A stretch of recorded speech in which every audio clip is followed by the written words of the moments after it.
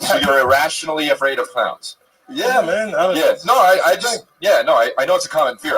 Yeah, man, I don't know how to explain How badly I wish I could fucking, like, Uber a clown here right now just to watch you beat the shit out of him, like, watch his red nose fly off across the room. It'd be bad.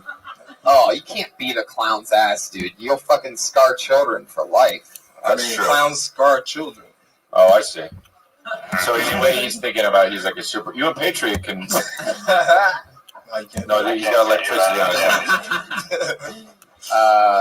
Fuck yeah, clowns. That's an interesting one. I have an ex-girlfriend who's terribly afraid of clowns, but she's afraid because she had a mean dentist when she was a kid, and like a little kid, and there were pictures of these happy clowns in his office.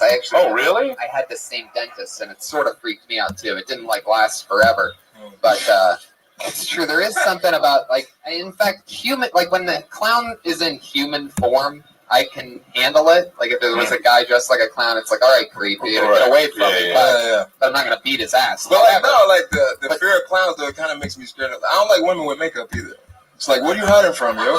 So I think what the fuck are you hiding from? I think we're getting to the root of all of this, right? I agree with him with the makeup. Can we talk about your mother a little bit? My mom's a set. Hold on.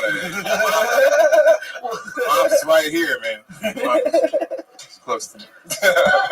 Oh, yeah. Well, Jonathan, we found out a lot about you. It was fun times. Always. Keep rocking. Yes, sir. Like I was saying, like, human clowns don't scare me that much, but like a picture, like if I had to sleep in a bedroom and there was a picture of a clown on the wall, I get that. I'd be up for an extra 3 hours, like fucking just staring at the picture. Why is the microphone near Patriot's dick? No, for real. What is that? Why is that? The original Patriot, he had a $5,000 robot suit, and his microphone, for some reason, and the positioning of it all was right there at his crotch. So when we recast New Patriot in an outfit completely bought off Amazon Prime for like $15, we decided that one of the only traditions we would also keep is keeping the speaker box at the crotch. So.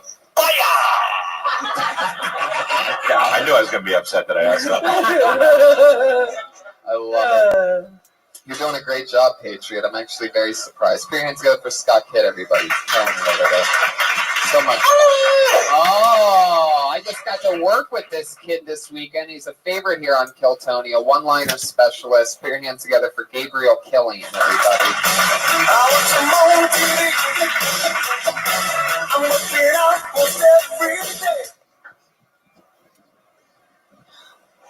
I want to open up a tattoo parlor that specializes in breast tattoos. Gonna call it Tit for Tat.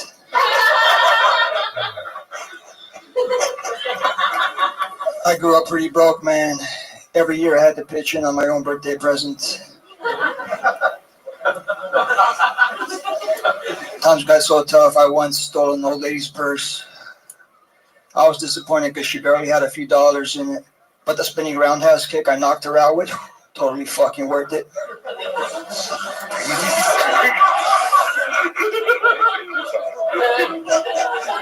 I've had my ups and downs in life, man. Mostly downs. It's been rough, but I can hold my head high knowing that even during the worst of times, during my lowest points, I never, not once, ever forgot about Dre.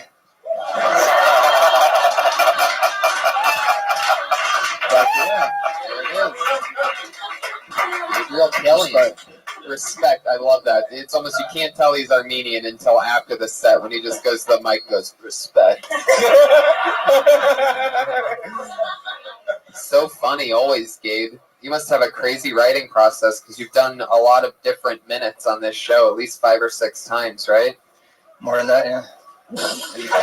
And usually most of the jokes kill when it doesn't end with spinning roundhouse kick.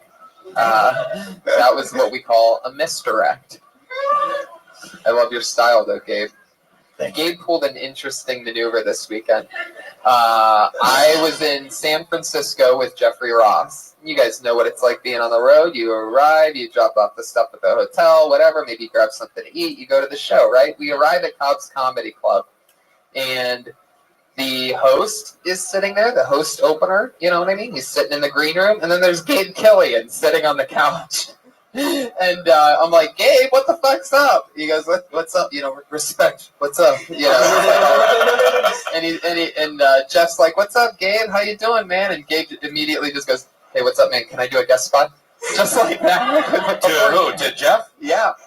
But luckily, Jeff knew Gabe from doing a spot before the roast battle on a Tuesday night, another popular show here, and Gabe had like this crazy like Carson moment on doing stand up before the roast battle a few weeks ago, where everybody in the room's like, "Who the fuck's that guy?" Because he's just firing off joke after joke like that, and he got to do one of the more probably fun nights in your career, right? Got to do a couple spots, sold out Cobb's. Cobb's, yeah, that's a big room. That's ballsy, man. I wouldn't even ask. Yeah. I was there.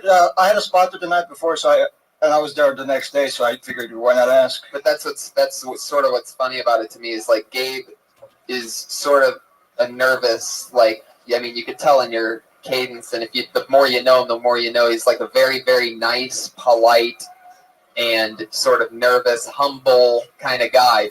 That's why it was so funny when he just blurted. Jeff Ross is like, "Hey, what's up, man? Good to see you." And he's just like, "Hi. Can I do a guest spot?" I just wanted to get it before someone else asked them. No, of course. Well, there was nobody else ever asks when you're on the road. Nobody else has the balls to do that. So I love that you did that maneuver. Yeah.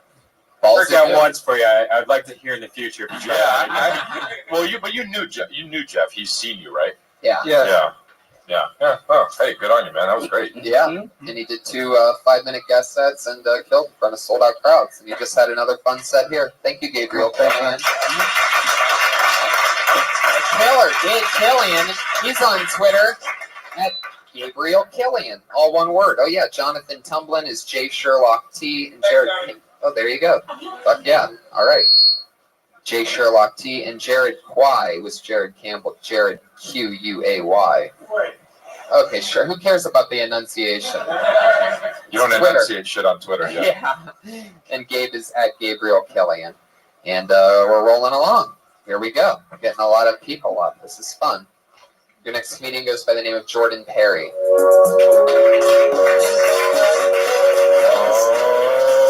Oh, shit. You know what that means?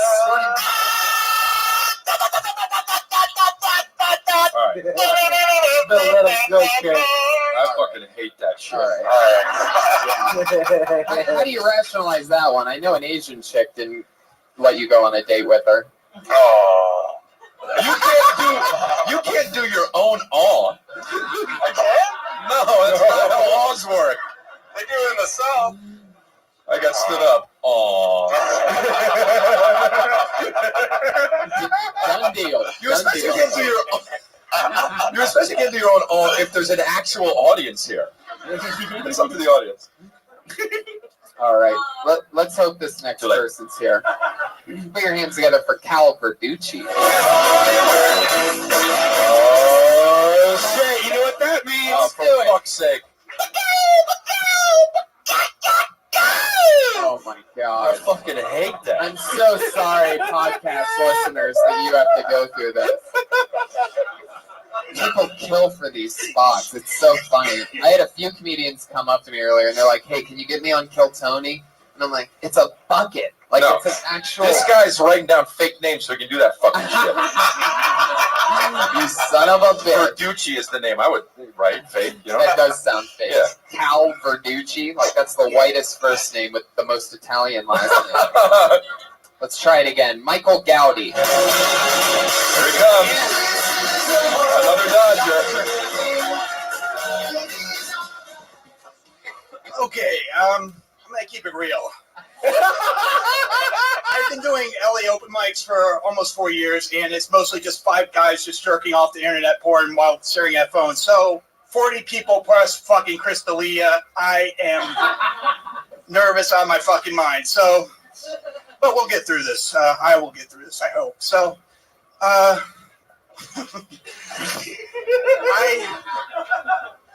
was born in Florida. I was raised mostly in Georgia the first 13 years of my life. We had a lot of woods in our backyard.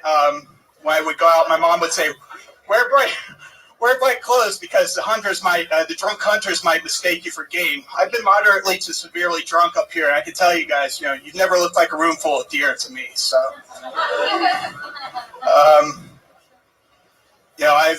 my dad called me the other day and said, your cousin's having pancreas surgery because alcoholism, of course, runs in our family.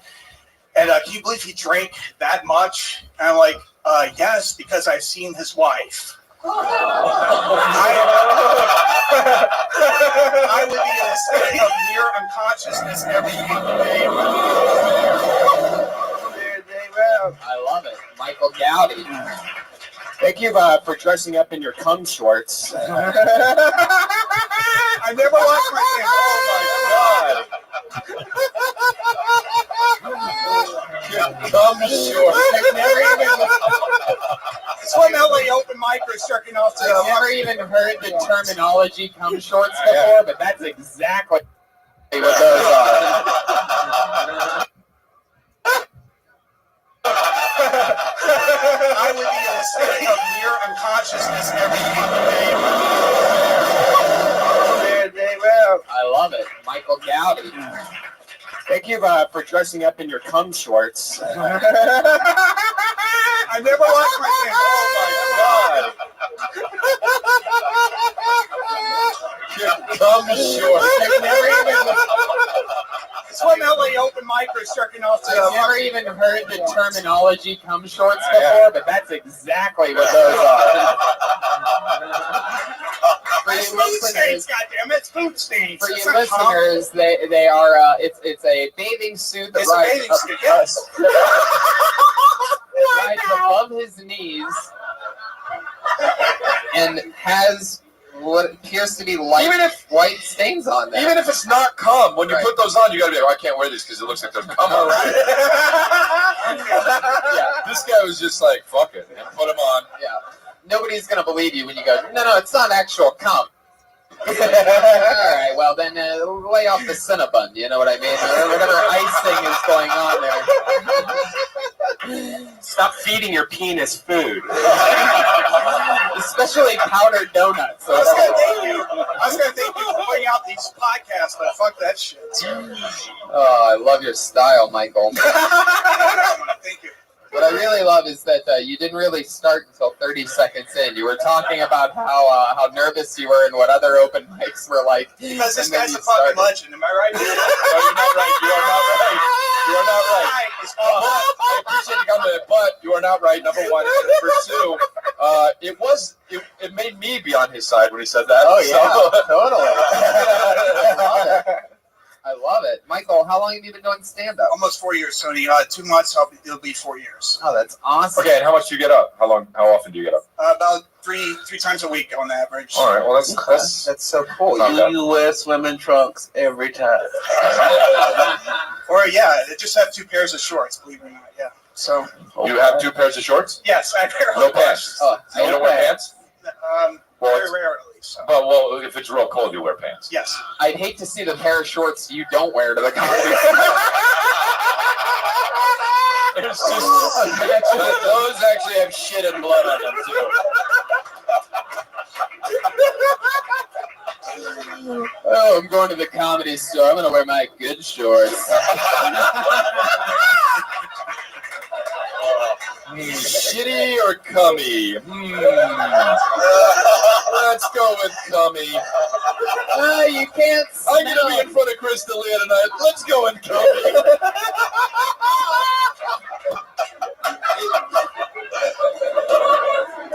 Oh my God, I love it. One of the Kill Tony trademarks is that we always tell people to not wear shorts on stage, but I think we're gonna stick with you. Keep rocking those shorts, Michael. It won't be washed in a week. Yeah. I love it. You could be the cum short comedian. Your last bit, I don't remember anymore, but it was good. The uncle that drinks. Yeah, it was because real personal. Yeah, you were like, oh, you know he hates that lady.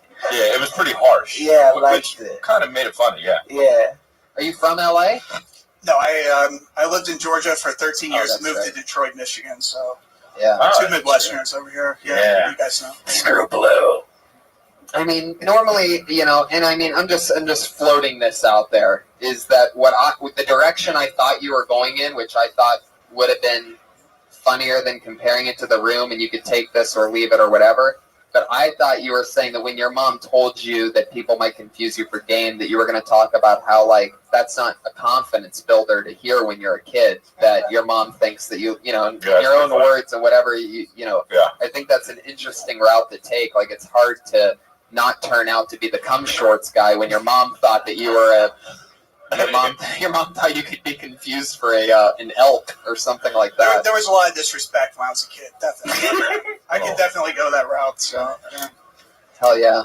What else do you do for fun? Besides comment? Yeah, I was going to think you guys were going to say masturbate or something like that. Yeah, what do you do for fun? I do collect autographs around LA, and I try to sell things on eBay, that kind of shit. So you find joy in that, or what? No, I'm not trying to be funny. I'm being serious. Yeah, like you like collecting? Is that what? Yeah, I collect autographs. I collect baseball and sports cards. Well, that makes sense because your shorts look like they were signed by the Stay Puft Marshmallow. What's your most famous autograph, or what's your? The one I'm most proud of is I bought recently, like 2 weeks ago. It's Wayne Gretzky's signed jersey. Oh wow, cool. Well, that's a good one, yeah. Mm-hmm. Is there still money in baseball cards though nowadays? Is that still a thing, or? Yeah, definitely. Yeah, I think the autograph market is booming more than ever. I think. So, Oh, really? You look surprised, yeah, because everyone wants a selfie, but the autographs are selling for major bucks now. So, Wow. Would you just say because everyone wants a selfie? Is that what you said? Yeah, because when you meet a celebrity like you just boom and took a selfie. You know what I'm saying? They don't care about the autograph. Yeah, it's interesting. That whole game changed. Yeah. Huh. Well, fuck yeah, Michael. I love your style. Good Thank you job. so much. That's Michael Gowdy, everybody. Michael P. Gowdy, Gowdy. Michael was fun, right? He was fun. How you doing, Ron? You having fun? I'm having a good time. I love your style. I could listen to your voice all fucking day. Yeah, it's true. Oh, thank you. I wish everybody that I talked to had like a headset or whatever, and it came out in your voice, whatever they said. Oh, that's Like, pretty it would be creepy. so much. I would just have a smile all the time. I don't like that at all. Even that was cute. Totally. Adorable. You know what's interesting actually to see is like different comedians like this that how you feel about them immediately when they step on stage before they even say anything, right? Yeah. I don't do that when I'm at a show watching guys. I just because I know they're professionals maybe, but it's interesting like the feeling you get from certain people. When you're like, oh, I feel confident in you, or like, exactly. oh, I'm really scared for you right now. Exactly. Yeah, for real though. Mm-hmm. Yeah, it's not. Yeah, it's for real. It's Or like, I gotta wash my shorts sometimes. yeah. I bet Michael never wears those again. Good. He's like he's in the back. I already took them off. He's just in his tidy whities right now. Oh, we love this young lady. Put your hands together for Clee Wiggins, everybody. Oh, we don't love her anymore. You know. Oh, thank God. Thank God. You go behind the mask. I was reading my Star Wars book in the corner as usual, not paying attention to the show. Let's see. So I moved in with my boyfriend about a year ago, and in that year we've had the cops called on us like 4 times by our neighbors because we get in a lot of So I don't know if you can tell by looking, but I'm a nerd. My boyfriend's a nerd. He's a black nerd. And we get in fights about the nerdiest things, but we still argue like 2 black people. So it's not a motherfuckers and niggas. But what we're arguing about is like how to best reboot Buck Rogers, or why Batman can't be out in the daytime, and that's why The Dark Knight sucks. But our white neighbors are not appreciative of this, and the cops come and they say to me, like, ma'am, are you okay? And I go, you know what this motherfucker had the nerve to tell me? He said if you reboot Buck Rogers, Twinkie would be an unnecessary character. Who the fuck is going to carry Dr. Theopolis if you don't have Twinkie? That is some bullshit. Suffice to say, like that, the third time the cops are no longer coming back because they don't care about our bullshit arguments. Boom. 3 Wiggins. Black nerd. You did that same bit last time you were on stage, right? Did I? I don't know. I had a stroke last year. I can't remember I think shit. so because I remember I don't know what Buck Rogers is, and I remember that Still, being really? my note. Yeah, no, I still since the last time you were on, I haven't gone back and watched or listened to or read whatever Buck Rogers is. I'm not even sure what it It's a is. comic book and a TV show from the 80s. Twinkie was like the twink of Buck Rogers. He was a gay robot, and she's pretty much. Is that true? Is that where that term comes from? I think so. Super You know, I trivial. tried it on the first time I came. I mean, Twink to me was always a gay robot. So Well, Twinkie was his name, not Twinkie. But, yeah, did I do it the last time? I thought I did a different one. Maybe I did that one. I don't remember. I honestly don't. it's And I pretty don't. funny. It's pretty funny. I think like what we said last time. It is funny, having the police come over about getting in a fight, and then the fight is this comic book nerd stuff. And they don't care. Maybe the references you are using for some of the people who have no idea, like Tony, who Buck Rogers is, and you could also maybe just update it a little to I don't know, Star Wars. Is that true that Batman doesn't go out during the day? Well, according to Ed, Batman should not be seen in the daytime. Therefore, that's why the Christopher Nolan movies suck. Yeah, that's common sense. It is interesting. Yeah. Well, yeah. He really doesn't. Ed and Ron. Yeah, I mean, I think that he makes made sense. Wait, why does that suck? I don't get it. Because He's the Dark Knight, so Yeah, him fighting Bane at 2 p.m. in the afternoon is somehow It just doesn't feel right. it's wrong. It's all wrong. You agree with that? yeah, because he's supposed to be in the shadows. To Yeah, there's shadows in the daytime. There's more shadows.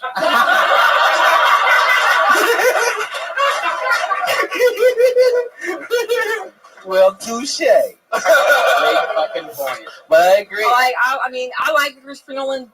I don't like the first one, but I like the second two, and he hates all of them. This turned to that was actually our first argument was about Batman. This turned into a fist fight almost. What if Batman fucking? What if there's crime going on in the daytime? Batman's like, oh, I can't go out. Spider-Man's job? right. Well, no, I more Superman because But I agree with them. I mean, you should shorten it up a little bit, and maybe not because you're explaining the description first and then giving an example. But maybe I would just give an example, and then I would also be a little bit more because I'm a nerd, and the Buck Rogers thing doesn't work for me either. Really? Because I don't really know who Buck Rogers is, but I knew what she was getting at. Yeah. So I don't know if the reference really matters. I mean, that's sort of my point about continuing, I guess, because I think now that I recall, I don't listen to the show, and I'm sorry, Tony. all about I do recall now. I think I did it when Bobby Lee was here, and I think I kept the reference because I was like, it's not about the reference; it's about it's a stupid nerdy argument. So yeah, exactly, yeah. And even then, it's part of the point is the cops don't even know what the fuck we're talking about. Right. But it's just motherfucker, how the fuck you gonna tell me Twinkie's unnecessary? Right. Yeah. And this happened the other day when we got an argument. It happens all the time. This is why we have a whatever. Yeah, maybe take it to the next level and just get crazy geeky about it. So even you're kind of proving the point that it's what you're talking about. I think the longer version of that bit goes into the many arguments. And the whole his whole he gets mad at me he got mad at me about. We went to see Guardians of the Galaxy. I'm a person I tend to go pee right at the beginning of a movie.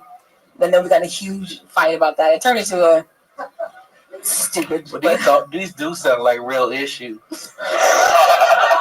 Yeah, it doesn't diminish our love, but yeah. You really are a nerd too, right? You own that. Oh yeah. I'm a sci-fi nerd. What I love is that you are always reading a Star Wars book. That's always your opening line. And I know that it's true because I've seen you with different Star Wars books. And I think there's something really funny in that, how a lot of nerds get stereotyped if you watch Star Wars a lot, but if you read Star Wars a lot, that's the fucking trifecta of nerddom. Yeah, somebody was just asking me downstairs what I thought about a certain Star Wars book. I was like, oh, that one actually is not that good. But if you go to the second two, if you can power through Book 11 of the Legacy of the Force, then books 12 and 13 are awesome. This is the part where I kick you out for being such a nerd. The natural bully in me has to let you go after dropping Book 11. Lee, I love you so much. I'll let you Stuff. two, Tony. Clee Wiggins. And Clee Yeah, again. We did it again with Clee. This is the part of the show where we bring on our two regulars. These two girls do a new minute each week. Oh. Since the show started. So it's always fun to see what they're going to do different and new, and it's always a blast. So let's get it going. Your first one tonight is a college dropout. She was going to the University of Florida. She only had a few semesters left. But then she came on Kill Tony for the first time, and she decided to stay in LA. And her stand-up career started here a little over a year ago. She's here for you right now with another new minute. It's Kimberly Kong Bennett.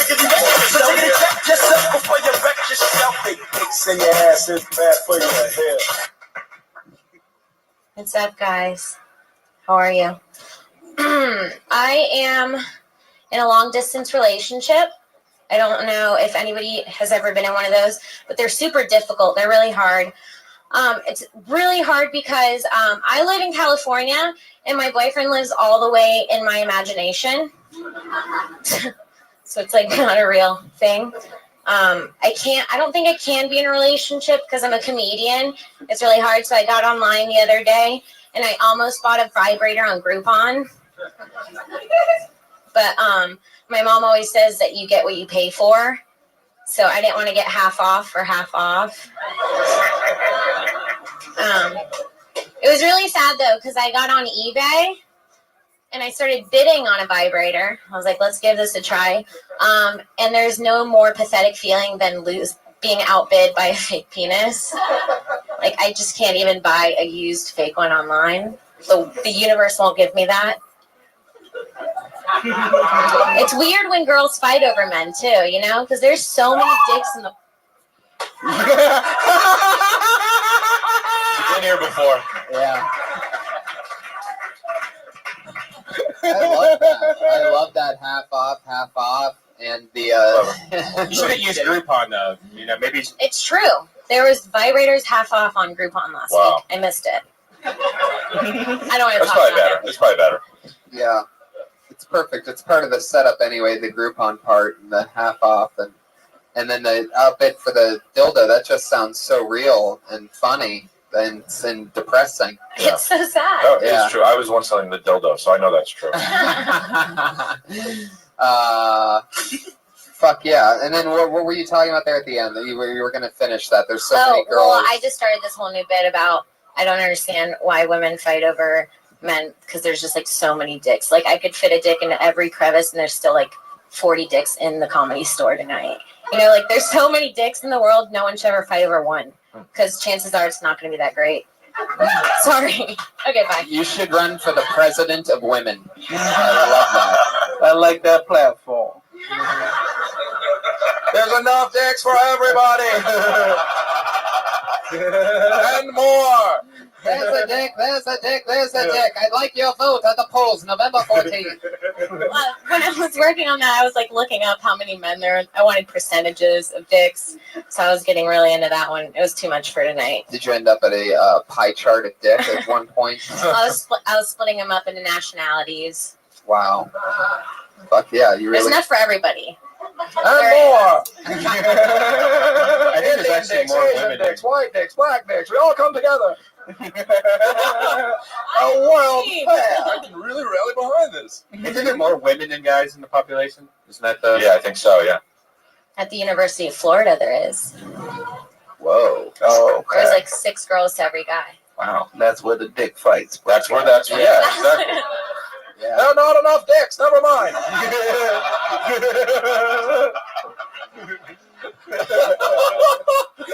Great. Again, for some weird reason, I'm going to steal my favorite question that I've ever heard asked on this show. And since I've never asked you this, I'm going to do it. What scares you, Kim? What scares I'm going to call it from now on, by the way, every episode I'm going to use this, Ron, and I'm going to call it the Funches question. Cool. I'm really scared of the dark. Like being by myself in the dark. Also the Comedy Store a little bit. So those two. Yeah, you keep coming back. I keep coming. I don't know what it is. That's what the scary part is. I can't stop. Mm-hmm. So creepy. Okay, well. That's how it is. I just, Yeah, I'm done. Yeah, that's fun stuff. I like your Thank style, Kim. Anything else for Kim, guys? That's funny. Thank you. You're good at comedy. Keep it up. Thank you. Kimberly Congdon is at Kimberly Congdon on Twitter. She did Roast Battle here, a live show that takes place here on Tuesdays, and annihilated a couple weeks ago. That was fun to watch. You're a final comedian of the night, and the other regular here on Kill Tony is a regular here, obviously, and also on the Dysentery podcast. Very, very, very, very, very funny young lady. Put your hands together for Sarah Wineshank, everybody. No flexing, didn't even. What's up? I'm scared of dying. That's why I think I fixate on the little things. It's how I cope. Because you never know. You know? Like these, I will think about dying if I'm not obsessing about something small. For example, the goat cheese medallions in my fridge. Is that the closest I will ever get to receiving a blue ribbon? Maybe. When I was eating an artichoke, I wondered, is this the closest I will ever be to becoming a cardiologist?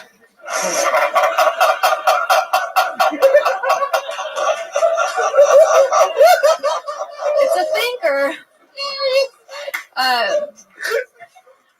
Why has everyone just ignored the fact that 50 Cent wrote a song about his dick in which he called it his magic stick? Remember that?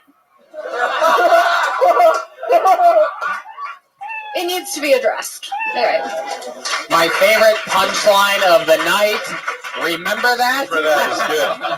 Album title. I love it. Those are funny.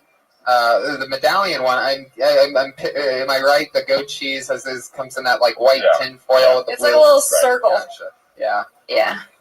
Gotcha. That is a goat cheese medallion. Yeah. What do you use those for? What do you do with that? It just depends on the mood. Snack. Yeah, like sometimes I'll put it on a cracker, a gluten-free cracker. Sometimes I'll put it, upon pasta, atop pasta, not upon. I can tell you. Upon was way more fun. I like that. What? Put it upon pasta. I know. I should have just stayed in the pocket Fuck in you the pond. guys. Yeah. Yeah. Say what you want. Have it with some strawberries. Oh, that's good. Oh, Tony. That's good. Cheese and strawberries? Well, yeah. Yeah. Together like that? Yeah. Not in the same bite. You do Yeah. it. Yeah. Really? No, it's an amazing clash. It It really is? is. Yeah. Oh. Yeah. Yeah. I would never think of that. Yeah, the two things dance in your mouth. No, they really do. In fact, it reminds me of the amazing cooking of Elise Lane, available. The Girl with the Pan on Facebook and Instagram. Yes. Did you get to try any of Elise's food today, Sarah? No, I think I missed this. But shout out to Elise.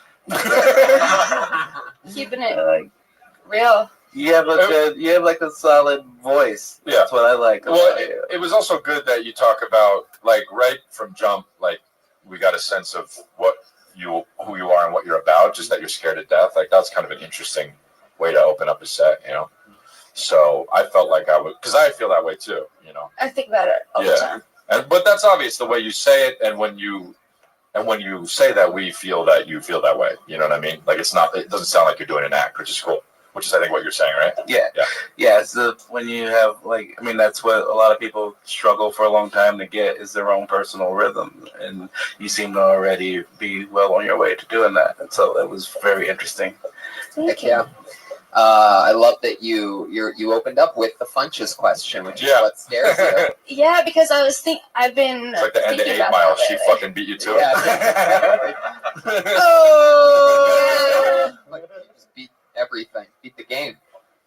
God, what was my next question going to be? It was, is there a specific way of dying that you're more afraid of than others? Is there something that you always think you have or that you're extra paranoid about? No, just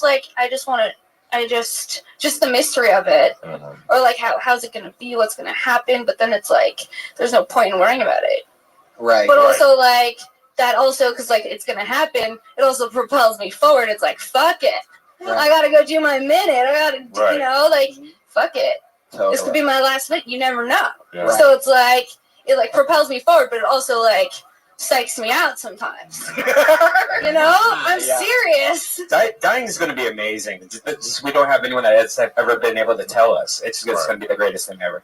Yeah. Bunch of pussy everywhere. Ghost pussies. Talk about cum shorts. That's all it is cum shorts up there. Fuck yeah, Sarah. Well, fun stuff. Yeah. Thank you.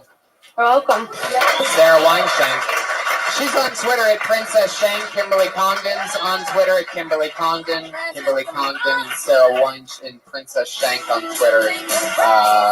We did it. That's Kill Tony 64, guys. Hey, thanks for having me. Promote something. You guys are on Twitter. I got my tour coming up. Yeah. You can go to my website, chrisdelia.com. My tour, I'm doing all 31 cities, so go check that out. Yes. Ooh, I'm just at Ron Funches. Just chilling, mostly. Yeah, but we got our show coming up. Undateable season 2. That's right, That's Kill right. Tony fans. Get on board. Watch Undateable. Rewatch it. TiVo it.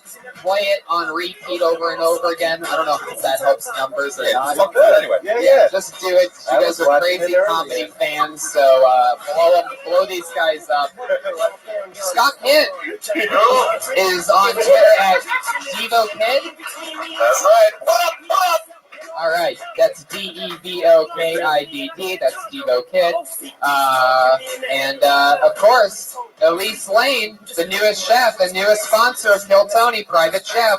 Follow her on Twitter at Elise Lane, ELYSELAIN. Follow her on Instagram, The Girl with the Pan. And follow her on Facebook, The Girl with the Pan. She's the girl with the pan. Delicious food, Elise Lane. Thank you so much, everybody. That's episode 64 of Kill Tony.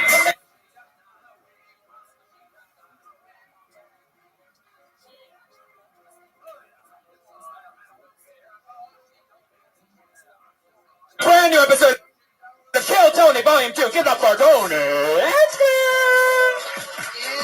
Yeah! Hi, everybody.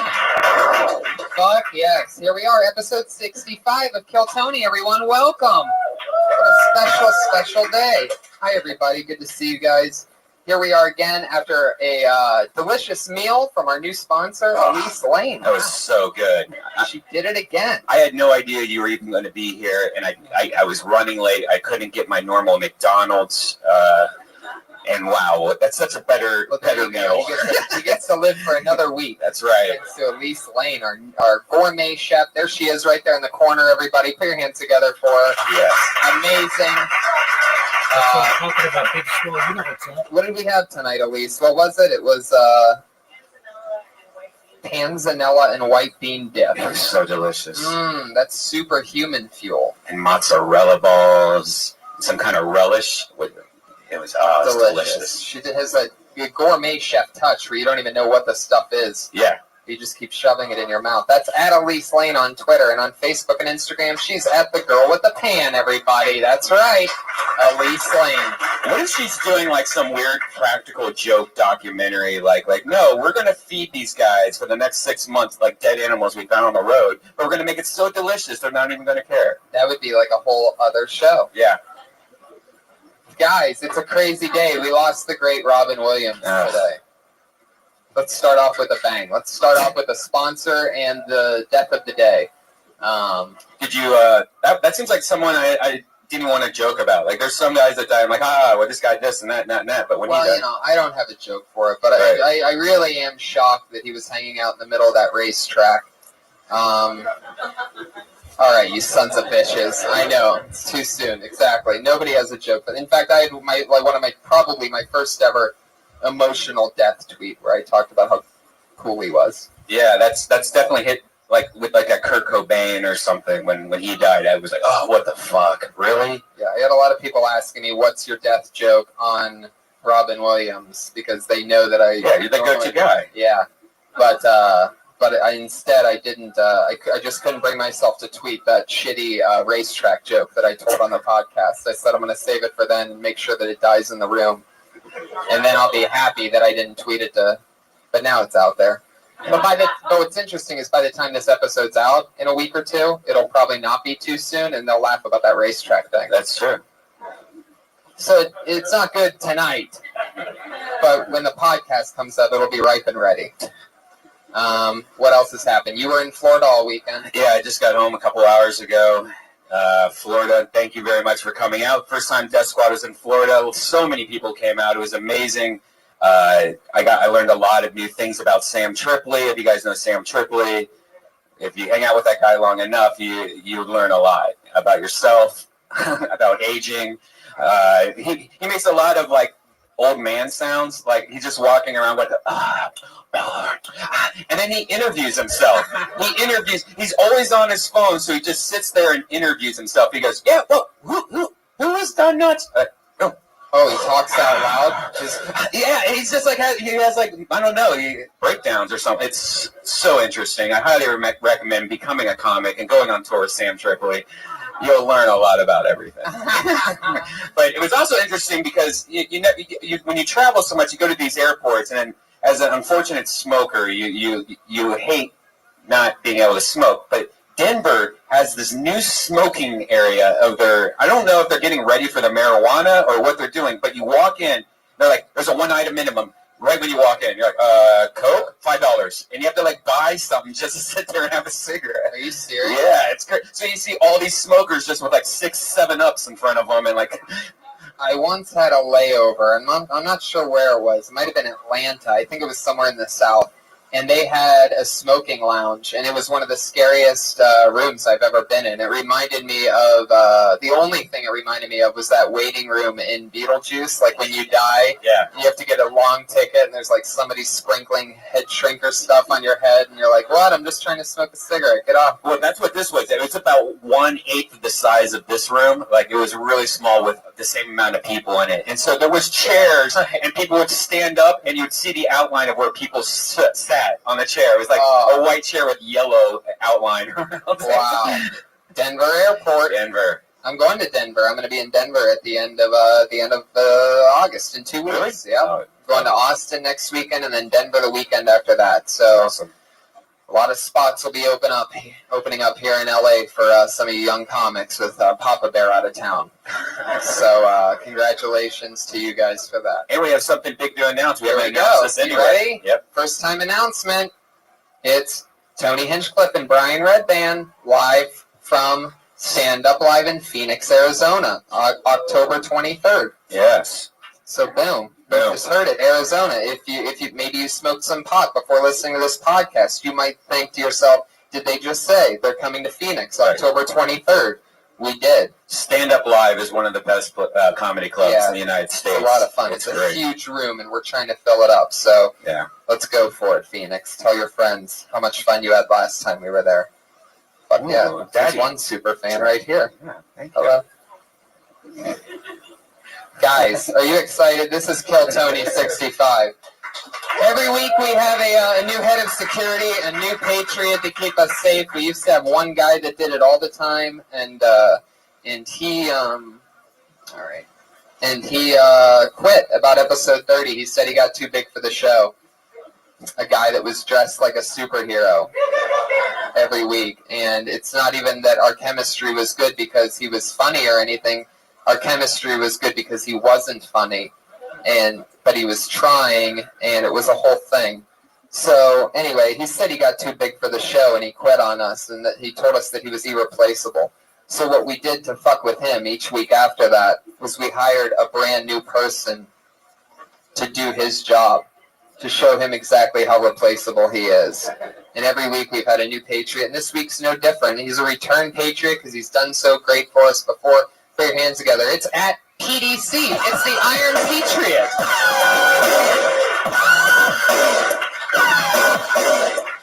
Powerful Pete. Our favorite best friend of many of the funniest people in the country. Pete. Oh, hey, good to be here. It's good to see you, Pete. You look fantastic. Thank you. You're one of the few people who that suit fits absolutely perfectly. I've been taking fat burners. What's that? I've been taking fat burners. Ooh. Slimming down. Hell yeah. Yeah, last week I wore this suit. I had like a big camel toe. Now, nothing. Oh, is that what happened? You were trying on the suit last week without our consent? Yeah, I was just in the back, just going through the motions, trying to get in the character. Oh, I love it. Yep.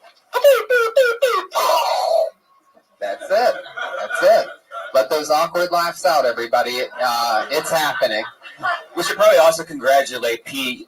He also won his big comedy battle down in La Jolla Comedy Store. Congratulations, Pete.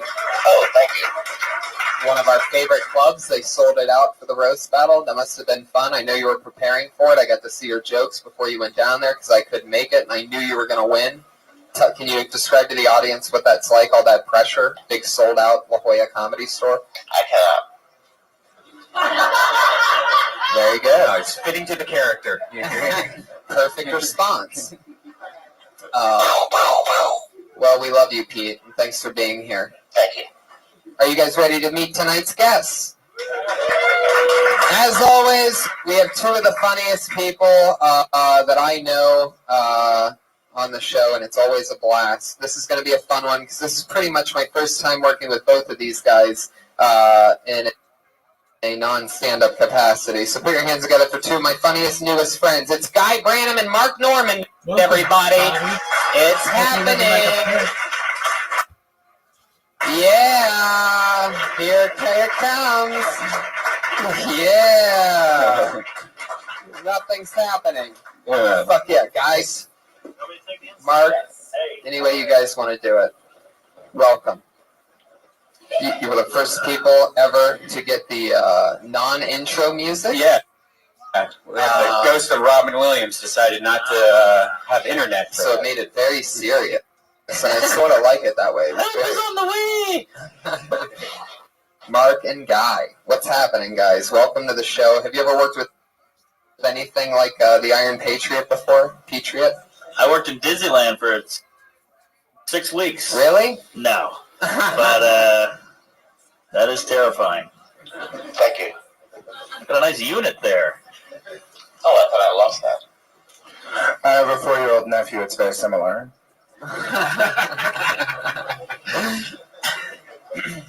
Guys, welcome to the show. I'm excited to have you guys on. Thanks. Guy, You should take that outfit to a tailor. Just have it taken in a little bit at the waist. It would be a lot more flattering. Oh, thank you. maybe that'd be a good plan. Get it fit properly. Since we do use it every week. Guy, I like it. You just gave us an idea that we haven't thought of in 65 Yeah, it's season 2 of Project Runway, right? No. I was on season 8 of Last Comic Standing for around 45 seconds. Actually, Guy, you don't even know this. I've actually known who you were since the day one of moving out here. I think it was. You used to work for one of my favorites, G4, which used to be Tech TV, didn't you? It's true. I was once a respected gaming journalist. Why did you watch G4? Did you not have sex in high school? No. When I moved to LA, I didn't have any friends, so I just to hang out with somebody that was not my cat. I went to all the audiences of the screensavers back in the day. And that's so sad. It's so sad. But yeah, that's how I met Kevin Pereira and all those guys eventually. And I worked with Kevin, on this podcast, Pointless. Oh, that's awesome. Yeah, that's so great. it ended up actually helping me out in the long run. But he's like a little mogul now. It's very impressive. Yeah, but I've seen you in so many shows. I think you were in somebody else's show. Like you work on a lot of shows behind the scenes as a writer, and it's a goddamn career, ladies and gentlemen. You just got to make it happen. Screensavers, what is that? It used to be before, I don't know, it used to just talk for us nerds. It was a show that talked like how to fix our computers and how to what the internet was. And, imagine the 4th hour of the Today Show, but for people with Asperger's. Yes. Hey, you have any questions for tonight's guests? Possibly. First, Mark, I was reading your Twitter, riveting stuff. I wondered, what was the most shots of tequila you've ever done before getting into a $30 Iron Man outfit? I don't know, 6? There you go. Great improv.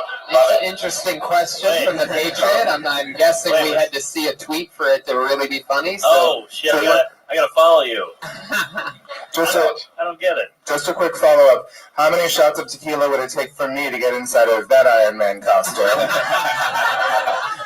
The answer is 7. It was one away. Patriot, what's your question? And you, I love you on the 10-minute podcast, and my question is, what was it like to be Curly in the Three Stooges movie? Oh my god. Oh, I actually auditioned for that role and had to show up and be like, I'm not good at physical comedy. Yes, I am a gross caricature of a human being, but I mostly just work through things that go into or out of my mouth. Boom. Great answer. How long have you guys been doing stand-up? Mark? Coming up on 8 years. Yeah. So, yeah. Okay. Still pretty green. 12 years, so clearly I'm taking a more gentle approach than Mark is. It's gradual. Funny guy.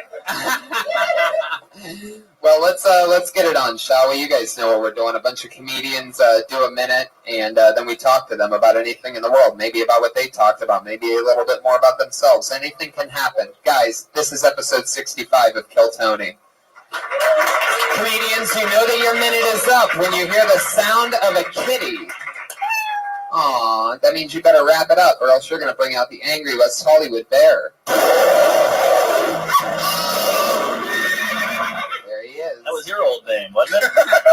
Yes, are you guys just negging me very indirectly? What the fuck? Fuck yeah, here we go. You guys ready to get this thing started?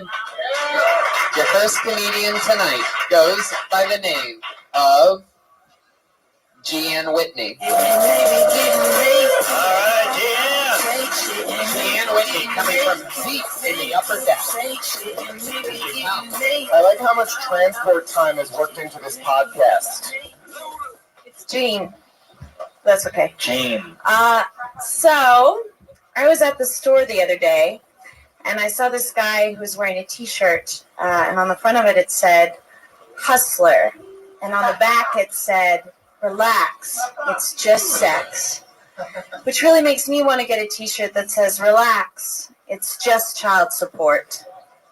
I've watched porn before, but never when I saw, like, a young girl getting fucked by 5 to 30,000, however number of dudes, and they're all waiting in line to jizz on her face, and I think to myself, she looks like she is really relaxed. It's more like, she looks like she once wanted to be an actress. The great poet Langston Hughes once asked, what happens to a dream deferred? Does it dry up like a raisin in the sun? No, it gets cum in its eye. It's quite different. Thank you. Fuck yeah. All right, yeah. 54 seconds. Enough crowd. Good stuff. Oh, yeah. 30,000 people in a pornographic film? That just seems like a logistical nightmare. Did Cecil B. DeMille make porns? I don't know. Then, young lady, you come up here with material like that, you have to back it up. You have to be able to think about it. You're right. I'll work that in. It all started from that T-shirt, and then there was a lot of, math there. Maybe, am I the only one that sort of got lost? I didn't understand the child support joke. I didn't know what you were saying. Well, relax, it's just sex. Nothing is just sex. You know, I disagree. Yeah, you're not having the right kind of sex. You're a comedian, Well, so are you. Well, that's your opinion, but that's not my opinion. That's your opinion. Well, right. Gee, you need to win us over with your opinion. If you show up here, relaxed, and you're doing a very subtle joke, it needs to be something that eventually, slaps me and jizzes in my face with magic and happiness. Okay. It can't just nuzzle my cheek. Yes. Yeah, it has to be obvious. And even, when you think it's obvious to yourself, you have to think that half the people are probably dumber than you in the audience. At least think that way. Look at them. At least think that way. That's true. At least think that way, though, because there's some jokes that you really have to really write it out. Because that to me, it's only child support. That means wait, you already have kids and you're just trying to fuck this guy and get money from? I have no idea what you're talking about. Right. I tried that somewhere else and it worked really well, but maybe it's just the way that I said Well, it. when you bring 12 friends, yeah, that's a different story. I didn't know anybody there. I'm joking. I'm You joking. know, that's a Planned Parenthood. At Planned Parenthood. Gene, how long have you been doing stand-up? Good improv. Almost a year now. It's Nice. Oh, a hey. year in September. You do a lot of spots? How many in a week? About 5 a week. Do people often say your first name wrong, or they get Jean on the first? They say it wrong all the time. It's okay. Yeah. All right. And then what do you normally say when they say it wrong? I say it's Jean. And then you. Yeah. Yeah. And then you start off with that. No, well, sometimes they get it right, but sometimes they don't, and then I just correct them, or I don't correct them. But lately, I've been doing it. I'm like, I'm just gonna tell them that it's how to say my name.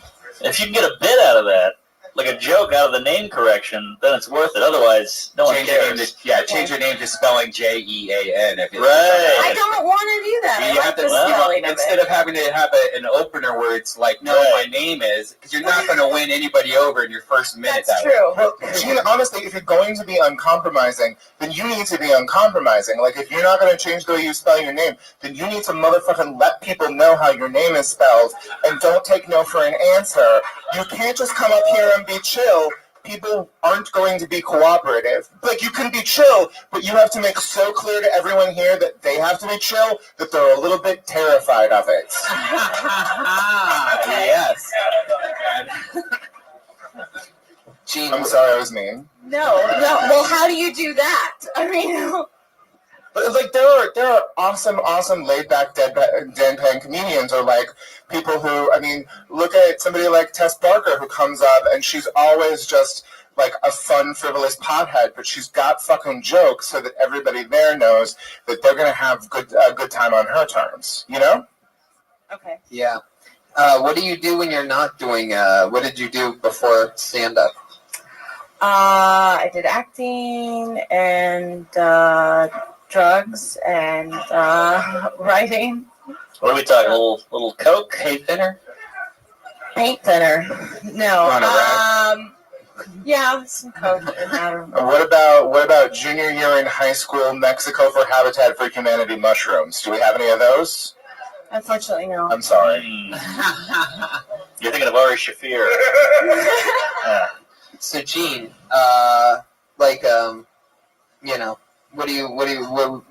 did you do any acting that we might recognize? You're so uninterested in this. Were you in anything fun? Not unless you were in the Midwest. I did some Deaconess commercials. They were a hospital commercial Hey, all right. where I had a baby. What? No. I played a mother. And I had a baby. Oh. I wasn't giving birth. Like I was a mother. I was going to say, I saw you in high school. That was a hell of a video. Wait, do you think you're still a mother and you're trying to get child support? Wait. No, it's not a painful, traumatic memory. Do you write like the bit? I mean, the joke, the tag first, and then try to write around it, or how do you come up with what you're doing? Sometimes I just think of it and then I write it down or I say it out loud. You know, I mean, what do you do? I usually think of something really crazy and then I try to write a story around it, or I try to write a story and then add all my little silly crazy ideas and throw them into that story. It just differs. Just to you, I was trying to figure out that first joke still. I still don't understand. I'm trying to figure out that joke first. Can I suggest a punch for part of your porn joke? Yeah. 30,000 is just such a vague thing, and we all know that nobody's actually being fucked by 30,000 people in a porn, and it just sort of like diffuses the energy. I think it is much funnier if a person is being fucked by 5 to 37.5 men, because it's visual, it's visceral, and it feels possible. Okay, thanks. So you're wondering how many of them are little people? Like maybe it was 5 little people, and that adds up to 2.5.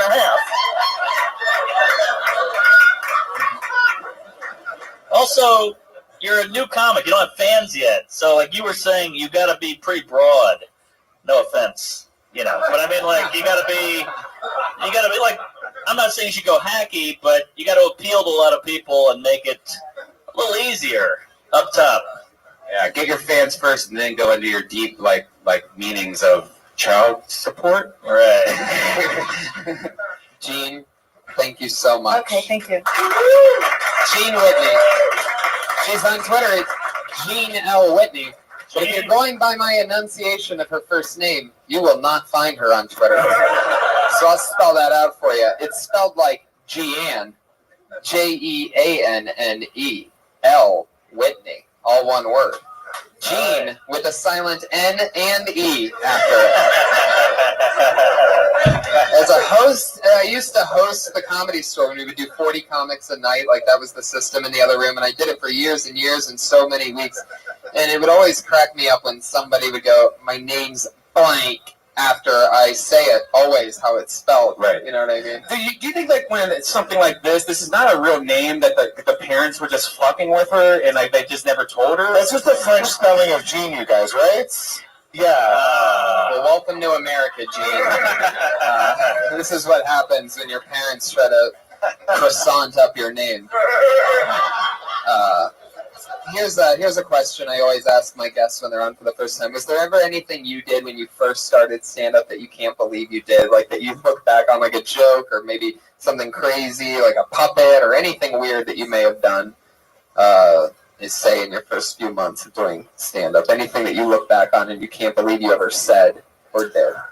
One use of the N-word on stage, one attempt to do a voice. Both of them turned out as poorly as the other. Oh, I had an N-word bit myself. I stand by the bit, but it's got the N-word in it, so people don't get on board. You guys are both dropping N-bombs over here. I wouldn't have guessed that about you. Well, I haven't dropped an N-bomb yet. That was just the N-word. But, yeah. Gotcha. That's it. It's a solid joke, but, you know, the N-word turns people off, apparently. It's true. Who knew? It's true. Oh, everything all right, What's up, Josh? producer Josh? For all you podcast fans out there listening to that clicking on and off, that was a special shout out to you guys. Just because we love you. All right, let's keep this fun train moving along. We found out you guys both dropped the N-word, found out how awkward that can get. Oh, yeah. I've still never done that. It's just something about it. I just can't. Okay, put your hands together for Mason Grad. All right, Mason. There he is. It's Mason Grad, everybody. That's Mason Goad. Hey, how you doing? Yeah, I just traveled across the United States. It took me a while to get here.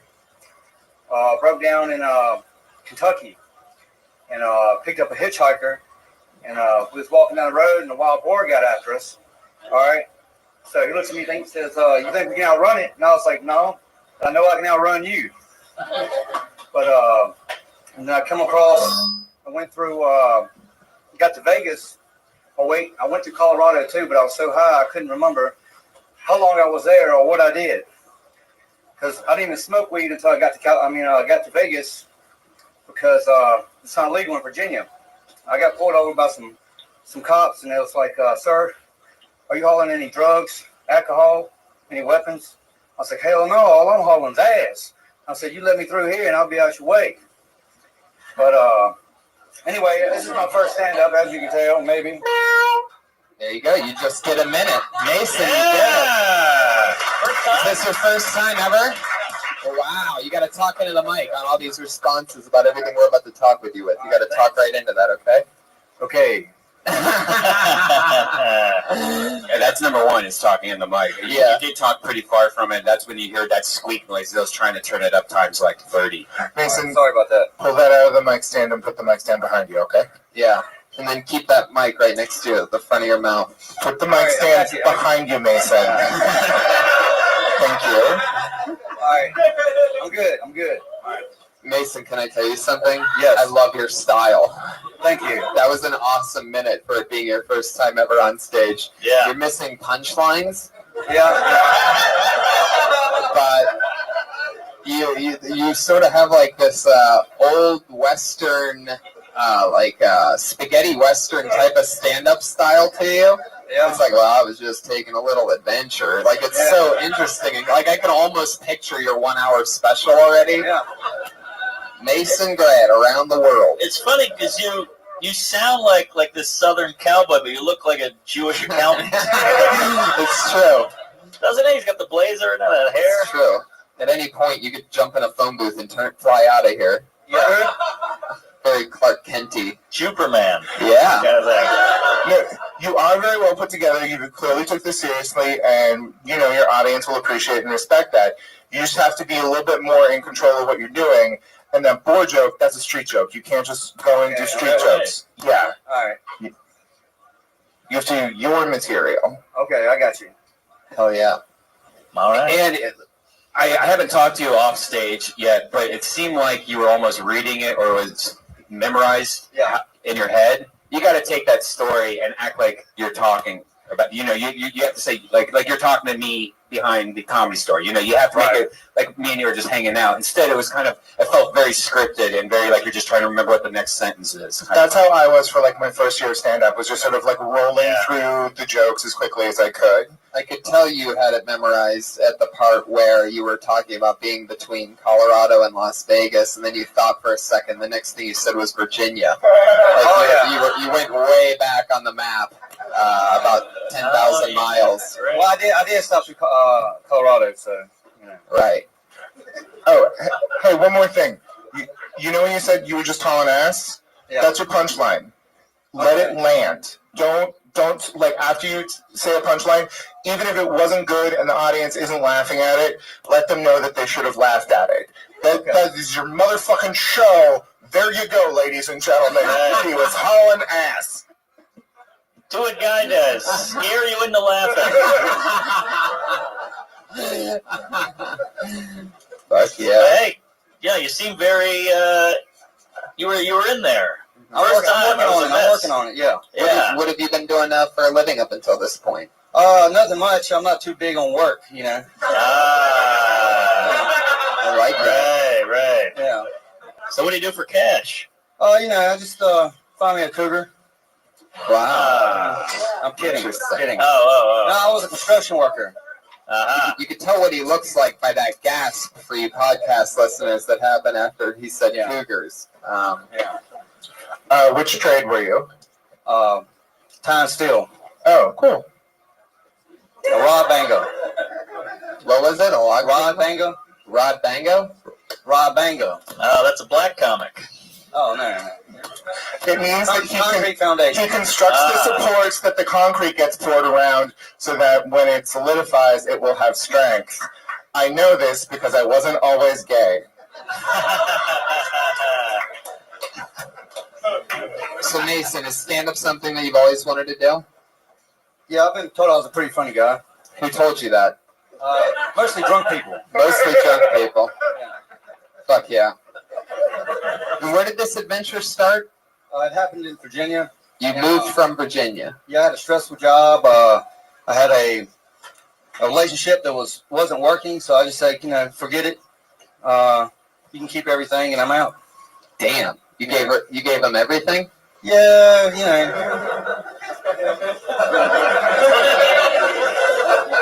that like a trick joke there? Hey, let's just keep it moving along, Mason. Keep it moving. Keep it moving. I'll ask the questions around here, you son of a bitch. So it started in Virginia. Now, where did things start going south with that? How long? How long? Presumably North Carolina.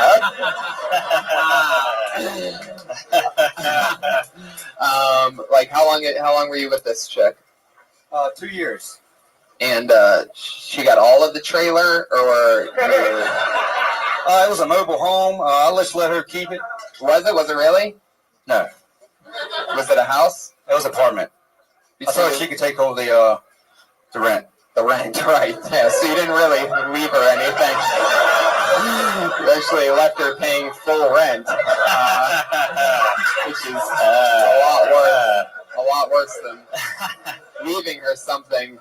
That's in fact the opposite of that. What's the rent there? $600. What? $600 for a mobile home? Yeah, $600 for a mobile home. This is not working, is it? Yeah, it is. You're on. Just needs to maybe be a little bit louder. Were you union?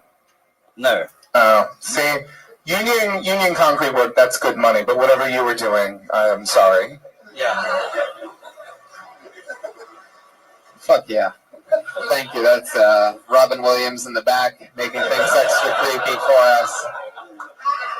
He's fucked up the internet. He's fucked up the microphones. Now he's in the back. Fuck yeah. Mason, how long did you leave that chick tied up under the stairs before you left her in Virginia? Like, was she already did they find the body yet? Well, they most seem to run when I say put these chains on. They don't like that. Okay, that made it creepier. Yeah. But what I'm trying to get to, marriage is like changed. 75% of people get divorced. So I mean, that's pretty much like you're chained down. Honey, and then you put a sentence at the end of it that's funny, and then that's a joke. Fuck yeah. Well, Mason, I could talk to you for the rest of it. I really could. You're not on Twitter? Not yet. Are you on Facebook or something like that? I'm not on Facebook now. Did you come here specifically for this show or just to LA to do stand-up? How did you find out about Kill Tony? I got mail. Yeah, I just looked on the internet. You're on the internet. Yeah. Farmers.com?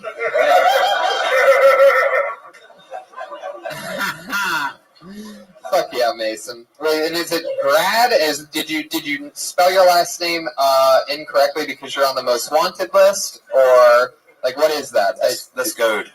Goad? G-O-A-D. Yes. Wow. Like Metallica font that you're using. Oh yeah. Really is. The A is definitely next to the D there. G-O-A-D. But it's pronounced Gene.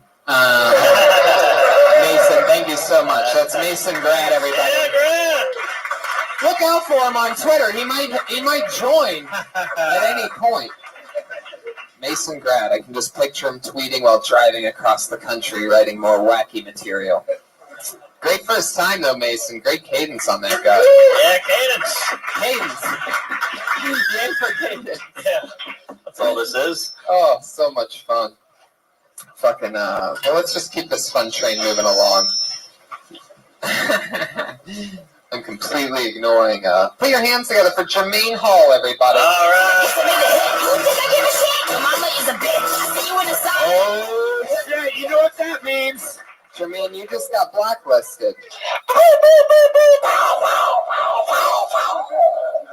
Jermaine Hall missed his spot, so in old Kill Tony tradition, he gets blacklisted. But since his name's Jermaine, I'm guessing it's not the first blacklist he's ever been on. So. Hey, should we change that name blacklisting to You Got Tommy? No. Oh, I get it. There you go. Somebody got it. It's Comedy Store gossip, Mark Norman. Oh. Yes. Is that Tommy Davidson? Yes. Ah, what a heck. Put your hands together for your next comedian, everybody. His name is Zach Kirby. Underneath my skin, like a man. She's like any part of she will be like Leon is that now. I know I'm with her. He's in the locus. You know this will make her fix the airplane. Perfect the focus. You can't miss his Chris because he helped you to. Sup? Saw a bearded lady on the train the other day. Yeah.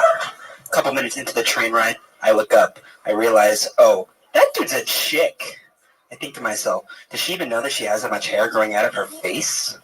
Like, you know when you suddenly discover a ridiculously long hair growing out of your arm, or your leg, or between one of your knuckles, or your nipple? You're like, whoa, should rip that out. Like, what if that happened to her today, but all over her face? No, she's probably just a professional bearded lady, I thought. But then that got me thinking even harder. How does one go from amateur bearded ladyism to being able to call himself a professional bearded lady? How do you even do this? And then what? You get paid minimum wage to stand all day in a hot glass enclosure doing muscular poses for families of four who all paid $1 each to get in. And you know the amateur bearded ladies have it worse than the professional bearded ladies. Yeah! Fuck yeah, 57 seconds of bearded lady thunder.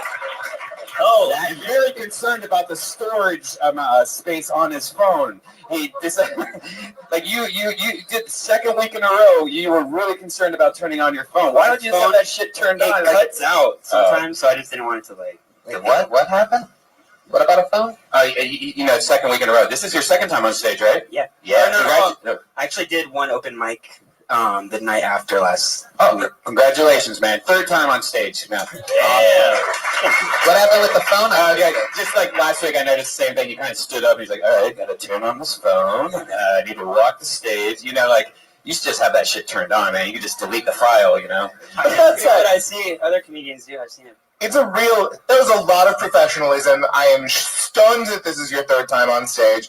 You came up here ready to tell jokes, so ready you kind of told half of the first joke staring back towards the curtain. But it doesn't matter. You brought it. We all knew what you were doing. You're like a sexy Dennis the Menace.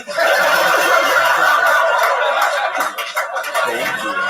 A huge improvement over the last time, seriously. Wait, third time total? Third time total. Oh, wow, that was great. You owned it. 7 days ago was your first time on stage here. Wow. Right. You got to get up more. Yeah. What are you doing at nighttime to where you can't do stand-up? I'm starting at university. I'm transferring to university. Semester starts in 2 weeks. I just graduated from junior college. Where are you going to school? Cal State Fullerton. Okay, after you're settled in, then you need to start getting up as much as you can. 1 minute at the Comedy Store, you were great, but that's not enough. You have to be at coffee shops and stuff, telling your 7-minute long bearded lady chunk that no one wants to listen to, so that you can learn. But everyone at the beginning of stand-up has some techniques and not others, and you've just decided to apply it to a thing that doesn't exist anymore, and that's something adorable and beautiful. Yeah. Thank you. It makes it real that you could have possibly seen a bearded lady. Makes it feel real. Yeah. Because nobody else is talking about it. Yeah, on the right here, I Googled it just to make sure, and I didn't find anything. So right. Don't you kind of look like you're in the Russian mob? Yeah, definitely.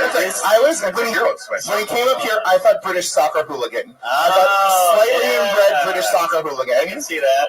I got this jacket from Tony, actually. You did, from Doug Benson, right? Yeah, wow. I won it when you guys were on Doug Love's movie. That's right.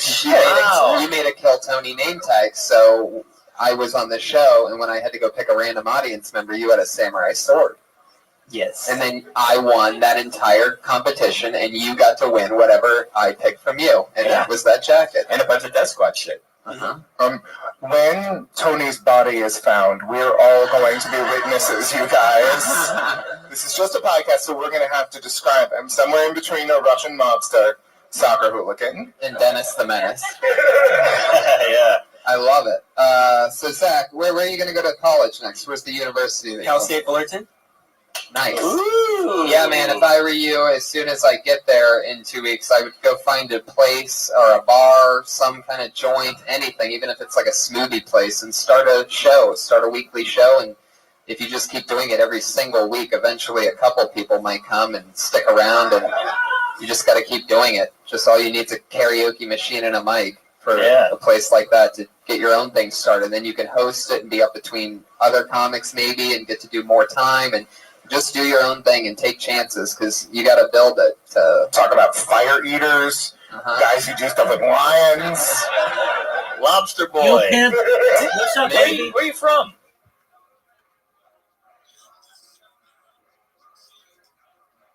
Absolutely. Are you a member of Harry Potter Obama Sonic 10 Inu, Oscar? Excellent. Do you know who I am? You don't know who I am? I've been live streaming my life in the Harry Potter Obama Sonic 10 Inu. Excellent. So what we're doing is we're doing it on here, on Telegram. We're doing 24-hour, or on Twitter, I should say. We're doing 24-hour spaces. I've done them 15 days in a row. I'm still live in the Telegram, but I'm live on here too. I've been live on YouTube for 3.5 years. I stream my entire life 24/7 online, like a real-life Truman Show. And we're just letting people in the community know about it. The best thing that you can do if you want to help is to log in with your computer on X and leave your account in here. I see you just hopped down to listener. That's absolutely fine. We're listening to stand-up comedy. So, Oscar, feel free to enjoy and know that we'll be doing this from now until the end of time. Orange County, California. Yes. That explains why you're glowing of white.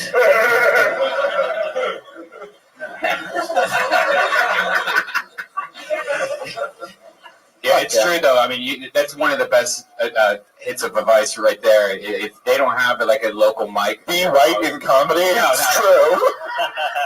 But if you don't have like a local spot, make your own. And there's so many bars that like on a Tuesday they have no business. You walk in on it, just walk around some bars. If they have like 3 people sitting at the bar at 8 o'clock on a Tuesday, go, hey, how about I bring in 10 more people? Wait, can I do this? And next thing you know, you're going to have more spots than anyone that you know. Yeah, great. The magical secret of stand-up comedy is good Los Angeles comedians will drive 45 minutes to get real audience at Cal State Fullerton. It's a sad, sad business. And you could start a comedy club at your college, which I did, and it equals a lot of pussy. Yeah. And it looks like you love pussy, Zach. You just love big, dick-shaped pieces of pussy. Bearded woman-shaped pussy, right? Yeah. Virgin? No. Oh. All right. You and Iron Man have met. Yeah. I love that you asked him that question because he doesn't really look like a virgin, but you sound like a virgin, Zach Kirby. Like, you could totally host a virgin radio show. Wow, is that NPR? Sirius has so many channels these days. Right. Can you say welcome to the Virgin Show? I'm Zach Kirby. Welcome to the Virgin Show. I'm Zach Kirby. Oh, yeah! I'd listen to that. Wow. I'd listen to that show. When I heard that, I grew a hymen. Zach, thank you so much. Another Kill Tony, a Kill Tony baby. Zach Kirby. He's on Twitter at Zach Cool. That's all one word. Z-A-C-H Cool. Fuck yeah. Last week was his first time. We got to see... It's so crazy that he has your old sweatshirt on. That looks like your old sweatshirt. That is... I was wondering that when I saw it, but I thought there's no way, and I didn't. And I thought I'd sound crazy if I said, hey, is that one jacket that I had that I gave away? But that's awesome. And that makes sense because I also put in like a girl death squad shirt, all this other shirt, and the last week he was with somebody that had a death squad shirt on. I was like, oh, that's awesome. So fun. Nothing more exciting than when somebody comes back and they have their first time here. And yeah, Zach's a funny guy. I also believe in Mason, though. That Mason guy was cool. Yeah. By the time I got to Vermont, that's when shit got crazy. He should change his name to Mason Dixon. It's just traveling. He just goes back and The forth. traveling comedian. Yeah. Man, you think that's crazy? Tell you about the time I took a stagecoach from Mississippi to Michigan. Corey Smith, everybody. Hey, Corey! Rocking up and dressing tight. Deep in the back. We have a very Price is Right setup here where you get to watch the comedians walk up. Corey Smith, everybody. Corey! Oh, thanks, guys. Thank you. Let's see. You know, I had a really sweet nickname growing up. My friends called me Fat Corey. There was no other Corey. It was just me. Sad life. That's probably why I'm a comic, right? Probably why I'm a comic. Let's see. I was at Taco Bell the other day, and I was eating at a 7-Eleven because I don't know what self-respect is. And this homeless man peered at my window and kind of shook into the spiel on why I should give him money. And I said, dude, I'm a traveling comic, and I kind of live out of here. And he goes, oh, that must suck, and then just moved on. Just moved on. He went to the lady right next to me, gave her the same speech, except he added, and that dude gave me $1. She looked at me, and she knew I was watching. She looked at me, and I was like,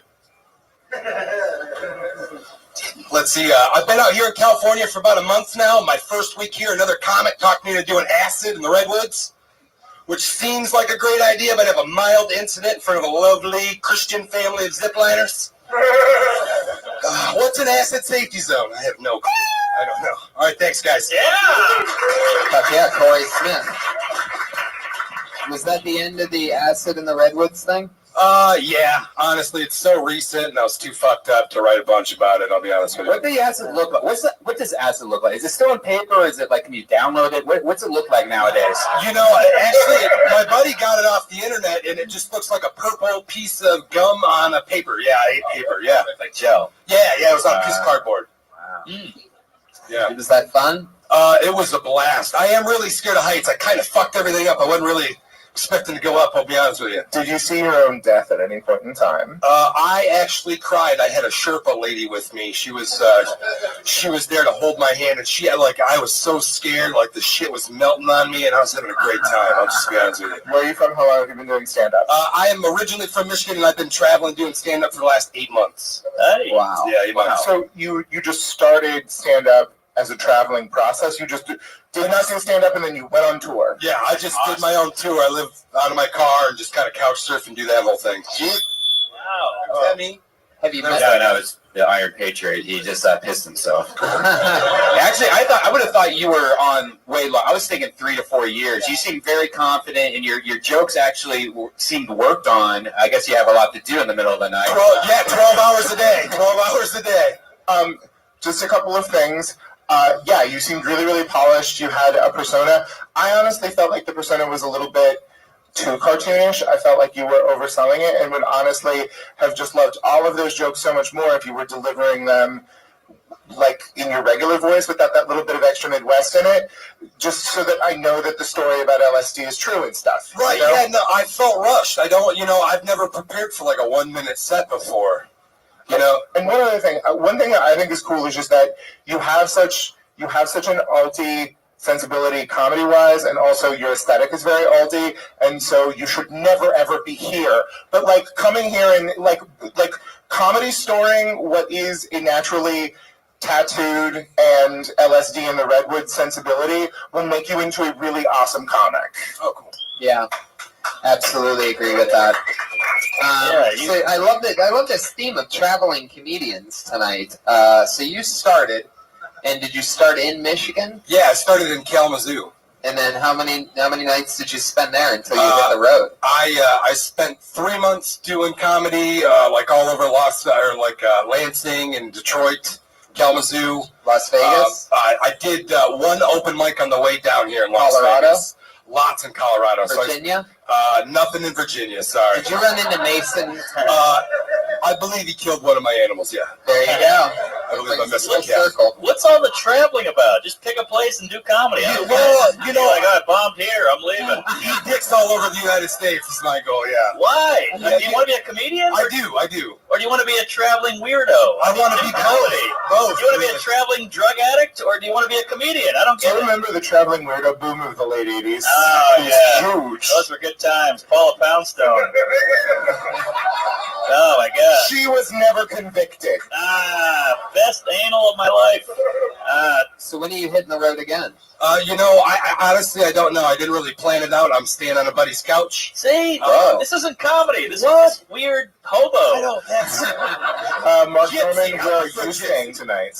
I was hoping with you. I haven't That's yet. rock and roll to me. I think that's badass being able to do. I mean, being on the road is one of my favorite things ever. I just got back from Florida, and I wish I could have just stayed an extra couple of weeks and went up the whole East Coast. To me, there's nothing better than going to a different city and doing comedy. But you have fans. This is different. I like He's the trying to challenge. hone a craft. Yeah, but if I could do a decent show in every city, I don't give a shit. Mike's a Mike to me. Are you looking for a scene? Are you looking to find a place that has the right scene and you want to start, really go at it there? Or are you just wandering? It kind of hit me like a drug habit. Like, as soon as I started doing comedy, I was just like, I'm fucking doing this. Like, I gave up everything. And I was like, the best way to kind of eat dicks on the road is to be on the road eating those No, dicks. actually, it's an application for your phone called Grindr. You can find dicks That's available on Android, right? Any city. I don't know. I'm from West Hollywood. I have an iPhone 5. So you do a gig, and then you get in your car, and then you sleep in the car. What kind of car are we talking about? It's a badass Chrysler Concorde. They don't make it anymore. Yeah. Wow. Damn, they stopped making them. What year? 2002.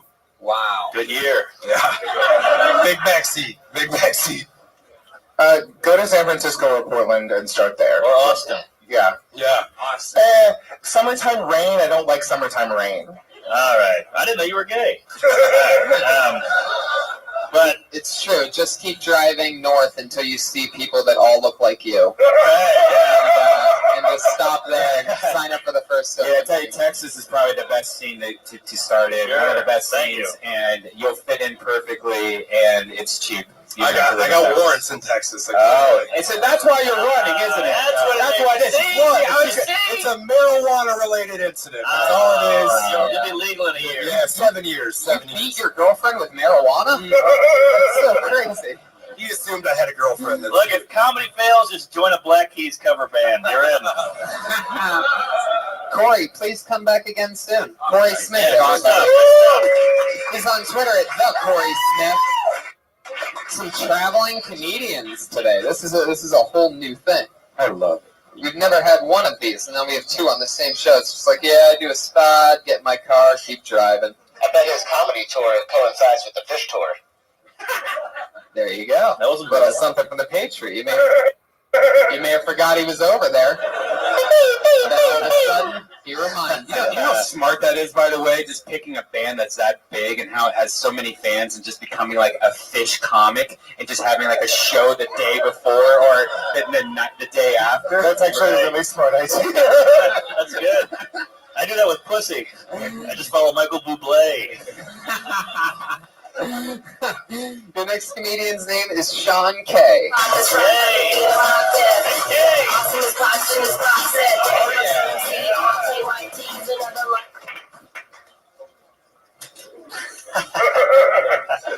So I used to get bullied a lot. I know, hard to tell, right?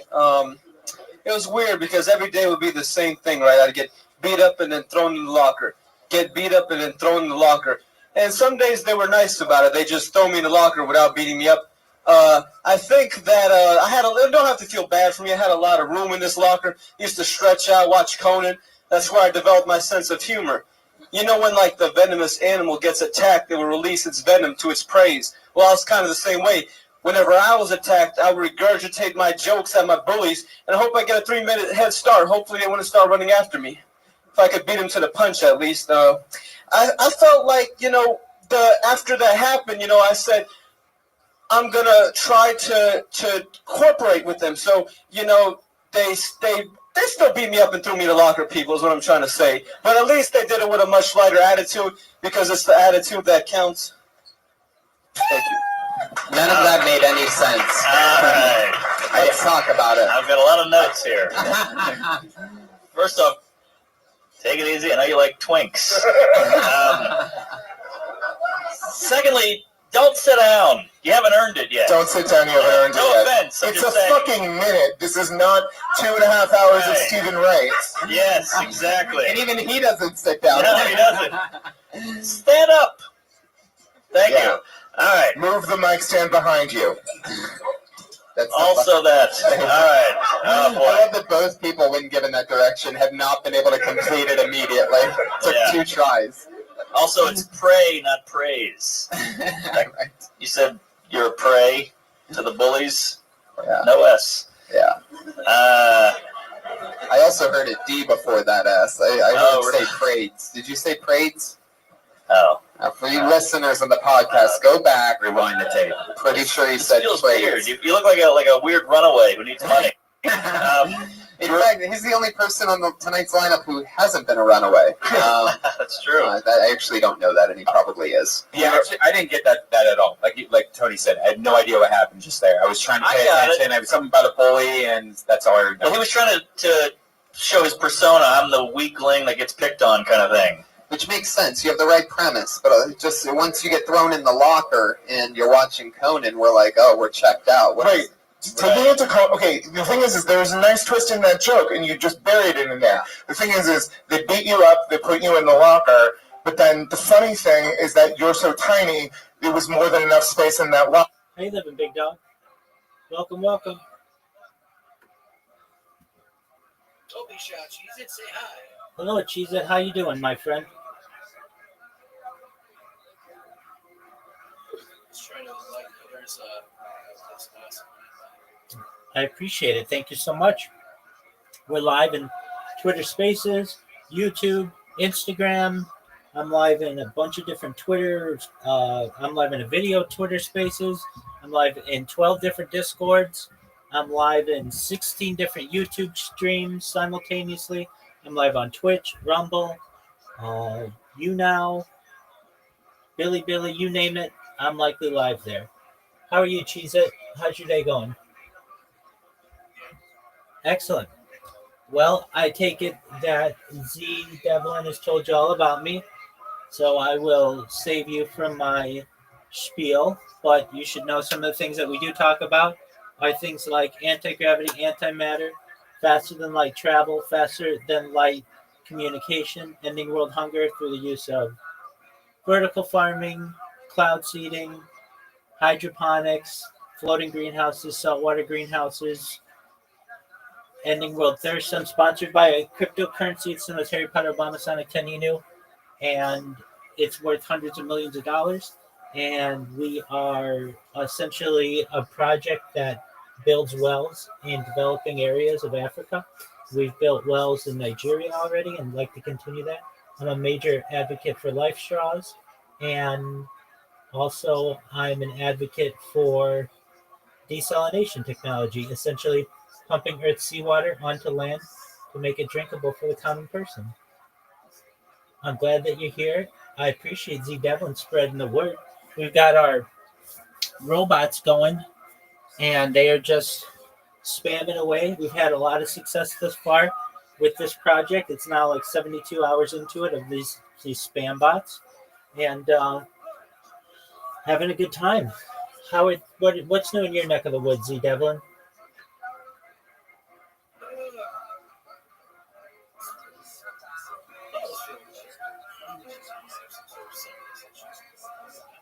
How's your hand? Okay, that's good. And you've got you were gonna create a server, right? Or organize your server. Were you able to do that?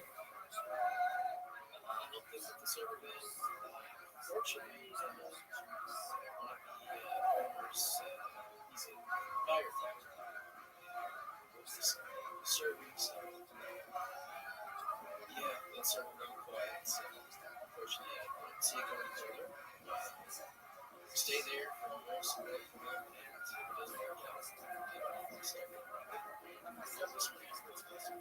All right. Well, shout out to your firefighter friend. We hope everything is able to improve in their life. I know that you are an outgoing individual, so you'll certainly be able to find other people and perhaps another community if that one doesn't work out, but we hope that one does. If I may ask, Cheese It, do you play Grand Theft Auto as well? What's your role in the role-playing servers? Okay, so do you like to be a good guy or a bad guy? Oh, you like to be a good guy. Okay.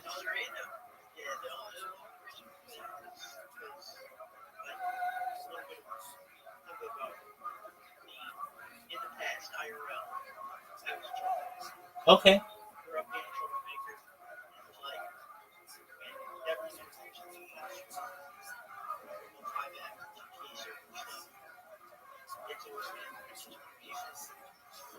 Hey, that works.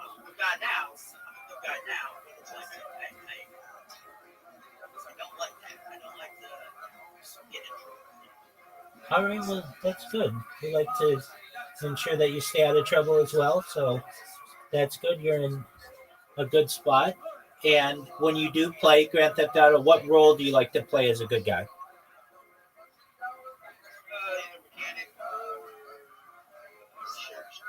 Oh, that's sweet. Okay, so how's the mechanic work?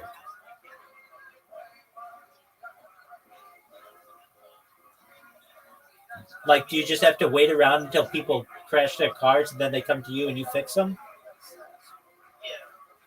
Do you ever leave the mechanic shop to go do repairs in the field? Oh, very cool. What kind of modifications do you do on vehicles?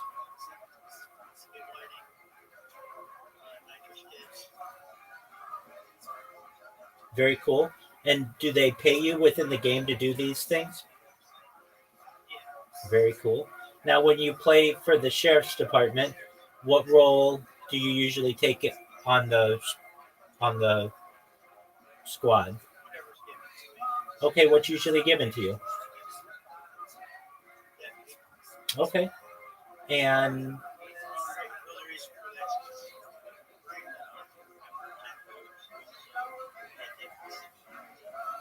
all right. And do you ever go on high-speed chases after guys? No way.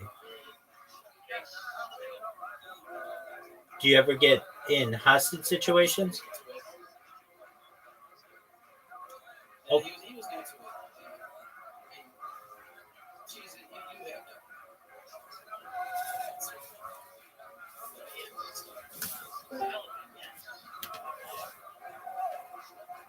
Never underlook your value.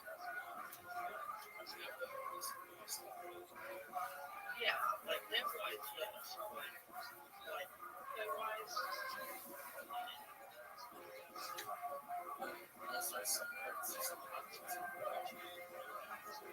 stress.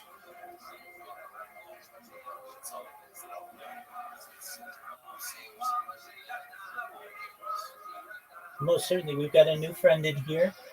I believe their name is something Audie Dusky. Oh, that's all right. Did you know them? Maybe. With my Mexican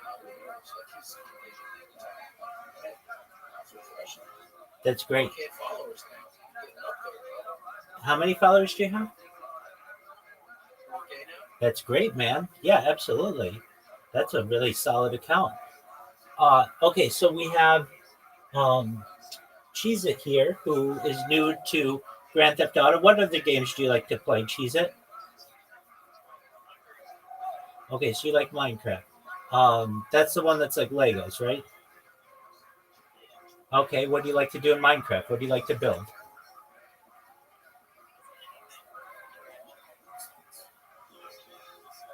Traps and houses. Okay, very cool. Do you like to play? Do you like to play with other people, or you like to play alone?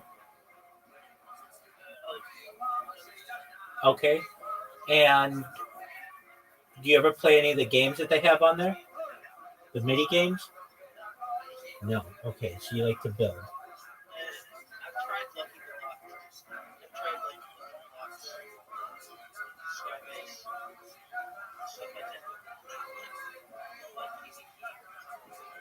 All right. Do you know what Blox Fruits is?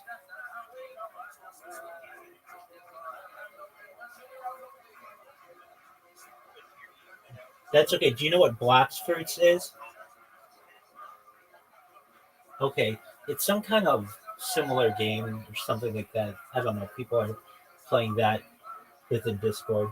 Okay, so you like to play Grand Theft Auto, Minecraft. What else do you like to play?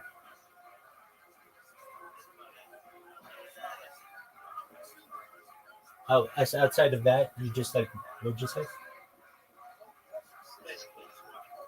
Well, okay, what kind of movies do you like? What's your favorite movie?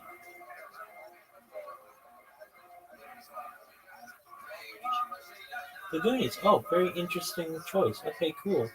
Do you what's your favorite movie that you've seen within the last 5 years?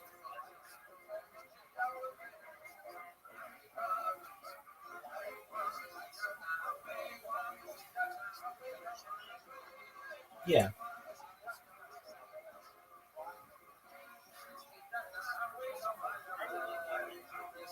Okay, very cool. Outside of playing video games and watching movies, what are your other hobbies? Okay, those are two really good hobbies. Excellent. Do you play any sports? Okay. Have you ever played any sports? All right. What'd you play? Oh, really? What position?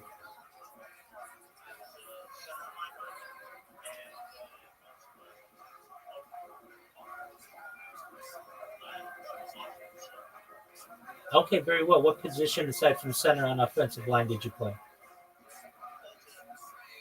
Okay, very well. That's a tough role. It's very underappreciated. Did you have the opportunity ever to start? Oh wow, that's impressive. Well, good on you, man. How about you? How about you, Z Devlin? Did you ever play any sports in growing up?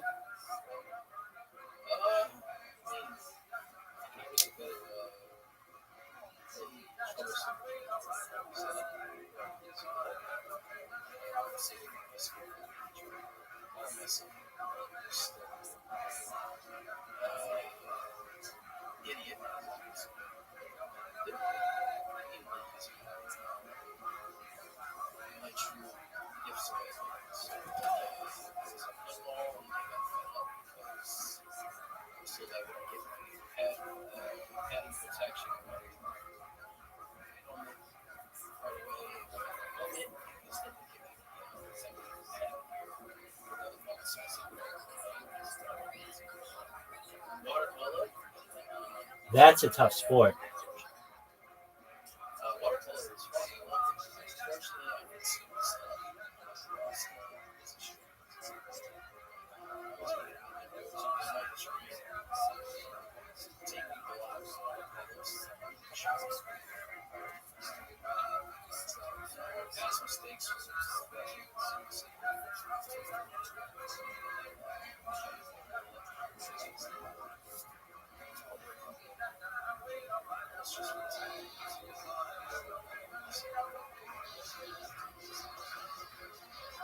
Well, that's good. That's good that you have that type of self reflection. And yeah, we all grow up and we all mature and we learn from our mistakes. That's part of life. That's great. If I may ask, Cheese It, what social media do you use aside from Discord?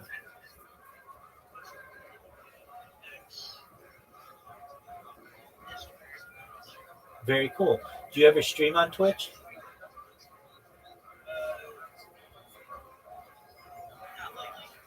Okay, but you have in the past? Very cool. How about you, Z Devlin? Do you ever stream?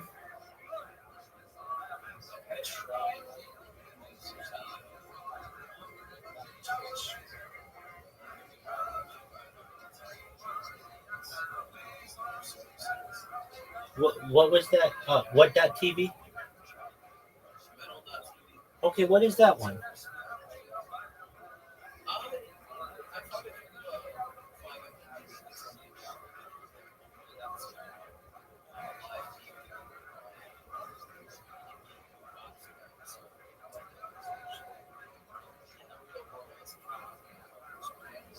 That that's super cool. That's super cool. Um, let's see here. I just want to check it out. Is it still a website?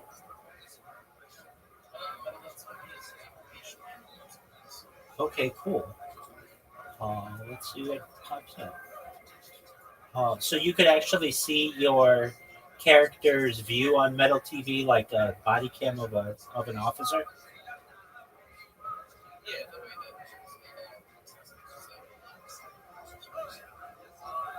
That is really cool.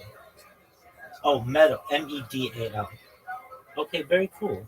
Clip and share your funniest gaming moments. Okay, would it allow you to live stream? Oh, this is cool. Um, let's see here. Would it allow you?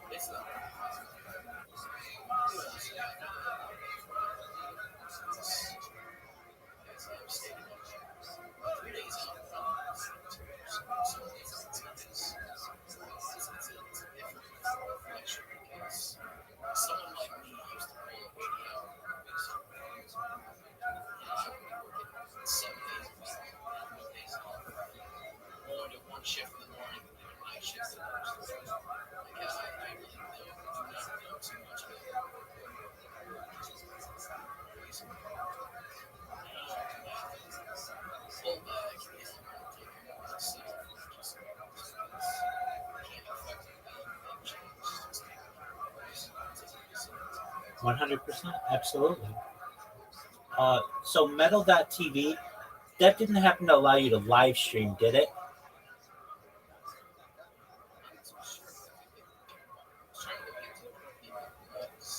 Okay, cool. Okay.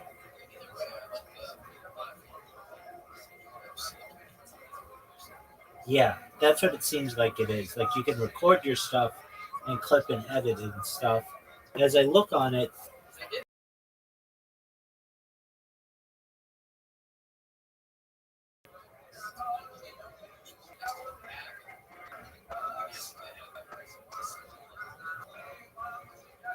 yeah,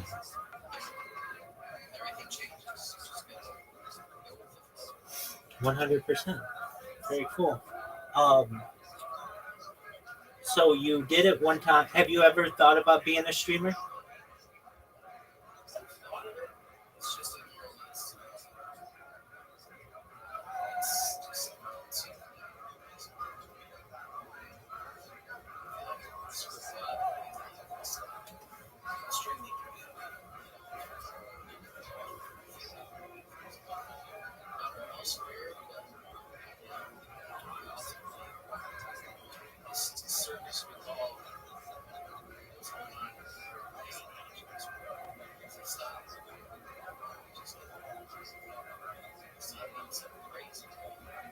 Just this morning.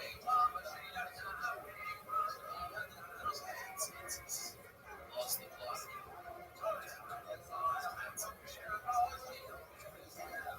I just wish that they could stop providing this service. Providing food, this service. Bread and circuses.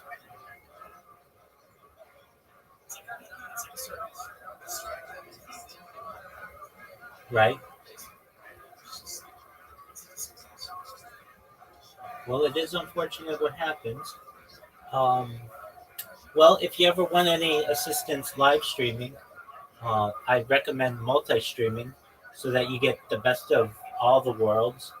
I use everything that I do is free, and so I use Rumble Studio, and I think that's probably your best bet if you're ever going to live stream because it allows you to live stream simultaneously on Kick, Rumble, on Twitch, YouTube, all at the same time for free.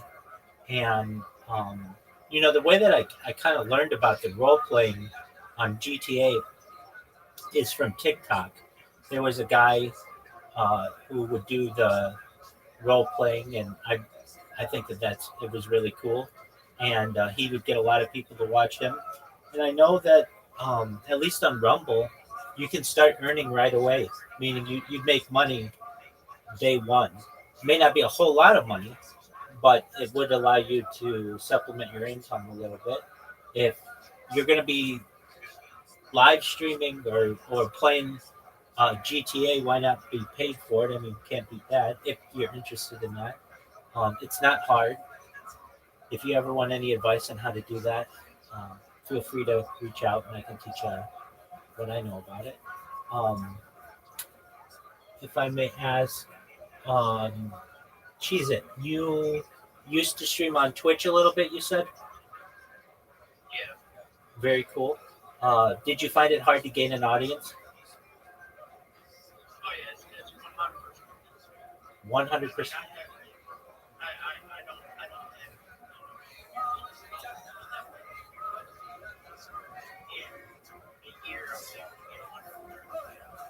Well, that's 134 more than many people. I can tell you, as someone who is live right now on Twitch, and I've been live on Twitch for like 3.5 years. It's not easy, especially if you're not, in the top 100 people, 100 streamers or whatever. It's hard to be found on that platform. So if you do stream, the multi-streaming is the way to go, in my opinion, because then you're on all of them simultaneously. You have a unified chat. And so if somebody types to you on YouTube, you can respond to them. Somebody types to you on Twitch, you can respond to them. On Rumble, you can respond to them. Kick, you can respond to them. But it's basically 4 times as much publicity as you are going to get a like promotion of yourself as you would normally get it, or way more than that. I mean, I'm live on like 33 different platforms right now, ones that you've never heard of, but they're listed in below in the Discord. So if you're ever curious on what other platforms either I stream on or have any uh, basic, know that at least they're a platform on which you can stream there below. But there are a lot of them like in other countries that aren't big in the United States. Like Trovo is one of them, D Live's one of them, YouNow is one of them, Bigo is one of there are so many. And so if you ever choose to do the streaming route again, I highly recommend multi-streaming because then you're not just stuck on one platform where you're going to stream for an entire year and get 134 people. At least you'll get them on all different, platforms and such.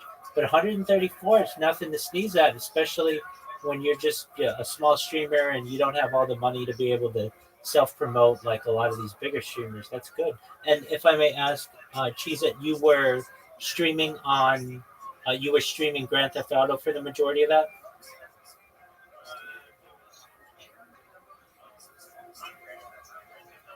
Okay. And you've streamed for a whole year? I mean, that's a lot of time you have streamed. So you're basically somewhat of an experienced streamer, are you not? Okay, very cool. Well, the same invitation to you. If you ever want to learn how to multi-stream, I certainly can help you with that. Everything that I do is free. So, like that won't cost you anything. But I understand too. I certainly understand if you're just gaming with friends and people may not want their voices broadcast or may want the anonymity. Well, then that doesn't all have to be live streamed either, and you can keep that private too. So I totally get that. Well, that's cool.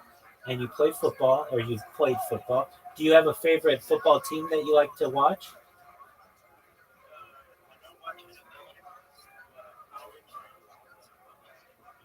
Well, then you guys are national champions this year. Congratulations. Well, that's great. How about you, Z Devlin? Who's your team?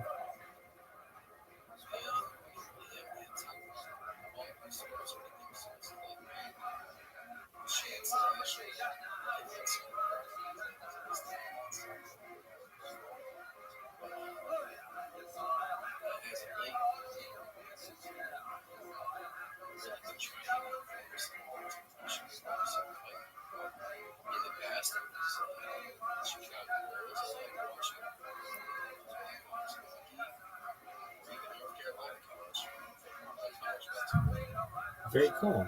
Very cool. Who do you think's going to win March Madness this year?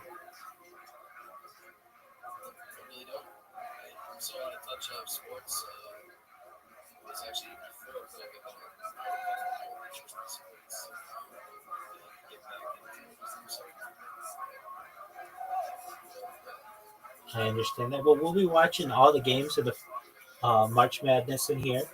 So if you're interested, we do a bracket with some of the people in not just this community, but the cryptocurrency I'm in. You guys know what brackets are, right? It's like where you pick all 64 teams and who's going to win.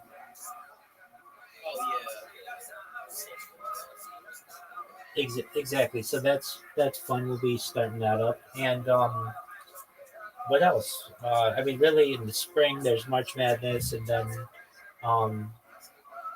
baseball a little bit. But really, we have when it gets to be pro football season, which I know is still a ways off. We in this community, this cryptocurrency I'm in, we do fantasy football, and so that just finished. It was a lot of fun, and I don't know about you guys. You guys ever play fantasy football?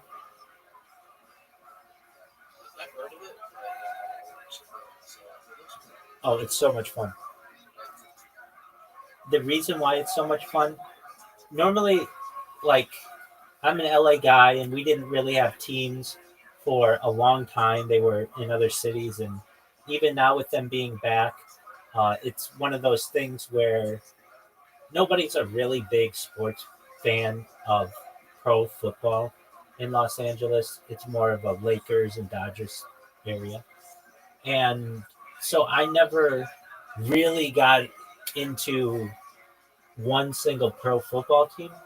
But with fantasy football, you do a draft and essentially you choose players from any team. And then they get points every week. And it makes you go from just a casual fan to a diehard, where you're watching games that you would have never watched before because you want your team to do well. And so I did that with this cryptocurrency this year, and I've done it in the past as well. And it really it makes me go from watching 0 games a year in pro football like I normally do to watching like at least bits and pieces of hundreds of them. And so that's a really cool thing. And they do have it for baseball, but baseball is a lot. 162 games is a lot of games of which to keep track. So we don't really do that. And then there's pro basketball, which is cool, but there's a lot of games for that too. And a lot of times, just due to injuries or guys' egos or whatever, it's not as fun. So we did last year an NCAA March Madness bracket. We had about 20 people in there, and it was a lot of fun. And we'll watch the games in here and just continue to grow. I've got to say that I told Z Devlin this the other day, but his coming in here was the start of something really special. I keep getting random people who keep coming in here and learning about me from Twitter, which is great. I mean, I've only been doing this on Twitter like 72 hours, and I have learned some strategies to be able to avoid getting my accounts banned, and so that's beneficial to me to be able to do this more, to have a more effective strategy. Aside from that, Z Devlin knows it. Basically, if you're not aware, I really like stand-up comedy. I really like podcasts as well. Elon Musk was on Joe Rogan Experience yesterday. It came out. I was telling Z Devlin that I was gonna watch that. So we watched that yesterday. It was really interesting what he had to say about space and about the government and just about the historic times in which we're living. So I thought that was really cool. I really like podcasts I'll say I like podcasts where I learn. However, stand-up comedy, I don't necessarily learn that much, but it's funny. So I do have a soft spot in my heart to laugh as well. But I really like the Joe Rogan Experience. I learned a lot from that. Lex Friedman, I learned a lot from that one. I like just like history podcasts. I like ufology podcasts. I like AI podcasts. All of those are, really interesting to me.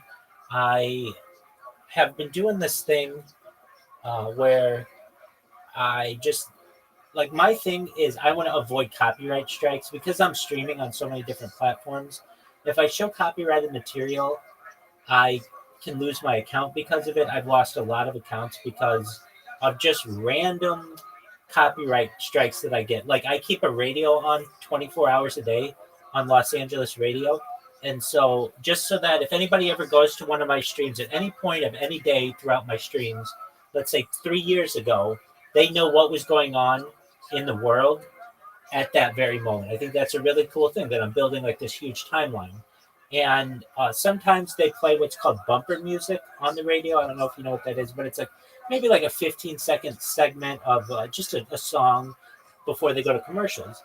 And you can get nailed for copyright strike for that kind of music. So, I have to be really careful to avoid some copyright strikes. Now, you may ask me, well, I thought you watched the Super Bowl and March Madness and all this other stuff.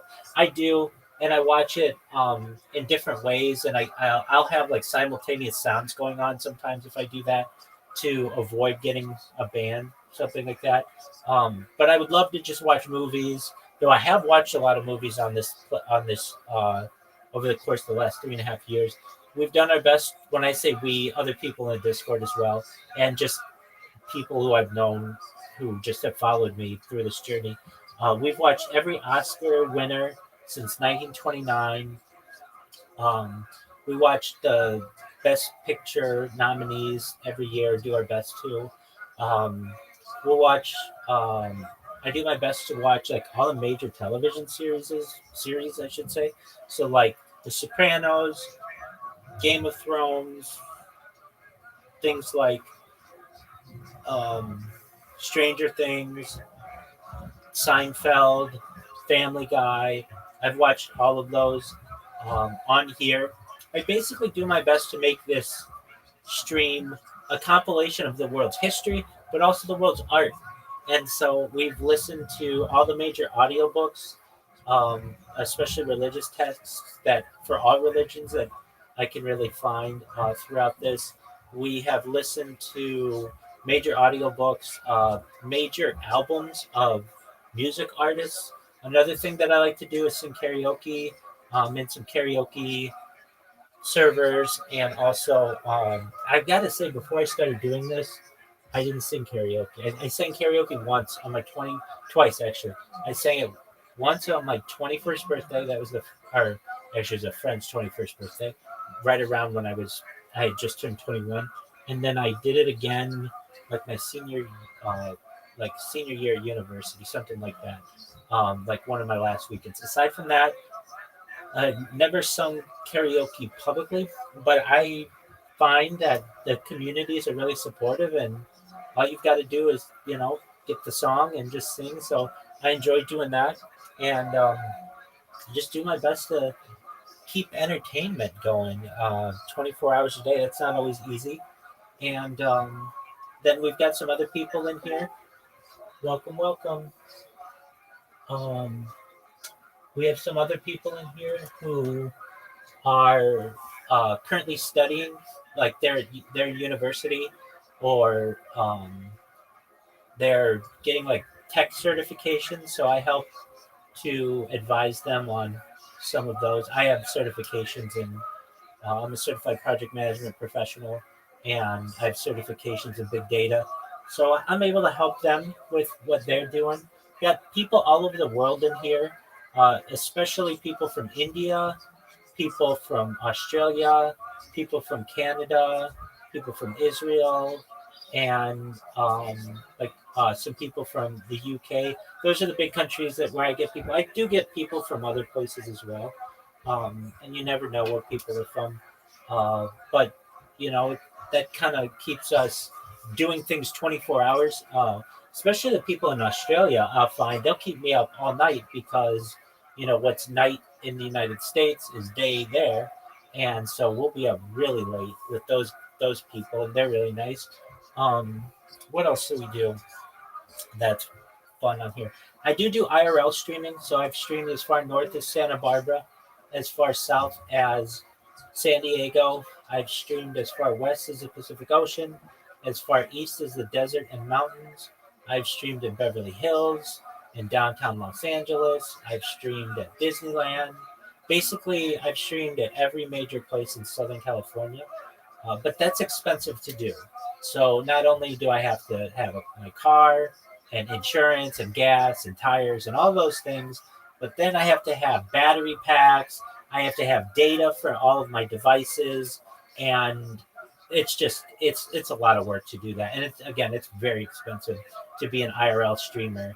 And I plan on, when I go viral, I'm going to be the biggest IRL streamer in the world. Just like Z Devlin had said with the body cam, I'd like to wear a body cam 24/7, give people a first person view of my life. But I used to do that actually with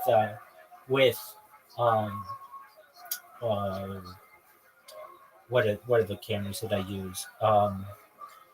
They are GoPros. I would put GoPros on my head and GoPros on my chest and really give people a first person view of what I do. And I've had people fans of mine, who have, I say fans of mine, I guess that's what you call them. They have, like, one person, a few people have come and done room tours with me. And we've had like a picnic in a local park. So I do meet people IRL on stream. I do my best to kind of limit that now, though, just because I don't always know who these people are, and they just randomly show up, and I just kind of have to be cautious. You never know who's going to be out there, but I do enjoy meeting people on stream, and I have, I've been to the doctor on stream, or like the eye doctor on stream, the dentist on stream, um, of course, the store and the mall and all kinds of stuff like that. So I do my best to give people a really um, well-rounded view of my life. And, if you didn't know it, I have more data than any person ever. And I really think, I could be wrong. I say this all the time, but within a month, we could be viral. And the reason why I say that is all I have to do is keep these robots going on Twitter. And, that's what got Z Devlin in here. It's gotten some other people in here. And we're just going to continue to grow. So I know I'm summarizing a lot here. If I may ask, Cheez-It, do you have any questions for me? Okay, very well. Well, we're going to continue watching some stand-up comedy. Feel free to just chill here if you want. You can stay here. Z Devlin knows you can stay here all day if you want. And if you want to talk, we can talk too. But I want you to know that most of all, in addition to streaming my life and world peace and all the other things that I talk about, Cheez-It, you should know that I'm here to support you in anything that you do. I want to see you grow as a person. I want you to continue to mature as a person and accomplish your goals. And if you ever need a positive person in your life, I'm here for you. I'm here to be optimistic. I'm here to give you hope. So just know that you've got a new friend in me. In fact, let me send you a friend request in Discord so that we're connected there. And if you ever need anything from me and I can help you, I'm certainly here to provide you with any support that I can. And additionally, my community's here to help you. So maybe there's something in which I'm not an expert, perhaps, who knows, but there's someone who is an expert in here. We'll get you connected to anybody that you need. And just know that I appreciate you being here. And again, if you need anything from me, I'm here to help you. Sound good? Excellent. All right, with that, here is Kill Tony. If you don't know what Kill Tony is, you will. It's becoming very, very popular. It's the world's largest live podcast. Now, the ones that we're watching, since I'm doing a marathon of them, these aren't live, but they were taped live. They were taped in front of a live audience. And basically, it's people who are amateur comedians who come up and they have 1 minute to make a panel laugh. And then the panel gives them constructive criticism. And while I don't always agree with the jokes that they say, and sometimes the jokes are not always that appropriate or professional, I know that humor changes over the course of years and such. It's really interesting to see basically people overcome their fears and, to go up and do public speaking and to try to tell jokes. And so there are 700 episodes thus far, or 706 or something like that. And each week it airs from Joe Rogan's Comedy Mothership in Austin, Texas. And it has become very, very popular. And it's really interesting to see when they first started this podcast, they weren't making any money on this. They were broke. And now they're all millionaires. And so we're kind of watching that journey. They've been doing it now for like 11 years straight, every single Monday. And it's becoming more and more popular with each week. So Monday night, we'll watch it. It airs usually about 6 p.m. Pacific. And I just keep these things going. Oh, one of the reasons why I watch this though, as opposed to watching Netflix or Hulu or something, is I'll get that copyright strike when I start watching that kind of stuff. But these don't have copyright strikes. They're at this point they're not copyrighted. They're considered copyrighted. So I just let them go. And the other thing that I like about it, if you don't like somebody's jokes, well, okay, wait 2 minutes and somebody else will be up there and they'll give you a minute of comedy. If you don't like that person's jokes, wait another 2 minutes and they'll have somebody else up there. So it's pretty quick and you'll figure out what they do. And if at any time you want to watch something else, you let me know. So with that, here's Kill Tony, and I'm going to adjust the camera, that alternative camera there, to make it easier on you guys. I should have told you, if you're ever like, Rabbi, I hear you twice. It's because I have two cameras in the same room and two microphones in the same room.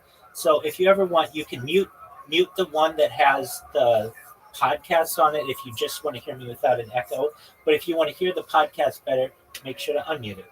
And with that, just one moment, I will adjust the camera. Now, Barker, like you need. Z Devin, thank you so much for introducing me to Cheese. They're a very kind person, and as are you. And just know how much I appreciate you spreading the word. Thank you. Land on that joke and not sort of like muddy it up with the other stuff and let that be the surprise for the audience. Also, you can't tell jokes about how funny you are. Nobody can tell jokes about how funny they are. That's the whole point of a joke, is that you show people how funny you are. Absolutely, yeah. Show not tell. I was just trying to like convey that, you know, like the kind of like the defense mechanism was, that's a part of my real life, was whenever I was bullied, I would kind of use my sense of humor as a way of my defense. You didn't show me that. Yeah. Here I am, a gigantic man being very mean to you. Show me that you can use comedy to deflect that. Why are you sitting down again? He got nervous because he was getting bullied. Stand up and you take it, Sean. Or else we're going to throw you in the fucking locker we keep behind this curtain. Yeah. Yes, sir. Yes, sir. Also, to newer comics, I've been there a million times. Say hello or say something right when you get up here. Let's go, hey, how you doing? Then move the mic stand out of the way. Don't just go right into it. You go right into it, it's hard for the audience to kind of like, oh shit, we're starting now? Okay, let me pay attention. We don't want to pay attention. You got to make us want to pay attention. So go, hey, how you doing? Look at me, kind of thing. Just even anything. What's up, everybody? Whatever. That helps. Yeah, punch us with a joke, preferably a joke that tells us a little bit about who you are. But, like, you only have 1 minute. You don't get to do, like, a whole bit for that entire minute. Like, a couple of people have done that. Like, that's 1 minute. Tell us 2 or 3 jokes, okay? Like, show us. Because the first one, people are not going to be paying attention. Then they'll hear a couple of people laugh, and they'll be like, oh, that tiny little redheaded man, we should pay attention to him. And then the second joke, maybe they'll be there for you. Give us an example of a time in which your sense of humor got you over on a bully. Well, I mean, without sitting down, you motherfucker. You will stand up and you will answer these questions. Do you have knee issues of some sort? Well, actually, my spine's been hurting a lot, but Jesus, we are having acid. We have guys that just drove here from Virginia and Michigan that have better posture than you. Baby, if you want your coccyx to hurt, I can help you out with that. He's not kidding. Sean, who was the worst? What was the bully's name that was the meanest to you in school? I believe his name was Daniel. Well, he was kind Daniel. of like, what? Say his name and put it out there in the cosmos. Daniel Radcliffe of Harry Potter. Daniel Radcliffe is 6 inches taller than him. Get in this locker, bitch. Yeah, now that I kind of think about it, this is very actually depressing, but this is not funny at all. It's not funny. Trust me, you will get revenge on all the bullies that ever bullied you. I got revenge on all mine. I sent fucking PETA to my friends' houses. I made up fake websites where I was feeding my fake dogs, like Listerine strips and turtles and babies. It was this huge production I spent 6 months on, and it was the best revenge because I guess the guy had a bunch of warrants for animal abuse anyways, and they came in. It was amazing. It played out perfectly. You got to find the humor in being bullied, man, because a lot of comics did get bullied, including myself, and there's nothing to it. You're going to get revenge, and being a comic's the best way. So, what did Daniel do to you? Should I say that here? Yeah, say his last name also, so we can all fucking tweet him. What's his name? I'd rather not do that, but I mean, like, you're gonna let him push you around. Do you want to be a motherfucking comedian? Yeah. Well, what did he do to you? What does this guy do now? Well, like, I'll give you one. Answer any of these questions that I've asked you. Just any one of the questions. Well, like, what does he do? What did he do? What's he like? It was like Saul, pretty much. Like, he just like psychologically tried to torture me, like try to like like physically, mentally, emotionally. Like you just fuck with me like every Any day. example? Like my grandmother would just die, and he would just talk about like my grandmother dying and like really like fucking with me and like. That's hard. Damn, that's What's his last name? What's his? The people want it. You gotta do it. We will all protect you. Do it for your grandma. Sean, it's me, Grandma. Say his name. I'm here with Robin Williams. Talk to me.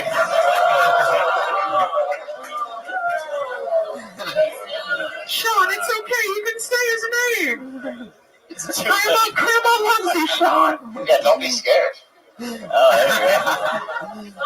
don't want to say it. Why don't you want to say it? Why are we bullying this guy now? Oh, you're right.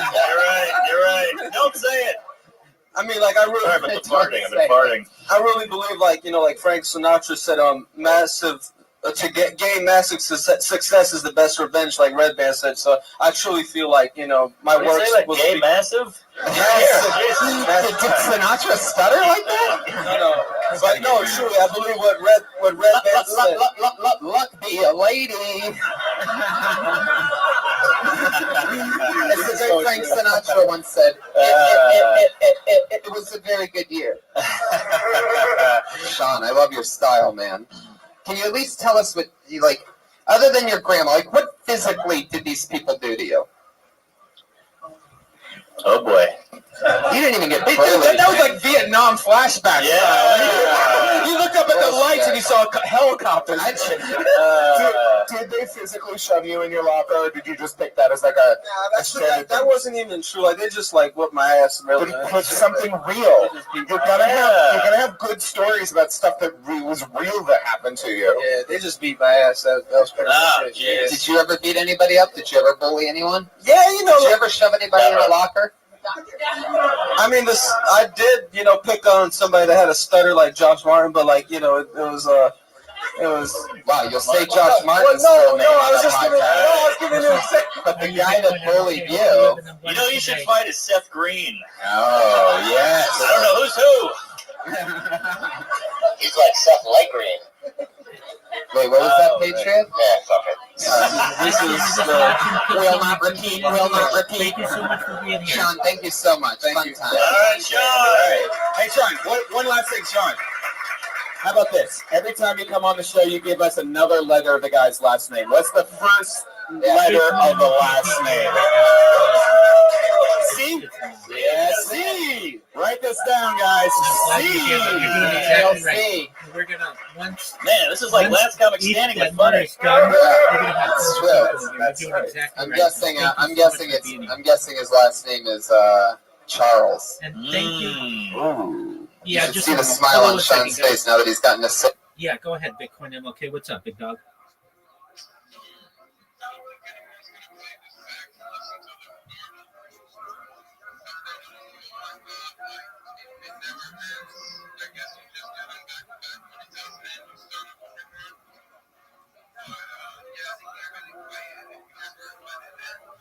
No, it ends every 24 hours. So every 24 hours, I have to start a new one because that's the longest amount of a Twitter space that Twitter will allow you to have is 24 hours on an iOS device.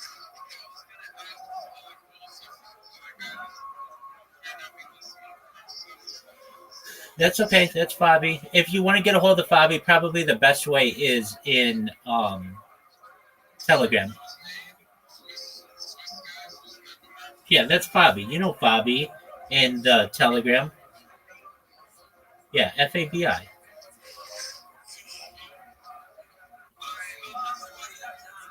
Hey, thank you. It's stand-up comedy, and just know how much I appreciate you being in here at Bitcoin MLK. I know that sometimes you got to leave, but just know you're helping the community, and we are able to essentially. We're done. Irvine?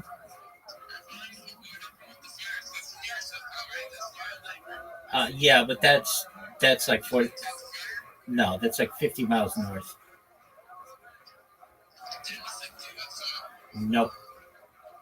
Thankfully.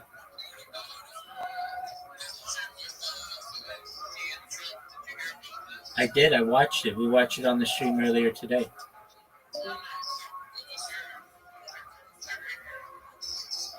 Sure. Without getting too political, I want world peace. So I would really like to see them come to amicable conclusions, and I would have liked to see them not have, had such a disagreement. Yeah, I'm in agreement with you on that. It's not the way that I would have wanted that meeting to go. Well, it's one of those things. I mean, I can't control what they do.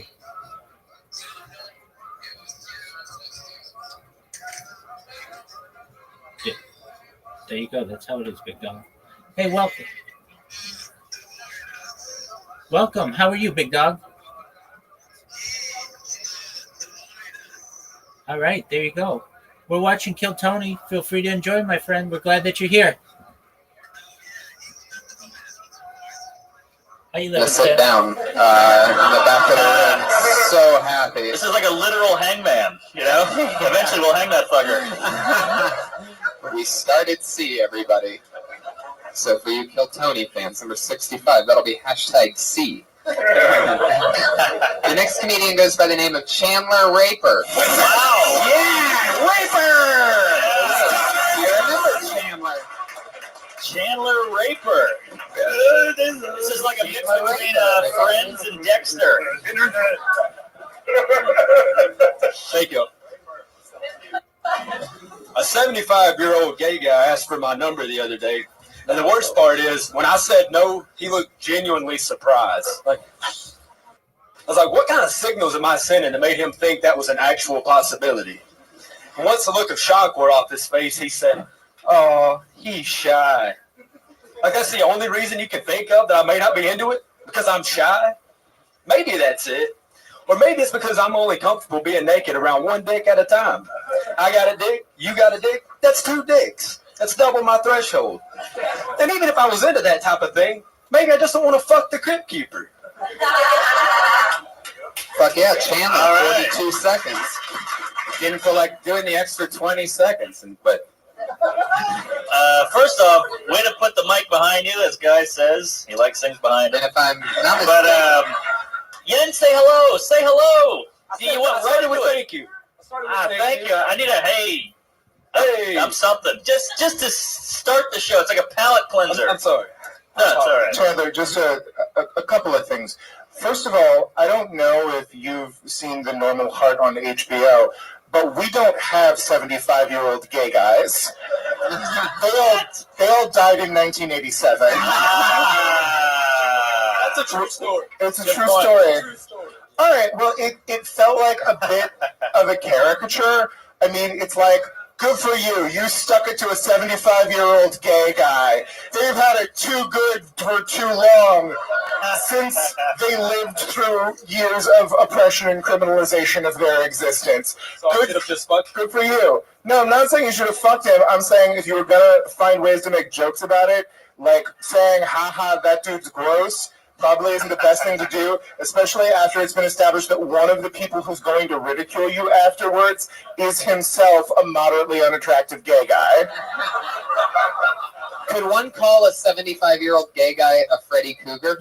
Oh. No, you just call him a statistical anomaly. How about a Freddie Mercury? Freddie Mercury. That's actually the car that Mason drove out here from Michigan, Freddie Mercury. It's actually a Mercury Cougar.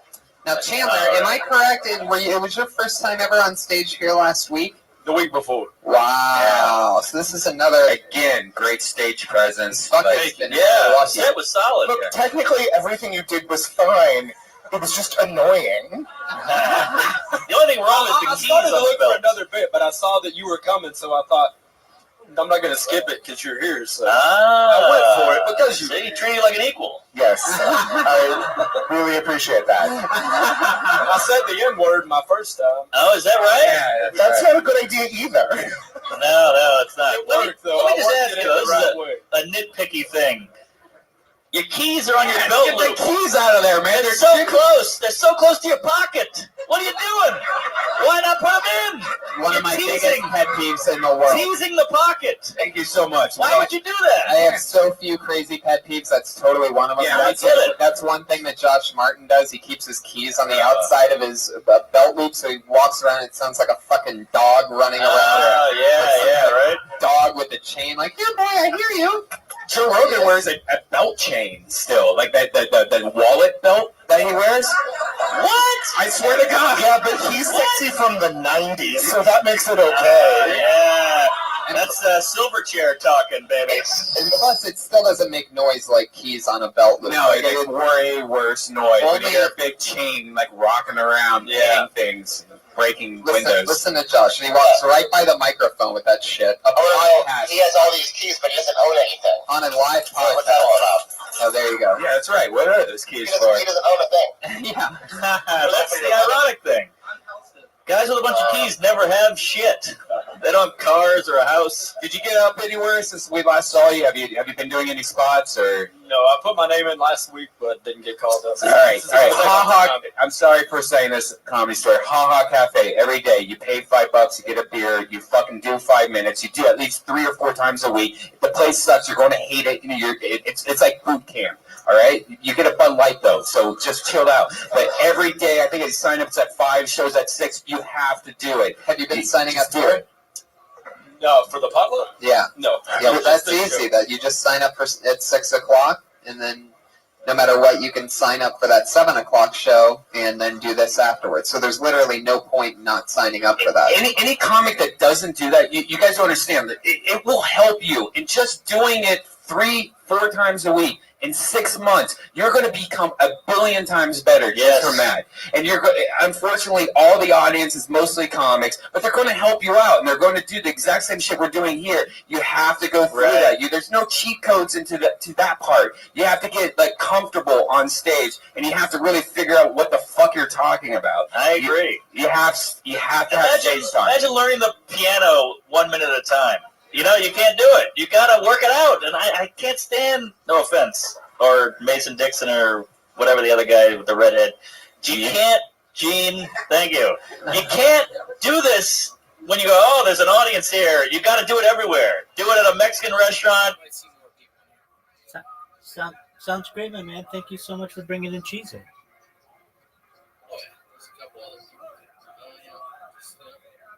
Give the spiel if you like, because so many people I explain it to, try and get the link tree.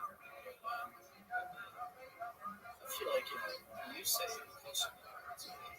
Absolutely, I'll give it to him 100%. Word, dog, 100%. That's exactly right. Excellent, sounds great. Trying to do it at a driveway, whatever, on a porch. Coffee shops where no one wants to hear you talk. There's a really good website called the Comedy Bureau where you can check out, and there are like 7 or 8 open mics every night. Yeah.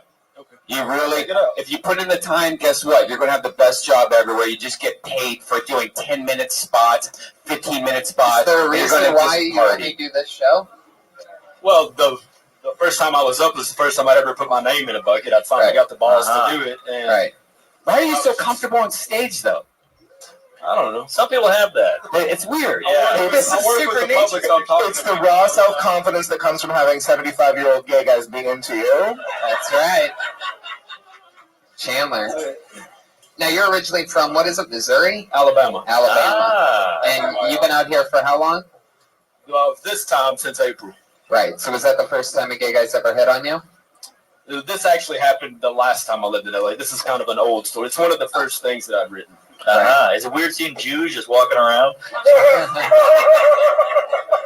I thought the Hasidic Jews were Amish. I did also. That's normal for Ohio and Midwest people. But like, guys are like, oh my God, there's Amish people in LA? What the fuck? You're like, why are they holding an iPhone? Yeah. Chandler. What else is different from Alabama? Anything else? You got 75-year-old gay guys hitting on you. Pretty much everything. I come from a town of like 3,500 people. 3,500 people. Have you personally ever killed a mockingbird? I have. Or a 75-year-old Jewish person that hit on you. Is he in the mattress of a Motel 6 right now? Not at liberty to say. Shout out some racial slurs, that we might not.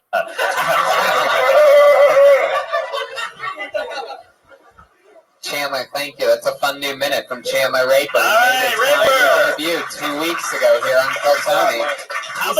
He's on Twitter at Chandler with no D. Chandler with no D, because there's no D in Chandler. Chandler, Chandler with no D is his Twitter handle. That's all one word. How many times has it gone Raper? He goes, yeah, I know, but it's rapist. Those are the bad ones. How many times have you made that correction, I bet? Raper's an amazing comedy name, right? Good name. Mm-hmm. Anything can happen. Raper! Those girls at Jezebel are just going to be so hurt by this. They can't formally take offense at it, but still. Right. He should change his name. Right? Are women funny? Well, we're going to find out right now. All right. Oh, my God, Mark Norman. I asked the question. Oh, my God. We have two regulars that do a new minute at the end of each episode since it started. Regulars. This is when it happens. Going up first tonight, you know her from the Dysentery podcast and from here on Kill Tony. Really fun, goofy style. Always a new minute from the stylings of Sarah Weinstein.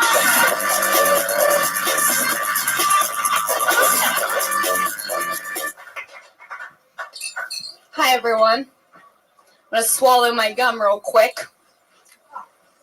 Done. That was a real moment. I was given a cactus. Not happy about it. A girlfriend of mine gave me a cactus as a present. It was a real passive-aggressive move. I've been taking it really personally. I'm like, what's the problem?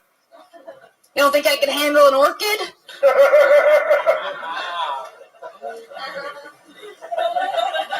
I'm serious. Why the fuck would I want a cactus? In case I get a sunburn and I need to get some aloe vera out? A cactus? Or cacti in general? It's a great gift to give to someone that you're unsure about. It's just a subtle fuck you. You're not emotionally mature enough for flowers. Okay, done. All right. Was the end of it? The emotionally mature enough for I flowers? don't really know. The cat threw me off there. It's a loud cat. Yeah. I've killed 2 cactuses for the same exact reason. People gave me, because like, oh, he can't take care of this shit. Gift. Yeah, it's the worst. How do you kill it? You just don't. You have to feed it put water. a stake in its heart. Like you think cactuses don't need water, but they actually probably do. I think. They do. Yeah, just like That's what I was going to say. It's a really, really, really funny premise that you have. Yeah. That your friends are underestimating your ability to take care of something. And I think there is something funny in the fact that I don't think everybody knows exactly whether you can kill a cactus or not. And it does seem like somewhat of a challenge. Like it's definitely the zombie of the plant world. To where, there's stuff there. That's a good tag right there. Oh, thank you. Wow. Thanks for that tag, Tony. You're welcome, Sarah. That's why I'm here every week. These helpful tags. I loved your persona, your cadence, your attitude. I was just looking for that one beautiful, beautiful line about cacti. And you're clearly writing your way there. I'm mostly just going to ridicule your outfit, okay? Really? For those of you listening at home, she's like, no, it's fucking adorable, but I'm going to make some jokes about it. Is that a one piece or is that a skirt and a top? It's skirt and top. Okay, so it's a skirt. It's a low black skirt that's kind of it's a navy blue pleated skirt, white pleated top with a little bow tie. And I'm going to open up by saying there are 4 of us. Could we get a booth? Because it looks like she is a hostess at a steakhouse. Or it looks like she is a hostess at a steakhouse. I'm going to follow that up with what percentage of your wardrobe does come from Liza Minnelli's garage sales? It's more like a Wednesday Addams. That's weird you say something about her outfit because she is notorious for always wearing her pants like pat, like really like up to her nipples, or like Mom Jean skit from Saturday Night Live. No, dude, you like that style at all? No, she's fucking adorable. She's adorable. What you don't understand is the hilarious roasting of each other that you do. This is what we lady comics do to each other when we are sassing each other. Right. A Eliza Minnelli garage sale line is like the finishing maneuver in a gay lady war. Thank you. I personally think she looks beautiful, but I agree. I think that you. Never mind. I think the waist needs to be reevaluated. People's waistline needs to be reevaluated. The belt goes down like 2 inches above your dick, right? Thank you for watching Project Runway. Now back to Kill Tony. Sarah, honey, I don't know if you know how women work. She doesn't have a dick. She used to. So that's where the ghost dick was. Getting off its track, everybody. Way off its track. And we're driving it a little bit farther off the track, so let's bring it back. Sarah, that was a great new minute. Thanks, everyone. Thank you so much. Wait. Sarah, cactus. Really good. Cactus material. What was the first thing we laughed at? The swallowing of the gum. Yeah, the hilarious. The gum. That might be my favorite opener. I swallow almost every other piece of gum that I eat. And fucking watermelon seeds. Get the fuck out of here. Like, is that all bullshit, right? No, we all swallow. No, I mean, like that shit lives there, and they're all having like. But my thing is, she swallowed the gum. That was her setting it up. Which I've been saying all night. You gotta set it up. Yeah. It showed who she was. It showed her persona. She's being real. Yes. Mark, if you always swallow, people will think you're a slut. You didn't say I was talking about cum, you guys. It was a hilarious joke about cum. That was the cum joke. All right, we get it. You're gay. Speaking of cum, coming to the stage now, our other regular, she dropped out of college at Florida once she did Kill Tony for the first time, and she's written a new minute every single Monday and Kill Tony ever since. Put your hands together for it. It's Kimberly Congdon.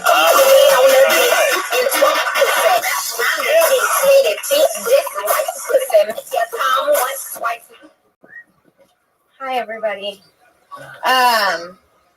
So I know we all heard about Robin Williams passing away today, which is very, very sad. It is. No, I know. It's very sad because he was a legendary actor. He was an amazing, amazing comedian and a great father, And I feel like a lot of the comedians thought the same thing that I did when I found out. Why couldn't it have been my father?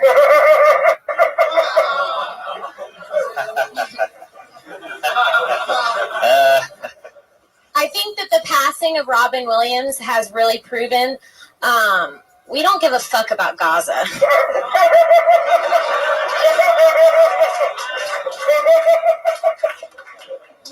That's a part of getting older, though. I guess as you grow old, you start losing your idols, which is sad. That's the part about getting old I don't look forward to. That and saggy titties. Oh, wow. 3 big bangs. Wow. Kimberly Congdon. Best that you've had the last 10 sets, I would say. Thank you. Oh, she's been here.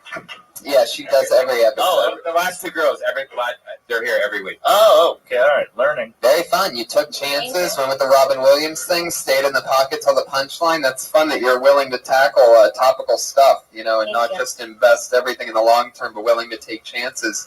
Because you have a great format to be able to do that out of at a place like this, especially with breaking news. So for you to do it both times, you went into Robin Williams the first time, I'm like, oh God, no. You came out in the clear. And then when you went back to Robin Williams, I'm like, fuck. You did it again somehow. And then you ended with a good joke, and that's what it's all about. Me and Tony both were like, oh. Obviously, those jokes are a little bit more tailored to comedians, the opener at least, but that's totally fine that you're taking chances like that and playing the card that you're dealt really, really well. But also, she twisted it on herself, which didn't make it. I was assuming that you were going to honor him, and then slam him in some sort of insidey kind of way. And the fact that you made it about your own dad, I thought was lovely. Yeah. And that you worked with the energy of the dude who was being super enthusiastic and didn't break for that, I thought was beautiful. Yes. Some douche up there was Yep. chatting. Yep. But you didn't let it throw Okay, you. I didn't But even also, know. like, she raised an issue that has big energy to it. The audience is going to be responsive. She has to be able to surf on that. Sure. And then you made the Gaza joke, which was Which is so true. Double topical, powerful. yeah. Well done. Bling, Well bling, done. bling, bling, bling, bling, bling, bling, bling, bling, bling. The minute flew by. Good job. It did. Kimberly Congdon, everybody. There she goes. Kimberly Congdon. Yeah. Sarah Weinshank's on Twitter at Princess Shank. That's Princess Shank. And at Kimberly Congdon. You see, Sarah Guy, Weinshank, women are funny. Kimberly Congdon. And those two girls, that's a brand new minute. They do that each week. Oh, wow. Wild, right? Kimberly's a goddamn machine. I saw her in roast battle, and she tore that other bitch up. Oh, yeah, that's right. You did see that. Congratulations, Kimberly. That's right. She won. Kimberly is considered by many to be the Ronda Rousey of the women's field of roast battlers, which is a great crown to have. Ronda does not like black guys. What? Hi-oh! Double inside information for you listeners that hate us. Pete, what's going on, buddy? You want to promote anything? You're at PDC on Twitter, one of our best pals, one of our good friends. That's right. Find me everywhere on Twitter at PDC, and I'll be roast battling here September 2nd. Yep. If you want to come watch that. There you And, go. that's about it. I'll be in Joshua Tree in about 2.5 hours, trimming my balls off. Speaking of Joshua, Josh Martin is a producer and a great helper of the show. Our speech impediment friend over there. Yeah, Josh. Say hi to the crowd, Josh. Good job, Josh. Say hi, you fucking pussy. All right. He's on Twitter at Josh Martin Comic. Always fun. Guys, what do you got coming up? Let's promote some stuff. August 29th, Big Mount Theater Talk Show, the game show. Come. Yes. August 29th. Do you have a podcast yet? I do not have a podcast. Why don't you have a podcast? Everyone in the city has a podcast. You seem one of the most funniest people I've ever met. You're so sweet. I'll see what I can do. All right. Mark has a very funny podcast. Tell the people about it. Yeah, you'd be a great fit at Death Squad. Yeah. You want to do a Death Squad podcast? Sure. I had to say fuck distance there. You might be That's how it happens. Mark, what's coming up? What do you got? Very funny on Twitter. You're one of those comedians that actually tweets funny stuff throughout the day. Like, That's right. Very, very few like you left. I just started following you. Everybody's promoting now. But thank you. Yeah, follow me on Twitter. And I got a podcast called Tuesdays with Stories. And another podcast called We're All Friends Here, which Guy has been on and really unloaded. People tell horrible stories about themselves. Ali Wong talked about blowing somebody while he poops. Yeah. Wow. Oh, yeah, you would be perfect for this. Good time. So, yeah. You know, check me out in New York if you're ever in New York. Check my website and all that shit. Mark Norman's in New York. Oh, I have an album. So, yeah. Come see us in Phoenix. The Yes. 5th of October. October 23rd. And I do believe Toronto, we're coming. Yeah, Toronto, Ohio. There's a bunch of new dates that's coming in soon. Go to disclub.tv. Go to TonyHitchclub.com. We love you. Good night. Thank you, live audience. Elevator music. You make elevator music. Oh.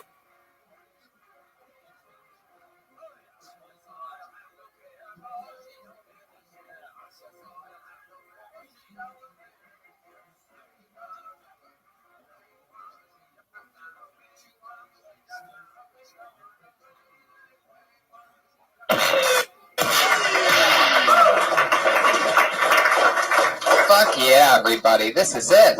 This is where the magic happens. Hi, everyone. How you doing? Happy Monday. All right. Fuck yeah. It's a real live audience, everybody. You can tell by that reaction that we do not use laugh tracks or fake applause. That's as real as it gets. I'm excited that everybody's here. This is so much fun. This is episode 66 of Kill Tony, ladies and gentlemen. 66. That gentleman is celebrating it with a 66 on his sleeve right Wow, up there. that is. Yeah. That's a 66 on your Yeah. sleeve. Look at that. We always have somebody on that top shelf wearing the number of whatever episode we have, and the tradition continues here tonight with the 66. I love sixes. Indeed. I think everybody does. Everybody's a big fan of 6. 7, it starts to get a little bit weird, right? Yeah, it's weird.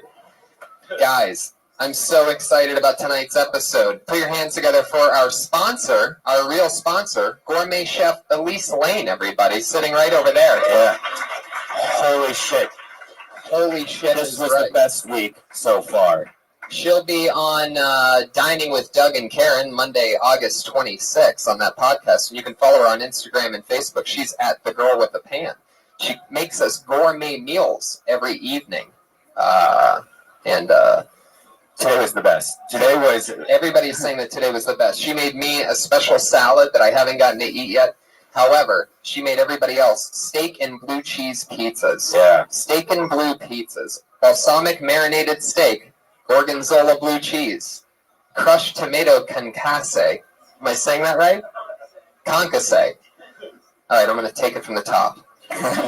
Steak and blue pizzas with a balsamic marinated steak. Gorgonzola blue cheese. Crushed tomato concasse. Did I say it wrong again? How do you say it? Concasse. Alright. I'm not going to take it from I'm going to take it from the middle. Concasse sauce with spinach and olive oil salad and fleur de sel. Did I say that right? Boom. It was delicious. It's my favorite thing. There's something about balsamic shit mixed with steak and blue cheese, like that combo. Yeah. It just drives me crazy. I had Italian for lunch today, and I forgot how good Italian bread with olive oil and balsamic is, just straight up. Yeah. Just a classic combination that people have been eating for centuries, right? But that's one of the perfect ones. Bread with balsamic and olive oil. Look out. Diet tip. Fuck dressing. Just use balsamic vinegar. There's 0 calories in vinegar. I put that shit on everything. Chicken, fucking lettuce, whatever. You know what's crazy is that now I'm thinking about it, and I'm starting to realize that we're describing these delicious meals to people listening on a podcast. They're just starting their work day and everything, and now they're going to be starving way before lunch. Good. Steak and blue pizza.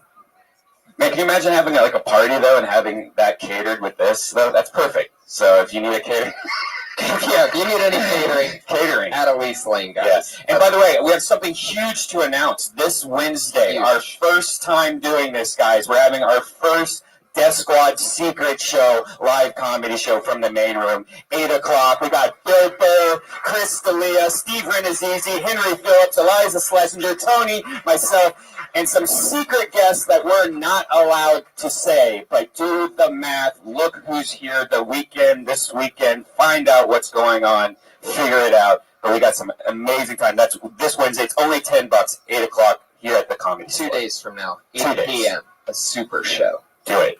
Also, happy to announce Phoenix, Oh, yeah. Arizona. Fuck yeah. That's another one. We're going to be in Phoenix, Arizona, October 23rd at Stand Up Live. We're returning there, me and Tony, doing some sets there. That's one of the best so much places. fun. We did that last year, and we got a huge turnout. It's a gigantic comedy club, so please, Phoenix, come out. We have to try to fill it. Yeah. It's like 500 or 600 seats or something crazy. It's ridiculous. And it's attached to something that's kind of like that bar down the street where there's So if you know anybody that lives in Phoenix, that once lived in Phoenix, or if you have any cousins or your meth dealer or whatever goes on in Phoenix, please invite them out to that show. That's October 23rd. And don't forget, we also have October 16th, Funny Bone in Columbus, Ohio, the beginning of our huge Midwest tour.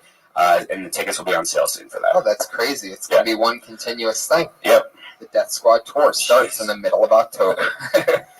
Guys, are you ready for Kill Tony 66? Let's get this shit rolling. We always have a head of security to keep us safe.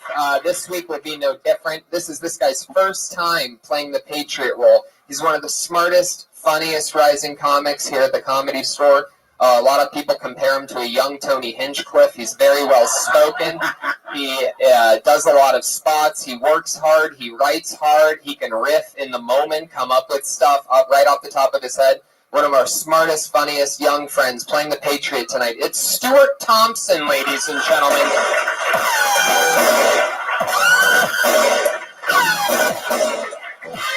The pronunciation Patriot. This guy is Stanford, right? UC Berkeley. Probably our patriot with the best resume ever. Best curriculum vitae of the Patriots. There you go. You could have probably easily have pronounced Concase correctly. Concase? Yeah, did I say it right? Boom. Concase. Fleur de sel. Anyway, how you doing? I love that you're wearing the penny loafers tonight. Not many Patriots have done that before. I've never actually seen ankle from a Patriot. Do you have socks on, or is that just swamp feet? What do you got there? I'm wearing no socks. That's how loafers are worn. Wow. Fuck yeah. That's how loafers are worn. You would know. They teach you that at Berkeley, right? It's nice to know that the Patriot outfit comes in ankle pants. I love that. Yeah, you got the iron capris on. Oh my god, it is iron capris. That's so funny.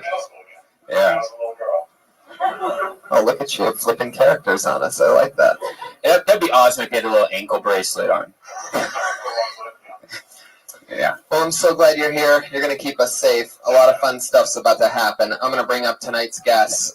This is a very special one for me because they're two of my truly funniest friends. One, they call him the Persian Elvis, the master of disaster. You know him from so many great things. And also Jamar Neighbors, one of the funniest regulars here at the Comedy Store, a late night guru. Just always hilarious. We started together, so put your hands together for him, everybody. It's Maz Jobrani and Jamar Neighbors. Exciting one.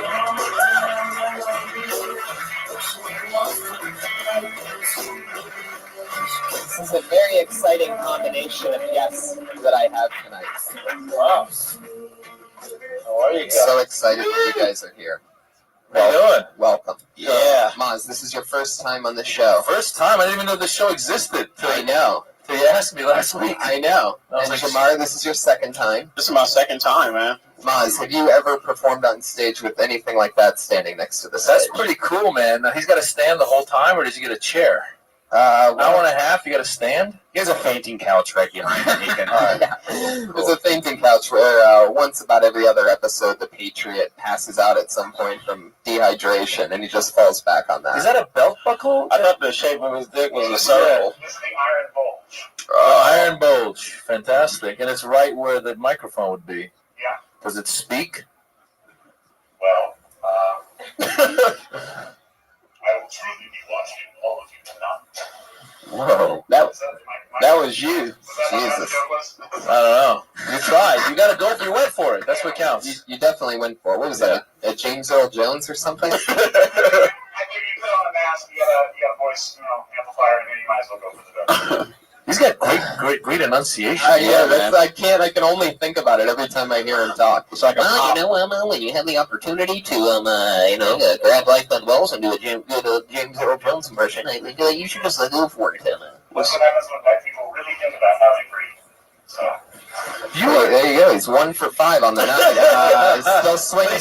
He's swinging. He's swinging hard. He's like the guy that swings at home run derby and misses. But he's swinging, man. That's what. I like throwing your beach balls, I think. I like those loafers, man. Looks like a Power Rangers going to prom and shit. I went to Cal as well. Yeah? But I didn't enunciate like him, so I didn't. Yeah, I don't have the. He's got like you got good, like you could be like a news anchor with that. Yeah, I guess I could. Yeah. Well, let's listen to him talk some more. Every week, the Patriot always asks our two guests a question. Patriot, what do you got for our guests tonight? Well, I always love hearing road stories from comics that I meet, and I always love hearing horrific road stories in particular, because those are the most fun. Jamar and I have had the pleasure of going on the road together in San Diego. So my question for Jamar is, what is your most horrific comedy show on the road you've had to deal with? And then with Maz, since you two are worldwide, I would love to hear about your most horrific road story outside the U.S. All right. Yeah, iron monologue. So it's a 4-part question. And then if you just elaborate Normally on it's a question. Tonight it's an essay. I feel like I'm allowed to throw ice bucket water on him. Windsor Airport Lounge, while you were traveling, part 3 of the question is part 4 of the question. No, those are good questions, man. Especially if Jamar were to say the worst road trip was when you had to travel with you. That wouldn't be nice. That shit was very, very. That's one of them. Yeah, with the San Diego.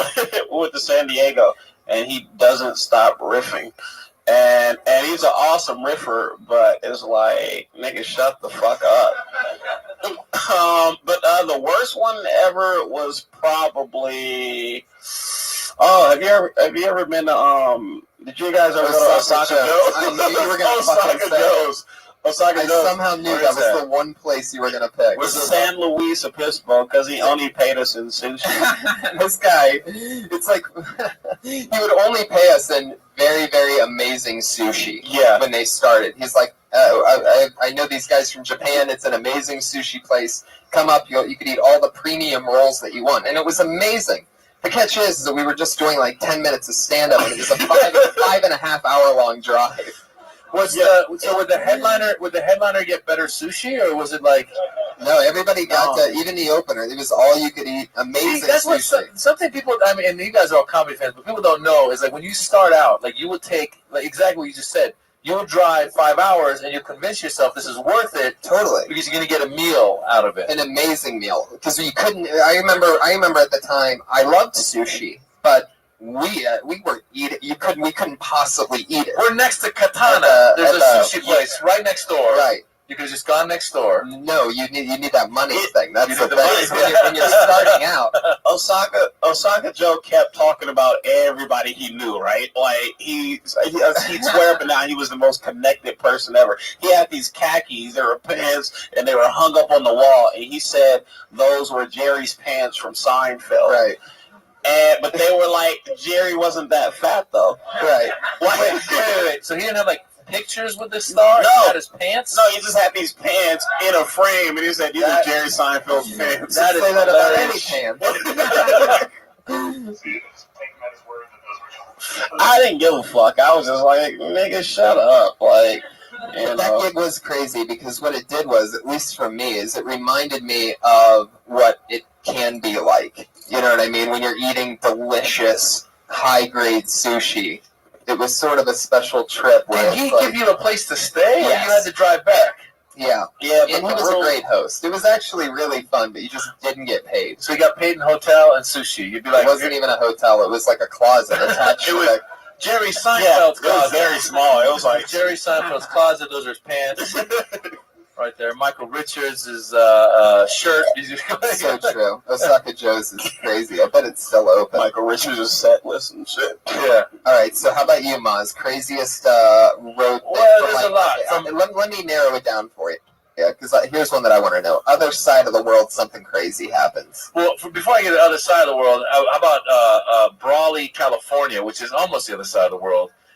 You guys remember Little Larry? You know Little Larry? Yeah. For those of you who don't know Little Larry, he's a little guy, and he was a comedian and a tour bus guy. He did the Star Tours. He's terrible. And Little Larry showed up. And Little Larry showed up one time, and he goes, "Listen, I got a gig in Brawley." And he goes, I want you and Steve Renazizi and Al Madrigal. And all three of us, we said, all right. So it was like a 5-hour drive. We drove down there, and it was kind of funny because it's right on the border of Mexico and America, California, and it's called Brawley. And I realized later why, because when we got down there, Larry first said, listen, watch my set, give me some feedback. And the first thing he did when he went up there was he turned on some music and started doing the Running Man and took off his shirt, and he's skinny, and he was just in like a jersey, just doing the Running Man. That was his set. No, and I love Larry, but I told him afterwards, like, Larry, well, the first part is you got to start writing jokes. You can't just do the Running Man. And then the irony of it though is Larry was like a good luck charm because that same year, me, Steve, and Al, we each got a TV show like that. We all ended up on a show that year, so we're like, he was like our lucky charm. Right. But it was Brawley. So here I am headlining at the end of the show, doing my show. A lot of Latinos in the audience. I'm doing my thing. I got to do like 30, 40 minutes. Halfway through my set, like 50% of the audience stands up and runs out. And I was like, oh shit, the federales showed up. I honestly thought, that's what I thought. I was like, these guys, I said, those guys were all illegal, because it wasn't like, nobody said anything. They all just like looked at each other, got up and ran out. Oh my God. And I was like, oh my God. I was like, we're on the border. There's a raid going on. I've never had this in my entire life. And I'm like, do I keep going? Do I do crowd work? You know what I'm saying? You know, you sir, you know, what do you do for a living? You know, like, I'm a coyote, you know, shit, you know, I bring people across the border, you know, great. So I was like, I'm just going to finish. I finished, and it turned out, this is the thing for Brawley, it is when I realized what kind of town this is. The promoter, his ex-wife showed up with her friend, and his girlfriend was there as well. So the girlfriend had gone to the bathroom, and the ex-wife and her friend got up and went to the bathroom and beat the crap out of, like, there was blood. Like, that's why everyone got up and ran, because, like, cops showed up, they were breaking up fights. I was like, holy shit, this is Brawley. Like, it was like, that's the town. And that was why they call it Brawley. They saw what we called Brawley, and we did not keep our hotel room that night. We came back, because we didn't want to, so that shit happens on the road. Here in California. Damn. I don't have to go international. And for those of you that don't know, like, they really do. They call you the Persian Elvis. Well, Tripoli, I think, called me Persian Elvis, otherwise known as Pelvis. That's my right. That was a joke. So no, we did the Axis of Evil comedy tour, and then it took off, and then we started doing really well, and then we went to the Middle East in 2007 and actually started doing shows for the people of the Middle East. That was the first time that there'd been like a group of American comics that went out there, and it was weird because we didn't expect it to be that hot. Once we landed, they were like, all right, we have a press conference scheduled later this evening. We're like, press conference? You know, what the hell? And we showed up, and there was like a bunch of people lined up, press, like waiting to hear what we had to say. And it was the trippiest thing. And then suddenly we were like being treated like royalty out there. And it's weird to just like make a trip. Like, and then you come back to LA and you land, and like you're playing cab drivers, you know. And so here you're a cab driver over there, you're royalty. Do you ever go back to visit, or is it something that you're like, no, I'm fine. No, I go out there a lot. Actually, a lot of other American comedians have started going out there now. So, like, we go out there now, and there's a lot of, like, some of the I don't know, like, I just did Saudi Arabia. This was trippy. Before, the first time I ever did Saudi Arabia, it was underground. It was like a rave, because it was illegal to do stand-up, but you had, like, a prince that would sponsor it, so you could come in. And they would also say, when you come through immigration, they go, don't say you're here for stand-up comedy. Like, performing is illegal. You're not supposed to perform. Oh, my God. Live performances are illegal. They said if they ask you at the border what you're here for, just tell them you're a consultant. And I was like, consulting what? They go, I don't know, just make it up. So I'm freaking out. I'm like, what am I consulting on? And I was freaking out. I was coming to the immigration, and the craziest shit happened. You know how, like, usually, like, when you go through passport control, there's one dude facing this way and another dude facing that way, and, like, there's two lines. So as I'm talking to my guy, the guy that's dealing with the guy on the other side starts going, he looks at the guy's passport, and he goes, British? And the guy goes, yes, I'm British. And then the guy goes, hey, James Bond. And the guy was like, no, I'm not James Bond. He goes, no, James Bond. And then and the guy's like, no, I'm not James Bond. He didn't look anything like James Bond. But the passport control guy was convinced for some reason, just kept calling him James Bond, and the guy was like, no. And then he tapped my guy. That passport guy tapped my guy and goes, hey, James Bond. And my guy turns around and goes, hey, James Bond.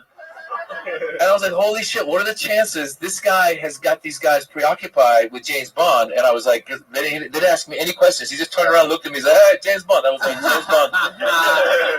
And he stamped my passport. I went right through. And that was like the first time I performed. It was the underground shows, so it was mixed audiences. The most recent time I went, now they're doing public shows. Like, there's other princes that have made it so that it's illegal to do it. So the trippiest thing was, when you perform, this side of the room, the right side, are families, men, women, and kids. The left side is all dudes. Just divided like that, and it's the weirdest thing in the world. Is there things that you're still not allowed to talk about? Like, you can't talk about goats or something? No, it's like, well, goats. Red Band, everyone knows you're not supposed to talk about goats in Saudi Arabia. If they ask you about goats, did he say goat? Just say that you're is bullshit. He insulted my pet goat. No, whatever you do. No, it's funny you say that, because they're like, when you go there, they always say, don't talk about sex, religion, and politics. That's what they say. Yeah, exactly. And you're like, hello, good night. No, but actually it was interesting, because they had said they brought Eddie Griffin there before me, and they said, you can't cuss. Yeah, check that. Yeah, that's how. It's like, yeah. And so I was Jamar, how would you fare at this place? Oh man, I'd fuck up real bad. There you go. Like you can't do that. But here's what's crazy. This is what they told me because I asked them. I go, listen, I was running these jokes by them. I was like, what if there's a joke I reference masturbation? Can I say masturbation? And the promoters were young guys. Were like, listen, bro. Eddie Griffin was here, and he did like 45 minutes of clean, and then at a certain point he said something like, you know, they told me I can't cuss, but I'm not sure. And then all the side with the guys were all like, yeah. So he's like, fuck it, I'm gonna cuss the last 15 minutes. And supposedly the guys on the left, all the guys were loving it. The families were shocked. And I experienced that a little bit because I did a couple references where I would say like blah blah blah penis.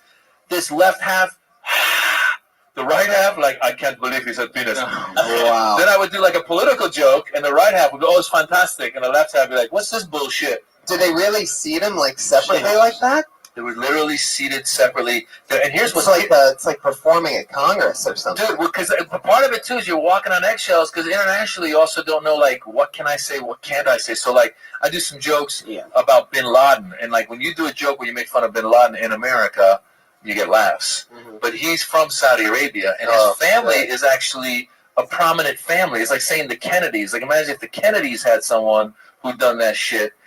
Well, whatever, not the Kennedys. But you know what I'm saying? Somebody that we really love. If like a Saudi Arabian comedian came here, it was like, fuck the Michael Keaton. Yeah, so exactly. Like, what? Yeah. Did he just talk about that man like that? Exactly. It's Beetlejuice, man. Yeah. Exactly. So that's what. So as I would go into those jokes, I was like, I don't know if I can make fun of Bin Laden or not. And I did the jokes, and I think some of them were offended by it, and it was kind of weird to have that experience. But overall, the comedy's actually spread all over the world because of the internet and stuff. Yeah. So all these guys know who everyone is. I love it. Well, let's get it on. All right. You guys know how it works. Comedians get 60 seconds, and then we just talk to them. You know 60 seconds is up, comedians, when you hear the sound of a kitty. You can all hear that, right? That's at the same volume level as everything else, right? Okay. Well, that means you got to wrap it up when you hear that cat. Don't go any longer than that, or else you're going to bring out the angry West Hollywood bear.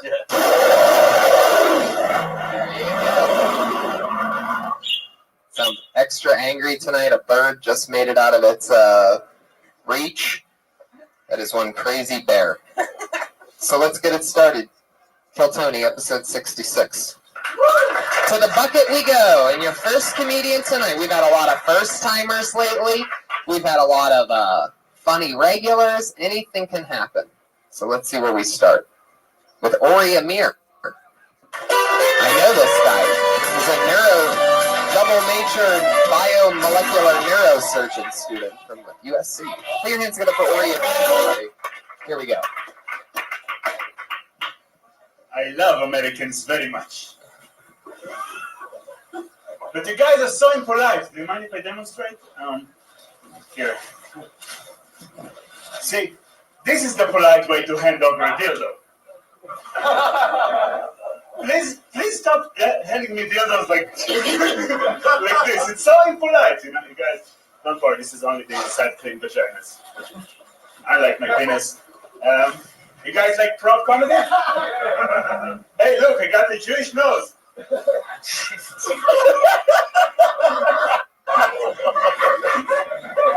Don't worry, I can make this joke because I'm a dirty Jew.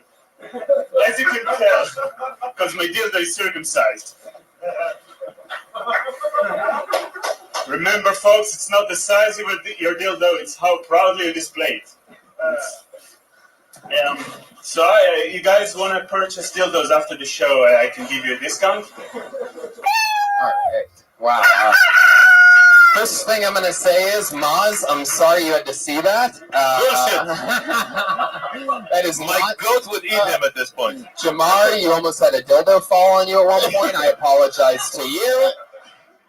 Ori Amir, if you would have told me that you're the guy that's the brain surgeon out of the open mic circuit, and then you did that, I would have been pretty surprised.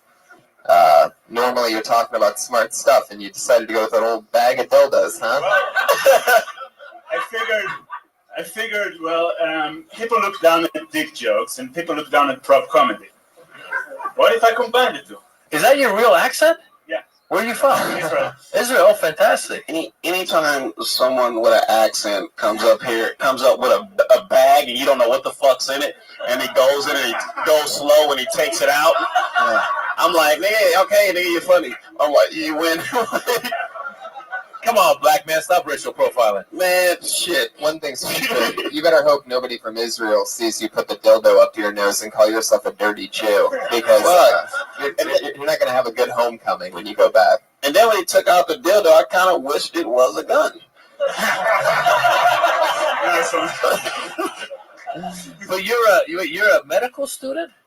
Neuroscientist. I'm not going to cure anybody. You're an Israeli neuroscientist, and you decided to go with a bag with a dildo. You should talk about that. That's interesting. There's not a lot of Israeli neuroscientists who stand up. Do you know any? Well, I mean, no, definitely not. First of all, that's a unique point of view.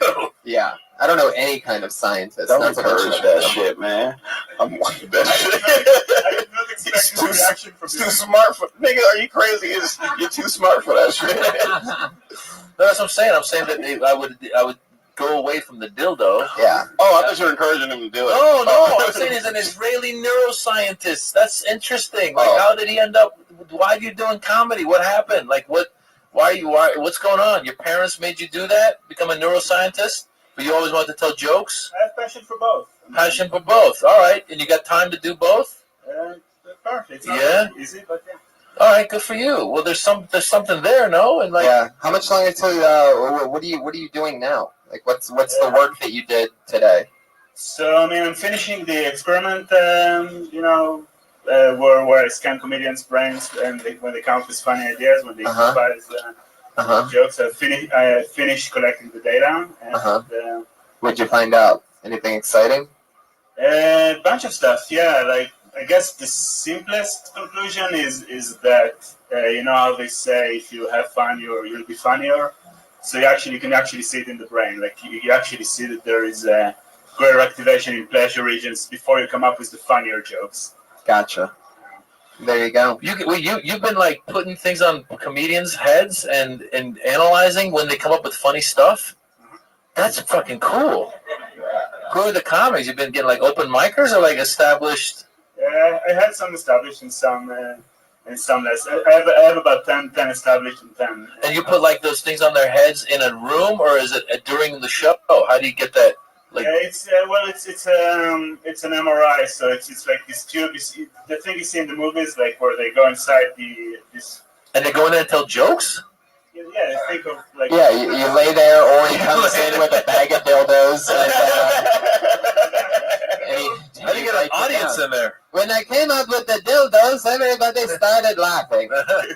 Now, did you buy that dildo just for that joke, or was that like a pre-wash? It was gifted. It was gifted to me when I bought other stuff. I don't remember what it was. It was a sex store. I don't remember what I bought, but that. Whoa! Yeah, by that accent, I'm guessing a black latex suit and a rubber ball to go in your mouth. I do not own. Everybody that sounds like you wears that at some point. Like they always have that buried in a closet. Hey, I don't know what you talk about. When you guys were younger, did you guys have like your like a dildo, so like whoever you were fucking, she could use, and then you like the next girlfriend would use it also? Younger? How about last week? Hey! But I always thought you could just wash them or reuse them with different girls, but I guess they hate that. You're supposed to throw that out. Wash and reuse. So you know what you needed to do is get. Where are they supposed to think that's from? What you should have done is got one of those price tag things, and then just put a price tag every time. I just got this. Rip the price tag off. I should have. Do it, yeah, and then stick it back. idea. Come on, man. Think outside the box. They're not. They're just not disposable. So what? It's hard to buy them. You know. Where were you? What were you doing when you thought of the dildo in the bag thing, and you're like, "That's what I'm going to go with"? Like, had you just done something? Did you eat a good meal? Were you dehydrated? What was going on? Have you did that before? So you had a set list, and it was like politics, dildo. You had your dildos and your dildos. Nice.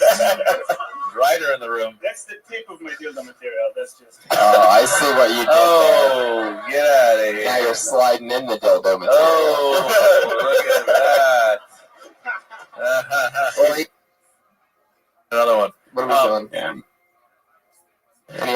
is saying that he did the research and discovered that the best material comes when the comedian is having fun. So is that what with the dildo thing? Were you like in a were you in a situation where you were enjoying the dildo? Not you, maybe your girl. I don't know. Somebody was.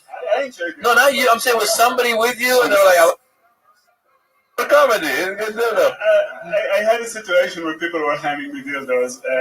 What is this sex? I thought it would be more fun, but the only thing they were just handing dildos, and they were handing. It's like a human centipede. This guy's a scientist, and he studies sex and comedy. What kind of bullshit is that? I just thought it would be interesting to check it out. What were you learning at the sex class with the dildo train? Go ahead. Yeah, pleasure chest. And as they were passing these dildos around, you took it, put the shit in your pocket, and brought that shit here. No, That's what's up, man. Did you get a scholarship, or are your parents paying for this shit? So you've taken this dildo. Answer. I'm Yeah, that's a good question. I'm paid to do the research and thing, not the dildo stuff. They pay you to play with dildos. Sex, the other. The other stuff, the research they pay you, and your parents pay them. Someone's paying them, aren't they? I mean, or were you recruited as like the #1 researcher? Taxes. There you go. Whoa. Angry taxpayer out there in the crowd. This just turned into a real town hall. It's our taxes. He ain't got no scholarship. Get the Jew. What? My sidewalk's cracked, and this guy's going to school. And playing with dildos. At a point in time, he took that dildo and put it on his nose and said, "I'm a Jew." Yeah, he really did. This is a crazy move. Or you went for it. Hey, in comedy, you gotta try shit, man. Fuck That's true. But not the dildo in the bag. Don't do that shit no more. Ori, thank you so much. Thank you. Good job, man. He's on Twitter at Ori Amir, ORIAMIR. Ori Amir. That's fun. Did you guys ever do anything when you first started stand-up that you can't believe you did? Something goofy, like a dildo in a bag, for example. Or, I did this one time. So I did Mo Better Mondays. Have you ever done Mo Better Mondays? Yeah. It's like the black comedy room. Mm-hmm. And I'd done the one Chocolate Sundays. Yep. Which was the Laugh Factory black comedy room. Yep. And I did all right in Chocolate Sundays. And then I was gonna do Mo Better Mondays, and there was actual black comedians that were telling me, they're like, "That is the worst room. Like, just if you don't do well, don't worry about it." And I was like coming off of like 10 good sets. I was like, "I got it. Don't worry about it." And when I showed up, actually Tripoli was there too. Tripoli showed up. He's like, "I'm here to support you tonight at Mo Better Mondays." And I was like, "How bad is this Mo Better Mondays?" And then all these people were like, "Man, we're here for you." I'm like, "I got it." And I went up. I started doing stand up, and just nothing. And people just looking at me. And it was a room full of like, it was just like you know how it could be intimidating, like doing a black room, and they're just looking at you. And I was the first one up. And I was like trying to do crowd work, and like if somebody were like, "Man, stop talking to me," like I was like, "Oh shit!" I was like, "Fuck!" I was like, "Give me that light! I got to get off the stage." Anyway, bombed hard. All right. Mm-hmm. Flash forward like 5-6 months later, OR at like 1:45 in the morning, and I've decided I'm trying to do like some crazy character where just like what he did. I just went up and just talked in some stupid accent and just riffed the whole time. But I mean, that was his real accent, but I was trying to do a stupid accent. Not his accent's not stupid. I'm saying my accent was. So I was up there, and I was like, "Hey, good to be here," and I'm starting riffing. And then there's these two girls in the corner, OR, 1:45 in the morning. There's like 8 people in the room. There's 2 girls, and they're like texting or something. I'm like, "Hey, girl, what are you texting? What is wrong with you? Pay attention. I'm up here. And I'm actually having a pretty good set." Right. And the girl goes, "Isn't that guy from Mo Better Mondays?" And I'm doing a different character. I was like, "I don't know what you're talking about." And she kept going, "You're the guy." I go, "I don't know what this is." It's so funny. That's hilarious. Yeah, those black rooms are tough, man. There's Chocolate Sunday, Mo Better Monday, Chicken on Tuesday, Chicken and Waffle Wednesday, Thirsty Thursday, And Friday. Fudge It's just Friday. Friday. And Friday. Fudge Friday because of the movie. Friday after next. And Kilo de White People on Sunday. Tony, were you there that night? Like years ago, I did the improv. It was like a industry showcase or some shit. But we were like young, and I didn't know it was an industry showcase. And comics would go up and they would bomb and they would bomb and they would bomb, and I was like, "Oh, that shit ain't about to happen to me, man." And so like when I get like nervous and shit, I just start just going off the top. So I went up in there, and my first joke was about industry, and I'm like agents and shit.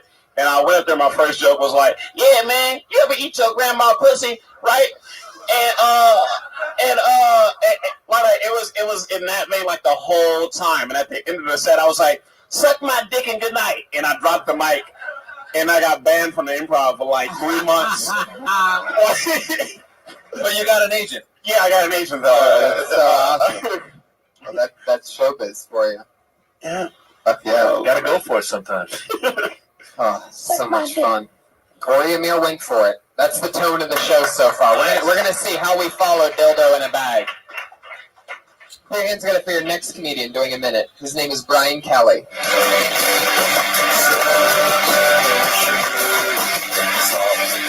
Here he comes. Brian Kelly, everybody, come on. Hey, y'all.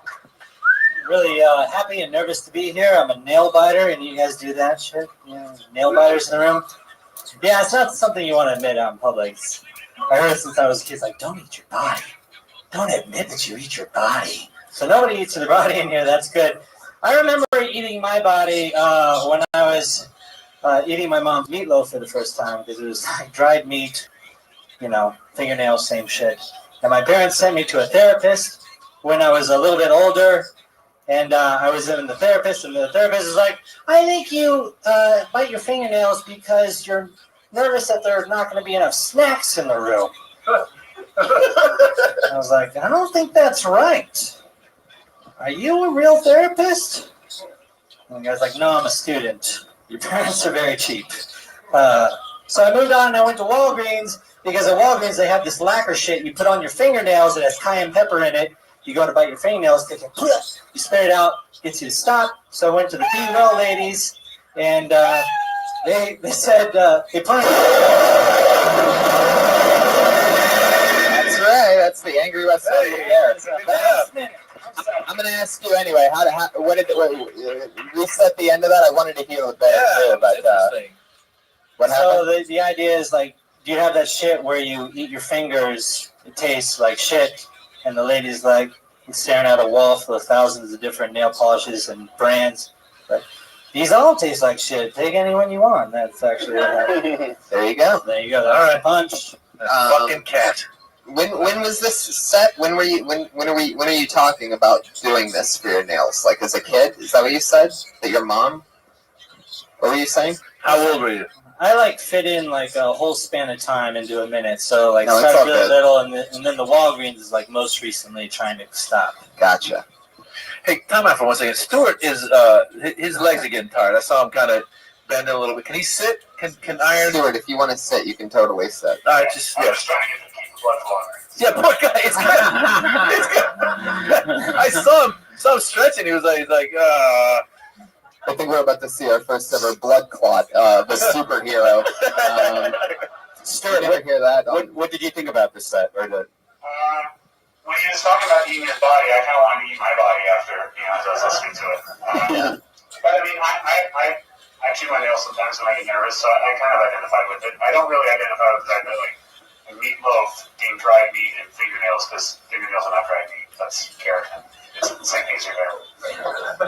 I'm a nail biter. It is sort of crazy that like society lets nail biters get away with eating themselves, whereas everything else, like you can't just be munching on your elbow or anything like that, or else people would call the cops. Girls eat their hair. Chewing their hair. Yeah, they do. They do. Yeah. Boogers. People eat boogers. Yeah, boogers. Well, that's just awesome. You have to do that. If you're by yourself and you don't eat your own boogers, then you're missing out on a great piece of life. And probably a bit. Well, part not of that bad. Really? Part of I'm the only one? No, not that bad. Especially when they're a little rare. Well, part of the fingernail thing is it doesn't hurt. That's why. But it was good. I mean, I can relate. Everybody can. I mean, not everybody, but a lot of people. When you were kids, we did that. I mean, the way the stories were, like the reason you asked him to finish was because you actually were intrigued the way he was telling the story. Right, So that part totally. was good. Yeah, I got lost with the meat, with the comparison to the meatloaf shit. Did you ever notice a time when you were biting your nails more than other times? Sorry? Did I notice I was biting them more than other times? Yeah. I was chewing the fuck out of them up there. Like I still do. Oh, you still do it? To this day, yeah. Do you see a therapist now or no? No. Did you really go see a therapist and he told you it was because there's no food? No, that's just something I made up. It'd be fun to maybe play with that a little bit. What a Yeah. therapist tells you about I nail have been biting. to a therapist, but for other shit. And you didn't tell him about the nail biting? No, not yet. Is it like chronic nail biting? I think so. They're pretty much down to the nubs. Oh, you got a Laney, wow, from deep. One of the moms of the Comedy Store. Just straight disappointment. I don't know if you have a mom, Brian Kelly, but you just got mom disapproval right there.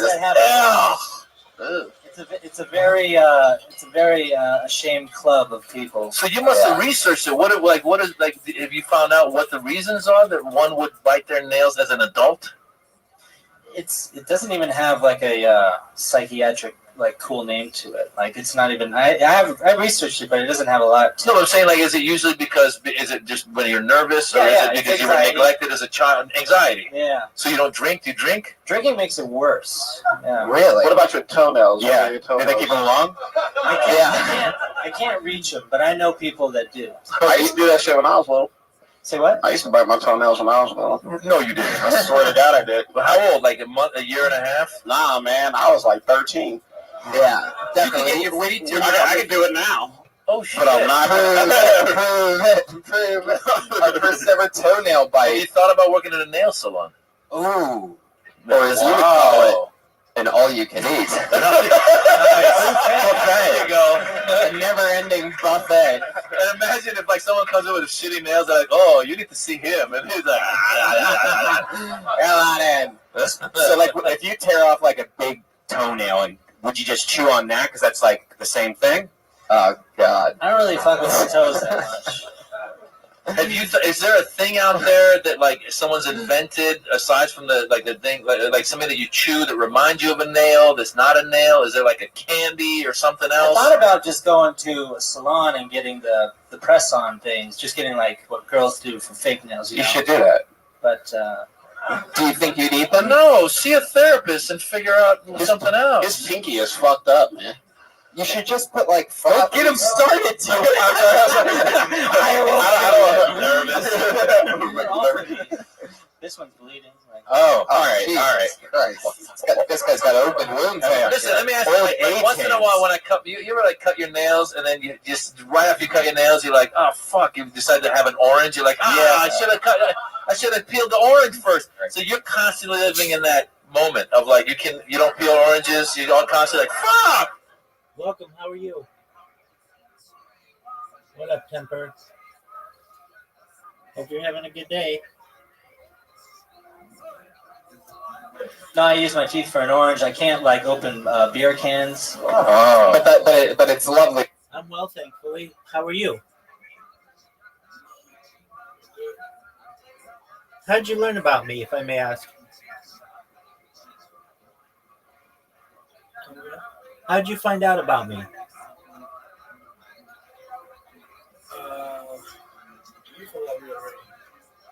Okay. I meet hundreds of people. I thought I remembered your name. How'd we meet? I met you a few days back on X. You went live on X, then I told you to join this club. Yes, I do remember. Yeah, absolutely. How are you? Oh, yeah. How are you, Temper? Excellent. Well, we're just listening to stand-up comedy. Feel free to enjoy, my friend. Lovely with the ladies, right? I mean, you just go. There you go. See, it's straight to blasting with this guy. He didn't even start with fingering. Straight to blasting because he's got nothing to stop him from blasting. Shotgun. Yeah, but his fingers are always bloody. He's got AIDS hands. AIDS hands. Nice. There's jazz hands and there's AIDS hands. Yeah. Well, it's great for comedy. Same kind of thing. You can't get herpes on your hands, just so you know that. All right. Well, you never know. Do you guys have a kid or something? Like, I don't know. No, because I know a girl that has herpes on her eye, and when she gets it, Oh my god! fucking gross. You can only get that from taking a hot load to the eye. I'm pretty sure. Yeah, I don't know. Like that means it was definitely like a Oh, is it hot not, load you there. have to have an open wound for that shit? I don't know. It's pretty common in the eye, like actually. punched her and then boom. Maybe. Oh my god. Slap with the dick. Who knows? Jesus Christ. Sharp dick? Yeah. Maybe it was. She would always wear maybe the dildo. glasses, though, when she had it, and I always knew, because one day I asked her about it, and then now she's like one of those girls that just wear glasses like all day long, all night long. You're like, oh, you have glaucoma? She's like, no, herpes. Herpes eyes. Herpes eyes. Like, fuck. Brian, how long have you been doing stand-up? About 3 years. You make great faces right away. Right when we were talking, you were just smiling off and down. What? Rewind the tape and you'll be able to watch. Like, see, look at his faces. You got a Tom Cruise smile. Yeah. Right? It's like Pleasantville. I'm saying that in a nice way. Pleasantville, that's what it is, yeah. But you got good. I mean, in a minute, who's gonna be? I mean, it's hard in a minute. That was good. I've never done a minute, but it was fun to do for you guys. Yeah, and you did it. I thought you did a good job. I think you did too. Yeah. I'll see you later. But go to a therapist, figure out what the fuck's going on. Or just put a frosted flake over each nail. This way, when you eat it, you're getting like protein and stuff. Just have press-on frosted flakes. Brian Kelly, everybody. There he goes. Nice. He's at Snazzy B. Kells. Snazzy B. Kells on Twitter. Yeah, that would be funny if like every meal, then at lunch he like puts lettuce, and then dinner like whatever. That's a good idea, Tony. Just use the nails as a plate instead of the dish. Or wear gloves. You can grow your nails back. We believe in you, Brian. I bite my nails too. All the way, yeah. Just like that. Bud Galloway, everybody. Your next comedian's Bud Galloway.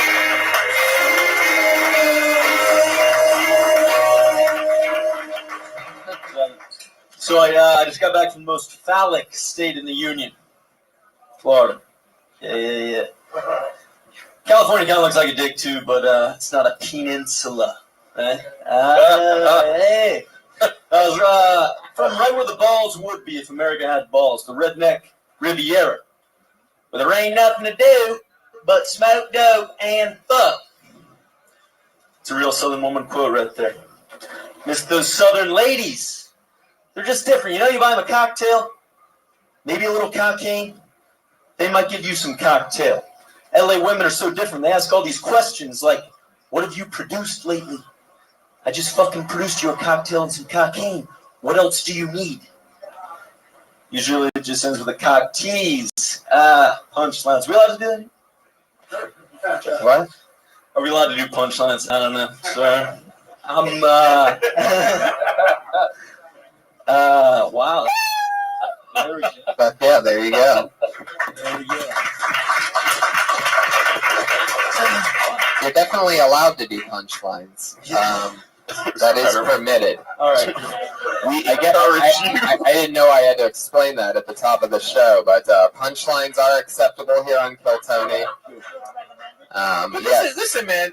Doing a minute is hard. Like that's not. I mean, yeah, but easy. we can do this. They know what it is. People sign up for it. It's a minute, and then you're on a podcast. Whatever they choose But to do. 50 seconds in, he was like, "Fuck!" He was like, "Where's that cat?" He wanted the cat. Yeah, I didn't need the cat. Well, why is Florida the most phallic state of the union? You know, in my opinion, when you lose it from the top, you really sort of lost me because there was only one reference, right? And it was peninsula.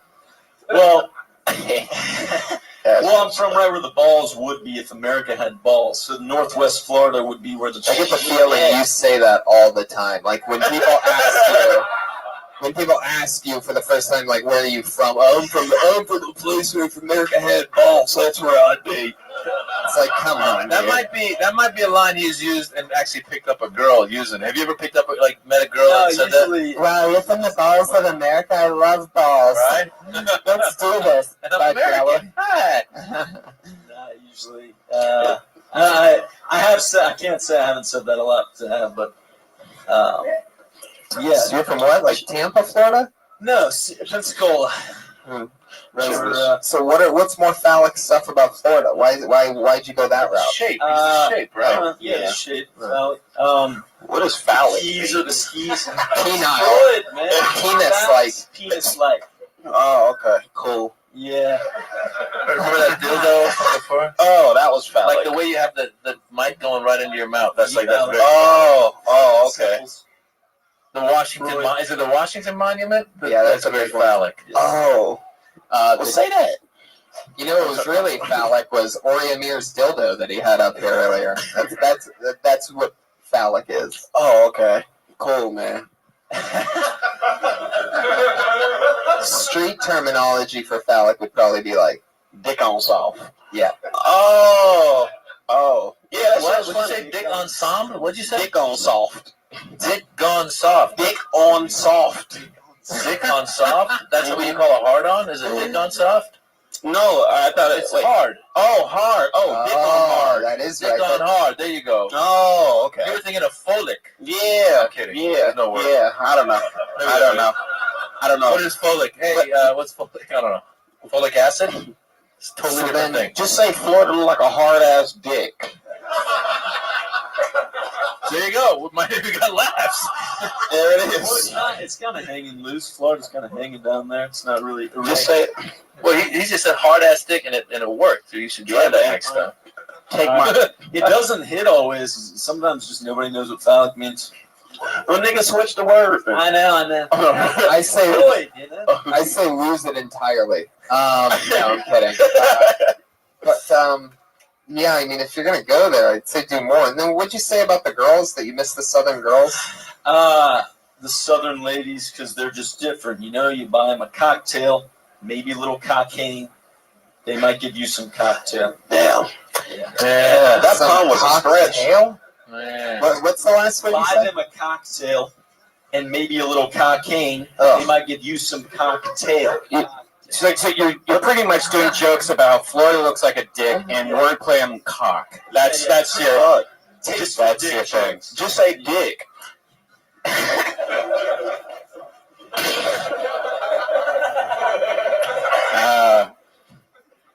Yeah, it's tough to make it just having a plethora of dick jokes and wordplay. And I would know because I've literally had the little career that I've had off of those two things, and it's probably an adventure that you don't want to go down, Bud Galloway. Well, the complaining about women is a common thing, which is fine if you got your point of view, and especially complaining about women in LA. I've heard that a lot of guys do that. That's fine. Southern You're women right, are but if awesome, you just though, right? yeah, but if you just go with puns and stuff, that's not going to get you far. Yeah, Right, you should just talk about what you do every day. You know, what did you do today? What's that? What did you do today? Today, I went to Kiko's. Oh, fuck yeah. 100 times better already. Today I went to Kinko's. Went to, And what were you doing at printed Kinko's? some shit. What were you printing? A resume. Yeah, this is already much funnier. Great. Okay, I love it. So what was the resume for? It was for Just tell the truth. Stay in the pocket. I know it's getting rough. Please say Chili's. Please say Chili's. What were you for? I'm gonna let police say the Kinko's. shit toe. Marmont. Chateau Marmont Yeah. for work. Yeah. This is already a sitcom. I love it. Let's book He it. came from Florida, the most phallic state in the Union, The Union. and he's now at the Chateau Marmont. where How the long have you been in phallic LA? 3 years. Nice. What have you been doing so far for a job? I worked for Disney Channel show Good Luck Charlie. Oh shit. What'd you do on that? Production ass. I was, hand jobs and lunch. And Oh, thanks. Hand jobs on a Disney set. That sounds creepy. Disney fluffer. Worked with my hands a lot. What was it like working with the Disney kids? Were they nice to you, or they already have attitudes? They actually were everybody was cool on that show. How old are the cast members of that show? 21, 18, 14, 4. And the parents, I don't know, 45 or something. Wow. I bet there's a lot. I bet there's a lot of good. I bet there's a lot of good stories in just your everyday life, though. I would really maybe just work a dick joke into your job. You going to Kinko's maybe? That would work. What did you do after Kinko's? You printed the resume, and then what? Did you have a folder for the resume? Did you just carry it around, one loose piece of paper? Did you only print one resume for this thing? Like instead of printing a few and then having it? Or are you the kind of guy that goes one resume at a time? Chateau or bust. Right. Totally. One resume to own it all. Yeah. I've only brought this one. You better hire me because I know you're going to hire me. I did only print one. That's a joke, man. That's a joke about how you're the kind of guy that prints one resume. Was it a money thing? 20 cents. Yeah. I mean, yeah, pretty much. Shit. Yeah. That is funny. That's messed up. Yeah, I would recommend giving plasma. It's usually pretty expensive. You can go twice a week. It's $70 is what it used to pay in Ohio, so maybe you can get like $200 out here. And I'm sure there's stuff you can do. Like my friend Yoshi does medical experiments where they like give you drugs and stuff. It's a dork guy. And he gets like $10,000 for like a week's worth of work. I mean, I would look at that. He's looking for people to do experiments on. Do you pay the people that you do experiments on? They do, but the experiment is over. Ah, you're out of luck. If only you'd had 2 resumes, you could have gotten it to him earlier. So you printed up the resume. Did it make it over there okay? Everything go good after that? No, the HR lady had left already. So, If you work for Good Luck Charlie, why are you trying to? Because that's a great job, right? You know. Yeah. No, so what the fuck? Well, why does Chateau Marymount? Pussy. Oh. No. I mean, I didn't get fired. The show's over. It's done. And I could get another PA job, but it's just 12 hours a day. I just didn't want to go that route, I guess. Well, you're right, man. It's a lot funnier if he just talks about today going to Kinko's. About puns and phallic jokes. Right. Okay. The type of person where your life has to be where you're just printing up one resume at a time. Right. Is the magic there. Right? Yeah, it really is. Beautiful. A lot of people can, relate to that. Not the one resume thing, but, hard times and stuff, you know what I'm saying? And I'm going to root for you. And drop that word phallic, man. Yeah. That's just still fucking with me. Just say hard ass dick. No, keep phallic. Let people think once in a while. You make them Google shit. Or make me think, man. Make me Google in the middle of your comedy show and pull out my phone to be rude. Fuck all the time. He's not wearing socks either. Is that like a thing that I'm just not doing? I'm too old. I've been on this show before. Yeah? So what does that have to do with not wearing socks? Shit about no laces. I've done this show once before, and I know that when you come back for a second time, no socks on Kill Tony. It's even on my resume. Which I have here for you right now, but you got to copy it because I need one. So then what? You had to carry that copy all the way home with you because the HR lady wasn't there. You didn't drop that one resume off. You weren't like walking by the liquor store next to Chateau Marmont like, I got the one resume. No, I mean, I did end up having to throw it away because it dropped. It dropped. That's what happens when you print one piece of paper. The universe will make it fall in that one fucking puddle on the side of a street. This could have been a sad and funny, poignant story all at once. And then finally he realizes all along he could have just emailed her the fucking thing. Right? Like, shit. It's so true. Hotmail. Paper resume. Surprised you didn't send it by Game of Thrones Raven or something like that. Because I don't even know they still do that. Paper resume. You must send a hard copy to me with your page number. You're going to make it in Hollywood. You want to work at the Chateau Marmont? Bring one paper resume. Thanks, Bud. Bud Galloway, everybody. There he is. He's on Twitter at Bud Galloway. Galloway. Dude, did you guys start when you used to have to go get headshots printed and shit? Yeah. You used to do all that? Yeah. That was such bullshit. Sometimes you still have to do it. But no, it's so great that you just can email this shit. But you used to go there and it was like, you'd be like, do I need 200 or 400? How many auditions am I going to get? You're not getting shit. Yeah. It was sad. It's my favorite is having all my friends' old headshots. Like I'll find them all. I saw Joey Diaz one the other day. It's just hilarious. Every time I get headshots printed, like my family always asks for them, like they graduation pictures or some shit. But remember, you would Then you take the font and you want to center it, like you want the frame around it, and there'd be a $10 extra. Do they want you to sign it when you send it? Nah, man. They just tell everybody who the fuck that is in that picture when they come in the house. Yeah, it's true. The same thing happens to me because my mom will see it first. Like, I will send her the top whatever if I get headshots. And then anytime I talk to any other family member on the phone, they go, yeah, Mom told me you got new headshots. So, how about you send them over? Fuck. And it turns into a regular thing. What does casting do once you give them your headshot and then they don't want you? Do they throw your headshot away? Really? What you need to start doing is start giving them wallet sizes and shit, so they can at least like just put in this. Brody Stevens uses like a 13 by 16 headshot. He has a joke about it. He says that he stands out in a pile. It's the funniest thing. There's actually one hanging up in the manager's office here. It's like that tall. Yeah, and it's stretched out. Like the proportion's bad. Like it looks. And it's his face, just a big picture of him. It's so funny. Brody Stevens, our good friend. That's got to be like a multi-million-dollar industry, just headshots. Oh yeah, it's crazy. It's all old school stuff. Like having a resume on a piece of paper. Yeah. Headshots. Your next comedian is Jeremy McKieran.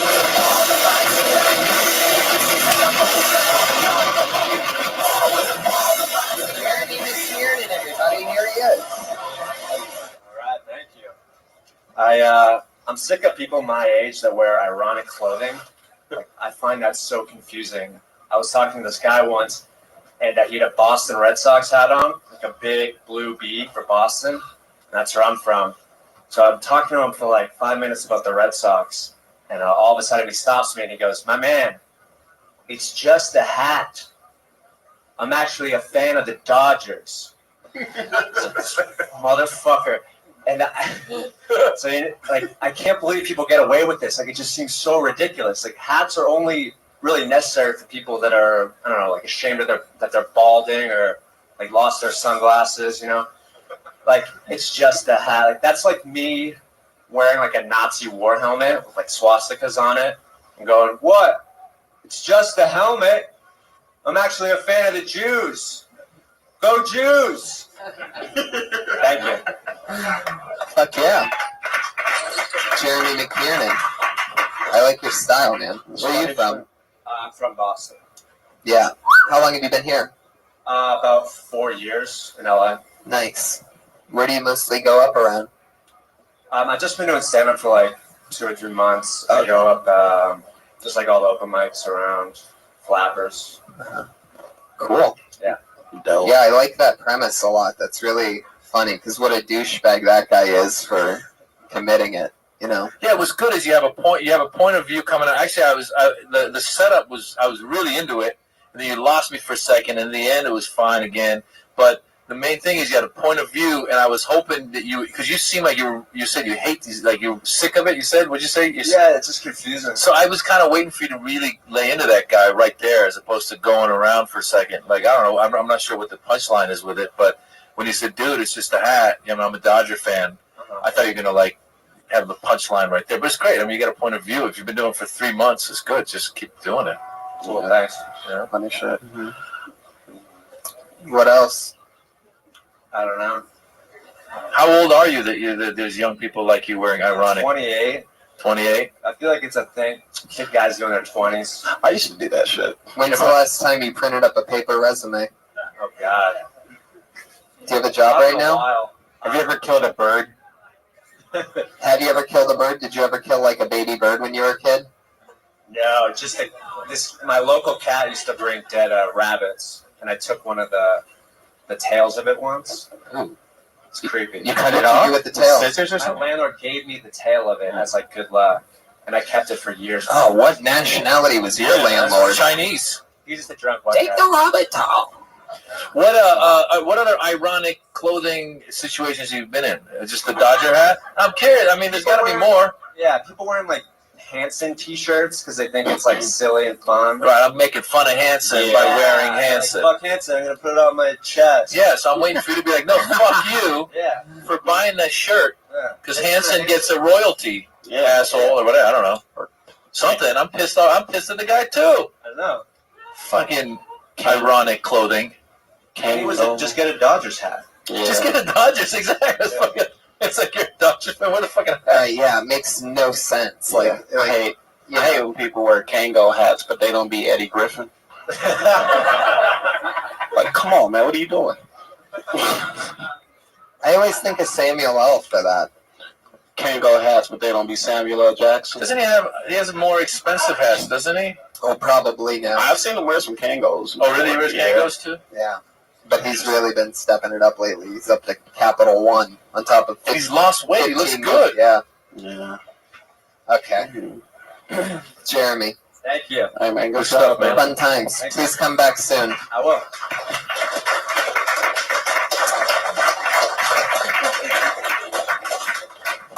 It's like He was right about the bald people wearing hats. I mean, that was one of the reasons I wear the hat. But that's kind of like what we have. Like, people that have hair can actually do different hairstyles, hair colors. Mm-hmm. We got hats. Yeah. Doug Stanhope, Jeff.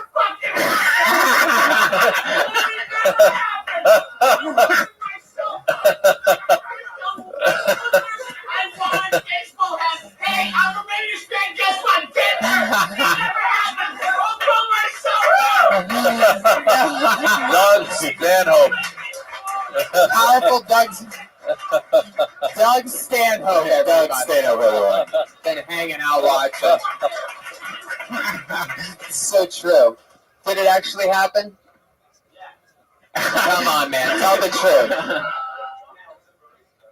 Dude, that shit happens all the time. Yeah. People are wearing ironic shit all the time. Just so you know, Doug has been watching all of you guys for like the last hour, and he calls me up screaming, and I realize he's just sitting in the back of the room screaming. So awesome. But that's the thing. That's what hipsters do now. They look unhip because they want to be so hip. That's what's stupid. You know what I'm saying? I've always been anti-hipster. I don't get it. It's crazy to me. They're all the same thing. It reminds me of the episode of South Park where they talk about the everybody's conforming into groups, and then there's a group that's the non-conforming group. but by becoming a group, they're the most conforming. Yeah. And that's what hipsters are. South Park has a great episode about it years and years ago. Silver Lake. Who would have thought those guys would get the jump on the... Anyway. One more time for Jeremy McKiernan and Doug Stanhope, everybody. Yeah, baby.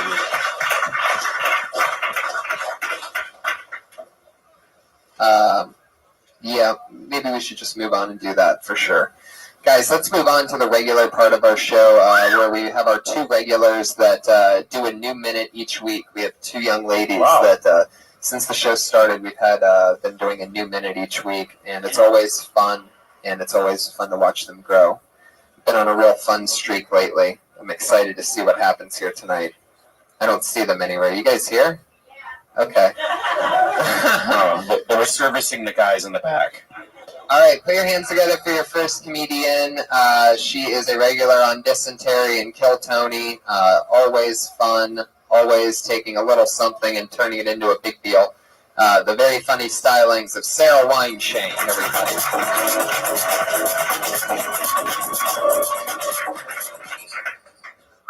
What's up? Hey. I've been looking up to the moon lately for answers. Just like, tell me something good, girl. Give me some hope. The moon is definitely a her. She's definitely feminine as fuck. I like to go outside and say, oh, she's looking good tonight. Maybe something positive's gonna happen. You know that you're fucked when you're looking at the moon for answers. Just trying to connect with the universe or something. Last night I looked at the moon. It looked like a fucking black and white cookie. And I was like, oh, I like that. I can deal with that. It's positive. I'm done. It just got weird for me. The moon. Moon jokes. Fuck yeah. Were you doing mushrooms or anything? I know, it's just mushroom week. Staring at the moon? I'm lost as fuck. And I'm like, fuck it. Let me just look up to the sky. Damn. Wow. And you only do it. You only do it at night. Obviously, you're not looking at the sun. It's just Right. the moon. Yeah. And the stars get involved at all? No, because I can't see them. I can only see the moon. You sound depressed. Yeah. Guys. Right? If you're looking at the moon for answers. Sometimes, yeah. Yeah. Maybe you should spend more time out during the day. Absorb some sunlight, get some vitamin D going on, you know what I mean? Get it all rolling. My eyes, the moon glows. Less moon, more sun. You can wear sunglasses and just don't stare at the sun. I think that's just a lie. Is a witch's Have you tale. tried to look at the sun? Come on. Don't stare at the sun. Just let it peel off a couple eye layers first, and then you're good. Staring at the moon. It was a good premise that I was waiting for you to go somewhere with it. Yeah. So just Right now, talk it out more. Figure it Right now, out. you sounding like a wolf right now. You know how wolves be. All right, fuck it. That is what a wolf open mic would be like. You ever just stare at the moon and think, try to figure out what it's all about? Crowd's just going crazy. Just, What's up with howling? Man, raw meat is delicious. Am I right, wolves? I almost said people.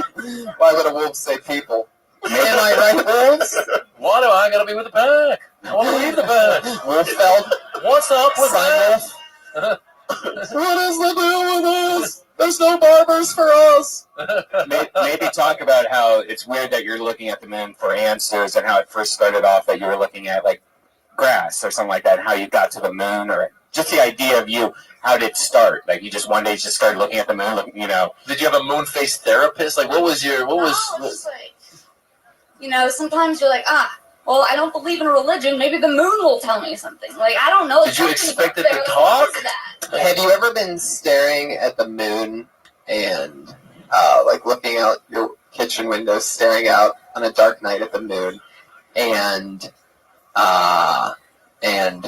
you realize that you're in a commercial for a prescription depression medication?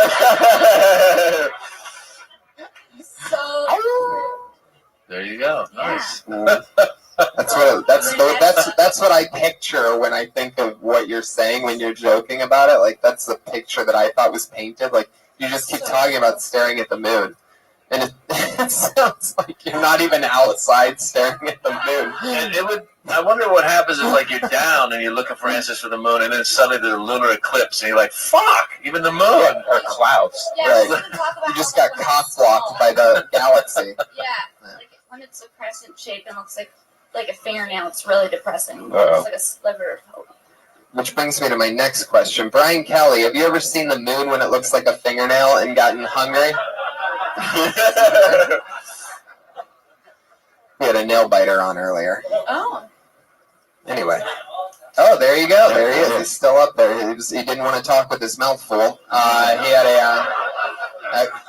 a thumb with a concasse sauce with spinach and olive oil. I've said it every wrong way. Fuck yeah. How long has this moon thing been happening? It's a recent thing. It's like a 3-week moon thing that I'm doing. Wow. You know the moon hasn't even been out for the last 3 weeks. No. No, I'm it's actually kidding. super moon. No, I know. I was yeah. How long does it last though? How long is it out for? The super moon? Yeah, I think. Thank you. Are you sure you're not looking at a street light or something that's outside of your place? No, I know the moon when I see the fucking moon. 3 weeks straight you've been looking at the same moon? You were saying that they come up every week with a minute, right? Yeah. So were you sitting there going like, I need to come up with some material, and then you said, let me look at the moon, or were you looking at the moon and were like, I should talk about this on stage? I was looking at the moon, and I was calling her to my room. That's right. And I was like, she looks great tonight. What'd your roommate And that's say? how I thought of it. My roommate's like, yeah, she does. And then we were just talking about how the moon is feminine as fuck. And why? I don't know. She's just like moody. Like Well, she there you changes go. all the time. You got to kind of go in that What world. you're gonna get. Have you been mixing prescription medicines? Hey, that was like sober shit. Yeah, I just was looking at the moon. But if you had something about the moon and why it's a woman, and then maybe there's something there, like you said, if it's moody because it changes every day, and then Yeah, I just didn't know where I wanted to go with it. Really. That's what's up. Well, and my roommate's a little spacey, like she's super into like crystals and shit, and like charges them under the moon. Why else would it be a her? I get the moody part, but what you guys said that you talked about it being a feminine thing, and that's where it started. So what was it? What was the part where it clicked to be material? Where did it click? I'm just trying to think of what you were thinking when you originally Just thinking started. that, like, yeah, it's definitely a her. Why? Because I think we all grew up that it was a guy, the man in the face, moon. the moon. Yeah. And I think that's where something might be, but you'd have to have some reasoning on. that's so true. It does have a masculine face sometimes. But what if you were to say, but if you were to take maybe the sun and be like, the sun's the guy, Yeah. because it's like, right. Always just heat and fucking sweaty and and here I am, fucking look at me. And then the moon's like, hello, and comes up at night and wants to party and then just like, I don't know. Maybe your mom. That's true. Maybe there is something like that. Like the sun is this effective thing that gives us vitamins that we need and makes you happy. Then the moon comes out and it's like it's drunk old buddy that just comes out at night. Like sometimes just like half awake. Like what's up? What are we doing? And pulls on your moods and like, I'm not in the mood tonight. I'm just gonna go crazy. Yeah. And then you gotta talk, and then poor son every day, come on, man. And finally, like, after a week, he's like, fine, I just go happy. Yeah. Man, I don't know. All right. Now we're just bagging on him. It's perfect. Well, that was your point of view, but I think you have at least a few new different angles on it. So, or your mom's a lesbian meteorologist or something. Debbie? No. No, is that your mom's name, Debbie? Debbie. Deb Weinshank. Deb Weinshank. Steve Weinshank. Wow, Debbie and Steve. That sounds like some kind of sitcom. Debbie and Steven Encino. Does your mom have a moon face? What the No, fuck? my mom has the face of an angel, actually. Sarah Weinshank, everybody. We're going to close with you complimenting your mom. She's on Twitter at Princess Shank. Put your hands together for your other regular, the college dropout from Florida. Put your hands together for it. It's Kimberly Congdon, everybody.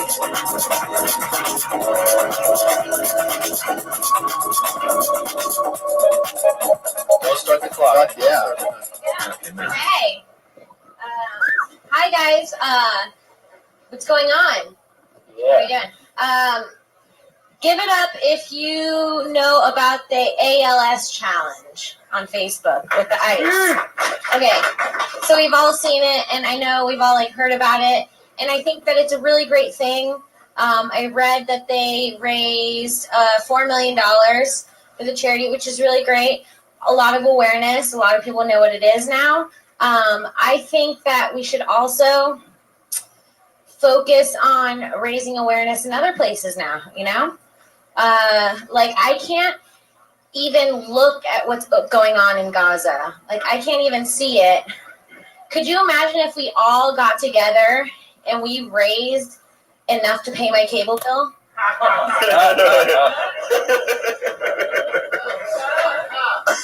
I feel like this set would go a lot better. I would know what to talk about. Fuck yeah.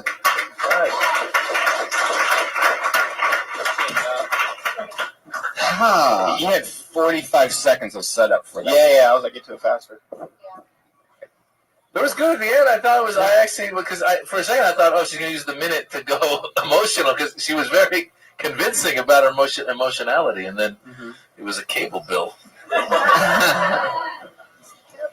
Fuck yeah. Yeah, funny. It was a punchline. It was good. Yeah. Thanks. Yeah. What do you think about this ice bucket challenge stuff, Kim? I think that, I just think that the people complaining about wasting water are just such fucking cunts. Shut the fuck up. It's a cooler full of water. Well, who's saying that? When people rinse off the bars at the end of the Comedy Store, you use more water than you know what I'm saying? It's nothing, and they've raised so much money. But under the comments, people are really upset in social media that they're wasting God. water and wearing it out. Yeah. And it's just and that there's no clean water in other places it's of the world. worry about something else or die. Yeah. So now they're putting buckets of hay over themselves to raise awareness. Right. of the water shortage. That's right. Yeah, man. I know this website trolled a lot of people saying that there was like this article that looked like a real article saying that people were getting fined $500 each, and like over 500 people have been fined in California because of it. Everyone's And it was really just a upset completely about the troll water. about it. It was just Everyone's like, why not just mistake. donate? And it's like, well, the point is raising awareness. First of all, It's working, obviously. So There's no water drop. There's an ocean full of that shit. You can't kill water. Purify that bitch. That's what I said. We just need to turn one state into a giant Brita water filter and just let the Florida's the non-phallic. That's fat. There you go. That's so true. That'd be great if we just turned Florida into a water purification system for the rest of the country. I don't think you'd want that water. Probably not, right? You're from Florida. Yeah. Well, I mean, it's all right. You know, sometimes. Did you ever see an alligator or a crocodile when you were a kid? So many. I almost died. Really? I almost got eaten by one. Yeah. What? True Wow. story. What was his name? When I was 12. Kim, thank you so much. That's the great Kimberly Collington. She's on Twitter at Kimberly Collington. Always fun. Stuart, what are you on Twitter? At Stuart B. Thompson. That's Stuart with a U, not a W. Really, really funny young rising comic. Thank you so much for being the Patriot tonight, Stuart. Great job. Fantastic. Anything else you want to plug? You got any dates coming up or anything? I got a couple this week. I'm going to be right in this room tomorrow night doing the roast battle against Rich Lake. There you go. The roast battle happens every Tuesday here at midnight with our friends Brian Moses Roast Battle. And Jamar Neighbors is part of that. He's the head of the Black Wave, a team that represents the black movement of some kind. Yeah, we're like It's really funny. we're like the energy of the roast battle. Yeah. The eye of the hurricane. Jamar Neighbors is Jamar Neighbors on Twitter. You got anything coming up? Anywhere you want listeners to go to? Yeah, I'll be here on Tuesday and Saturday in OR 12:30. You got a website or anything? No. Instagram? Yes, Jamar Neighbors. Everything. Oh, I'm Vine famous too.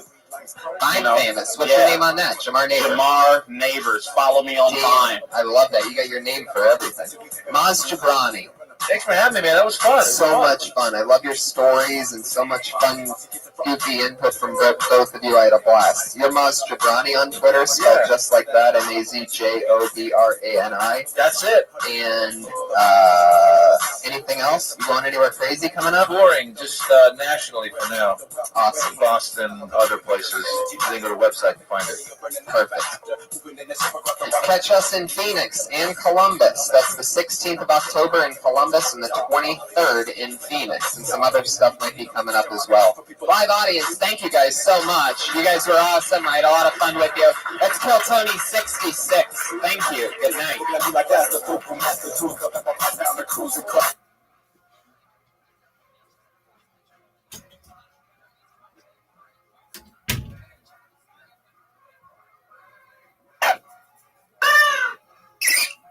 Comedy Store for a brand new episode of Kill Tony Volume 2. Give it up for Tony Henskler! Yeah, baby boy. Here we are again. This is Kill Tony, I believe, number 67. Welcome, everybody. Live audience. You guys are here. How you guys doing tonight? Happy Monday to you. Fuck yeah, I love that. I love that energy. Nice to be here. Episode 67.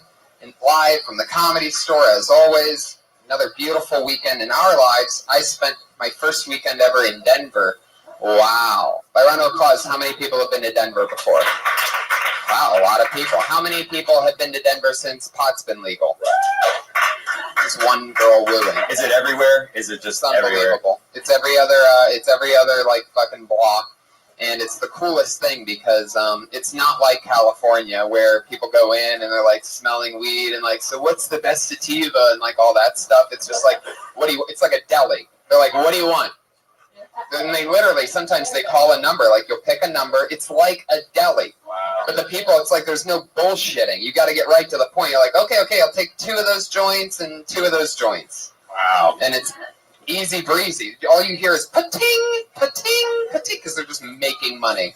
nonstop. Now, it is a fun life. Is everybody just completely ridiculously No, stoned? no, it's a perfect society. You can totally tell that their economy is being helped, and it's a beautiful everything. It's weird because last time I was in Denver at that club, me and Ari had a bunch of weed left over, and so we hid it in the ceiling. Yeah. So there's weed in the Ari mentioned that. Ari actually swung by. Joe Rogan taped his 1 hour special in Denver this weekend, guys, which is a really big deal. Good friend of us, and it was unbelievable. So check that out when it comes out on Comedy Central. Rocky Mountain High, Joe Rogan's newest special, which I and he and probably you've seen a lot of that material. We all think that it's his best special ever, so it's very exciting. I get to see it. It was unbelievable. Anyway, Denver was awesome, and it's good to be home. What'd you do this weekend? Well, we had our first Death Squad secret show here Wednesday. Doug Stanhope opened it, cold open. Oh, yes. No music or anything. He just walked out. It was awesome. We had Bill Burr. We had so many people coming to the show, and for tickets only going on sale Monday, it was almost sold out. It was a big blowout. They had that awesome Death Squad vibe of anything can happen, and Stanhope really set the tone by cold opening the show. Yeah. No intro, no nothing. He just walked on stage with the spotlight, and that was fun. Brian Moses hosted. A lot of good things happened, and we have a lot more fun Death Squad shows coming up, don't we? Yeah, Mark Maron and Whitney already said that they want to be on the next one, so that's good news for us. Also, just to get this out of the way, we are coming back to Columbus, Ohio. Coming home. Yes. That's where Brian and I are from, guys. We weren't even friends there. We made friends in LA, like show business professionals. Yeah. Even though we lived literally a mile away, we didn't know each other. It's true. It's so weird. But October 16th, we're bringing Kill Tony to the Funny Bone in Columbus, Ohio. So if you're a comic listening to this in Columbus, Ohio, grab all your friends, sign up. We'll have a bucket just like here. We're going to be joined by Tiffany Haddish, the Cat Pack, and then we're doing a comedy show right after it. And then the following day, looks like we're going to be in Chicago at the Laugh Factory. So that's going to be great. Can you say Midwest October Death Squad tour, ladies and gentlemen? Because it's happening. It's going to be fun. Tonight, it's very exciting to be here. As always, our one and only sponsor, and I mean one and only sponsor, the great Elise Lane, sitting right over there, ladies and gentlemen. Professional chef extraordinaire. Sure, we could have sponsors that give us money, and then we'd have to not say certain things on our podcast, but we get to say whatever we want. We do it on a full belly because Elise Lane cooks for us every Monday. Tonight, she made me and Neil Brennan, your two vegans here tonight, chickpea salad sandwiches. For the meat eaters, they had roast beef, horseradish aioli with arugula paninis. Boom. Delicious. And she also made cured salmon with pickled fennel on brioche. Did I say that right? Wow, I said the fancy culinary words correctly this week, which is a first. Thank you, live audience. It's great though. If you're having a party and you want her to cater it, or if you have a business lunch that you want catered or anything, look her up. She's on Twitter at Elise Lane. That's spelled strangely. ELYSELAIN. Not how you'd think Elise would be spelled. Also, not how you think Lane would be spelled. Nobody's paying attention right now. She can also be found on The Girl with the Pan on both Facebook and Instagram. So if you guys are into food porn and crazy pictures of awesome food to make yourself hungry while eating ramen noodles, look that stuff up. We also have one of our favorite regular guests, our favorite regular audience members here, and he just got back from 3 months in Tokyo. Put your hands together for Weekly Fascination in the States, and he brought us gifts. Yeah. Brian, what did he get you? He got me a cool T-shirt, this really awesome bottle opener, which has looks like a cat or something on there, and a lighter, which has what's the stamp for again? Roppongi, which is the nightclub district in Japan. He got me an I Love Roppongi t-shirt that you see right here, and the newest edition, permanent edition to the Kill Tony set, our first ever ninja star, ladies and gentlemen. So if I can't reach you with a sword, I'm going to throw this shit. It's going to be so funny if somebody did try to kill you. We have all these weapons up here. I know, it's crazy. But they're all fake weapons, so nobody try. Thank you. It's all actually just rubber, so don't get any ideas. This is Kill Tony 67. Josh Martin, am I right on that? 67? Yes. Yes. Perfect. Put your hands together for Josh Martin, showrunner, producer, runaround guy. sets up stuff, runs around like an animal, takes good care of us. He's at Josh Martin Comic on Twitter, one of the funniest young rising talents here at the store. Speaking of funny rising talents, we always have a young comic or a fun guest when we get a chance to do that play our weekly head of security. We always have somebody to keep us safe here on this show, stand next to the stage, make us feel like we're protected. Used to be the Iron Patriot. He had the job full time. He was doing it every week for up to 30-some episodes, and then he said that he got too big for the show. To show him how replaceable he is, we brought in a brand new person to do his job exactly like he did it every week since then. This week, it's his second time being the Patriot, a very funny young rising talent. You've heard him here on this podcast a few times. Put your hands together for Scott Kidd, the Nerd Patriot. Super nerd. A few episodes ago when Chris D'Elia and Ron Funches were on the show, and he is back. Scott Kidd, how you doing? Good. How you doing? Oh, look at you. You're like fucking little John Travolta over there or something. I don't know. How's it going, buddy? Pretty well. Not too shabby. How you doing, man? How you doing, Brian? Very well. Excellent. Looks like there's something missing from your uniform. I feel like there's something missing. You didn't put the shoulder pads on. Did I? No. They're on really tight. Wow. Did he put it on tighter than most people do? Because the chest doesn't come out at all. He's missing something. Yeah, You're right. Something's weird. Yeah, there's no treasure in this sunken chest. Oh, I bet you've actually done that on stage before, and I bet it's failed miserably. Actually, not so much. Maybe it'll work right now since he just mentioned chest thing, and it still didn't work. Damn. But you've said that before on stage. You said that you had a sunken chest and there's no treasure there. Am I right? Not about me, about a guy. But, so you said it on stage. Perfect. Yeah. I love that. I love that you're floating out material that hasn't worked before. It worked the first time because the guy had a tattoo of a treasure chest on his chest. It was his first tattoo, and he's kind of a moron. So it worked very well. Was he in the audience? No, it was a roast. It was for him. Moving right along. Was he wearing a shirt at the time of the roast? Yeah, but it was a button down because it was in Louisiana. That's what. You did a roast in Louisiana? Yeah. Some guy that has a treasure chest on his chest? Yes. And it wasn't anything to do with race? No. No. I don't even understand that reference. A roast in the South. Oh, I gotcha. Well, that's an interesting roast. How long ago was that? Jeez. Oh. 7 years ago? Fuck it. Let's move on. How long have you been doing stand-up? I started in 05. You've been doing stand-up 9 years? No, off and on for about 5 years. Yeah, I took a little break. Guys. Don't recommend it. Look what you could do after 9 years of stand-up comedy, everybody. That doesn't make you believe. I don't know what will. You guys ready to get this thing started and meet tonight's guest, or what?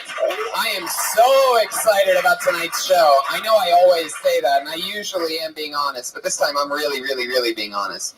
These are two guys that I've had the pleasure of working with and looking up to for years, two of the smartest, funniest pals that I know. Put your hands together for them, everybody. It's Neil Brennan and Brian Callen.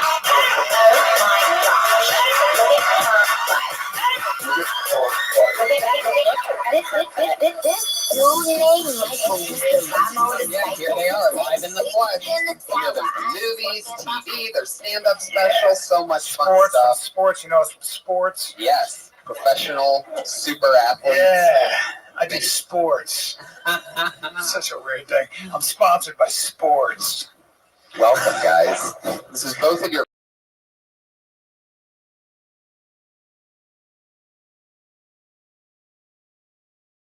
67 episodes. I can't believe this is both of your first. Yeah, so thank you for not making me do this sooner. Neil! Thank you for not making me come to the comedy store at 8 o'clock on a Monday. Yeah. On Monday, Emmy Monday. Holy Monday, as I call it. I have a step class this time usually, but my teacher called in sick. So have you guys ever been nominated for an Emmy? I have. You have, right? Yeah. Chappelle's Show. Yeah. Did you guys win? Were you nervous? It's unbelievable. Were you nervous when I thought I was going to win. Was it season 1 or season 2? I was nominated for 3 Emmys. Oh. One was for directing. Chappelle was on the aisle. They go, hey, Dave, would you mind switching with Neil? I'm like, I fucking got it in the bag. And Louis J. Horvitz won for directing the Academy Awards. I guess it was funnier than Rick James, everybody. I guess that's a better sketch. God. Two. So that was Miami story. That's amazing to me because I've always said outgoingly and aggressively that season 2 of the Chappelle Show is my favorite season of comedy television ever. Thank you very much. And Neil Brennan, if you don't know, is the co-creator of that show. Come on, guys. I mean, that hit a generation so hard, and I was in high school at the time, and I remember like going to Cedar Point, a big amusement park around where I grew up. Anyway. And I remember just at the time it was so hot, people were just yelling that stuff everywhere. You could hear it everywhere, all ages, and old people would laugh at it, young people, everybody knew what was going on. It really healed the country. And I'm glad to have you guys on because I it's crazy. All that stuff, going to high school and watching that and then getting to do stand-up with you all the time. Yeah. The same with you, Brian, watching you on the great Mad TV, everybody. Go on. Hangover 1, guys. Hangover 2, old school. I'd like to point out, not the same level of applause that I got. I know. Markedly more tepid. That's because they're trying to figure out who I was. Who is he in The Hangover? Is that Bobby Lee? Have you guys ever worked with anything quite like the Iron Patriot this close to you? I like the break. I love a breakdancing robot, so I liked it. Yeah, I was at a sex party and we all had to wear masks, but nothing like that. Oh wait, I think I was there. Yeah, that's great. That's actually the real thing. Yeah, it's the real guy. That's a fake laugh. The second one was fake, right? There was a girl that I spoke to one time who said that she was in the gym and there was a guy with a gas mask on. And some guys work out like that because it's hard to breathe and it ups you get in better shape, I guess. And then I said, why were you staring at him? What was it? And she goes, I just had this fantasy of him with this gas mask and just getting on top of me anonymously and just having sex with me. Wow. I remember finding that very strange but very erotic at the same time. Yeah. Something about a masked man. I'd like to point out that it's going to be the first of many creepy things that Brian says tonight. That's good. Kind of creepy sexual non sequiturs. Another woman came up to me once. No, here's another creepy thing. My friend is very gay, and he's a young man, and he was talking about John McCain, the senator, and how hot he was. And I said, what do you mean? He goes, I just like older men. I go, but he's chalk white and like he has the skin of an elephant. He's like, I know, dude. I don't know. I got this thing. I was like, we see the world. That's what I like about gay dudes is they all like the young sort of like smooth twink, but then they also like old hairy fucking. It's the best. Yeah, man. Big bears. Big bear. They got terms for and it. They always know what they love. Like I have an old friend. He used to be the manager here, and his name was Ryan Goldfinger. And sometimes he sends me pictures because he knows I think it's so funny when he's hanging out with a bunch of bears because it's what makes him happy. And he sent me one a couple months ago of him in Arizona where he lives now, and they were having a pool party. And I swear to God, it's just him and like 10 guys, all of them at least 300 pounds, and just the smile on his face of happiness. He's like a little kid. Yeah, well, that's the great thing about being gay. They will hang out with you. Like, I can like a type of woman, and they're not all going to go like, yeah, we'll hang out with you. You don't end up in a pool with 10 of them at one time. Surrounded by a sea of fur and dick. Now, every week, we always have the Patriot ask our guests a question about something that the Patriot is interested in finding out about them. So why don't you go ahead in any order, Patriot? Fire it off. Thank you, Tony. Brian. Yeah. You've been in, like we said, The Hangover, also Old School, if I'm not mistaken. Yeah, just a shitload of stuff. But my personal favorite, original cast of Mad TV. Yes, sir. My particular favorite sketch was it was like an infomercial. You got a little red bow tie and Dennis in the Box. Is that the one? Yes, exactly. What was it called? I played this. I did a really bad Australian. I was Dennis in the Box or something like that. I don't know if the accent was sort of like this general. To do an Australian accent, I was like, all right, then I will. It was just really weird. But it was taken after a real guy, and you can buy this box and you can do your own dentistry or cosmetic surgery in a box, and it comes in a box. Oh, all right, good. That's fun. It's very funny. So I don't know if I forget the cast member that you're working with on that Dave set. Herman. Thank you. Very talented. But my question was, if not he, which cast member do you find to be the most fun whenever you're working on that TV? Phil Lamar, Artie Lang was always the funniest person. Artie Lang is still the funniest person off the cuff I've ever met in my life. Like, I've never seen anybody, like, he would improvise songs where we're joking around, and his ability to just improvise and rhyme a song, it was just astounding. But Phil Lamar was a guy, when I would do sketches with him, was a guy where I literally would look at him and say, well, I have no idea how he does that. Like, I don't know how he's that good, and always that good. Like, I just never had. And the other thing is that he'd been doing sketch for 10 years, so, but he's just one of those guys who could do everything better than me. Everything. Physical stuff, everything. Boom. Phil Lamar, that's your answer. What do you got for Neil?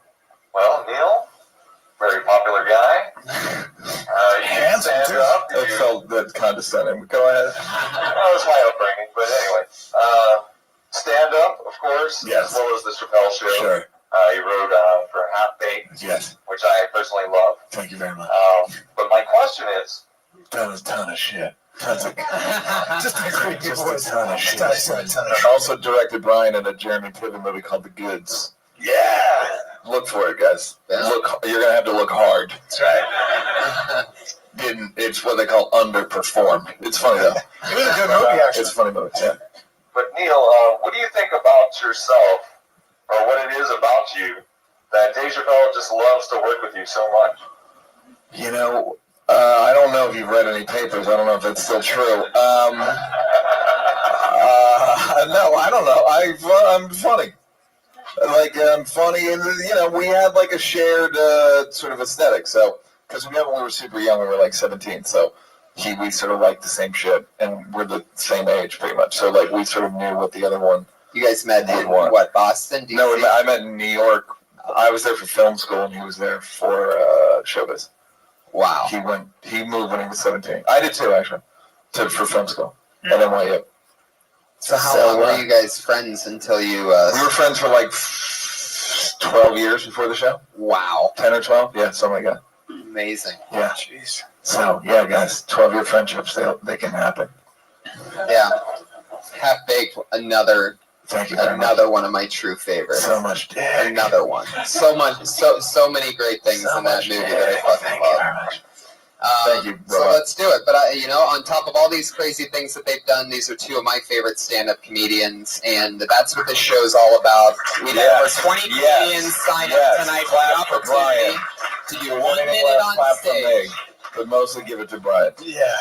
We're gonna talk stand-up with these guys. Crazy noises. And I love what you're doing. All right. Tony, you're doing a heck of a job. Playing a little improvisational game. I'll play along.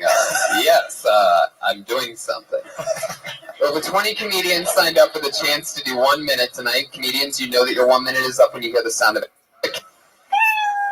That means wrap it up. Is that as loud as it gets? What is it? Is it someone making a cat noise? There you go, kitty. It's gotta be it. Oh, great. All right, good. Fucking kitty cat. There's a cat there. That means you gotta wrap it up. Because if you keep going, you're gonna bring out the angry West Hollywood bear.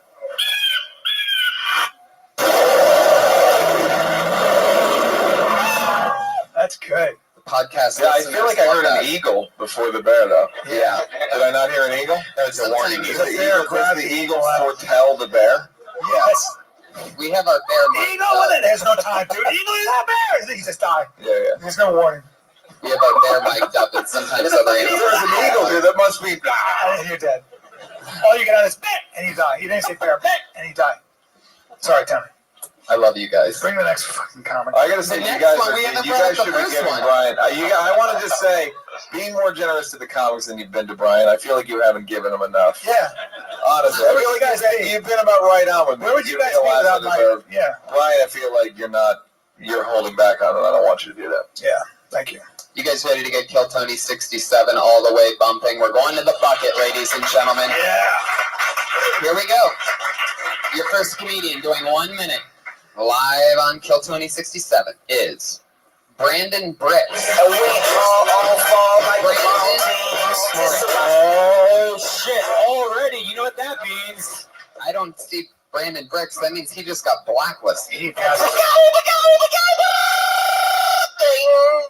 All right. Every patriot has their different take on the noises and actions they decide to make when somebody gets blacklisted. Scott Kidd just blacklisted Brandon Bricks, who signed up and missed his spot.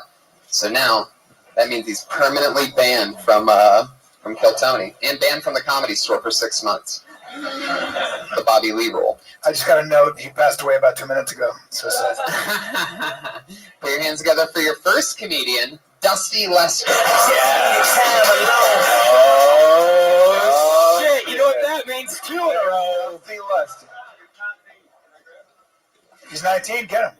Oh, okay. Yeah, grab him. definitely. Come on, Dusty. What did a Oh, that's always fun. So that automatically means that this is pretty much going to be this guy's first time on the show. They have to bring him in like a hood, like Guantanamo Bay, right? Yeah. Since it's a 21 and over club, people under 21 have to wait outside. They're not even allowed to hang out inside of the building. But we give them a chance to sign up, and if somebody was nice enough, and he was, to go get them, then that's about to happen. So we're about to have a 19-year-old on the stage by the name of Dusty Lester. I actually don't remember 19, and I'm not kidding. Really? Well, I guess I was a sophomore or a junior in college. What were you doing? Were you like just a lot of karate? Where'd you go to college? American University. I love that answer. What were you doing at 19? A lot of karate, a lot of fucking. So you loved the answer you just gave? Yeah, you gave the answer, then you told us how much you loved it. It just comes out. They gave you a good laugh on that, and now you're fucking up. Then you fucking. But then I added to it. Then you fucking go like, let me tell you how great I am. And that's why they hold back, because they can feel that. Here he is. He's 19. Dusty Lester, everybody. Dusty, you got a minute. How we doing, folks? All right. I want to tell you all about the first time I got started in the comedy. Me and my girlfriend went down to this club in Atlanta, and I got inside. I got on stage. I got about 3 or 4 words out of my mouth, and this big old black lady stands up in the background, and she's like, "You ain't funny. You need to kill yourself." It embarrassed the daylights out of me. I put the mic in the stand. I grabbed my girlfriend, and we left. And on the ride home, I was telling my girlfriend, "Honey, if you ever embarrass me like that again." Good joke. Good joke. But you know, my girlfriend gets mad at me, but I've done her a solid. I feel like I've done her a solid, you know, because my girlfriend used to tell me after really great sex, she'd always crave a cigarette. And I can honestly say after 6 months of dating, my girlfriend quit smoking. But anyway, my girlfriend got mad at me the other day because I got mad at her because she called my little cousin fat. You ain't supposed to do that, tell a little kid that they're fat, unless it's my girlfriend's little brother, because I hate that dumb bastard. The other day, I was like, "Young man, what do you want to do when you grow up?" And he Is that my time? It's your time. No, that's just a regular thing. Those things just happen. It's the parent. No, yeah, that's your time. Well done, Justin. Yeah, Justin. Justin, hold on. Dusty, Justin. stay here. Where are you going? You get to stay here because you're on stage. All right, terrific. You're 19, huh? What's that accent? Where are you from? I'm from Tennessee. You want a drink? I love a drink. 19. You look every bit of 28. You know that, right? That's great, man. I'm just kidding. It's so comfortable. It's a light. It's a light. Very great stage presence, man. Yeah. How long you been on stand-up? I've been doing it for about a year and a half. Wow. I just won Uncle Cloud's comedy contest at Yeah, well, I knew you from somewhere. Go ahead. Just keep writing, man. You're funny. Well, I appreciate it. Hey, Dustin, is it the same girlfriend at every joke? Yeah, she's black. No, that's what I mean. Yeah. You should just say that on like the second, maybe the third joke. Be like, you know my girlfriend, she's black. From the first, you might remember from the comedy club, the one who heckled me. Every once in a while, sprinkle in little details about her. Little details. Yeah. She's got big titties. There you go. But save that for like the 5th one to joke about her. I don't know if you guessed it, but she's got big titties, my girlfriend. You said she's got big titties like you're making her up in your head as you go along. She's got big titties too. She does. I mean, is this a real girlfriend? Yeah, I swear it's real. And they're real. Where does she live? She lives in Tennessee. Listen, is she older than you? She's 18. She's finishing up school. Wow. I was about to be creeped out, and then I remembered you're 19. Like, oh my God, 18. Yeah, I got horny. And she sounds like a lady. You know what I mean? The voice in the comedy club sounded like she was. I was picturing like a 45-year-old. Yeah. Like legal secretary. But she's just an 18-year-old black girl. 18-year-old. Big old titties. Big old titties, man. Y'all never seen. Y'all should come to Tennessee. You want to see titties? Has she seen you do stand-up? No. How long you been dating her? Does she know about it? That sounds like She don't know that I talk about her. Oh. So that's now. This is a podcast. You're about to get blackmailed. No, they don't have blackmail. They don't. I'm sorry to say they don't have podcasts yet in Tennessee. Oh, that's right. That'll bring out the sister in her if she finds out. So I like it. That's a setup for a joke if I've ever heard one. Hell yeah, it is. How many? You get to do a lot of stage time in Tennessee. What's it like out there? Yeah, there's like bars you could do 6 days out of the week, and then there's a comedy club you could do every Thursday. You in Nashville? Knoxville. Side Splitters. Side Splitters. What's the name of the Gotcha. comedy club? How long you been in LA? About 2.5 months. Are you staying here? You live here now? Yeah, I live on Melrose. Is your girlfriend hanging around here? Oh, I don't need your exact address or anything, but I've done Side Splitters. That's Bobby Jules' club, right? Yeah. Yeah. Oh, name drop. You know my friend Road Dog Brian Callen, right? How's Bobby Jules? Tell Bobby Jules I say hello. I had a good time in Knoxville, man. There's a doorman named Ralph, isn't there? Tell Ralph, send Ralph my I'm about regards. to say, hey, that place is pretty wild. I had some wild times there. I'll tell you after. I can't talk about it on the air. Ooh la la. A lot of dicks. Yeah, I'm what they call a stud.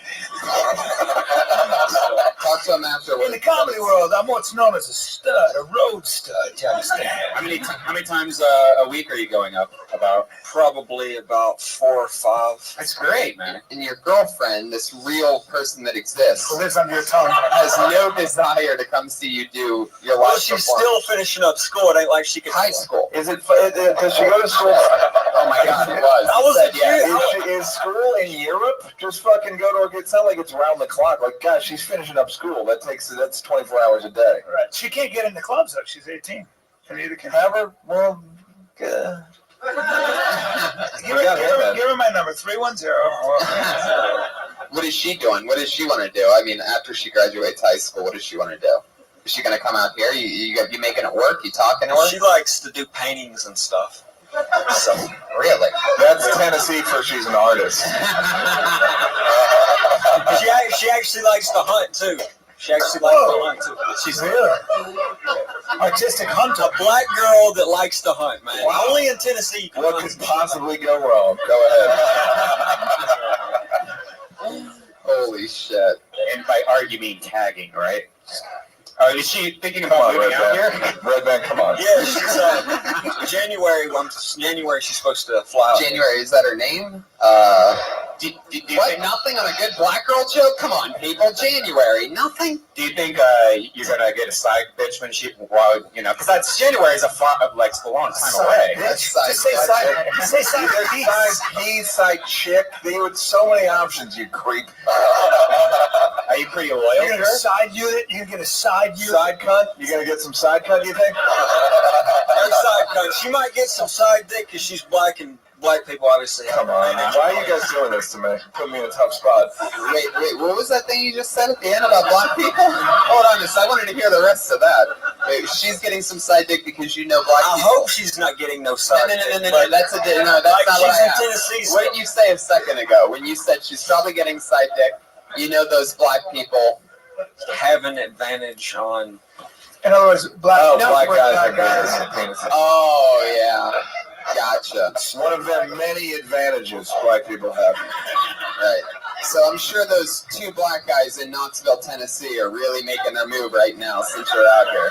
That makes me feel better, yeah, because there's not a whole lot of black people in Tennessee. Dusty Lester, Hey, is that your you real know, name? Dusty, you know we like you, right?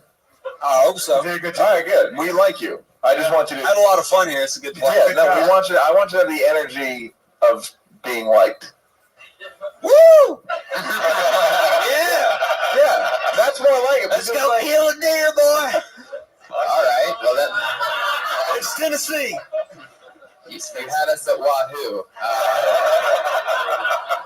Dusty Lester, and that's your real name. Like that sounds like what I would name a character that I wrote that's from Knoxville, Tennessee. Yeah, you're absolutely right. Dusty Lester. Dusty Lester. Or it sounds like I had bad nicknames growing up in school, like when I was walking.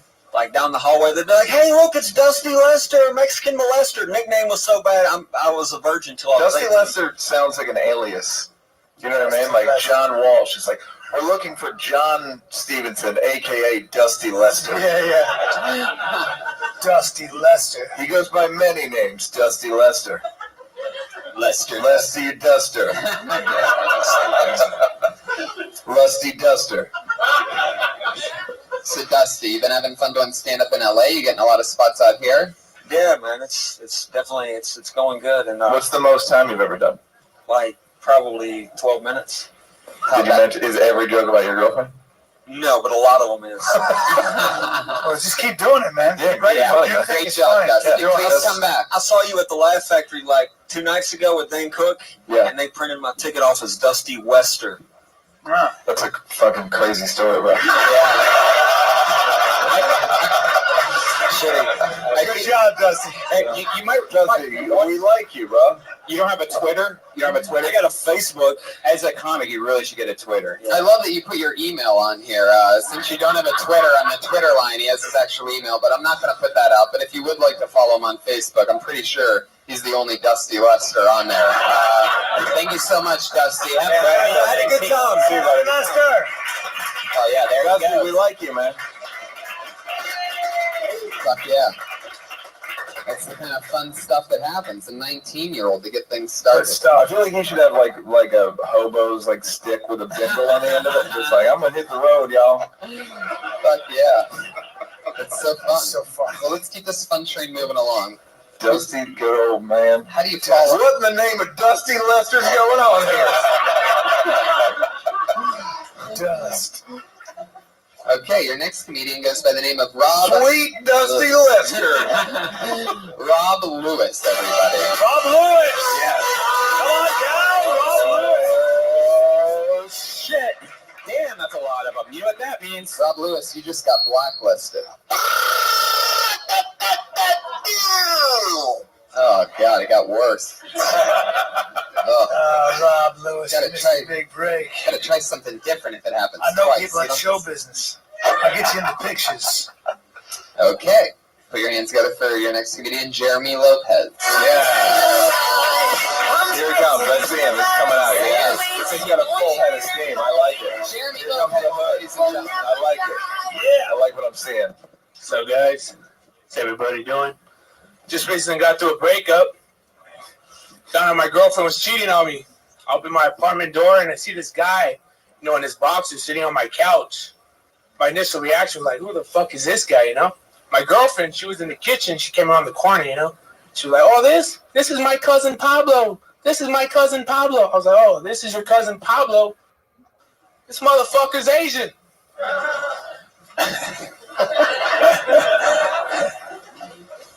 Got this 8-ball right here. It's pretty cool. In English class, I was never good at school. English was my worst subject. You know how you have a word and it has 2 different meanings? Like this is an 8-ball. This is also an 8-ball.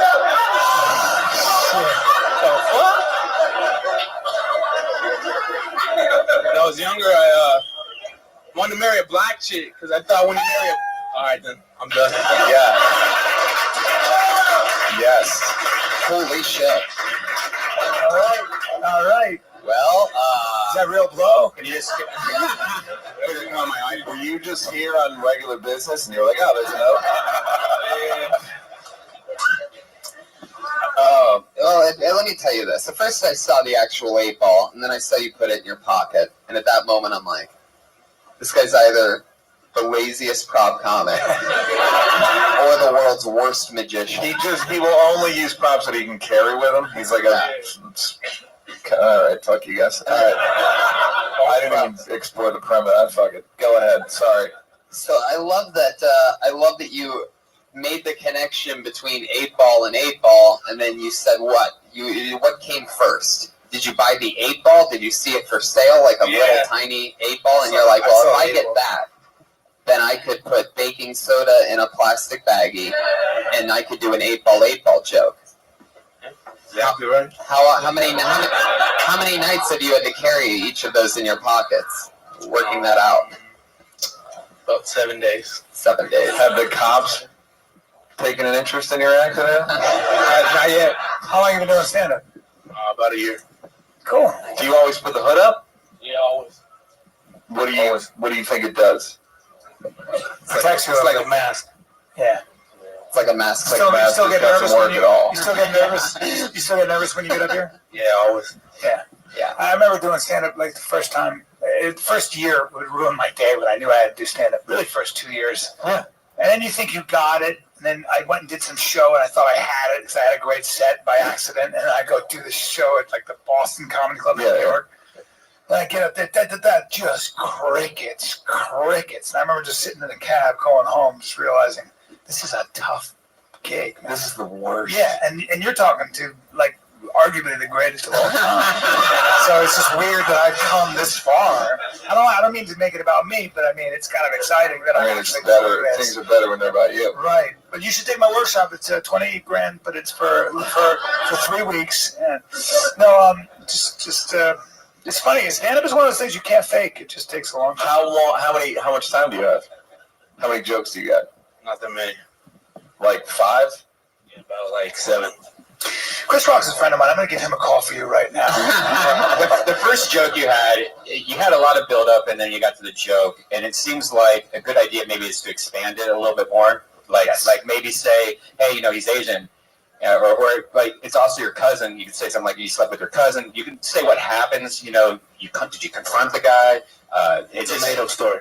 Yeah, I know it's a made-up story. Yeah, you have a good point, Brian, because one of the things I always tell comics, like younger comics, is it's really important not to treat your set like it's a noun. So in other words, like, oh, I got this bit, and that's how it's going to stay. I think you should always treat it like it's a verb. Always look at it as constantly changing, and always keep coming back to it and never be satisfied and keep expanding. Like, just follow that thread. So a lot of times the first joke is just a gateway to a whole world. So if you that's a mindset. Get into that sort of growth mindset, that idea that, you're starting with an idea and let that idea, it's like a plant. Plant that seed and just keep watering You see love as a verb as well, I right? sure do, buddy. I sure do. So true, but I gotta say, Red Band even found something really, really interesting out of that, and that's that.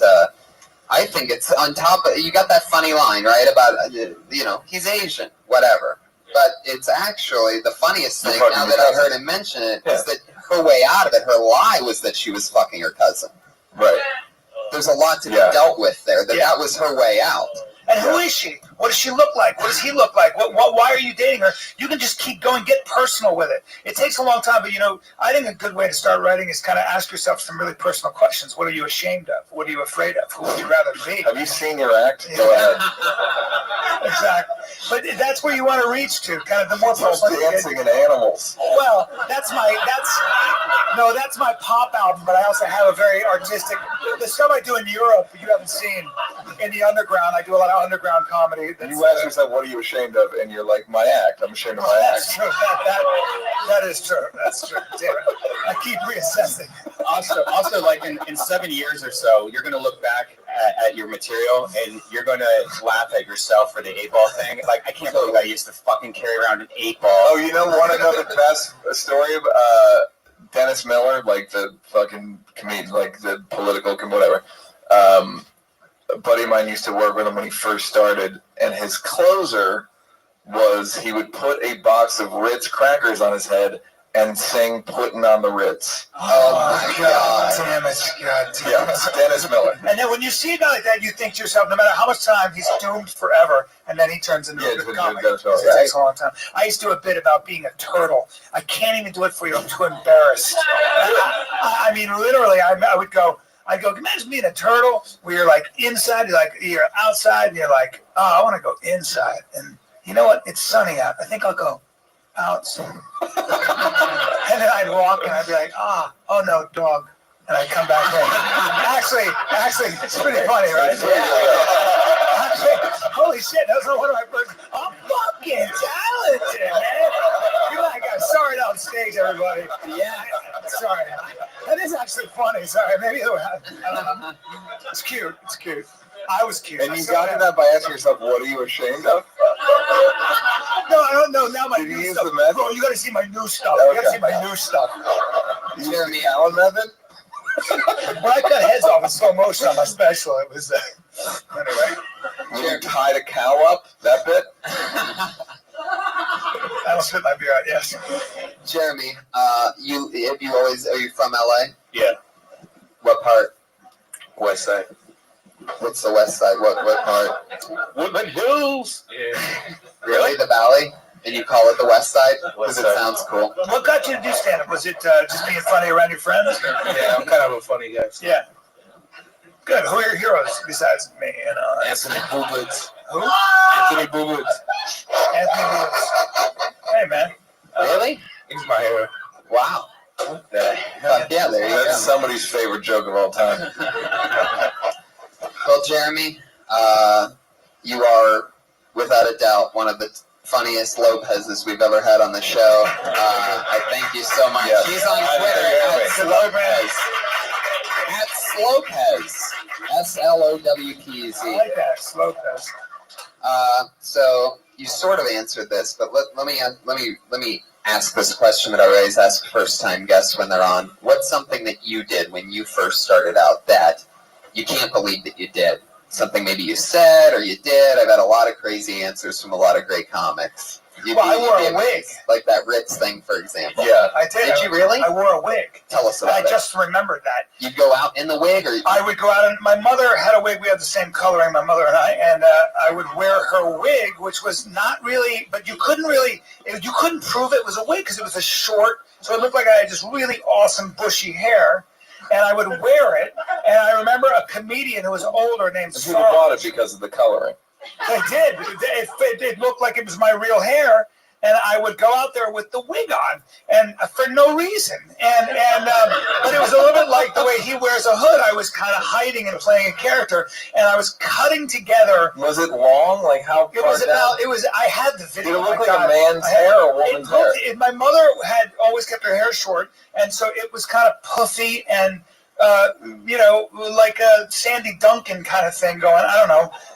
I'm dating myself, but it was a fluffy wig. It wasn't long at all. It came down to about here, and so you couldn't tell if I just had incredibly full female hair and people would look at me. And Sarge, who was a guy who'd been doing stand-up for a while. Oh, I remember Sarge. Right, and he looked at me and he watched my tape and he just watched and he goes, "Hey, Brian," and I go, "You don't need the wig." And he was older, and I was like, I was a little ashamed. And I went, "I don't." And he goes, "Nah, let it go. You can let it go." I never wore it. Give me the wig. Turn in the wig. Give me the wig. He goes, go put the wig on. Come over. I want you to move around me a little bit. I got some butter. So he made you retire the wig. I retired the wig. What happened to Sarge? He, I think he's still doing stand-up. I don't know. I think he got married. And I don't know. Huh. How about you, Neil? Anything crazy? I don't have like a specific awful story or like I never wore a wig or anything. Anything terribly embarrassing? I wrote for Singled Out. Does that count? Whoa. That's pretty embarrassing. The original. The original. The season 1. Chris Hartward. Chris Hartward. And Jenny McCarthy. Yeah. Holy shit. Yeah. There you go. Wow. So that's something. That's crazy. What was your favorite skit on the Chappelle Show? It's a great question, and it's Mine was the blind KKK member. Yeah, it's like the ones you think, or that one, Rick James, the famous ones.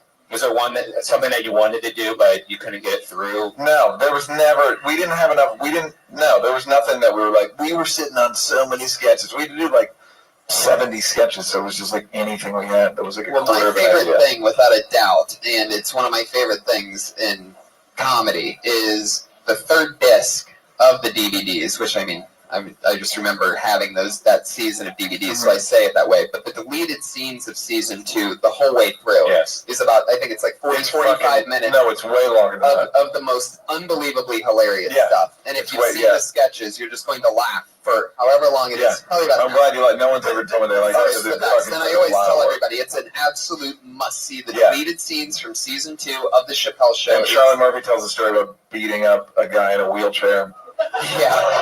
Yeah. The first sketch I ever did on Mad TV, this is my introduction to film. I was, just in LA. The first thing we did was called Schindler's Lost, written by Jews. It was all written by Jews.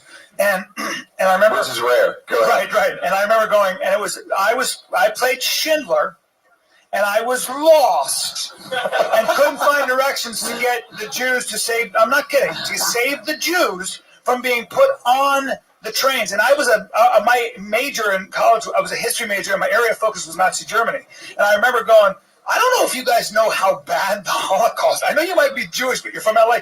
I literally remember shooting the scene and going, "This is crazy. Like, there's no way." And I'm yelling at you, "Can we're on the moon practically?" And I'm doing this fucking bad Liam Neeson impersonation. And Steven Spielberg. So this is what we were told. Steven Spielberg heard that we were making fun of the movie, and said he'd do everything he could to shut us down if we aired it. And that thing stayed in the can, and it's somewhere in Fox. Whoa. We never aired it. Schindler's Lost. I was like, yeah, guess what? I can understand how that would be a little. And you don't think offensive. it had anything to do with you being the Spielberg fan? Maybe, I don't know. Maybe not. I don't know. Who knows? But how about that? Interesting. So, yeah, sometimes Nobody's go a ever little too seen far. Did you ever get to watch the edit of that? I never saw the edit of it. But it doesn't matter. Everything I do is so grounded. Let's get back to the comedians. Let's do it. Great stories, guys. I can't believe you wrote on Singled Out. That's amazing. Yeah, thank you very much. Put your hands together for Brian Kelly. Yeah, Brian Kelly.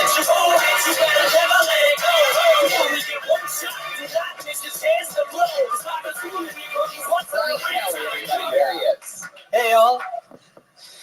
I have a girlfriend. We just celebrated 24-month anniversary. It sounds longer when you say, I'd rather say 24 months than 2 years. If I gave you the days, if I calculated the days for you, I think I just might retire, because that number just sounds way too comforting.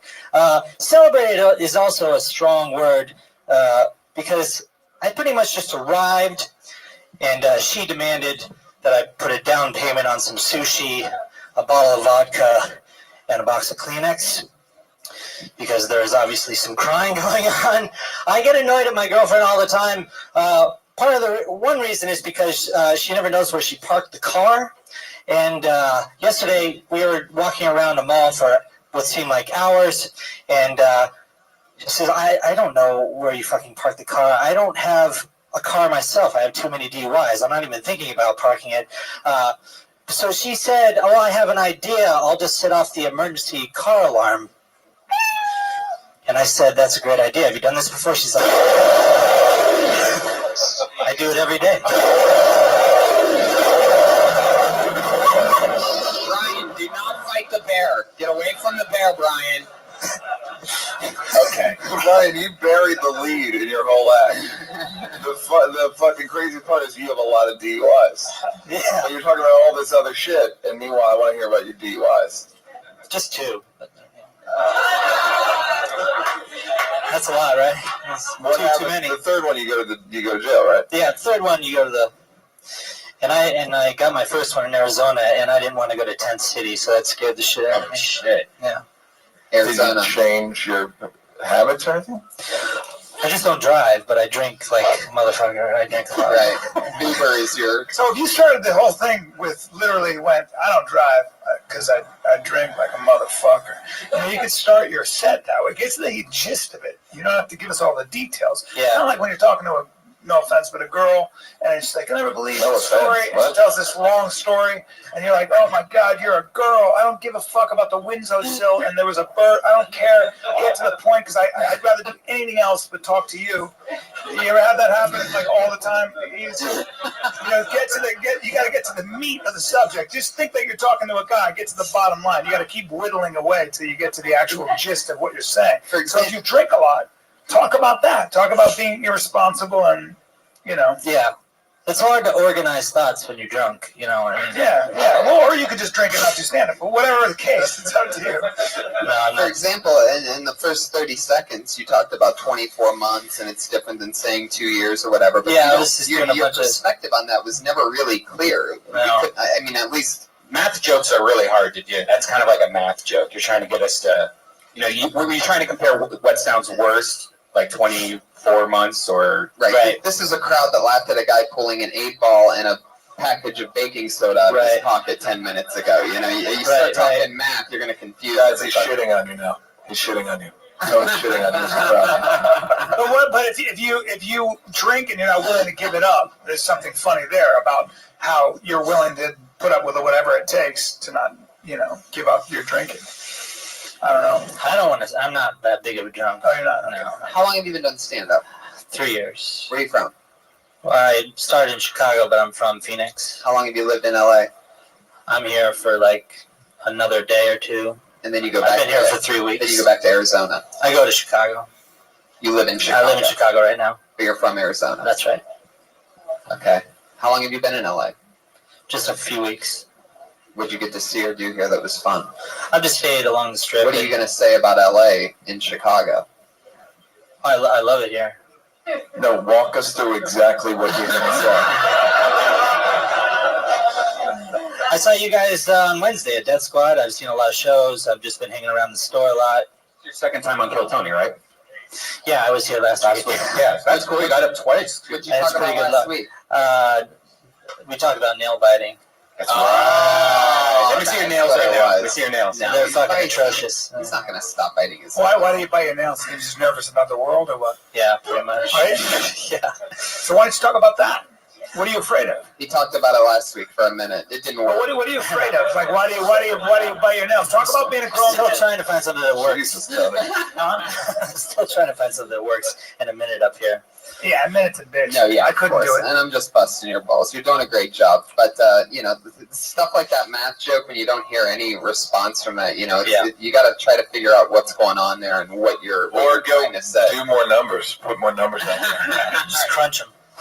I think people would want to know 365 days in a year times 2. What's that, Brian? Too many. The Asian girl. Do you know the answer to that? No, I'm kidding. All right, guys. 7:30. Oh, very good.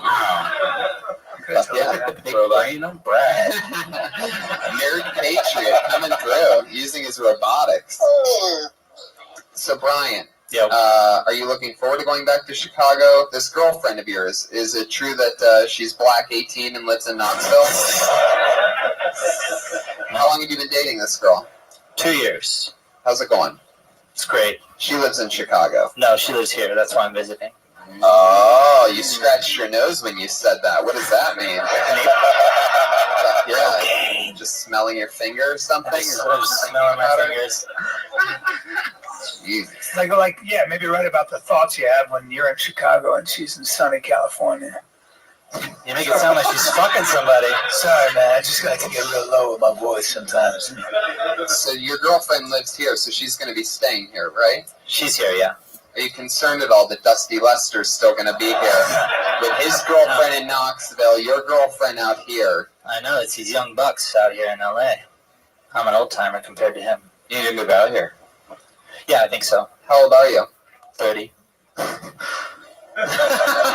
I'm literally thinking of Dusty. I'm thinking of other names for Dusty Lester. You guys ready for one? You know what made me laugh?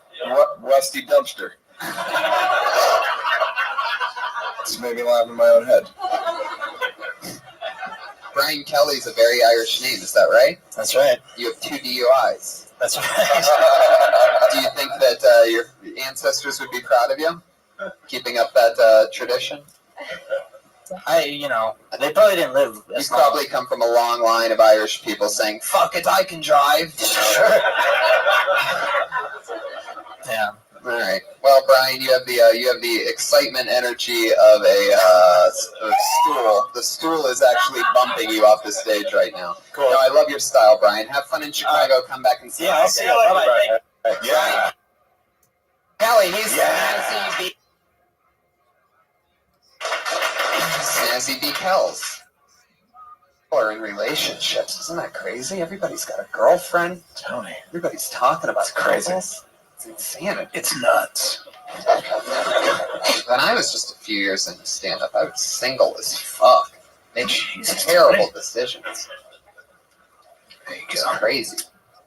Oh, I know this guy. He actually, I believe he debuted his stand-up completely here. I think he came here to start 3 weeks ago, and I think he's been on all 3 weeks since. Your hands together for Chandler Raker. Yeah. Yep.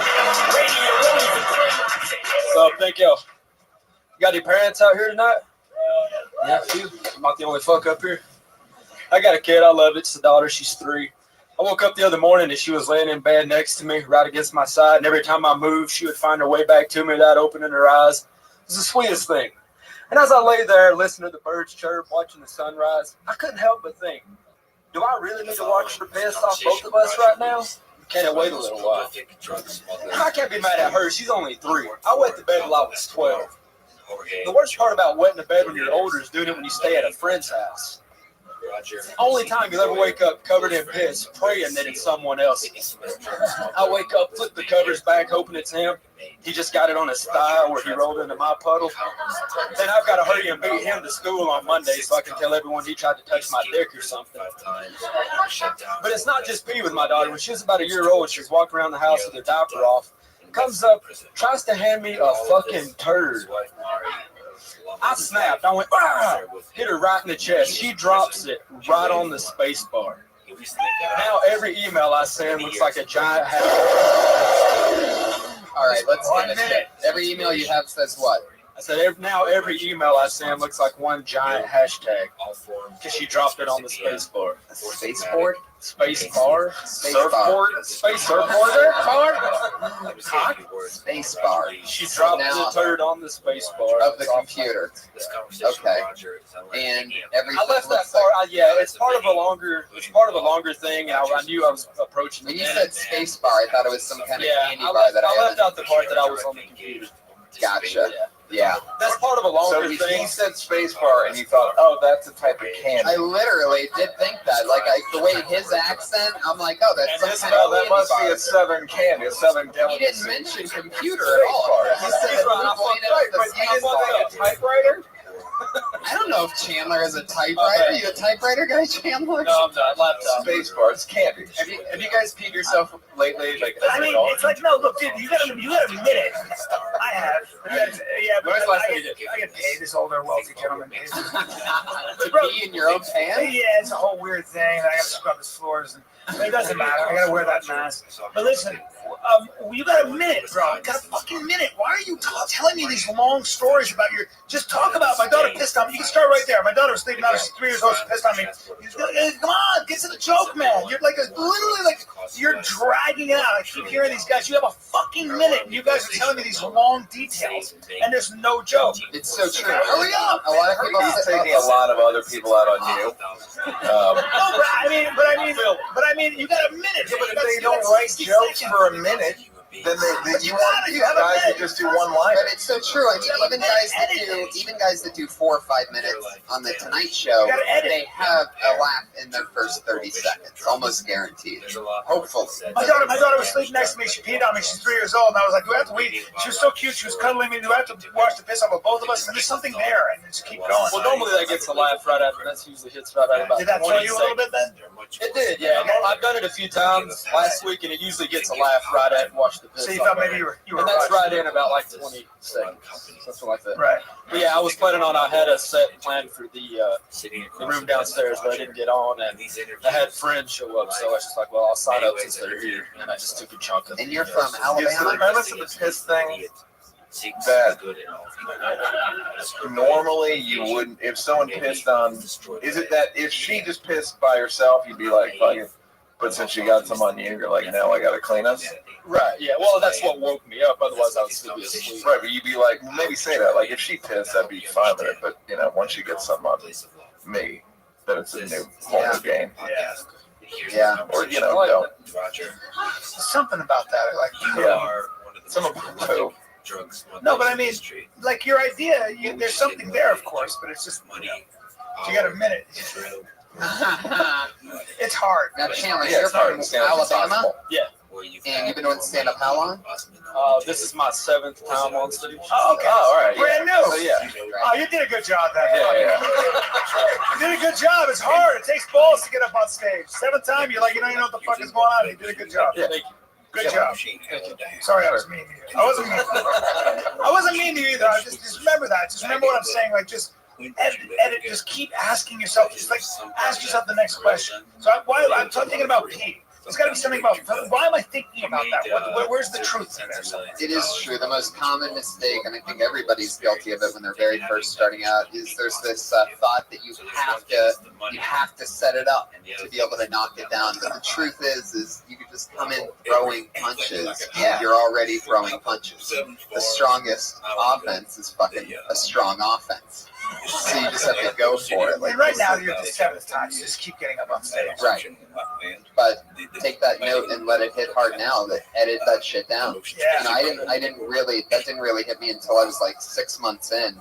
And I remember I went down to it was my first paid gig, maybe 4, 5, or 6 months in, whatever. But Sam Tripoli took me down to La Jolla, and he's like, "Dude, you're doing good, bro. But the setups are way too long, bro. You just trim that shit. Fucking trim it." I remember him doing this with his fingers and like haunted me. You gotta trim the fucking fat. Gotta trim the fat, and it was so true. And then all of a sudden it's pow, pow, pow. Nothing's stopping the crowd from laughing other than long setups usually. So yeah, keep coming back to it, man. If it makes you laugh, if it surprises you, then it's good. Right. But just be relentless about that. You gotta be an asshole to yourself. I have a daughter, she's 3, she peed on me. I got her back, gonna shit on her face. There you go. You can write a red band show. Turn it into a 100% red band show. But you can have artistic license, you know. Maybe she threw it at you because you told her to go to bed. And she was like, whatever. I don't know. And then there's something to that. And both of those are true stories. You dodged and it hit the bed, and now you have to, whatever. I don't know. Chandler, you're from Alabama. Your name is Chandler Raper. You're from Alabama, and you have a black girlfriend, correct? You do. You actually do. Oh, good combo. Does anyone have a white girlfriend anymore? It's a good combo. Raise your hand if you've ever dated a white person. Do you feel at all threatened that this new 19-year-old from Tennessee that also has How do a you black spell girlfriend? your last name? Why are we not talking about his last name? How do you spell your last name? Raper, like it sounds. R-A-P-E-R.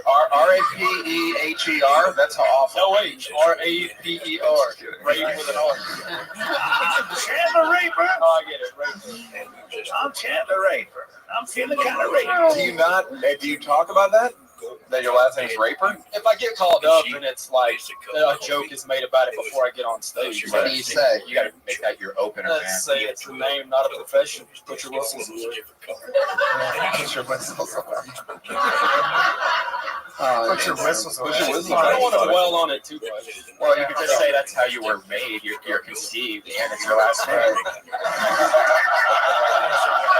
That's hilarious. It's funny. Chandler. Fuck yeah. So what's next? You live out here now, huh? Yeah. You've been doing spots. Yeah, last week I did 4 spots. Right. Because at first you were just doing Kill Tony. You did 2 Kill Tonys in a row, and you said you haven't been on stage since 1 week, and we told you, get on stage. So you've been on stage, 4 times since then? Yeah, it's working. Yeah, I went up 3 Wednesday and then 1 Friday. I love it. Chandler, keep hustling, man. Great job. Good job, buddy. Good job, Chandler. Thank you. Alabama, Tennessee. Be relentless. Jeremy Lopez from LA. Wait. Like every Jeremy Lopez. There's no other Jeremy Lopez's other than in Los Angeles, by the way. It's 9:26. You can tell our guests are having a blast, everybody. As I was just into the microphone. I don't want the fun to end. For you, hundreds of thousands of podcast listeners, it was exactly what you thought it was. Put your hands together for your next comedian. It's Chris M. Segarra. Yeah.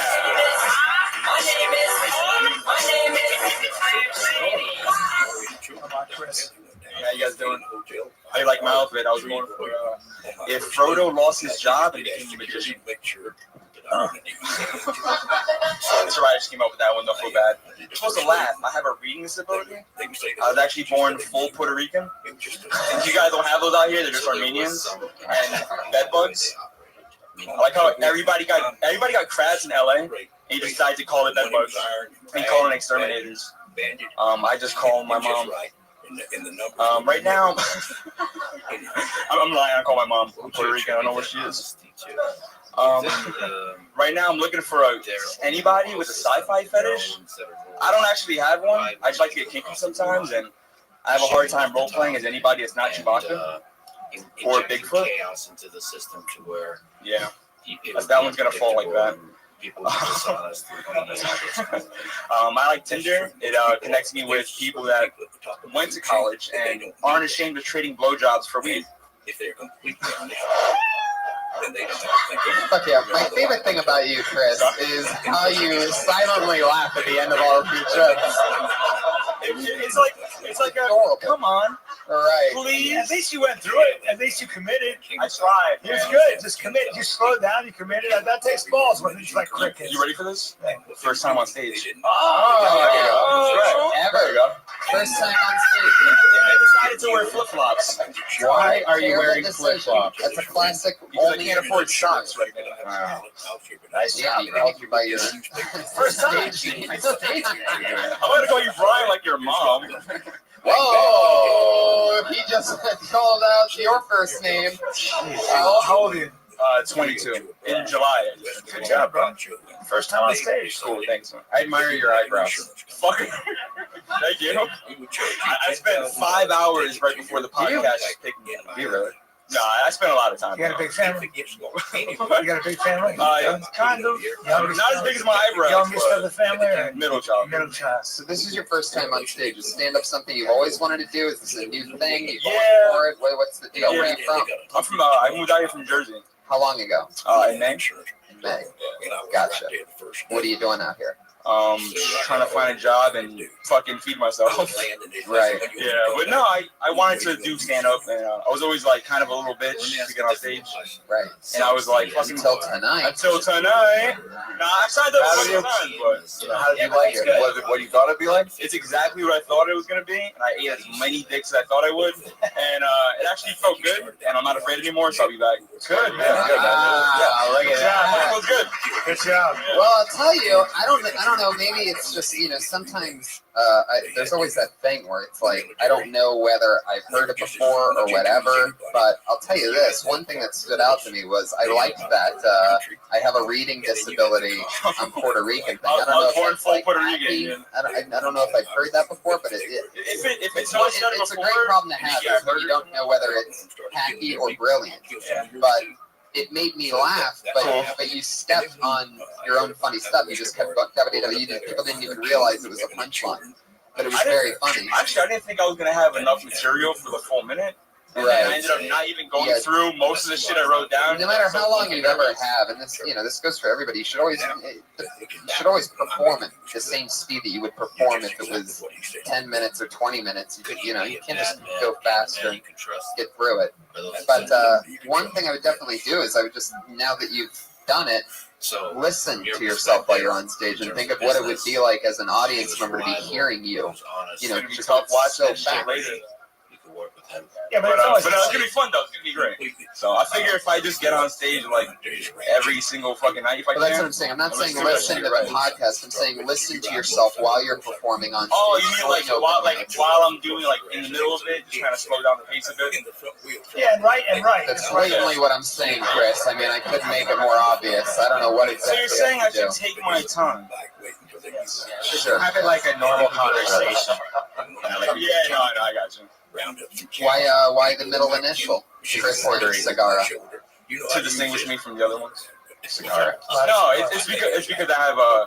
Should I drop the M? I don't know. Just curious Michael? why you like Say drop the M. Yeah. No, I know. It's funny either way. No, it just stands for Michael. It's just Chris for Michael Cigara. Yeah, serial killers don't use the middle initial. Yeah, but you know what you got up today? It takes a lot of guts. Yeah. People talk about it, but they don't do it. It's hard to get up and try to be funny in front of a bunch of people, man. Yeah, no shit. It's very scary.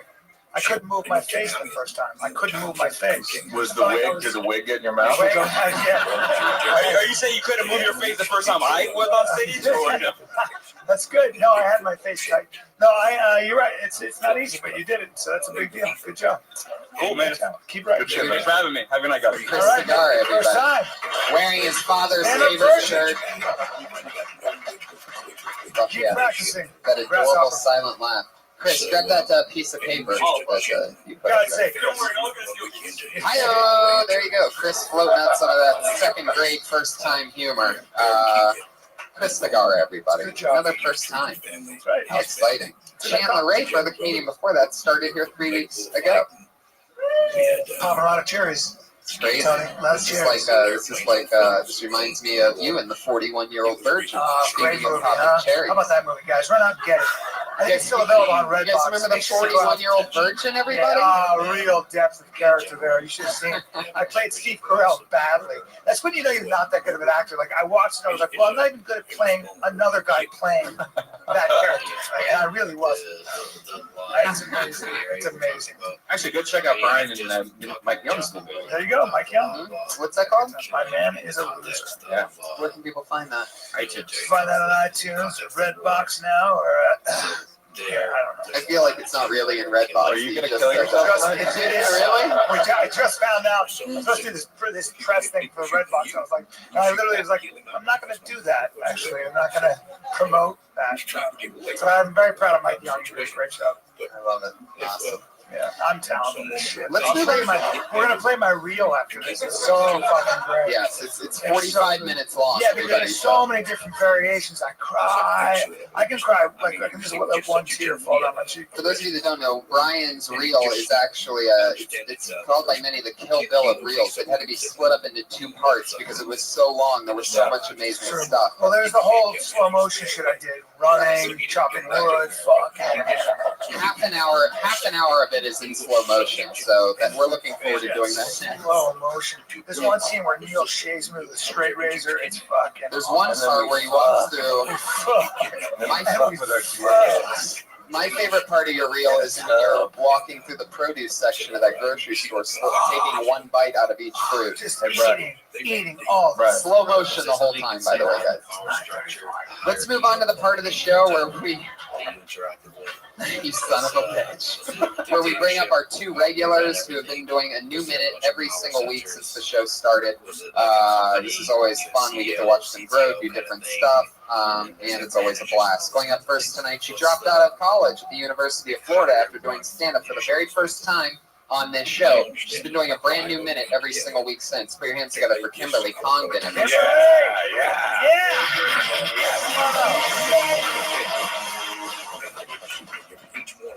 Hello. Guys, I've decided to go green, which is really cool. And I've started carpooling because I want to reduce my carbon imprint on the earth. And I've also started recycling my men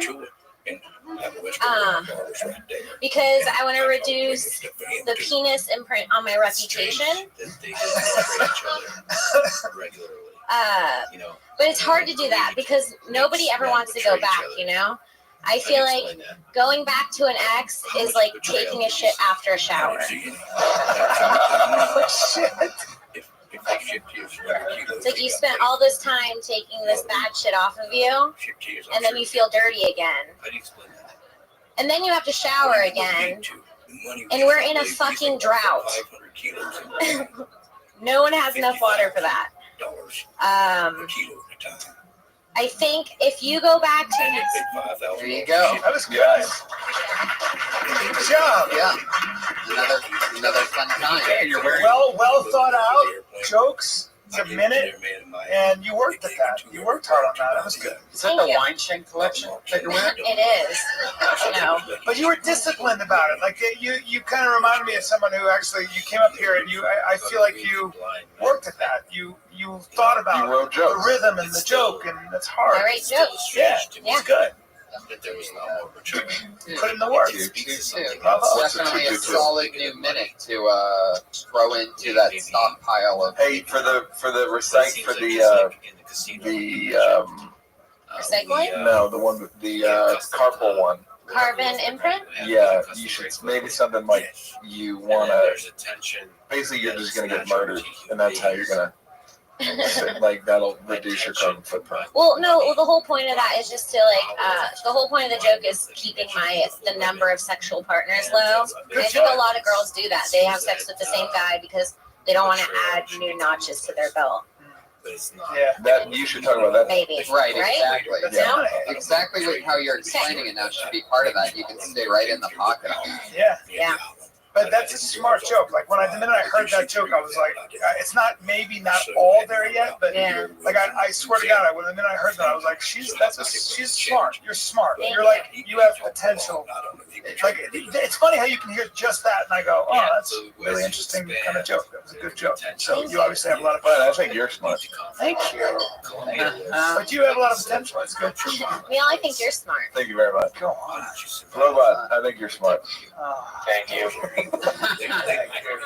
Anything you want to ask? Anything you want to ask Neil or Brian? Can I open up for one of you guys? Hey-o!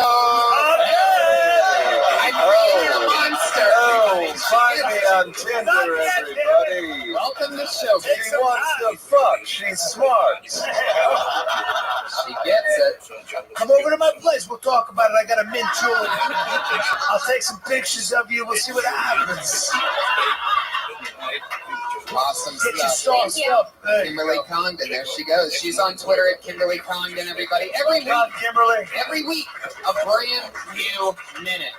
A lot of big comedians don't have that kind of work ethic, so it's important. That's a fucking hour a year. Anyway, your other regular, who also writes a new minute each week, is regular on this podcast, and of course, Dysentery. We know her, we love her goofy sense of humor. Ladies and gentlemen, it's Sarah Weinshank. Yeah.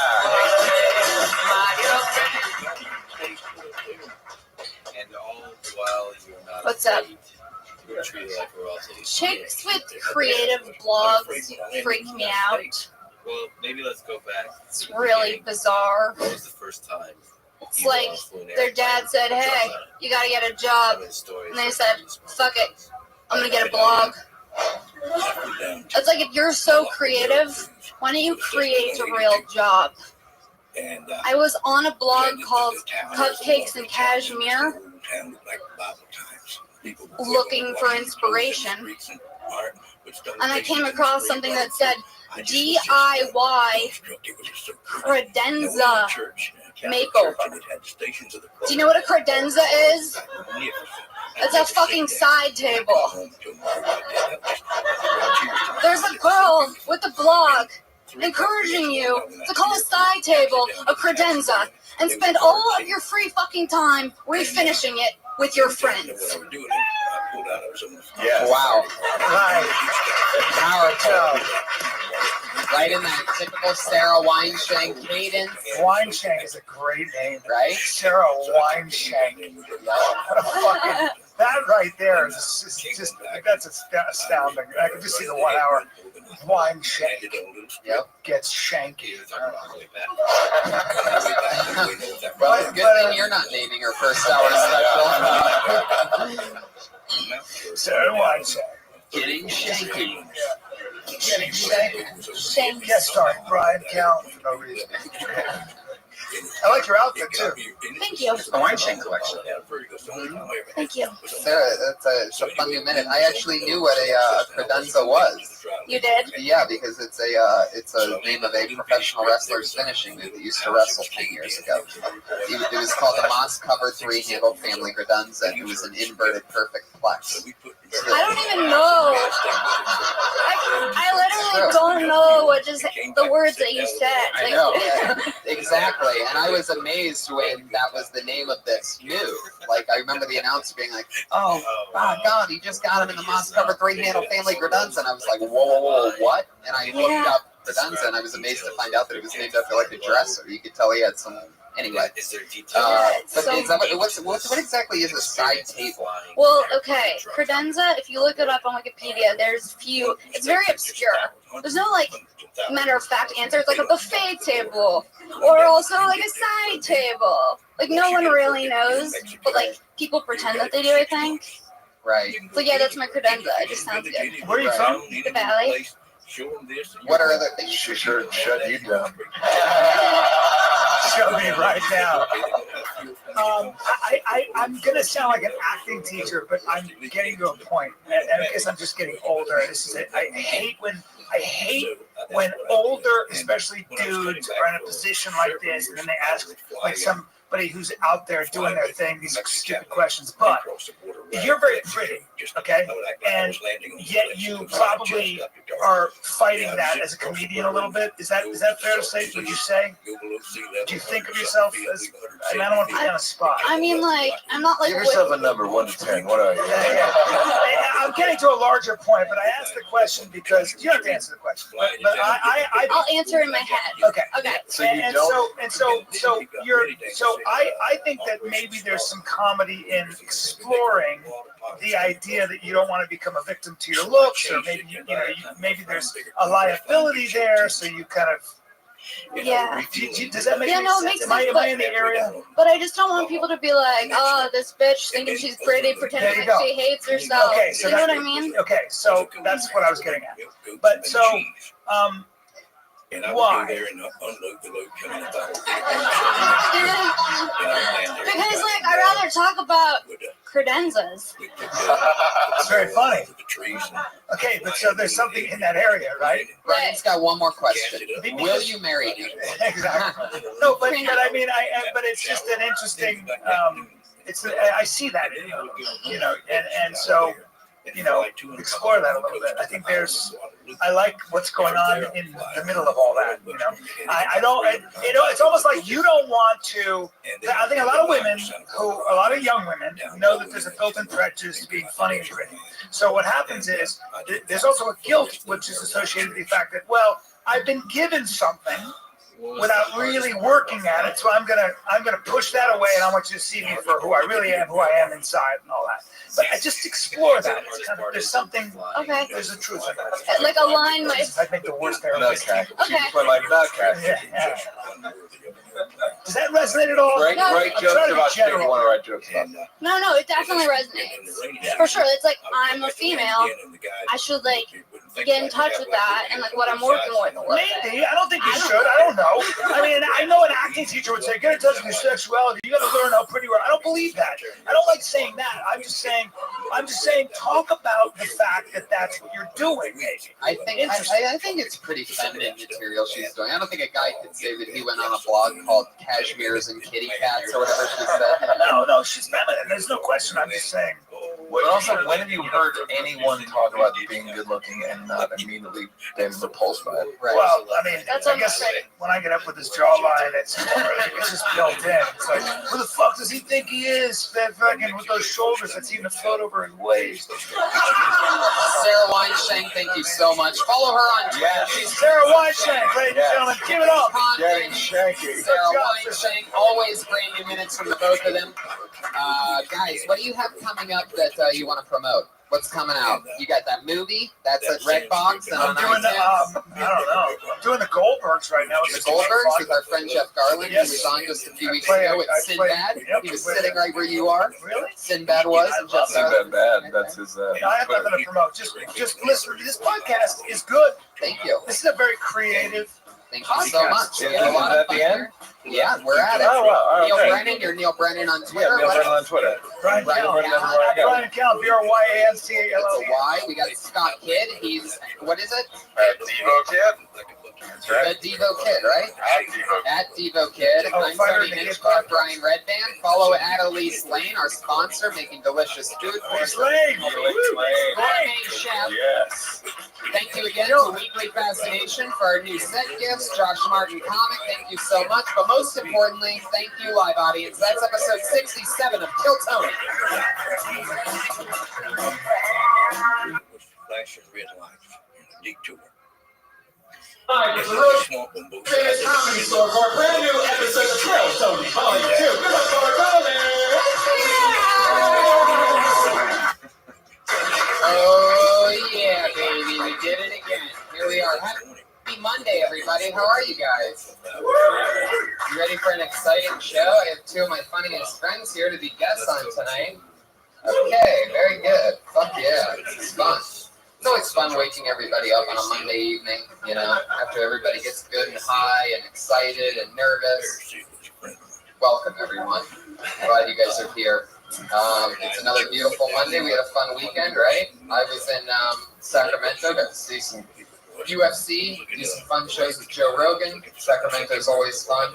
A lot of Kill Tony fans there. A lot of people giving suggestions and things. That's cool. You guys did a comedy show there also? Yeah. That's awesome. I love Yeah, that. at our very, where we've had fun before at the Punchline. Yeah. Yeah. And we're coming to Kill Tony's going on the road, people. For you audio listeners, if you live in Columbus, guess what? We're coming home October 18th. 16th. Yeah. October 16th, we're doing a Kill Tony, and it's going to be followed by a comedy show right after. The Cat Pack, we're coming with Tiffany Haddish. You might have some surprises. Super big surprises, perhaps. Yeah. On top of the already exciting fun that we're going to be bringing. Following week, we're going to be in Phoenix, Arizona at Stand Up Live. Also, right. That's the 29th, right? 23rd. Oh, the 23rd. So the 16th and the 23rd. 16th in Columbus and 23rd in Phoenix. So if anybody here wants to go see us in either one of those cities, if you guys want to go to Columbus or Phoenix, you might want to go buy an airplane ticket now, and or you could just keep coming and seeing us every Wednesday. Another fun packed crowd. I'm very excited you guys are here. By packed, I mean there's 7 empty seats over there, but I'm ignoring that section. We had delicious food made for us tonight by our favorite and only sponsor, sitting right over there, everybody. It's the lovely Elise Lane. Tonight she made some amazing food. Little Labor Day barbecue, people. Chipotle barbecue tofu and chicken. Castilla chile and andouille. Am I saying that right? Those 2 L's are silent. Andouille shells. Those 2 L's aren't silent. And cheese. Red potato salad with dill. Watermelon and arugula salad with feta salata and balsamic reduction. And grilled street corn with chipotle mayo and tortilla and cilantro. I just enunciated all of that correctly. Good job. She just appeared on Dining with Doug and Karen, episodes 37 and 39. So check out that podcast. That's a great podcast. Doug really figured it out. He's like, hey, I'm going to do a podcast where I get to eat and all my friends get to eat. Everybody loves food. Doug is busted the podcast world wide open by making podcasts of things that he loves to do. Yeah. Getting Doug with High and Doug and Karen, Dining with Doug and who doesn't want to eat. And his masturbation podcast. That's what's next. It's got to be next.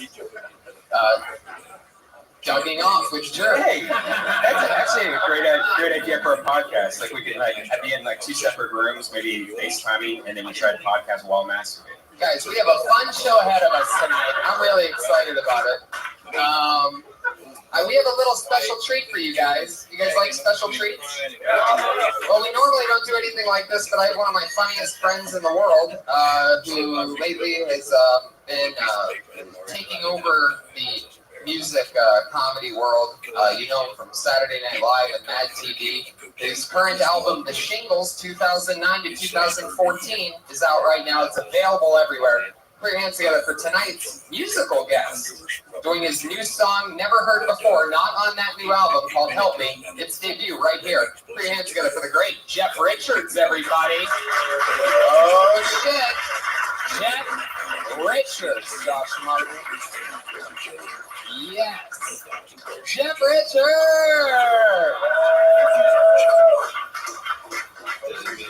All right.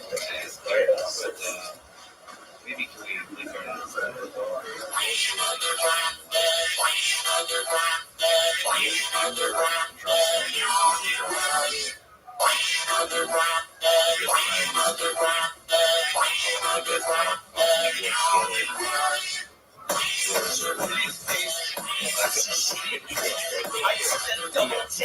I looked away when I looked back. It's hot. The girl out of my mouth. Help me. Help me. Help me. Help me. Help me. Help me. Help me. No, I'm not dead. I'm not dead. Like this arrow in my head, I'm not dead. Just like you. Oh, flavor, bursting through. I'm too bad. I'm too bad. I did wrong, but I'm glad. Hip hop hooray.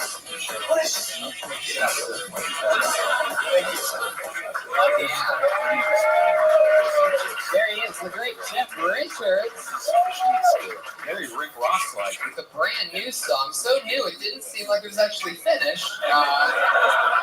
You gotta love that. Nothing more fun that brings some experimental fun stuff to Tony as always. So let's keep it moving along, guys. You know what you're at. You're at Tony. That means that there's always a head of security here to keep us safe. Keep an eye on us. Make sure nothing gets too crazy. You might remember the original Patriot from episodes 1 through 30 something, and then he quit because he said he got too big for the show. He was so irreplaceable, we weren't going to be able to move on without him. To show him how replaceable he is, we've had a new person do his job every week since then. And it's actually gotten smoother than with the original guy. Tonight's Patriot is a return Patriot, one of my favorites. It is Iron Willie Hunter, ladies and gentlemen. There he comes. A lot of people call him the Rock Letterman of comedy, or the David Obama. What's up, Willie Hunter? How are you, bud? Yesterday was your birthday, correct? Happy birthday. Did you have time to celebrate? I did. I'm very drunk. I'm 28, guys. I'm 28. Wow. 28. You look 12 in that pajama outfit, though, so good age for that. You're good. Oh, thank you. Did you have any trouble waking up today? Were you a little bit hungover? I was still drunk. You were still drunk? Yeah.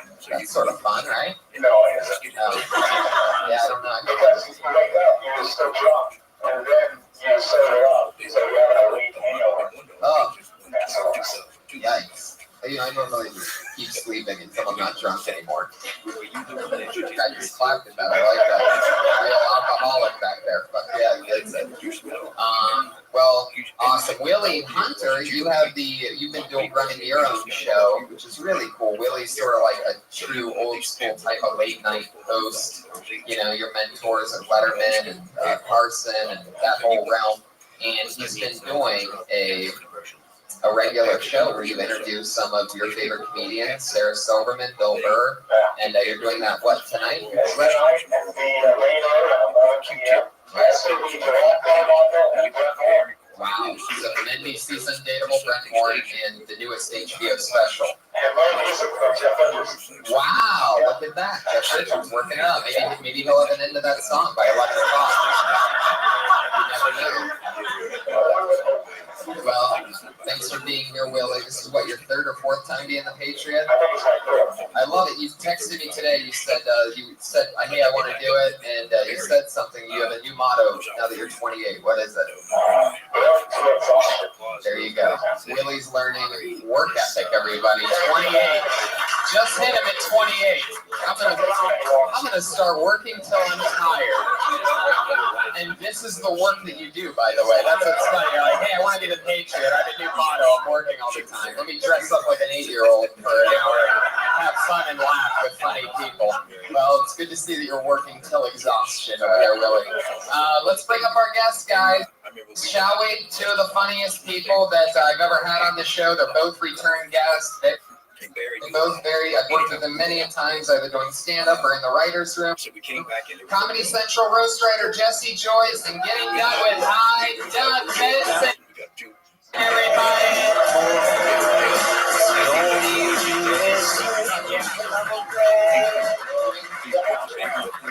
Jesse Joyce, my big brother in roasting. Doug Benson, my friend, stoner buddy. We always get high. I got too high on getting Doug with high. I started off with a giant bomb rip, and I never fully recovered.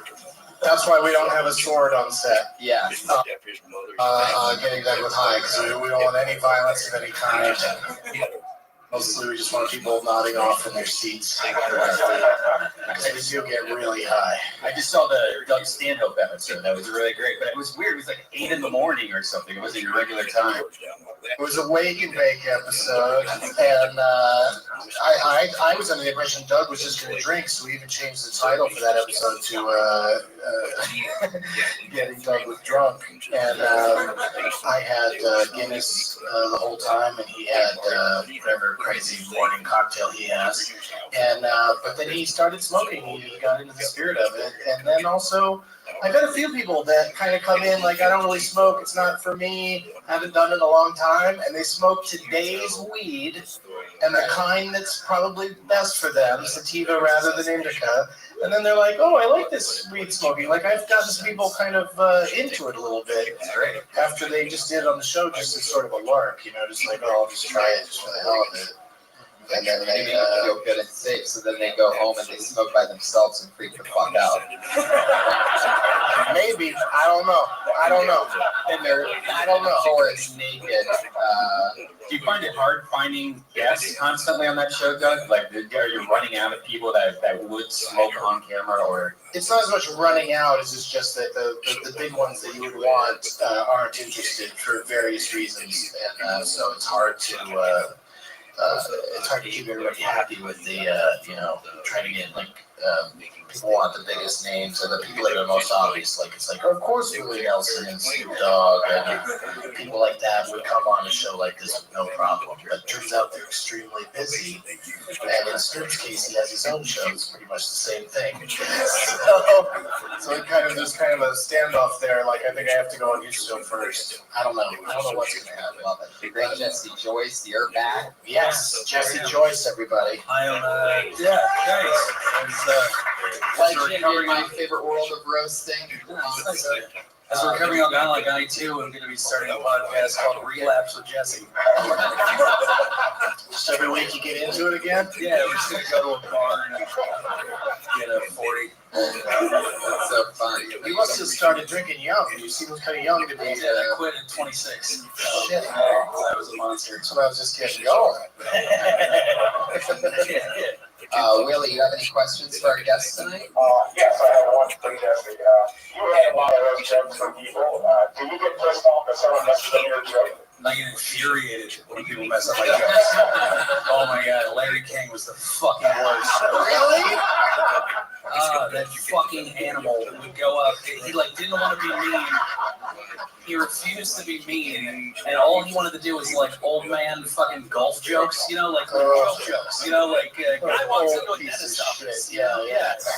We had to go I don't even understand how this gross thing works, Larry, and then he just would just phone in our fucking, it was infuriating. I thought he was so funny. The joke was Trump, right? Yo, Donald Trump is the other one. He was the biggest piece of shit I've ever worked with. He's the worst. He didn't contribute anything positive to the roast. He would just we'd send him a page of jokes and he would send it back redacted like a real estate contract. It's just all black. You know what I mean? And then the only thing he contributed one time was we had this joke that was I think it was what's the difference between Donald Trump's head and a wet raccoon? A wet raccoon doesn't have $3 billion, whatever. That's the joke. And he crossed out 3 and put in 7. You know what I mean? He jacked up the numbers.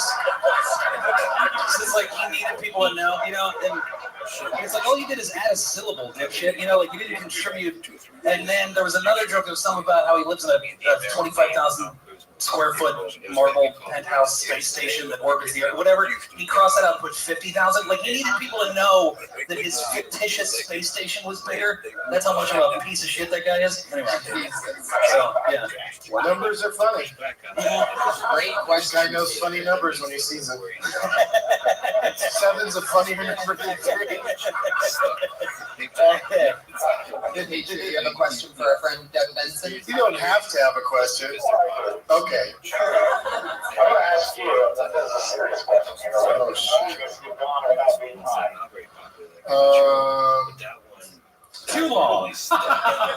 Well, my first 28 years, pretty much. Yeah, I didn't start until I was 28, and then since then, I guess the longest break was the 30 days for super high me when I didn't smoke for 30 days.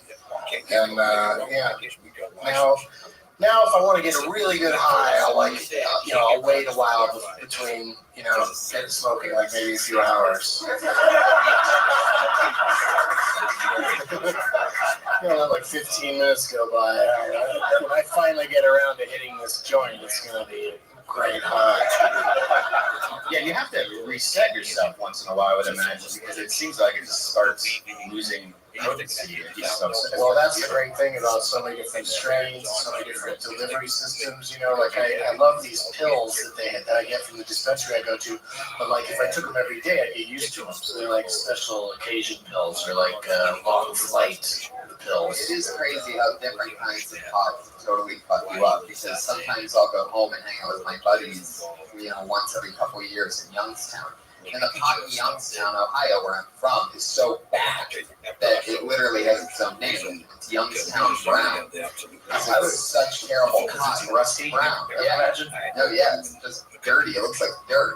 However, when you smoke it, you get fucked up. And it blows my mind that even that kind of pot, it's not necessarily what they would call Mexican weed. It's just really shitty Northeast Ohio weed. But it works. It works very well, which always shocks me. I'm always shocked now that any town would have shitty weed, because anybody with a closet can, put together all the stuff they need to grow and cultivate awesome weed. Well, a lot of my friends that still live in Youngstown live with their parents, so they literally don't have a closet that they can grow in. So it sucks. They're making babies and where are they going to jerk off with a belt around their neck? Who filled the closet with plants? So I thought you usually do that from like the ceiling fan. I didn't know you went into the closet for that. Oh, I guess yeah, they are in the closet. They hang themselves. I get it now. All right, that was a dark conversation. But sometimes you gotta plan for things. So let's come out of the closet and start the show, guys. Into the fire. Yeah. You guys have both been on this show. We always have fun. We had a lot of comedians sign up for the opportunity to get 1 minute on this stage to chat with us. And you guys know how it works. You get 1 minute, you know your minute's up, and you hear that sound of a kitty. Oh, adorable. You better wrap it up then, or else you're going to bring out the angry West Hollywood bear.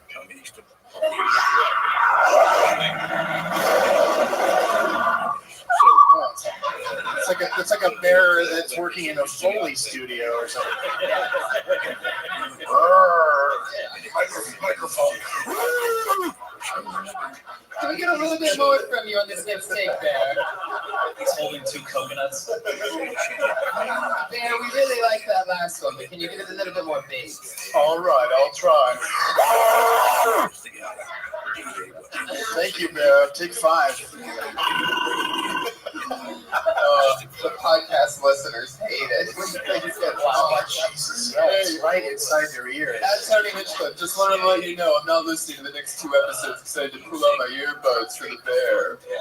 Oh, he's punishing you by not listening. Right.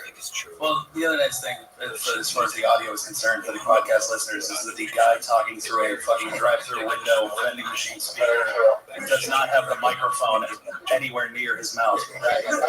Yeah, how do we hear him on the podcast? We're not going to. I don't know if you know how. Mic'd up. He's mic'd up. Oh, yeah. Is a mic pointed right at his dick? Right.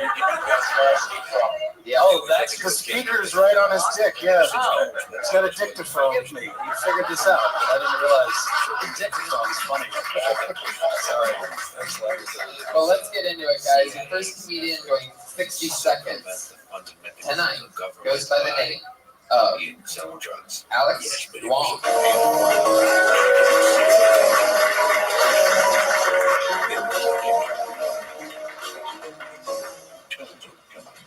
What's up, guys? I want to get a better person consistently, but I feel like you guys are being sheltered. Like, there's like this little Asian rapper that's manifesting himself inside of me. He does like really fucked up things. And I've gotten to know him really well. His name's Lil Jang. And I'll be sitting at home and have a sophisticated night. And I'm like, reading the whole thing post. And he's like, yo, Samuel, we need to get some butt sluts tonight. And I'm like, no, I need to know what's going on in stereo. He's like, but then, the last time I let him out, I ended up in a back alley smoking a full cigarette and fucking this fat chick. And I was like, what? And she ended up falling on me. And I'm a skinny guy, and she was like this thick girl. And I felt like James Franco in 127 hours. He's like, help, what's up, fucking eyes?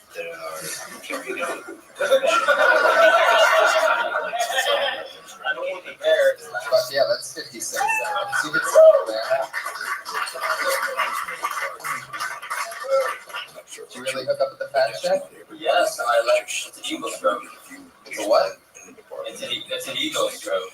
Ego stroke. Yeah. I thought you were using a golf term, eagle stroke. I thought he said it was an Eagles joke, like the band from the 80s.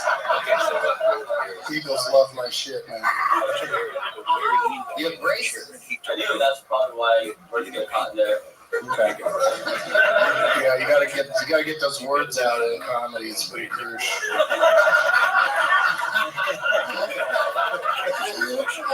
Tim's just the real enemies in comedy. How long have you had the braces for? Actually, like a year and a half. I get them off in about a month. So, yeah. I'm gonna get off in a few hours. What that means. I'd say I would get away from just for advice for future performances. I wouldn't use the expression fat chicks. I wouldn't bring that up because there's ladies present and they're offended by that sort of thing.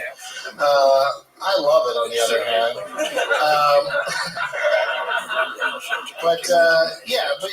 That's a small thing. I mean, I don't know about that. Overall, I was just sort of, I know a minute's a short period of time, but I was just sort of lost by it. Sort of, there's a lot going on in that 1 minute. It seemed like a Vine video that you were talking about or something. Like you said you had a fat, what was it, a tumor or something, or a guy that's inside of you? No, like a chick on the. Do the whole minute again. Yeah. So anyway, no, back at the beginning, didn't you say there was like a side of you that? What were you talking like about? a manifestation inside of me, like an alter ego, basically. Right. Is that your writer up there? Whoever he is, he's got a Bert Kreischer costume on. Fuck yeah. What do you got, Tony, for this gentleman? Well, I was really excited to hear. You had me excited to hear what the end of that fat chick falling on you thing was going to be. And there's just something about a movie reference. 127 Hours came out a long time ago. More than 127 hours ago. Definitely. But I don't mind it if it had just been, it's just something about it, like, it's at the expense of a fat lady that you have to get trapped and have to cut your arm off. Right. So that's where it sort of lost me. But I mean, I have references to movies that are 40 years old, because as long as everybody knows the reference, you can still get away with that sort of thing. Maybe you were looking for a pocket knife, but you didn't have one. Luckily, the fat chick had a butcher knife because she carves turkeys. I don't know, guys. Everybody realizes. Even Tony doesn't take my advice. He keeps saying fat chick over and over again. Now here's what you want to do with the fat chick. One where I say like I walk next to a music video chick and they're like music video girls and like Nicki Minaj. Thick. Now see big ass. Well, I don't think anyone would argue that Nicki Minaj doesn't have a big ass. I mean, she does, right? Yeah, definitely. That's sort of her thing. Yeah. Pretty much you have to cut your arm off because her ass is so fat. Not her ass, no. Now we're just getting into, I don't think you're going to find the right ass to arm cutting off equation. Let me have to make this thing work. Did the fat chick really fall on you? No, since it was a minute, I took her bike down. What happened with this girl? Tell us what actually happened. Tell us the real story without trying to make it funny. How'd you meet her? We was at a club and I had too many scotch and PBR. That's a weird drink. Right. Scotch and PBR, you might as well just order a fat chick. It's episode 9 of Relapse with Jesse. Each episode's a different alcohol. After that, we're like talked about this over and I see him in a back alley, smoking a full cigarette, and she's like, "Hey, you got a light?" And I'm just like, "Yeah, you want to fuck?" Wow. You really bring out your ace pickup lines when you're smoking a clove. Those cloves really bring out your game. But yeah, something like that. Want to get your pubes stuck in my braces? That would have been a good line.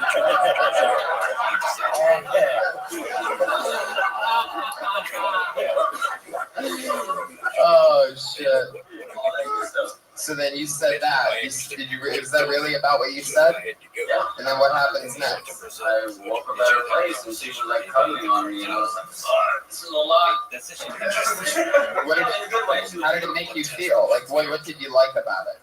About the hefty female?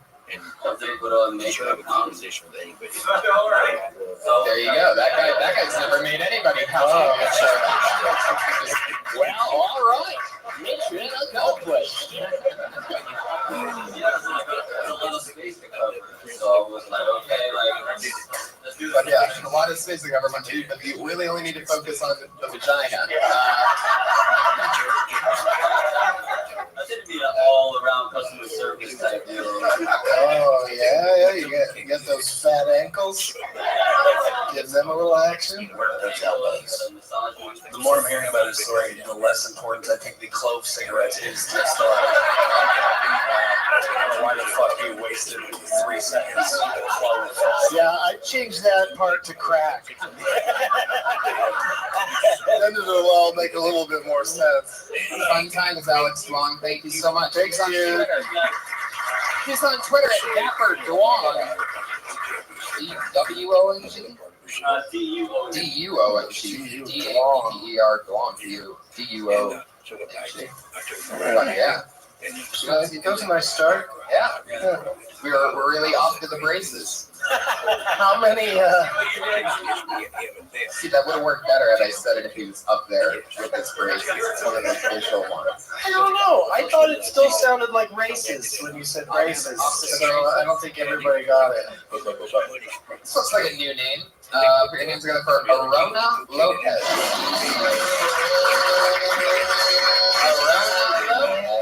Shit, you know what that means? I don't see anybody coming, which means Arona Lopez just got blacklisted. Oh. Hit it, Willie. There you go. You nailed it. Well, that's one area where Comedy Patriot was a little better. At least he was better at something. But you're better at stay quiet when it's time to be quiet. Yes.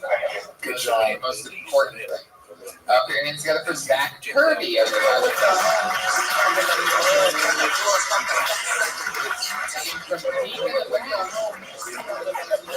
Zach Kirby, everyone. Here he is, walking in the flush.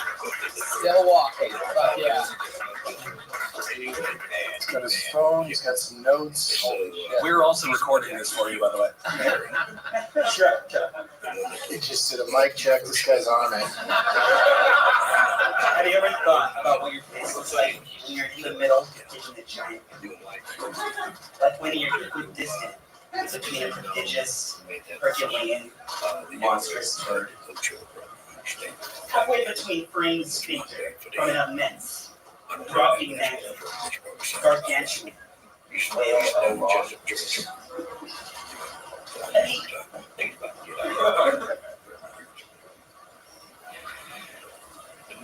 You color in the scenario. You get the picture. You catch the sketch. You pick up what I'm putting down. Is there kinesthesia to the representation of, I guess, the essence that you want? Poetry. All right. See, went with poetry. Interesting maneuver. He's got a lot of stuff like that written down in that book, but then you put your notes on the stool. You didn't have a chance to look at them because it was only a minute. But Dusty knows some good shit. I brought the notes. I forgot my lines. I forgot a lot. It happens, but also like it sounds like I think your first problem is being too memorized and also like it almost was poetry about shitting, and you need to do more like jokes about shitting rather than Lewis Carroll's take on shitting. You should go with. Have you ever wondered what your face looks like? Have you ever had a scatty woozle out of your purple schmoozle? Roses are kind of Dr. Seuss, I guess. Roses are red and poopy is brown. I don't know. I said poopy is brown. Look what you did to me. If you want the good shit in Ohio, get the downtown. You strike me as a man who has a thesaurus next to his toilet. Thesaurus.com. Yeah, that's what I figured. You don't actually own those words, right? Like they're not part of your actual vernacular. Am I correct? Do you actually use Brobdingnagian in conversation? No, I learned that word from that. Right. Yeah. Well, it's pretty obvious that you did. So, like, I like it. right, which is great. You know where it comes from? It's from Gulliver's Travels, right? There was the land of Lilliput, which is where the Lilliputians were from, and then there's the land of Brobdingnag, which is where the Brobdingnagians are from. They were giants, hence the name, right? Anyway, the point is, if you don't know the word, you motherfucker, I'm trying to explain something here. You can't just fucking copy and paste words out of a thesaurus and just put them in a giant string in your fucking dumb Star Wars notebook. You can't just write down a bunch of shit that you saw in a thesaurus. You have to fucking know the word. That's right. That's my point. Yes. So don't you fucking cricket me or No, that was the bird giving you a high five. Oh. I don't know. Well, I'll tell you what, I know a lot about Gulliver's Travels, but not a lot about animals. Birds agree with Jesse. Yeah. There's a point There's about the Angry West Hollywood Bear and there's the Bird of Truth. Yeah. Oh, is that what that was? Fucking, would somebody give me explain what your silly noises are before I flip out at you next time? The Bird of Truth. It's the Bird of Truth. All right, fine. Be careful because we also have the frog of disappointment. So it can come out at any point. Doesn't sound like a frog or disappointed for that matter. Sounds like neither. just neither. Yeah, but exactly what you're saying, though. I mean, that's not how you talk. And so when when you're on stage, you're almost hypnotizing the audience to try to get them to be on the same boat as you. That was uncomfortable to watch. It felt like you were doing poetry or a play. And like you said, you forgot your lines. That's not stand-up comedy. I tell you what, like I love like word choices with comedy. Like Pat Oswalt's amazing at like the words that he uses, but he actually knows those words. You know what I'm saying? That's the difference. Sometimes he doesn't. But And it's also important that you're taking really smart words and you're trying to make a shit joke out of it. That everything that has already been talked about pooping, I promise. So unless you really, really delve into it, something about other than, and I don't even think you really talked about the face that you made after that. You start off about the face. That seems like where you're going, but I didn't hear anything more about actually the face. Just a minute I inserted to a longer bit. What's that? right, yeah, it's part of the I actually bigger. rolled that bit on my first time when I was on the show. It's part of a bigger shit bit. Episode 64 episode. Am I supposed to remember that No, minute or it's something? for the- Oh, the minute where they talked about what your hand does when you poop. I don't know. Zach Kirby. What else? You guys have anything else for Zach? I like your. I thought that he was, he certainly was using some smart words, and it wasn't just a silly, it wasn't just a dumb shit joke, but it also, like you were saying, you didn't seem to have much of a point, but then he said it's part of a bigger thing. So, I'm guessing the punchlines are the other parts. I guess so. I say, play around with it, see where it goes. But it is a tricky area, especially when you're a new young comic. Like when you have something to prove, and you get up there, you start talking about shitting, people are going to be like, "Oh boy," it's hard for people to just jump on board with that. You got to be at it for a while before shit jokes are going to be embraced. Yeah. Right? Yeah. And even then, That scene. who does them anymore? Right. I am very poop heavy on my. That's right. Don't you have a whole bit about how you want to poop in a dolphin's mouth? I poop inside of mouth of the dog. Brian's quickly becoming like the poop Canadian. Like, Really? yeah. You have lots of poop jokes, Very poop heavy. I've had a really shitty year. Poop has become Red Band's watermelon. It's almost like. All right. Well, I wish I had better advice. Do you have anything, Jesse? Sorry for hitting my lines. Why do you close your eyes so Well, hard? don't apologize for that. I mean, that's part of being a stand-up is like you got to just fucking get up there and do something and make them laugh. And apologizing usually is not hilarious. Yeah. Just do your thing, man. Don't apologize to us. Just keep working on it. Yeah. There you go. Zach Kirby. Sometimes it's a little bit more depressing than other times, guys. Depressing? But it just gets a little weird, And then the kid apologizes, closing his eyes. I'm really sorry, guys. It makes it weird. I felt it. Well, maybe he shouldn't have disappointed us. Oh shit! Can we get him back here and tell him not to disappoint us ever again? I can see he already hung himself in the green room. But at least he did something, Robin Williams, like while he was anything. I was not going to attach his name to all the hanging talk, and then you had to go and do it. Hey, Kill Tony. I mean, what'd you think of when that guy Tony killed that guy on the racetrack? I thought it was good promotion. The words. I thought you might have to change the title. The words Tony and kill were trending. Yeah, they were. Oh God! I mean, not in the proper order. It was, Tony Stewart kills driver, but You might have garnished an extra NASCAR fan or two, but then you lost them at Bromtignagian. right, yes, definitely. I also lost them when I brought out a Black Iron Patriot. NASCAR fans don't like Willie's type too much. Willie's black? Yeah. Holy shit! I know. I had no idea. I thought it was a white dude with a fro. Yeah.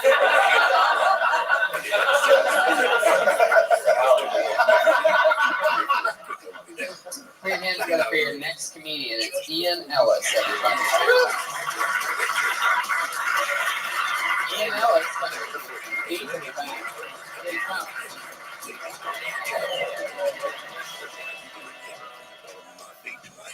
Yeah, man. Get excited. I'm not a German guy with fucking autism. Shut up. First comic has braces. It's cool. My girlfriend has braces. It's alright. She is age appropriate for a pedophile. She's 32. I love braces because they're like lingerie for teeth. Every time she smiles, I'm like, man, you got dressed up for me. I can't wait to hit that. What are those, Victoria's Secret ribbons? I heard they make your teeth look bigger. I like big teeth on a bitch. If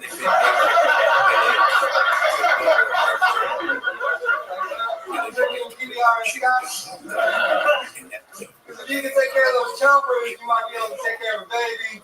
I don't know if bigger teeth make you a better mom, but if your teeth are fucked up, it's clear sign you're not good at taking care of things that are important to you.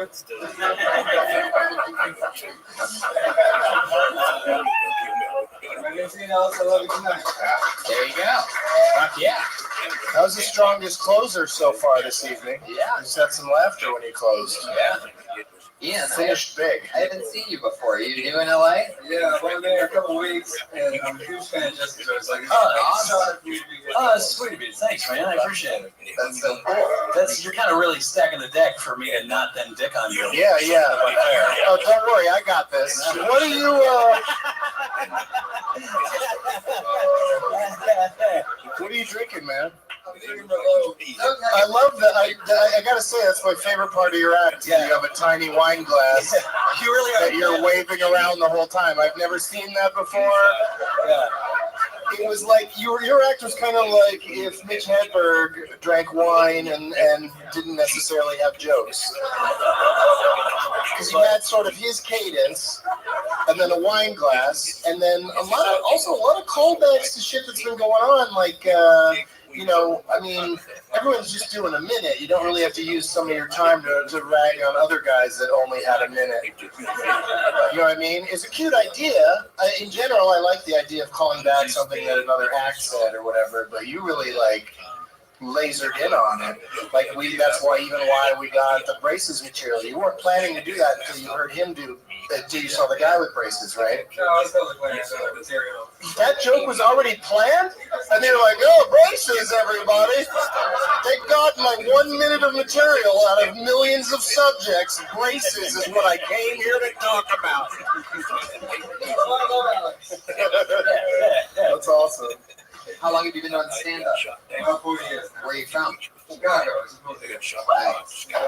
You see, that's the fucking Mitch Hedberg right there.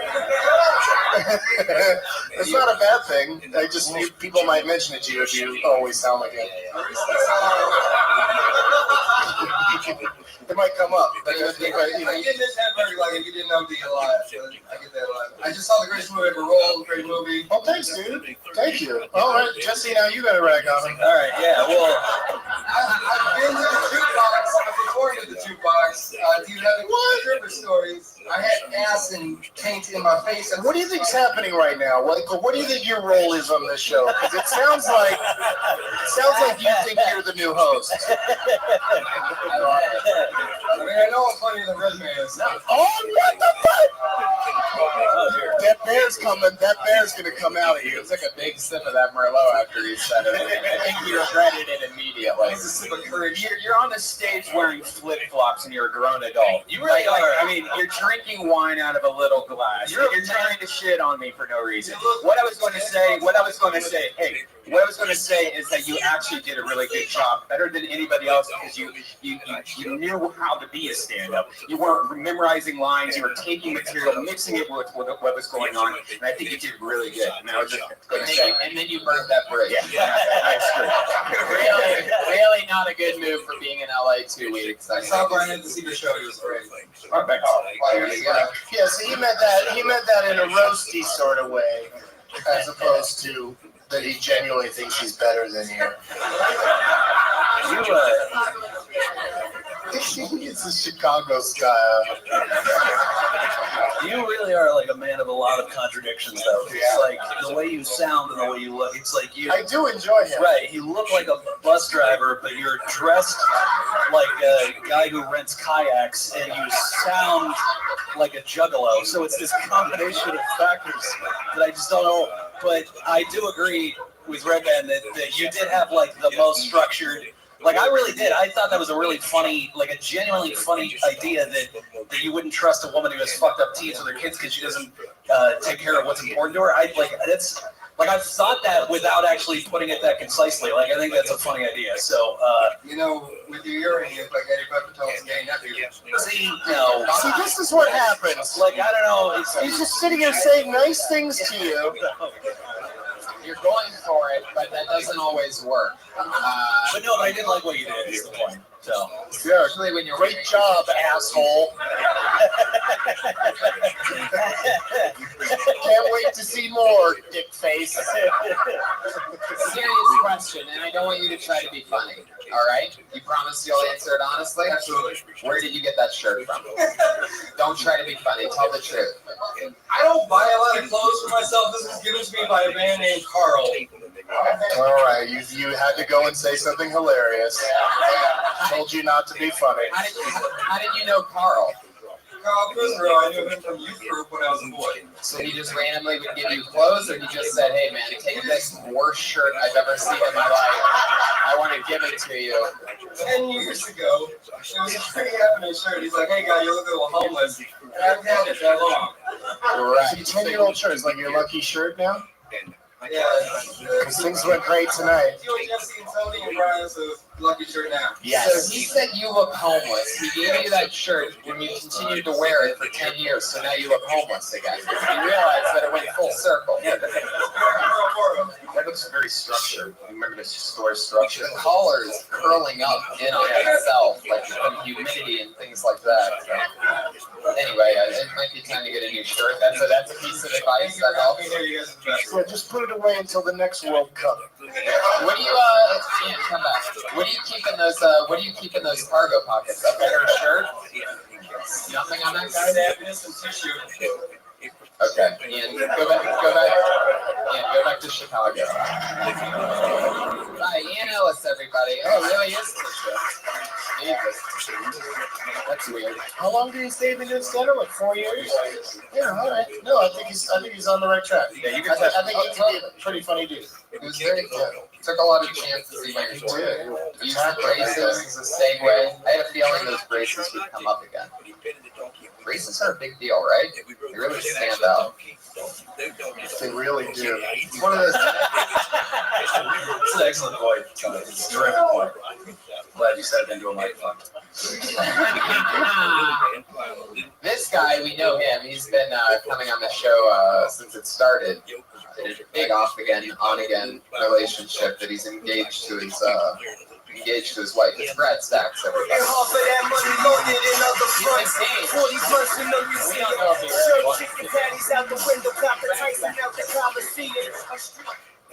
I'm also a new father, guys. Thank you. First time. And people told me, they're like, hey, it's going to change your life.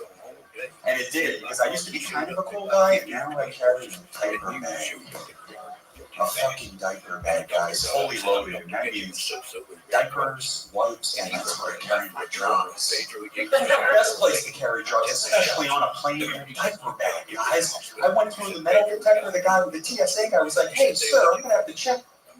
Hey, does that say baby cat? Get your ass through there, man. And then he yelled Huggies at me because he was a first-time father. And I yelled, Pampers, bitch.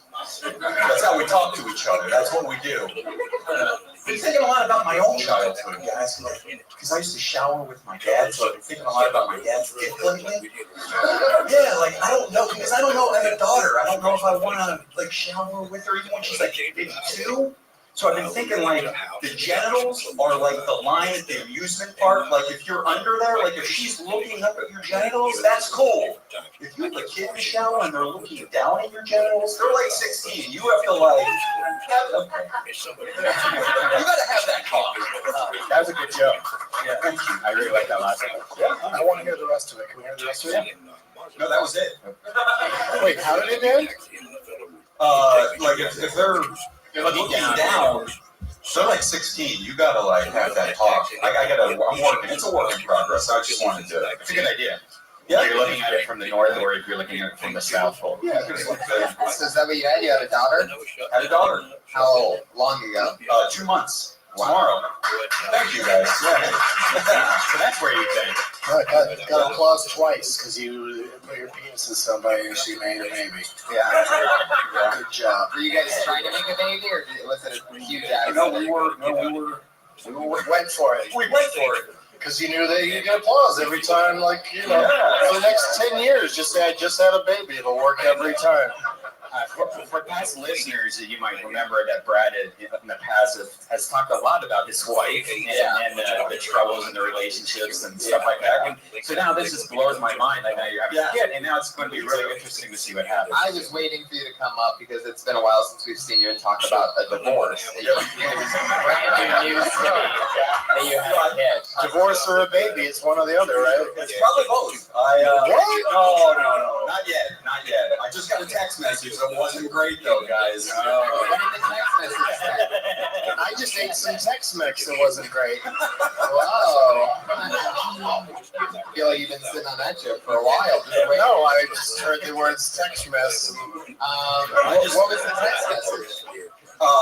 It was, we went to visit my uncle. I got an uncle that lives here in LA. We went to visit him. He was like, hey, you know, you guys just had a kid. You should think about maybe taking a trip somewhere, just spending some time together. And I was, you know, I kind of said, yeah, maybe not this Christmas, but the following Christmas, we could take, you know, because I didn't know with my job if I could get away, and she was basically just texting me saying, you don't want to go away with you because you don't love me. That's a typical woman. I want to go away with somebody that I love, that loves me. She said that? Yeah. I want to go away with somebody that loves me. In this, we just had your baby. Oh yeah. Oh, you are. So fun. A lot of trouble, guys. Oh my God, you're so fun. That is so rough. You're so fun. Yeah, I gotta do some back. Your life is fun. Yeah, it's fun. Yeah. Very depressed. Very. Oh, I bet. Let's talk about. Did you text back, honey? I have the most important minute of my life coming up. This is no time. By the way, the minute format is so fantastic because he just had to gear shift right into. I used to see my dad's dick in the shower a lot. Like there was no preparation for that to fucking. Oh my God, we're talking about your sweet, beautiful new baby daughter, and then your dad's cock immediately. That's because of the format. I figured. I got the sense that you really rushed into the dad's cock material. But, I love it for that I've been reason. dying to talk about it for years, though. His dad has a nice cock. Yeah, I bet. Do you remember it specifically? My dad's penis? Yeah. Yeah, I remember looking at it going like, wow, my dad's got a big one. Yeah. And he's a little guy. It wasn't. It wasn't that big. It wasn't that, but I was like 2. So. I also remember that we used to go to athletic club, and so I'd have to go to the locker room, and it was just dick everywhere. And I just remember going, like, why is there so much dick everywhere? Like, don't take a shower with your kid. Like, have your mom do it. Because that'd be even if it was a girl, that's probably way more sexier to have boobs everywhere than your dick. Or have your uncle do it. Why did you bring the word sexy into it to begin Why with? would sexy have anything to do with getting clean? Jesus. Oh my I'm always weirded out when dudes bring their like little 2-year-old or 1-year-old girl into the men's room. Yeah. That's always really weird to me. Like, there's always dudes standing around with their dicks out. I mean, I know they have their back to you, but still, it's weird. You do? Yeah. It's so weird. That freaks me out. But then again, now that I have a kid, if you have to change that kid, there's no, and you have to like dig in and get like. Wait, it's still a baby though. But when it starts walking around, the parent that's the same gender should take it into the bathroom in public places. No That's my feeling. No guys want to hear a 2-year-old girl talking when they're holding their penis, no matter what. Right. Most of them. That's true. Well, I think the real problem is that if you're just a stranger in the bathroom and then they come at you, have to just take his word for it that that's his kid. You know what I mean? And walk into a bathroom with a child in a stall. Let me see both your IDs. I know I'm just here pissing, but Crying, you know, the kid's usually crying, and I'm sitting there in the urinal like, is this okay, or do I have to kick the door in? yeah, you see something fishy at the airport, you report it. Do you remember seeing your mom when you were younger? Naked? Naked? Yeah. 5 or 6 times. What did you think about that? To make a It was like on a scale of 1 to 10. How were her tits? That was my mom. I don't know. But you didn't think it was gross, did you? I mean, I thought, that's my mom naked. That's How big was her dick? How long? She actually had big boobs, my mom. Yeah. I have a big boob mom too. Yeah. It's fun. Yeah. I thought they were all like that, yeah. But delicious areolas my mom has. Actually, I agree. His mom does that delicious almond milk. Anyway, Can I hit the bear button? You know what is weird is that, like, if you're talking about the bathing with the kid, it was weird how, I don't know if they still do it, but I remember going to like my friend's house and like when we'd spend the night, we'd take a bath together with my friend. Oh, your mom would wash us. And it's like, what? Yeah. And like, I'm like 17, or something. That's old. So you're old and lucky. What's Somebody's mom wants to bathe you. Are you waking up a lot in the middle of the night to take care of this? Yes. I've been woken up pretty much like at 4:30 in the morning. And I'm talking about your wife. Yeah. Oh yeah. And she up? Yeah. She does. She's doing most of Waking up that. having to deal with her crying. It's silent. She's. She might have. Get ready for a lifetime of that, my friend. Might not be a lifetime though. She might be in postpartum depression. Well, he was talking about her before she was pregnant, so she might have that. And if she Sounds like they've had a lot of issues over the years. She has pre-postpartum depression. If that's possible. Yeah. Because he was already miserable. Thank you, Tony. And you're 100%. You're 100% sure that this is your kid, right? Like it looks kind of like it. No. This is definitely me. This is definitely. He has your black skin. He's got my sort of olive complexion. She does. Yeah. Definitely mine. This is good. Okay. Well, we've run some tests, and we're going to give you the results after this break. You are not the father. Brad Sachs, everybody. There he goes. He's on Twitter at Brad Sachs. Thanks, guys. That's Brad, SACHS. Talk to Brad. Talking back from that clip. Brad Sachs. That's amazing. People having kids just don't get it. Is that anything you guys might be interested in one day? You ever think about what that would be like? Having a little 3-year-old stoner running around the house, Doug? Wait, what? Why would my 3-year-old be a stoner? I can just picture it. Cleaning your baby with bath bomb water. I have a lot of fun with kids, but I like to do it with ones that aren't mine, and I take them home after a day, and I return them. You rent baby. I've never stolen a child. No, I just take them. Why would I rent them? Where's That's this a baby waste of money. blockbuster? Baby blockbuster. The gravy I wanted was out. They're so easy to take. They really are. Like, yeah, fucking dumb and gullible. You just fucking Yeah, you don't even try that. All you have to have is like a shiny thing. Yeah. They feel like pillowcase, some of them. Like Alex Dwong's smile. That's the guy with the braces. Yes. Keep that callback. You tried to say a couple things during the last guy comedy Patriot, or what do I call you, Willie? Black Patriot. Oh, boy, I don't like that. But Willie's your name, though, right? Yeah, Willie. What were you saying during the last guy? Why did he have a kid with her? Why? Well, I'm sure it's because he put his penis in her vagina and some, I think happened. you know, it's one of those things. Do you think he was going to change everything? Yeah, I was gonna fix everything. Is what they probably thought. Brad, are you still here? Where are you? This is really a testament to how fucked up comics are generally. That it's like a guy just said, like, I just had a beautiful baby daughter, and everybody's like, why the fuck would you do that? Yeah, what's wrong with you? What kind of person? What kind of... Yeah, well, was it a mistake, and then she just doesn't want to go to Planned Parenthood, so you had to do it, or was it trying to fix It was planned. It was planned. I mean, we've had our issues like a lot of couples, and maybe I said, ooh, maybe I shouldn't have done that. You know, a lot of couples don't have issues too. That's true. That's true. I don't know who they are. Being a couple is work. It is. It's a Compromise. Yeah, and, but at least... Sorry. Were you coming inside of her a lot? Is that what's going on? Like, were you excited about that part of it? Was that the That was good. That was a good part. Was that part of it that you were sort of into the trying to make a baby thing? You're just like, oh, I can just blow away. It's the funnest hole in the universe. I think when you're married, you can still blow away while she's on birth control. Wait a second. Did you name your daughter Portia? No.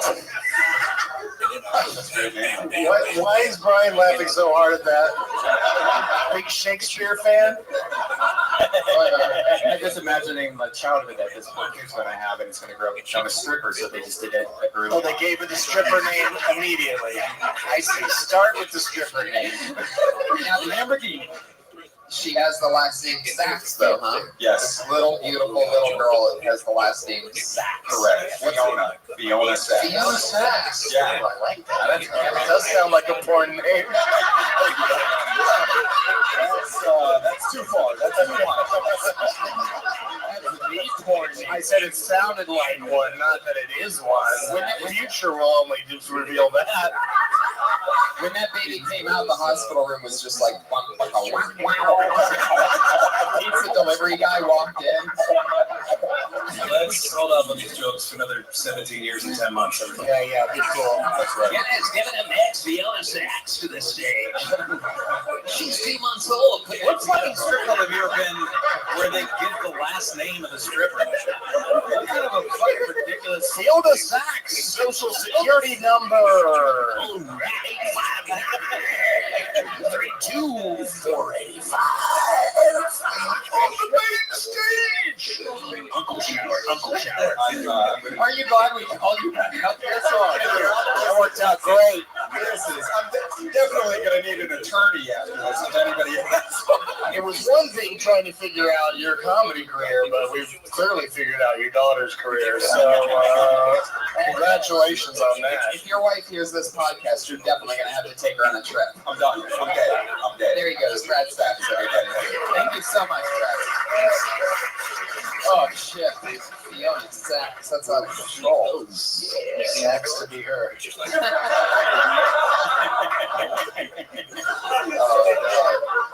Willie, how you doing over there? You feeling good? You having fun? Yeah, I'm glad we got to the bottom of that kid thing. Yeah, right. Great. Is it hot in that shit? Yeah, okay. I thought it might be. I didn't see that you wanted to ask him a question, so if at any point, if you just put a palm up, I can see because there's Or like just go pew, pew, pew. you're standing. Yeah, you can really command the room if you wanted to. But during that segment, you're like. too close. Your microphone's definitely not as hot as ours, that's for sure. Yeah, I thought that was me with feedback. Is that one also? They're both connected, both those two. So that's why if you stand back when you're not talking, it would be the best. So that I can turn it up more so that stand up, yell more. Sorry. Yeah, we have this guys to work this shit out at the tech rehearsal. Yeah. Fuck yeah, let's keep this. Who next? Untrained moving along. Oh, this is a very funny gentleman. We're going to go for Brett Banta.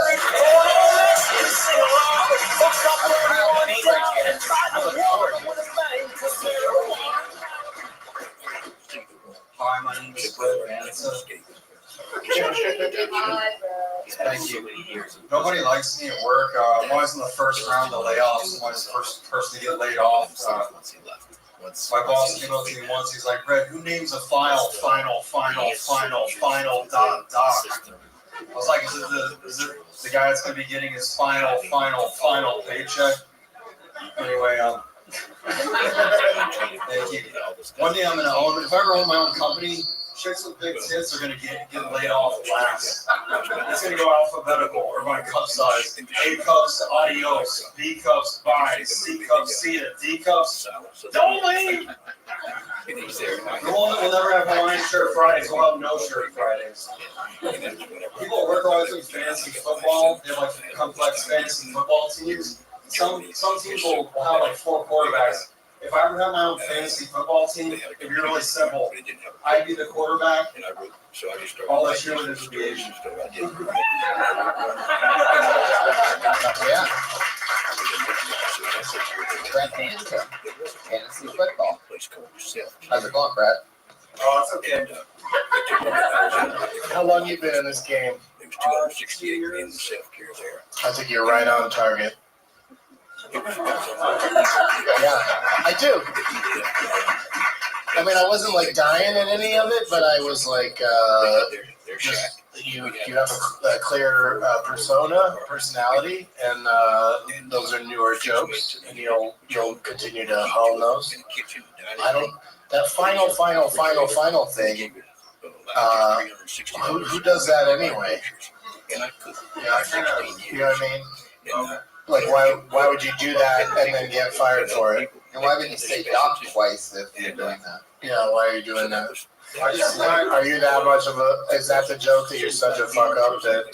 Yeah, like I'll own the finals, like final, and then it'll like 5 to 8, and then I'll go final, and then I'll just want to quickly get rid of shit, and so I get laid off a lot. Wait, for doing this final thing, it seems like you should stop doing that. Be step one to staying gainfully employed. That I think you needed to clarify, because you're like, I'm always the first guy to get laid off, and I was like, well, you'd only get laid off from the job one time, but you get laid off from a bunch of jobs. How many times have you been laid off? 6 times. In the first round, what does that mean? 6 different companies, like, I'll get it. They'll be in the first round of layoffs. Oh, okay. With a bunch of people, but just I'll try to figure out how to show how to say, you know, I'm unreliable at work. This is why. Is the HR department familiar with your insane level of misogyny? Is that maybe why you're the first to go? I just feel like you fucking single-handedly took down the 19th Amendment while we were in that minute of stand-up. But he's got a good persona, right? And delivery. Yeah, no, I like. Don't you think he's got a fun thing going on? But just that 1 minute of material just wasn't. Yeah, I mean, but it was there was the Asian cheerleaders joke, and then there was also the firing women by cup size. It was like the whole minute. Right. The firing the women part I didn't like so much, but I enjoyed the having fun with the A, B, C, and D. Like that he had something for each cup size. That was kind of fun. You're right. Scrap that whole minute. But I just like, maybe I also was kind of psyched up because Tony said this guy's been on before and he's funny, but I just like immediately, I just recognize that you have a persona and a voice. Right. Yeah, and that's very hard to come by. Right. So you got that. Yeah, because you want to be able to give people in a minute anyway, even if you're doing it in 10 minutes or 20 minutes. But I mean, like people just listening to this podcast, I think the sound of his voice and the delivery, he's got that. He just needs, you know, and he probably has lots of other minutes of material that I haven't heard. Yeah. Right. No, I mean, I do feel like I kind of get a sense of who you are. And based on that, I would never let you date Fiona Sachs. Seems like you're kind of shit. We're all going to be very protective of Fiona. I feel like, yeah, I feel like the I'm a comedy uncle now. community is really going to take care of her. No, but like legitimately, you are aware, like just as far as the choice of material goes, that kind of women do sort of have a control over the room. Like in a regular, like you know, it's like dudes go with a girl, and if the girl gets pissed at you, then that ruins the night for both. You know what I mean? Like you're gonna make if you just shit on women, it's not you're not gonna. It's an uphill climb. You know, I'm not saying don't do it, but I'm saying like. What are all these jobs that you're getting laid off from? Where are you working? What types of things are you doing? I mean, it's been over years, but like during the .com days, I got laid off a lot. You were like at pets.com. When were the .com days exactly? 94. It was big for a while. Remember there was a couple Super Bowls where every commercial was for .coms that could not afford Super Bowl commercials. Right. Wow. That was my pets.com references. That they went under after that because they spent millions of dollars on an ad to show their sock puppet. And then they sued Robert Smigel. You know about that? They did. Yeah, because he also has a dog puppet. Sure. Yeah, they tried to sue him. They tried to sue Triumph. Yeah. Because they're like, we also have a puppet that's not funny. Yeah, yeah. We're gonna sue the fucking funny puppet. Yeah. Brett, what do you do for work now? Right now, I'm just like freelancing. Freelancing what? Yeah, do you think your current freelancing job will be your final? I'm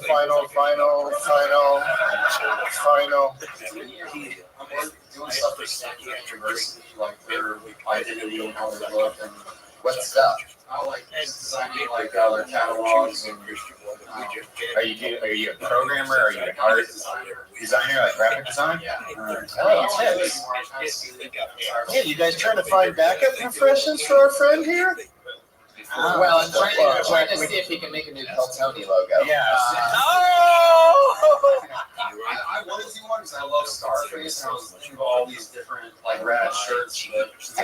Have you gone on these websites like Fiverr and Tenor and 20er and 30er? Because it seems like if you nowadays you don't need to, you can work from home, especially for graphic design. What the fuck are you giving him graphic design advice? What kind of a Yeah. I mean, have you looked at these websites? And you know what I'm talking about? These are websites that people can hire you for a job, and it's just like $40. You can just make a logo for them. $40, make a logo for them. But I know people that are like 7 days backed up of just $40 jobs that they spend like an hour on, and they're like making $40 an hour pretty much. You know, and it's. I don't understand, or I would hate to have to try to do comedy and go to a 9-to-5 job, and I think that's what you're dealing with. Do you have a kid? You have a kid. I got 2 daughters. You have 2 daughters. Do you take baths with them? And you're not with that. And you're not with that woman anymore, right? No, we're Oh, you're still together? financially we're stuck where we are, but Did you see Brad Sachs when he was up here? He just had a daughter. Did that remind you of a young Brett Banta?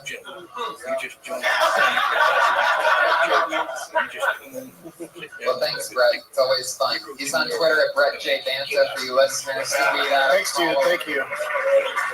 Always fun. Always exciting. Did you ever ask Doug?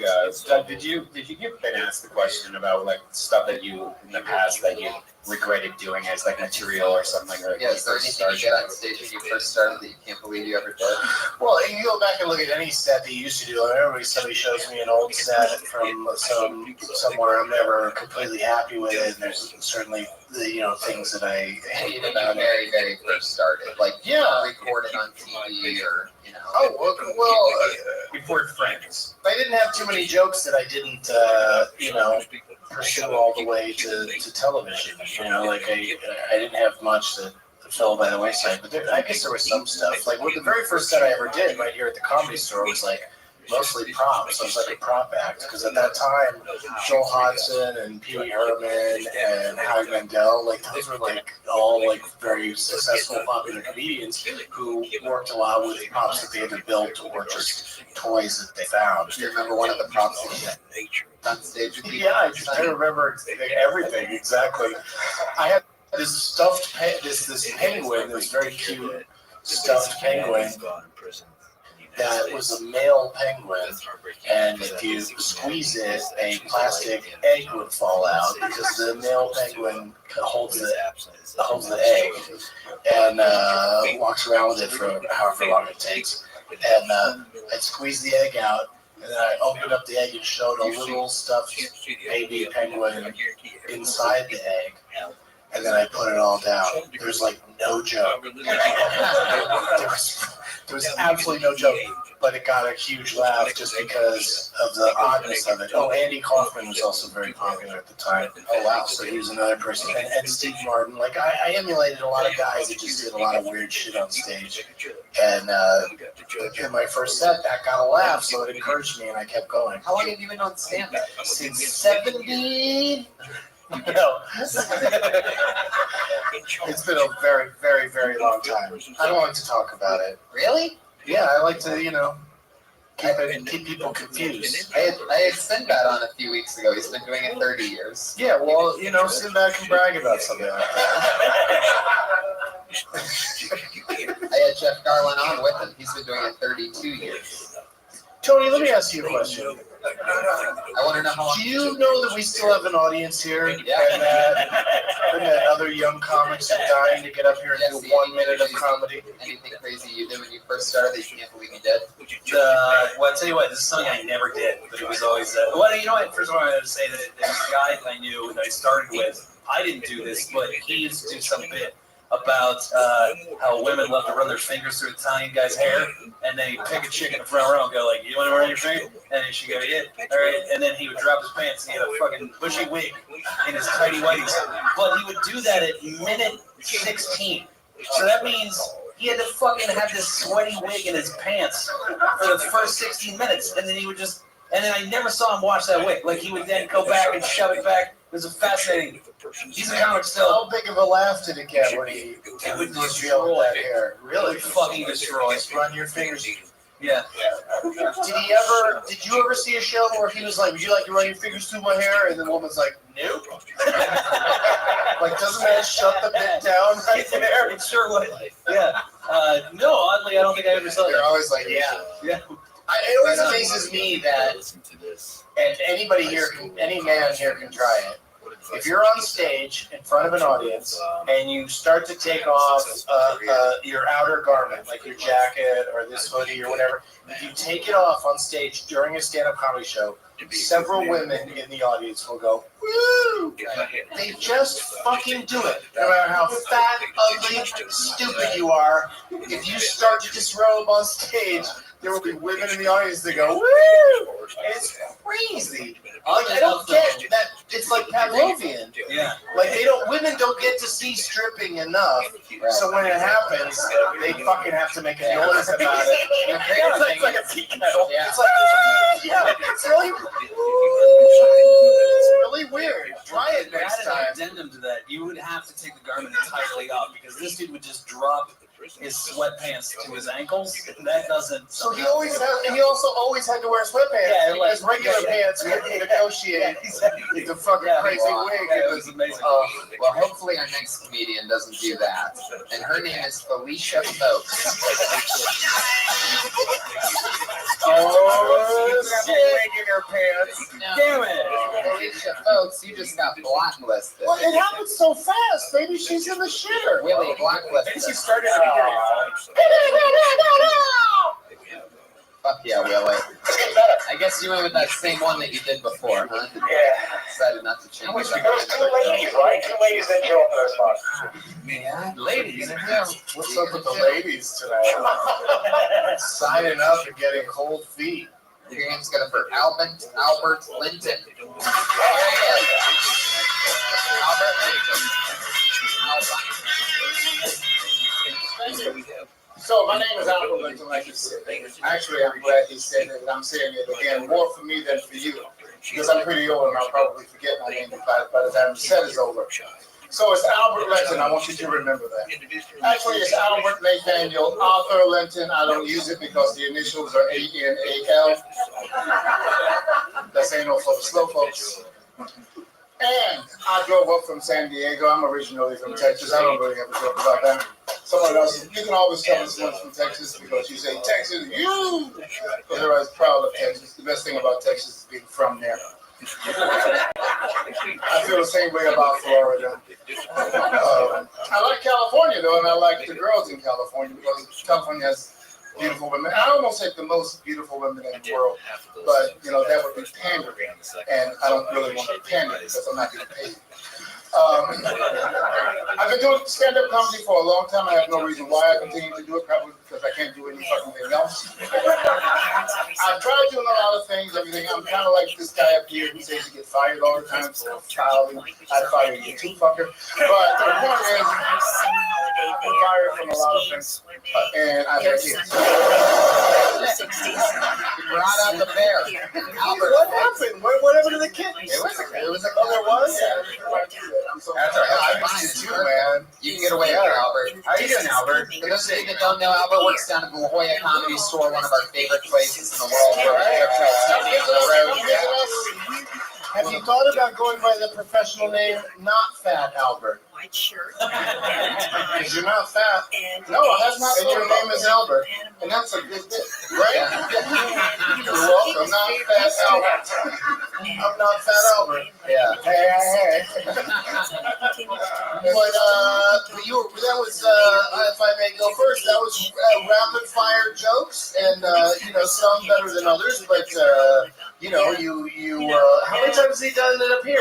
First time up here. You came all the way up from San Diego. Yeah. Holy shit. Yeah, I loved it. I did too. It was great, man. Yeah, it was awesome. You can tell you've been doing it for a while. How long have you been doing it?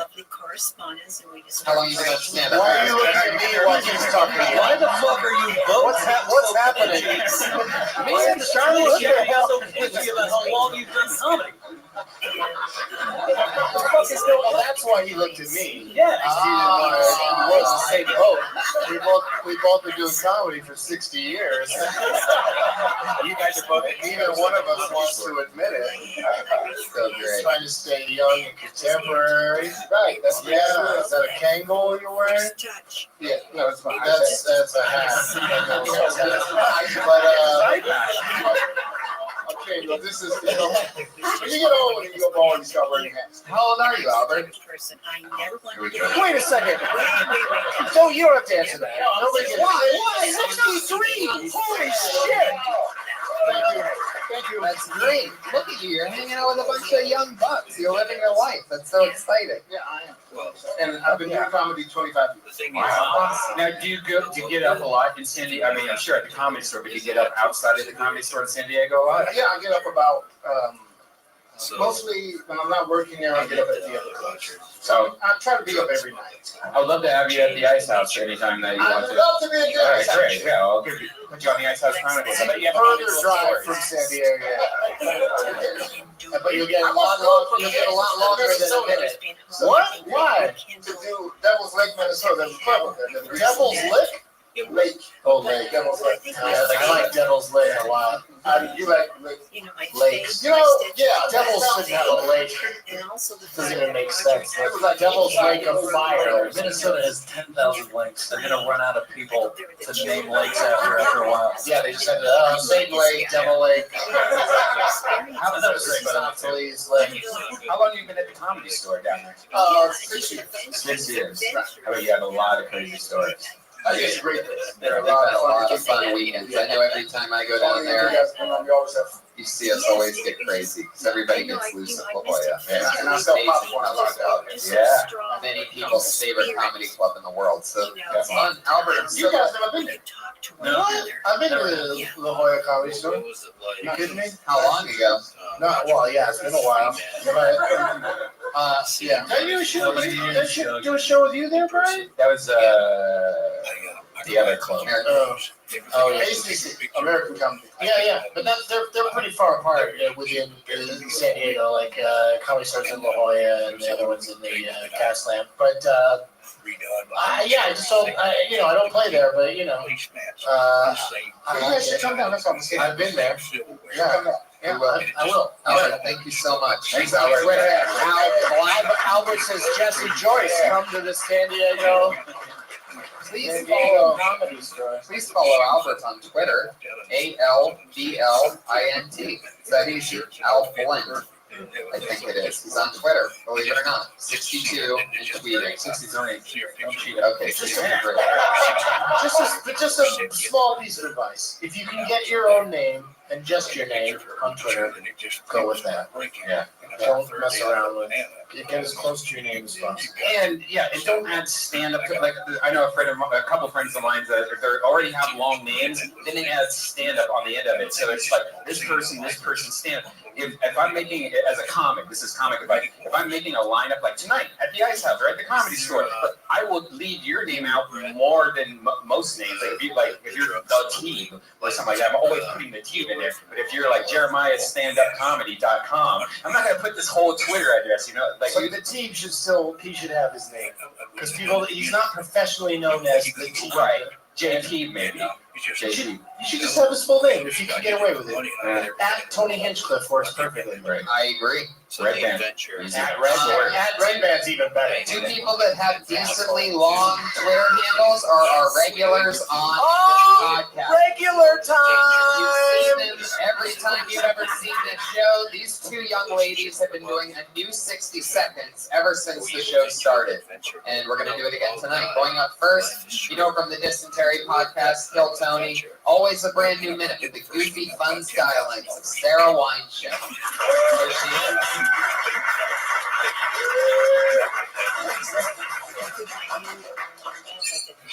What's up? I'm contemplating hibernation. Like, I'm just over it. I'm just over it. I just want to eat a lot of food and sleep for an extended amount of time. There's a lot of stupid people. There's a lot of stupid, happy people pissing me off, trying to get me to do things that I don't want to do, like play Jenga. There's two types of people. People who play Jenga and people like me. I don't want to play catchphrase. Stupid. I don't want to play Jenga. It's stupid. People like that make me want to hibernate. Also, who are these people that take forever at the ATM? It leaves me in a weird position because it's like you can't get too close because then they think that you're going to rob them. But at the same time, it's not deactivating a bomb. Why is it so fucking hard, bro? It's not a riddle. Put in your Did you guys ever Is there anything else after that? Put in your pen. It's not a riddle. That's it. I don't really know. I can't. Okay. Yeah. And then of course Gotcha. What more about the hibernating? What made you think of hibernating? Yeah, last week you were talking about how you're talking to stars. Are you going through a bout of depression right now? Sounds like depression. I feel like a bear. Last week I talked about bloggers. What do you do? Yeah. No, I just feel like hibernating. Like I want to eat and sleep for an extended amount of time. Who wouldn't want to do that? In an enterprise or in a business. People have things to live for, but goals, dreams. Yeah. Weren't you just in the desert fucking playing Mario Brothers? I was in the desert. Yeah, I was in the desert. That's where I got approached by a stranger about Jenga, and I was like, no, I'm sleeping. That's the worst when you're in the desert and someone wants to play Jenga. First you think it's a mirage, you see the Jenga box, you're like, water. Next thing you know. I was trying to sleep, and the stranger asked me to play Jenga, and I was like, no. Yeah, that's not a game you're playing when you're sleeping. Were you Burning Man? Is that what this is? No. Where the fuck did you? Why were you sleeping on the desert? I wasn't just like sleeping in the sand. I was like sleeping by a pool. And like a stranger, drunk girl who was trying to make new friends invited me to play Jenga, and I said no. And then she came out with catchphrase, and I was like, no. But is that happening more than once? Because you were like, what's with all these people wanting to play Jenga? What's with the constant barrage of Jenga enthusiasts? If I had a nickel for every time somebody approached me in the desert, tossing me with Jenga. I feel like there's a lot of people that like Jenga a lot. Oh yeah, people do like it. And they want you to like it too. They have it like in bars and Yeah. stuff. Like get drunk and get really nervous about these wooden blocks falling over. Yeah. It's fucking intense. It's like your own 9/11 that you get to build. Let's play Tower 7. Have you been eating and sleeping a lot lately? Tower 7 will blow up from the Not as inside. much as I want to be. I mean, not as much as I want to be. Because I have shit to do. Right. You know? Like, I think it's just a fantasy of mine to hibernate. Right. If you could sleep for as long as you wanted to and wake up after that sleep, like set a machine to a certain amount of rest, how long would you sleep for? I'm too neurotic to actually hibernate, actually. I don't know. Probably like a few weeks. Sleeping is a really good diet. Yeah. I love when it Because gets it's sick. so hard to eat when you're sleeping. Well, but that's the problem with hibernating is you basically store up for the winter. Right, you eat a bunch Yeah. and then just. She's not saying napping. She's suggesting hibernating, which Yeah. It's heavy. is probably the only bear characteristic you'd actually want to, right, be insanely overprotective of your young and not. You wouldn't be able to play Jenga, technically speaking, without opposable digits. Yeah, I just have It's pause. probably a lot of. Do you want to go out into a river and catch fish in your mouth? No. Okay. Just trying to think of other ways that you're bear like. Do you like picnic baskets? Oh, go When you're like honey, Yeah, I like honey. Who doesn't like some fucking honey? do you sometimes just wear a t-shirt with no underwear or shorts? That's a Winnie the Pooh reference, everybody. I know it's a little bit creepy, but That is the weirdest outfit Winnie the Pooh has. yeah, man. Here's my butt and my dick. More like Winnie the Ew. Barely covered my belly with this shirt. When female bears have periods when they're hibernating, Here we go. Sarah Weinstein, everybody. There she is. Hey, Sarah. She's on Twitter at Princess Shank. That's Princess SHENA. All one word. All the princesses want to hibernate. Right? Yeah. Sleeping Beauty, Uh-huh. Frozen. Yep. It's the end of my list. Our other regular dropped out of. Hey, come on, Princess Diana. Yes. Oh, It's the fucking anniversary this week. Oh, it is? She died on my mother's birthday. She died on your mom's birthday? But it was Labor Day weekend, right? I think it was Labor Day weekend. August 31st, 1997. There you go. And I still have it. The LA Times weekend edition that weekend had a campaign they were going to sell as an auction to raise money a dress that Diana owned. And I swear to you, I have the weekend she died, I have an ad that came out in the LA Times that said, "Win a dress to die for." Unbelievable. It was pretty amazing. We're getting together for our final regular of the night. It's Kimberly Congo. That was a bad setup for her. Horrible intro. Lady Di, and now here's. Hi guys. Who here has a mom? Hey, me too. That's cool. Have you ever heard the saying, if you want to know what a girl's going to look like in 30 years, look at her mother? You've heard that, right? That's why every time my mom starts to gain a little weight, I politely remind her to stop cock blocking. With every piece of bacon is another failed marriage. No one's going to want this. It's like, how does that burger taste? Does it taste like you'll never have grandchildren? Because you're ruining everything for me. I'm not going to take care of you in a nursing home. They are.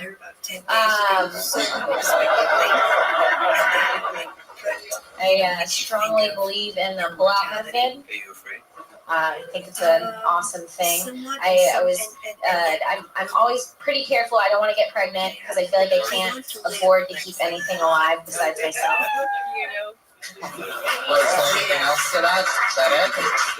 That was a whole bit about dating a guy in the NFL who was way more careful about pulling out than I was, and every time he pulled out, I say that I just saw him spitting out D1s. Like, no. Yes.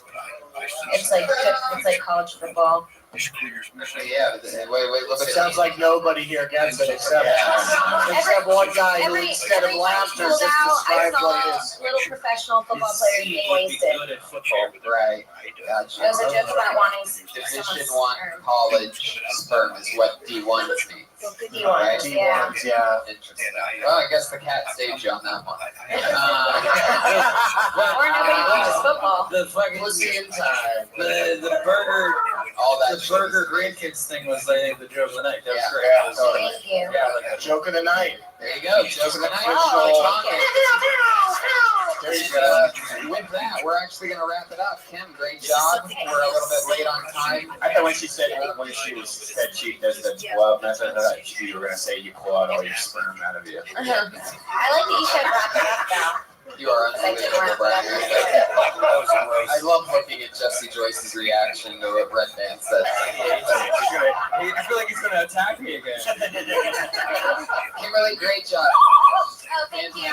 The Bird of Truth, thank you. West Hollywood Bear, thank you. Kimberly Congdon is on Twitter, Kimberly Congdon. Sarah Weinschenk and Princess Weinschenk. Jesse Joyce or Jesse Joyce. No I in Jesse, Jesse Joyce, one word. Hilarious, always on the move, something fun happening. Did your David Towell thing come out? Yeah, the Comedy Underground. Yeah, you can see the whole thing online. Follow him on Twitter so you know when he's on Fox News. I always love to see you're always busy and fun. So thanks, man. Good work. Sure we'll be working on the next roast really soon together. Doug Benson. What? DougLovesMovies.com. That's all we need to know. There you go. Doug loves all of my shit is over there. Doug Benson's the man. Willie Hunter has his own show, The Willie Hunter Show. He's on Twitter at Willie Hunter.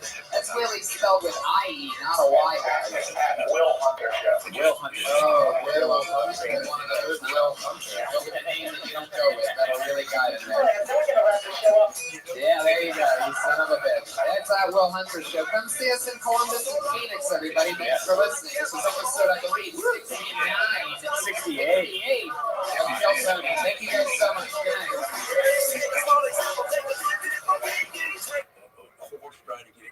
I saw pictures of you. New episode of Thrill Tony Volume 2. Give it up for Tony. It's Yeah. Hi, everybody. Welcome. How exciting. It's a good live crowd. You guys are still clapping. That's exciting. I like a real live audience.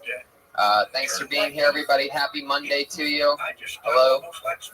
Good to be here, guys. This is another very exciting episode of Kill Tony.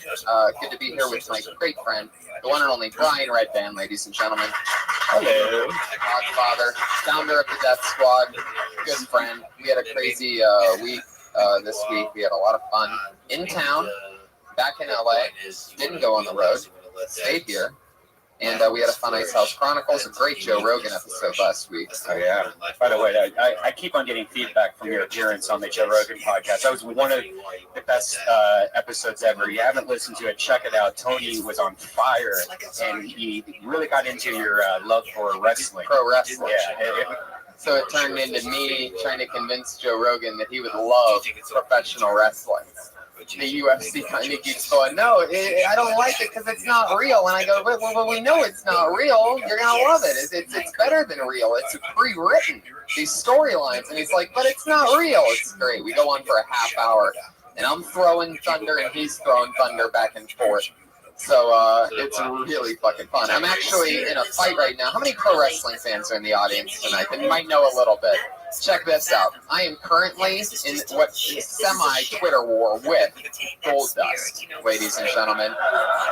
I said, there was a part during the podcast where it's me and Joe talking, and Joe goes, Tony, if you wrote If you Jesus, that's Josh Martin on the For people watching at home, there was not an earthquake. That was right. Josh stumbling over his words and feet. Yes. As if he couldn't possibly be more of a debacle. For you video watchers, that was all Josh. Handing me a ginger ale. Last time I had him give me a drink, he spilled a shot of tequila directly on my lap. He didn't even sit it down on the table. He just sort of tossed it at me. Oh yeah, so the gold dust thing, there's a part where Rogan goes, because I talked about writing, and he goes, if you wrote for the WWE, you'd probably make a wrestler who's outgoingly gay and that blows dust in people's faces to mess with them. And I go, Joe, you're never going to believe this. But there already is a very famous professional wrestler who's notorious for doing that and being that. And then later on in the episode, we say, oh, you know, he's straight.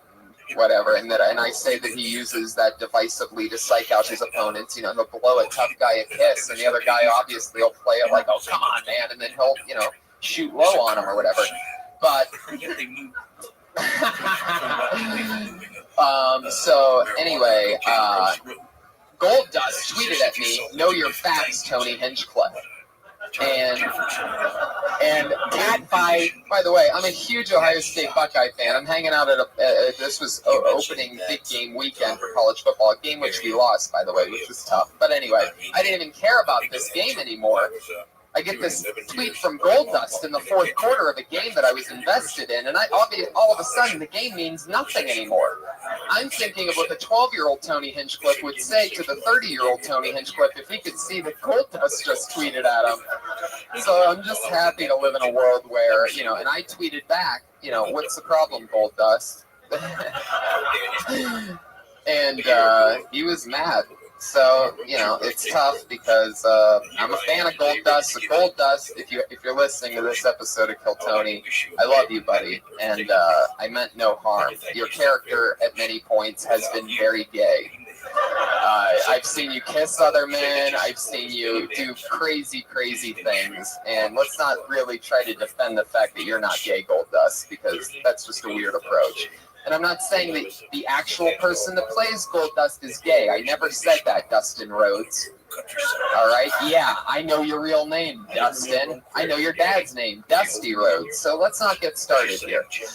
Guys, this episode, we have our sponsor, as always. She is here. It's the great Chef Elise Lane, everybody. She made delicious meals for our guests and Brian and I tonight. And it's her birthday. And it's her birthday, everybody. She is the only sponsor we have on this show because we believe in good laughs and good food, and that's it. Now, normally, she makes these gourmet meals, and I try to say what it is that she cooked. Tonight, I'm going to do something a little special and have our fun little accident-prone, speech impediment producer try to enunciate these things. Put your hands together for Josh and Martin. Josh, stand right behind that mic right there and give it a shot. Just get right into it. Tonight, she made a delicious masala campanada, the Moroccan chicken and tempeh. I don't even know what tempeh. Tempeh, yeah. And we also have cheesecake and Nutella cheesecake, which I will definitely eat. Okay, why don't you give out? Oh yeah. And make sure to follow her on Twitter at Elise Lane and Facebook, Instagram at the girl with the pen. Facebook? What's Facebook? I'm pretty sure she just lost 11 Twitter followers after that plug. Josh Martin, everybody. He's on Twitter at Josh Martin Comic. Always hustling around for us. Guys, we did something a little bit fun last week that I really found intriguing because he's one of my favorite comedic artists and he's working on something really special right now. Last week he did a song that he debuted, actually right here. It was such a debut that he didn't even have an ending to it. Tonight he's performing. You can get his new album off of iTunes. It's called The Shingles, 2009 to 2014. Tonight he's performing a song off that album. This is SNL and Mad TV alumni Jeff Richards doing Muscle Bitch. This is Muscle Bitch on Kill Tony. I got your finger. I got your finger. I got your finger. What's on my finger? Tricky donkey. Honky donkey. from San Francisco to Milwaukee. I feel weird. I feel funky. You're fine. That's the internet connection. Wow. Yeah, we'll try it. Yeah, I got. Do you have it on an iPod? Not on me though. Try it again. Let's start over. We'll start it again. This time I'll really get into it. We really need the internet here at the Comedy Store. It's really something else. All right, we'll try this again. Sorry about that. We could post it. I got your finger. I got your finger. I got your finger. Let's smell my finger. Tricky monkey. Monkey tiger. From San Francisco to Milwaukee. I feel weird. I feel funky. You're mine. My little donkey. I feel dizzy. I feel sick. You're mine. My little donkey. I'm a muscle bitch. I'm a muscle bitch. I'm muscle. Good tits. I'm a muscle bitch. I'm a muscle bitch. I'm muscle. Good tits. Dance for mommy. Flex your tummy. Mommy loves you. Do you love mommy?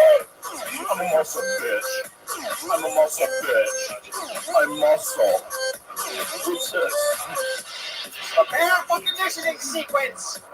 Shoulders width apart. Back slightly arched. Stomach in, chest out, time to hit the mark. Are you ready? Better get ready. Get ready.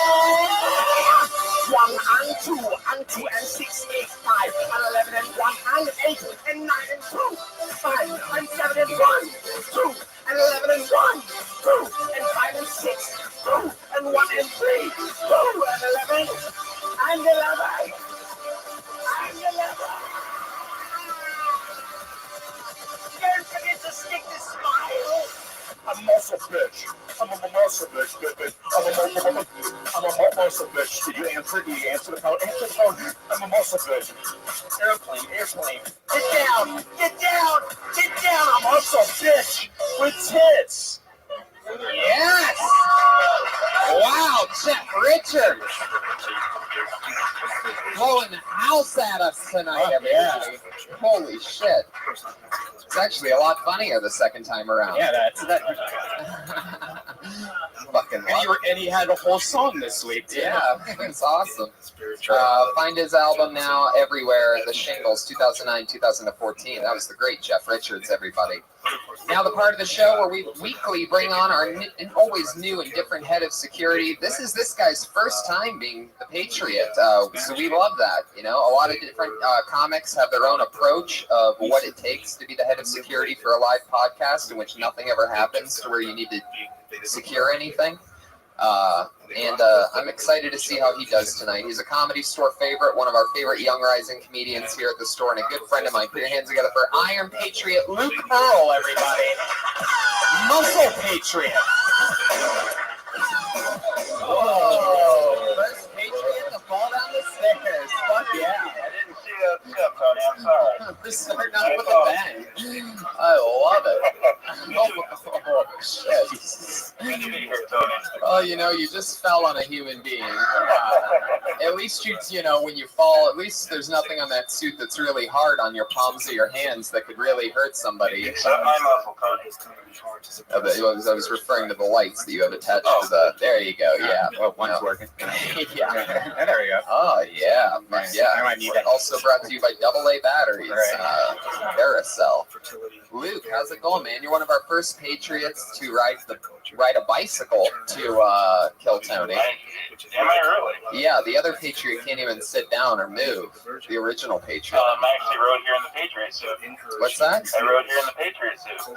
Great. Yeah, what I love is that I never noticed this before, but you sort of have a big chin, and it sticks out from the bottom of the mask. I'm also not used to seeing that with Patriots either.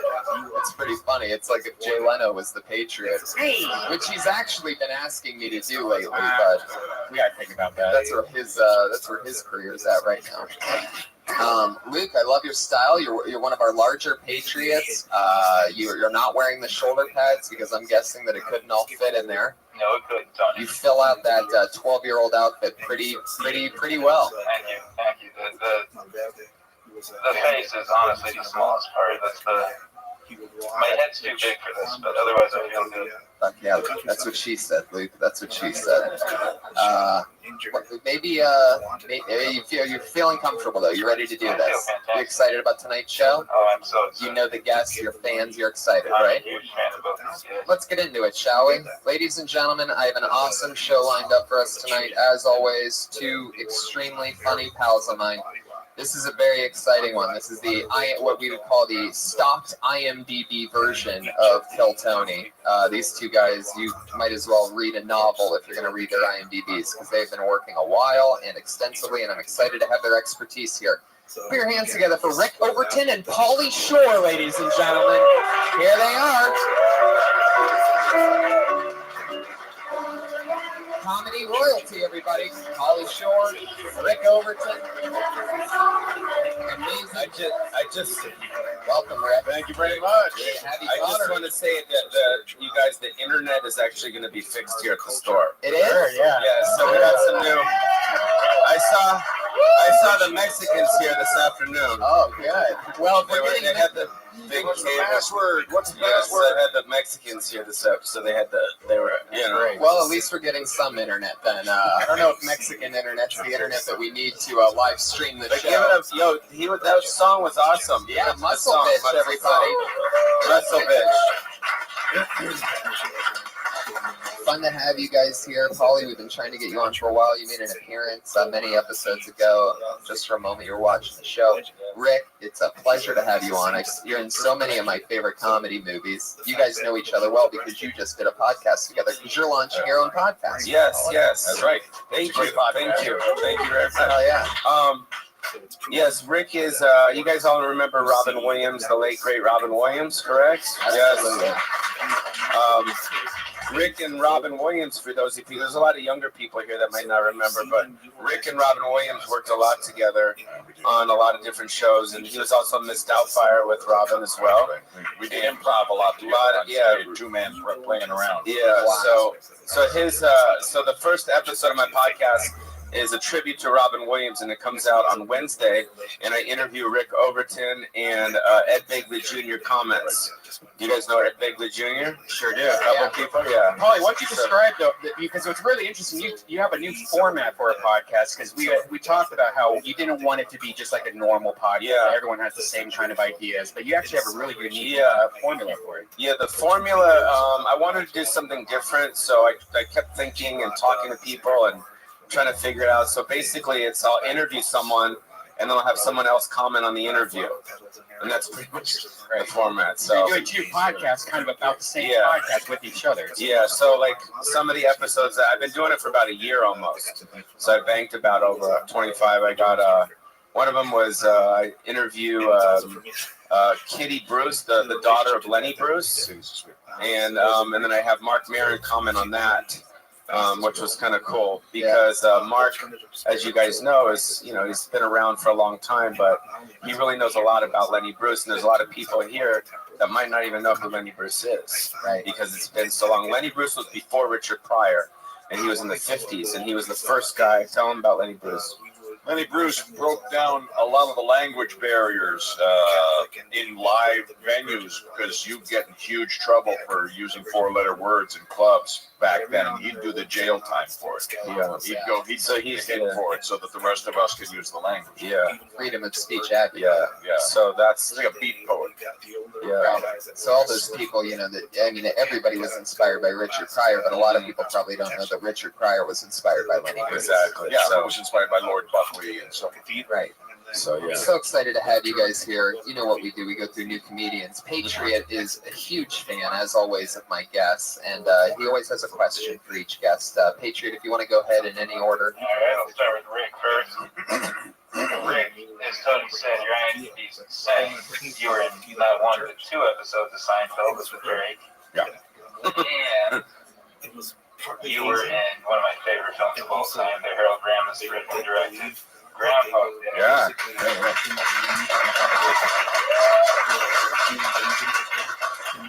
I have two questions. What project do you get recognized the most from? And who from your class ended up making it? And you look back and you thought, he didn't. That shocked me. Great questions, Patriot. That'd be me. I'm surprised. But what was the first question? Which of your roles are you recognized from the most? Where do I get the most recognition from? I don't look like any of those guys. I don't age in Hollywood years. I age in actual chronological time. My brother has a great line. He says, they put me in a cryogenic sleep chamber for 20 years, but they forgot to turn it on. So open it up, there's this old dude sitting there. So I guess I most recently am getting recognized from things I did. I just did an episode of Murder in the First, and I was just on True Blood. Wow. So those two things might have gotten a little bit of more attention because that's me with the beard, and there's a little bit from The Informant with Matt Damon. That's about it. Let me re-ask Luke's second question in a different way. Was there anybody who started out not that funny to you and to others, and then kept getting better and learning and growing more? Maybe it was that Woody Allen kid. Wow. For a bunch of rough sets up front, I gotta say. I heard that about him. I heard that his comedy was very, very, like, he really didn't give a crap. No, but the French people went apeshit for him. They love him. Yeah, pretty much everyone came up. I can't think of anyone that made it. The ones that we didn't think made it, they didn't make it. Wow. That's fucking awesome. Those all followed logic, you know? Yeah. That's so cool. But when we started out, there weren't as many comics, were there? We started out in a time when you could sort of name them. And now it's gone to the place where it's hard to name them all. There's so many. Wow. Patriot, what's your question for Pauly Shore? Pauly, I have to ask you, you've been in the Army now, jury duty, son-in-law. What is the craziest thing a fan has done, male or female, to show their appreciation? Great questions, sweet Patriot. She's a waitress here at the Comedy Store. And, no, I'm just kidding. So what's the question again? Sorry. The craziest thing a male or female fan has done to show their love for you? Shit. I don't know. Anybody ever do anything weird? Like you ever been pulling out of a city on the airplane and you see somebody running down the tarmac behind you? Like anybody ever show up anywhere, something to scare you? Anybody ever freak you out? Well, I don't remember. I don't remember. Sorry. I tell you, one of my greatest memories is I actually met Pauly almost 21 years ago. I met you in 1992, 91 maybe, and Daytona Beach. I met you at spring. You were doing the MTV Spring Break thing, right? And I was there for my spring break, and I met you at a bar. See, I don't remember that. That's the thing. I mean, I remember there's like crazy stories, but I don't remember like anything like specific weird. Everything was fucking weird. I mean, it was all just fucking weird. Right. Yeah. So it wasn't one thing. I remember there's a lot of girls. Yeah. Back then. So like what's well, I see the Leah now. It's hysterical. Right. It's hysterical. Yeah. Because he's like in his 30s, like looking for a vagina. Like he's like, but I was like 21. Yeah. You know what I mean? It was like different then. Like you know what I mean? You know what I mean? What are you crying for? What happened? No, but you know what I'm saying? No, but I'm just saying when I made it, I was off of MTV, and MTV was, as we all know, very appealed to a very younger audience. So my audience was very young, and that was like just a fun time back then in the 90s. It was crazy. Yeah. So I mean, this room right here, it's like every time I come in this room, I think of. I remember in this is the belly room. I remember in I think it was in June 1990. I had my MTV party when I had my show on MTV, and in this room was like Billy Idol and like Rat and like fucking, you know, Kennison was here and CC DeVille and like it was like Guns N' Roses and Slash and Sean You were all Penn. in the belly room? Well, the whole place, we shut the whole place down. Wow. Yeah, and I remember doing a Van Halen Yeah, I mean, I remember doing an album in this room, and in the audience was Gary Coleman and Ron Jeremy. Wow. In this room. Holy Yeah, moly. so this is a fucking cool room. This is the room actually that Whoopi Goldberg got discovered in the color for the color purple. Yeah. A lot of people remember the color purple with Whoopi Goldberg. Steven Spielberg was sitting right up there, and Whoopi was doing her show here, and this is the room. And my mom's office is right over there, right through that wall. So yeah, this is a very special room. So yeah, now they got Kill Tony here. What's up? That's right. That's cool. We keep it moving along. Right.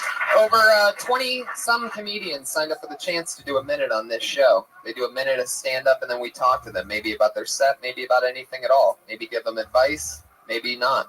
Maybe try to figure out something they should talk about. Comedians, you know how it works. You get a minute. You know your minute's up when you hear that sound of a kitty. There it is.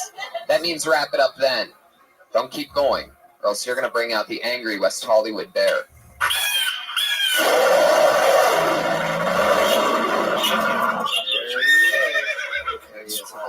With a little horse thrown in at the end.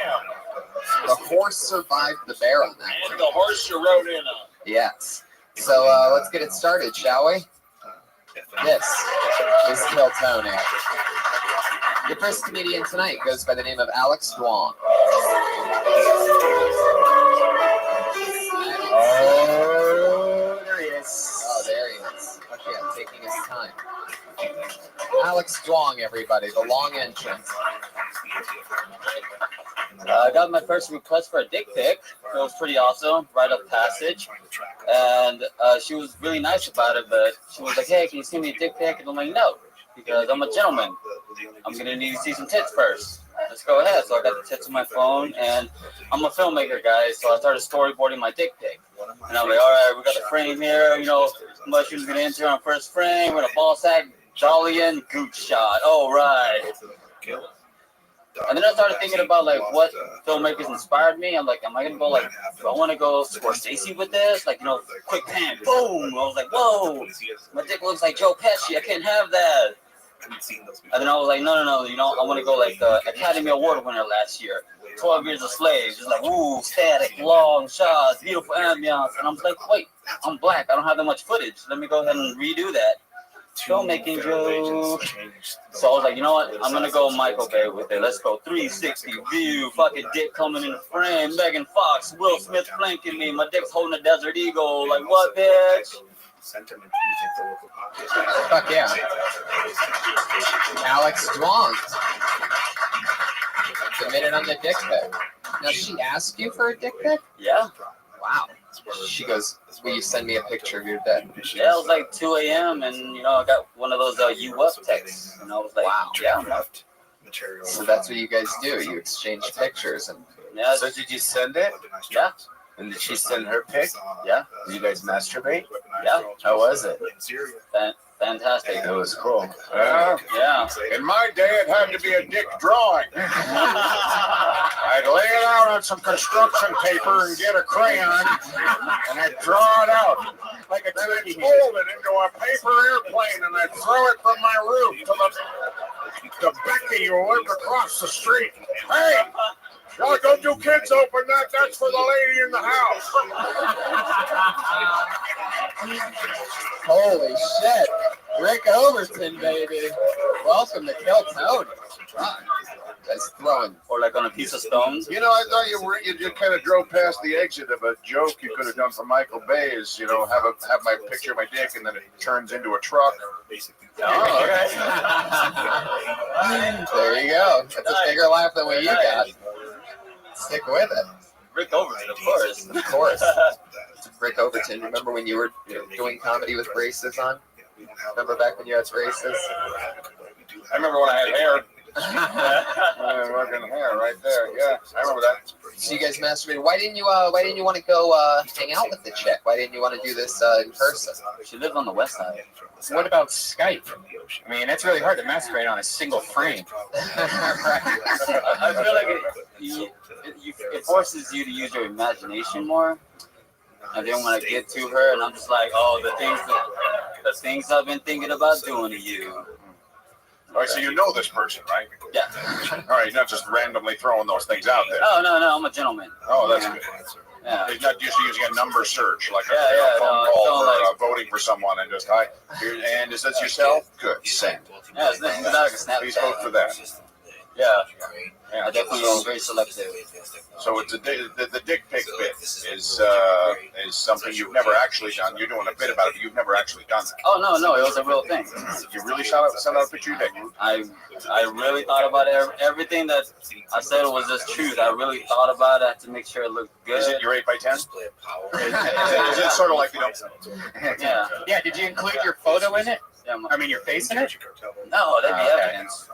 No, it's on your phone number. It's evidence. Yeah, I know. The NSA is looking. All right. Okay. Take it out. Damn it! They got me. So did you end up hooking up with this chick in real life ever? Yeah. We were. She's like. Was this before the picture thing? Was the book better? It was after though. The picture book. It had more layers. Did you had you already hooked up with her before the dick pic, or that was the dick pic? Oh, so you already hooked up with it? Yeah, she was like she was from London, and I'm like her American booty call. Yeah. Oh, that's fitting. The most Asian guy in the room is her American booty call. That's one of those women where you doing a British accent doesn't do shit with her. Absolutely not. Yeah. No. She's like, you're just not rubbish. exotic to her. Your accent's complete rubbish. Oh, that's nice. It sounds like you did all right. Well, works on American girls, and I've had a couple whiskeys, yeah. Don't do that.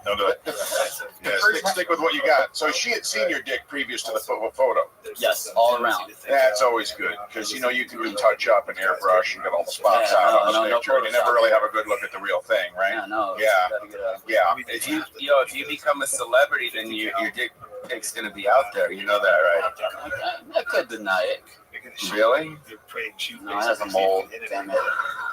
Yeah, you always Google search somebody else's dick and send it. You're not. That's what I do. I just find a Google image. Just go to Google image. That's what you guys tell us. Has anyone seen the pictures of Jennifer Lawrence and all of them? Yeah. Really? Are you? What happens if you go on? Don't they like you don't get in trouble if you look at their pictures? They would have to arrest everybody. I think they're more like if you host it, like if you pay to share it.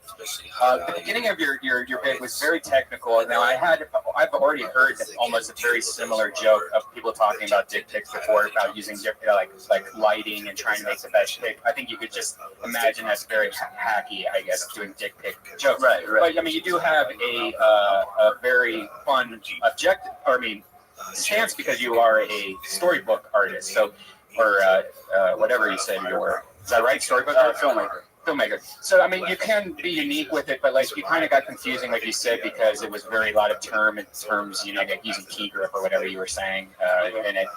I don't know, man. I think I got what you were trying to do, but I kind of heard it already before. But if you had a unique twist, it might be interesting. But I like the rest of it. Like the first half was just kind of a little weird. Okay, the setup. Yeah, the setup was a little bit long, and I don't know. It could have been one sentence probably. Okay. What was your favorite moment about exchanging those pictures with the girl in real life, away from the movie thing?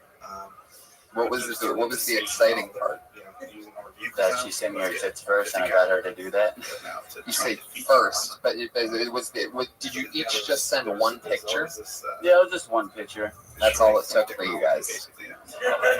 Once she saw that dick, it was over. It was over. Did she even text goodnight after that?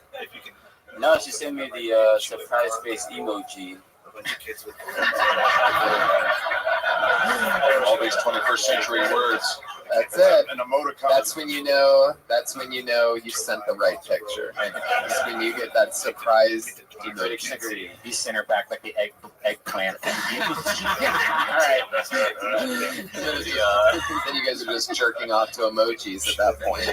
Go in. See, there we go. See, that's a good, unique approach to it. Even.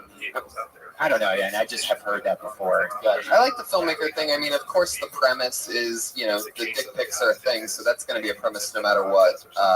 But, my only concern is, will the filmmaker thing work on the road or other places? But, you're doing it in Hollywood right now, and it's good to just keep writing and trying stuff, and that's fun. I like the Joe Pesci part. I like the Michael Bay part. for 60 seconds, I think it was pretty good through and through. Take the stuff, every single thing that Rick Overton said, and add it to it. Maybe add the emoji stuff, because that's a really funny real part. And keep rocking, Alex Strong, everybody. He's on Twitter at Dapper Duong, DAPPERDUONG. So there you go. Now you're an Alex Strong fan. I always take a moment and I ask first-time guests, was there ever anything when you first started stand-up that you can't believe you did? Like, that, looking back on it, it's an embarrassing thing. Yeah, I heard the famous Richard Pryor story about running up on stage at the Improv in New York naked and screaming, "Blackjack," and running off.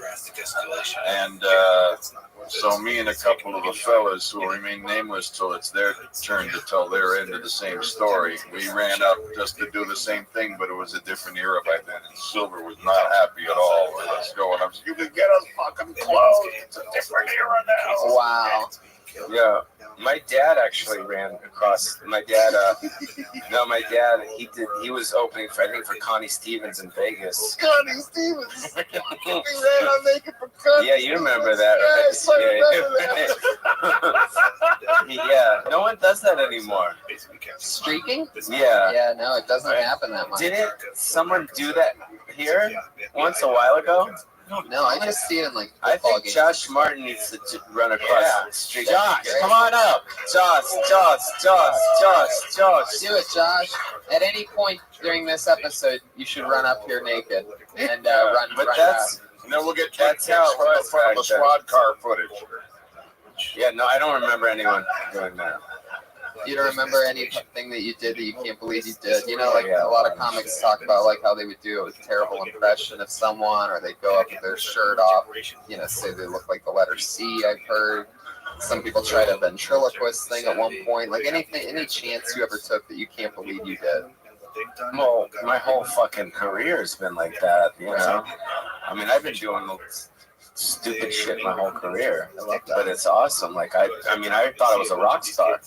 You know what I mean? Like, and I was never a rock star, but I always, like, when I was on MTV, I was like, I used to do my shows, and it wasn't, people weren't sitting, they were standing, right? And it was festival seating, and I would just fucking do a joke and then stage dive. Wow. It was like that type, like no, for real. Like it was like that's a like I used to come out to like Skid Row, Slave to the Grind, and like take my shit off and just fucking run in the audience, like stage dive. Wow, that's how I did most of my shows. That is awesome. You know, it's funny. That's a great answer. Nobody's ever responded with stage diving before after a joke. You ever stage dive ever, Tony? No. It's not like they I thought about it once in a late night set in the original room, but there weren't people there to catch me. I was just thinking about jumping off from pure depression. Doing stand up in a stand up where people are standing up is a different vibe. I don't like doing it. I know, it's fucking crazy. It's like doing it outdoors. Yeah. During the day. Yeah. Where it's not like the isolated light. You're lit. You're not. Everything's lit, and either you can hold focus, or the little girl with a sparkler pulls focus. There's people coming in still for the show, and I keep looking at the door waiting to just see Gold Dust in full paint and dark, just like eyeballing me from the back. So scared of this fucking guy. Put your hands together for your next comedian. His name is Mike Dapper, everybody. Here he comes. Deep in the upper deck. I believe this is Mike's first time on the show. Sounds like a new name. One more time for Mike Dapper, everybody. Here he is. A little bit about myself. I'm 35 years old. I'm single, and I date online. I'm not good at it, but I like to think I'm getting better. You know, I tell them shit like, "Bitch, send me a picture of you holding up today's paper." You know, little stuff like that. And I think I'm not good at it because women are liars, okay? That's why I'm not good at it. And the thing they lie about the most online is weight, all right? They got this category called weight, and every lady puts average, which is fine. if the average woman is 300 pounds, but she's not, all right? She's not, you know? And, like, they have so many categories for big girls. They got full figure, more to love, big and beautiful, a few extra pounds, which is a bold-faced ass lie, okay? Anytime a woman tells you she's just a few pounds, it's like a black dude saying, I just got a few kids, you know? Not a lot. You know? Yeah, that's a minute from Mike Dapper. I met a girl online too. Really? I was on OkCupid. You guys know OkCupid? Yeah. I saw a German girl, and this is a true story. And I swear to God, her profile said, I love Jews. Wow. That was her thing. I love Jews. So she lived out in Malibu, and she told me to take a train out there. I was like, whoa, what the fuck? And then once I got out there, she wanted me to hop in the shower. I'm like, whoa, what the fuck? But sex was so good that afterwards she put a gold star on my arm. Oh, look at that. That's fucking great.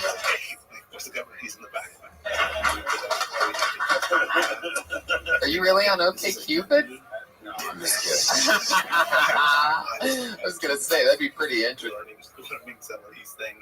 to be a girl and just like, hey, Pauly Shore, okay, I'm in on that. I like the averaging, but this is the United States, so average is probably fat. If you really think about it. True. How long you been online dating? Man, about 2 years. About 2 years. Is it fun? It's entertaining. I get a lot of big girls love me online. They love the hell out of me. Do you love the big girls? Is that why you guys are talking a lot? Is there a way to set your online matches with like 300 pounds and above or something like that? Is there a way to filter for the bigger girl? Well, is it white big girls or black big girls? White, right? It's white. Yeah, right. What's up with the black dudes that love the fat white chicks, dude? Well, because it's like a retirement plan for us, Really? It's like, we call it the $299 LBS plan. Right. That's what we call it. Instead of the 401k, that's what we. Oh my God. So the big white girl's gonna support you? Is that what it is? Yeah. When Madden season comes out, man, they come in handy. It really. When what season? Madden season. Madden. John Madden. Oh, right. Okay. Video games. Video games. Oh, so you get to play video games. Oh, they buy that shit like Well, the big girl all that shit. Yeah. works, and like obviously she's cooking a lot, right? Oh, all the time. Breakfast in bed, baby. You should have material about that. You have material about that? I do. About the Madden stuff and all the video games and all that? I'd say that's more your focus than any attack on someone's weight or appearance or anything. Okay. You'll notice the needle will dip a little bit when you go into attacking someone else who's less fortunate than you in any other way. Okay. And the more you say you like it, and then you like all the weird things about it, the needle comes up and up and up. Okay. Because you're addressing more of the people out there all at once. That I love them. Yeah. Focus on the jokes about what you love more other than, because you're a guy, and anyone in good shape who's attack something that isn't in your category, it looks like you're hitting from above, and never hit from above. Always beat David, always striking Goliath. Okay. Because the truth is that you love them anyway, right? I do love them. You love the big white girls. Yeah, I mean, they come in handy in the wintertime. I love the cuddle and shit. It's like two women. Now, what's the difference between a big white woman and a big black woman? Personality. Wow. Get it your damn self, and it's coming right now, baby. But black girls are like hardcore, right? Yeah, they tell you. They're fucking hardcore, right? Yeah. White girls can get away with more. Yeah, they gone, Jerome. Yeah, right. But it's sort of fun because, I think big black girls are that way with black guys, but I think big black girls are the opposite to little white men. They're very always like, hey, baby, let me get you something, baby. They're always like super nice and nurturing. Have you ever had sex with a black girl? I have. Just one? Not a big black girl. But a black girl. Just one time? Twice. 2 times. What are we talking about here, Pauly? What are you trying to... No, I'm just asking. Are you trying to blackmail me? Boom. From 3. There you go. Is it because you don't really go after black girls, or black girls don't go after you? I had one amazing summer about 3 or 4 years ago. I was still working here. No, it was like 4 or 5 years ago. I was still working here, but I was house sitting for our buddy Benji Aflalo, who at the time, his family owns a lot of real estate, and at the time he had a compound in the Hollywood Hills that he had me house sitting for an entire month. So I was on the top of my game here at the comedy. So I'd be working the door here, and I could get any girl out of anywhere because I would say, hey, house sitting my buddy's mansion in the hills. It's a 7-minute drive, and I had the one line that would always work. I'd go, I left the pool heater on before I... Several years ago, were you having sex with a lot of girls here? Not just the girls at work, but just girls at the comedy store. You used to come up to me all the time and be like, dude, I da-da-da. Really? Yeah, I think I remember that. See, that's the part with... being a little bit of a stoner is I forget what You were into it. I remember. Okay, yeah. Because you were because when you're young, you like want to get laid. You're I want to get laid. I want to get laid. Totally. And you were into it. Totally. Now it's like, whatever. Oh yeah. But you date a lot of girls here. No, I only dated one. Who was it? Esther? Yeah, that was Esther. Yeah. How was she? Was she fun? Well, it was 6 years ago, and back then she looked like she was 11, so it was pretty hot. Now she looks like she's 13, so it's a little bit different, out of my age group. Okay. Oh yeah, I forgot Mike Dapper was here, everybody. No, we just look what you started. Look what you started. It was a magical summer. It was a magical summer because these 2 black girls I hooked up with are to this day 2 of the most beautiful women I've ever been with. And in fact, if you want to hear a funny part, this one black girl, I'm just going to go for it. There was a part, remember the pool I told you about? I'm talking, this place was amazing. I've been in a lot of nice houses and this and that. This place was ridiculous, and it was all mine for a month. Anyway, so I can't believe I'm about to tell this one. So I'm hooking up with this black chick in the pool, right? I mean, we're not having sex or anything yet, but then I realize, it would be fun because they don't really get it that often. As if I go down on this chick, but we're in a swimming pool. So what I do is I hoist, and I'm talking, she is an 11. This is an 11. We're talking about hot, like the kind of black girl with the poofy hair. You know what I'm talking about? I know. Anyway, so I lift her. I have my left hand on like the back of her neck and my right hand posting up underneath her ass, right? So there I am. But and I'm loving this, and I'm talking about fucking loving this. I'm loving it. But after about 12, 13, 14 minutes goes by, my arms are starting to get a little bit more tired. But I don't want to fucking stop because I'm an animal at this point. So what ends up happening is I'm drowning in pussy. I'm literally like, blah, blah, blah, blah. There's parts where the water's like going in the back of my gut because I'm just trying because I don't want to give up. I don't want to stop. And my arms are just fucking shaking at this point. It looks like she's on like one of those crazy fucking massage chairs or something. And after like 5 minutes of risking my life going down on this girl, in the last 20 minutes of it, I'm just like, hey, why don't we go inside? But I almost drowned going down on a hot black chick about 4 years ago. Thank you. Very rarely do I get into stuff like that. But. Josh, you have sex with black girls in the parking lot, correct? In a situation like that. Fuck yeah, Mike. So, when's the last time you hooked up with a big white woman? Recently? BBW. Oh, man, it's been about 6 months. 6 months. 6 months, yeah. Rent was real bad. Like, I had lots, some hours at work. And, 6 months. I mean, I want to be honest. I needed help paying rent. By the way, I didn't know Madden had an entire season. Like, that's a video season right now. It's Madden season right now. It just dropped, like, last week. Yeah. So a new Madden's out. How long does that season last for you? Because I'm getting the feeling it's about 10 months. About, like, till February, Yeah, man. Well, that's fun. You like a chick, leave it up to a chick that looks like a linebacker to make you happy during Madden season.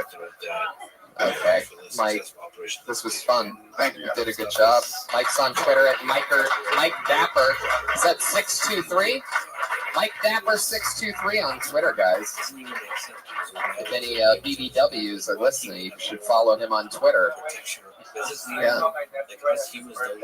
Sure. So you're gonna put him on speakerphone? I said, why the hell don't we protect this? We do have a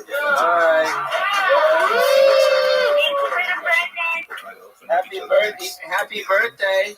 If you push somebody's neck forward, the carotids will actually lower themselves and be encased in more flesh. Oh, really? Did you get it? I sent it to you. Not so much. How is it? So that's a way that at least I think the evolutionary have a defense. Oh, you're welcome. We all want to sing you happy birthday. Is that cool? We're here in the belly room. We're going to all sing you happy birthday, Caleb, okay? Where's Jeff Richards? Happy birthday to you. Happy birthday to you. Happy birthday, dear Caleb. Happy birthday to you. Yeah. Do you have anything to say to all the people that say happy birthday? All right, we love you. Have a great night. Happy birthday. Bye. Kayla, you got her Minecraft. Caleb, it's Caleb, you got a Minecraft. Yeah. That's awesome. That was cool. Thank you, guys. Mike Dapper's mad that Caleb's playing Minecraft during Madden season. So fun. How old's Caleb? 9, 8 or 9. Wow. Good thing he wasn't here to see that part. Bring your hands together for your next comedian name. Is an counter ambush based scenario where somebody pulls out a knife during a grappling situation on the street, or when somebody turns a striking exchange of punches. All right. Alex was up here earlier talking about dick pics. Hate to sound like a hipster, but I was taking dick pics way before that shit was mainstream. Yeah, before social media, camera phones. I don't know if any of you under 25 might remember. The camera used to be its own device.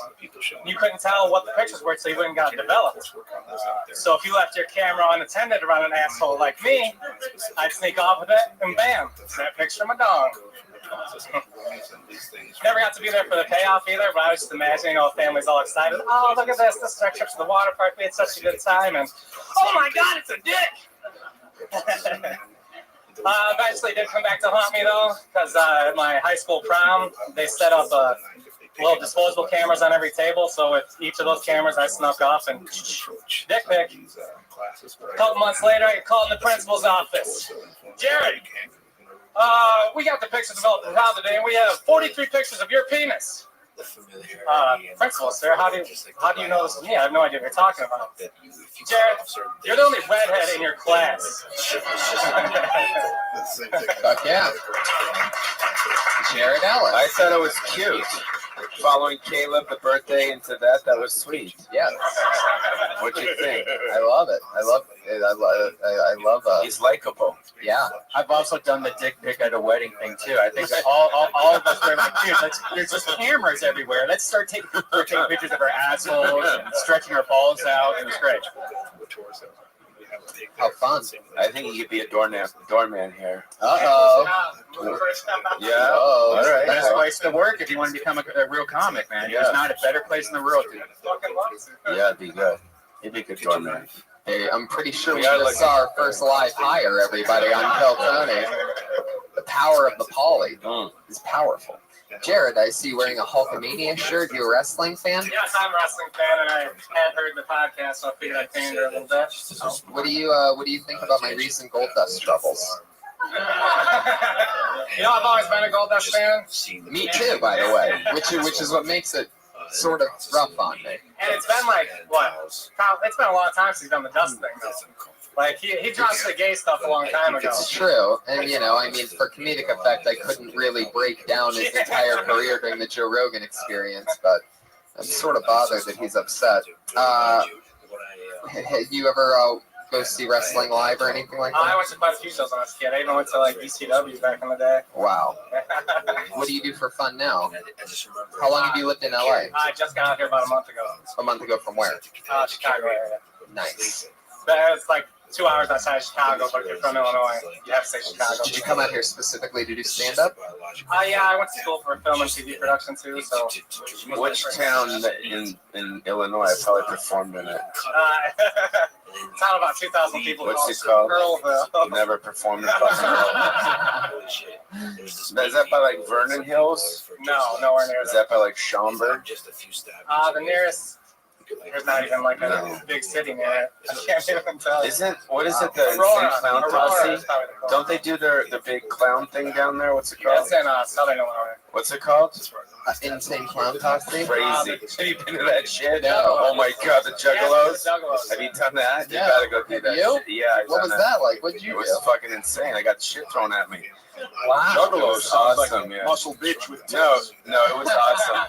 It was it's like their version of. It's like their version of Lollapalooza, right? It's Insane Clown Posse. Wow. Clownapalooza?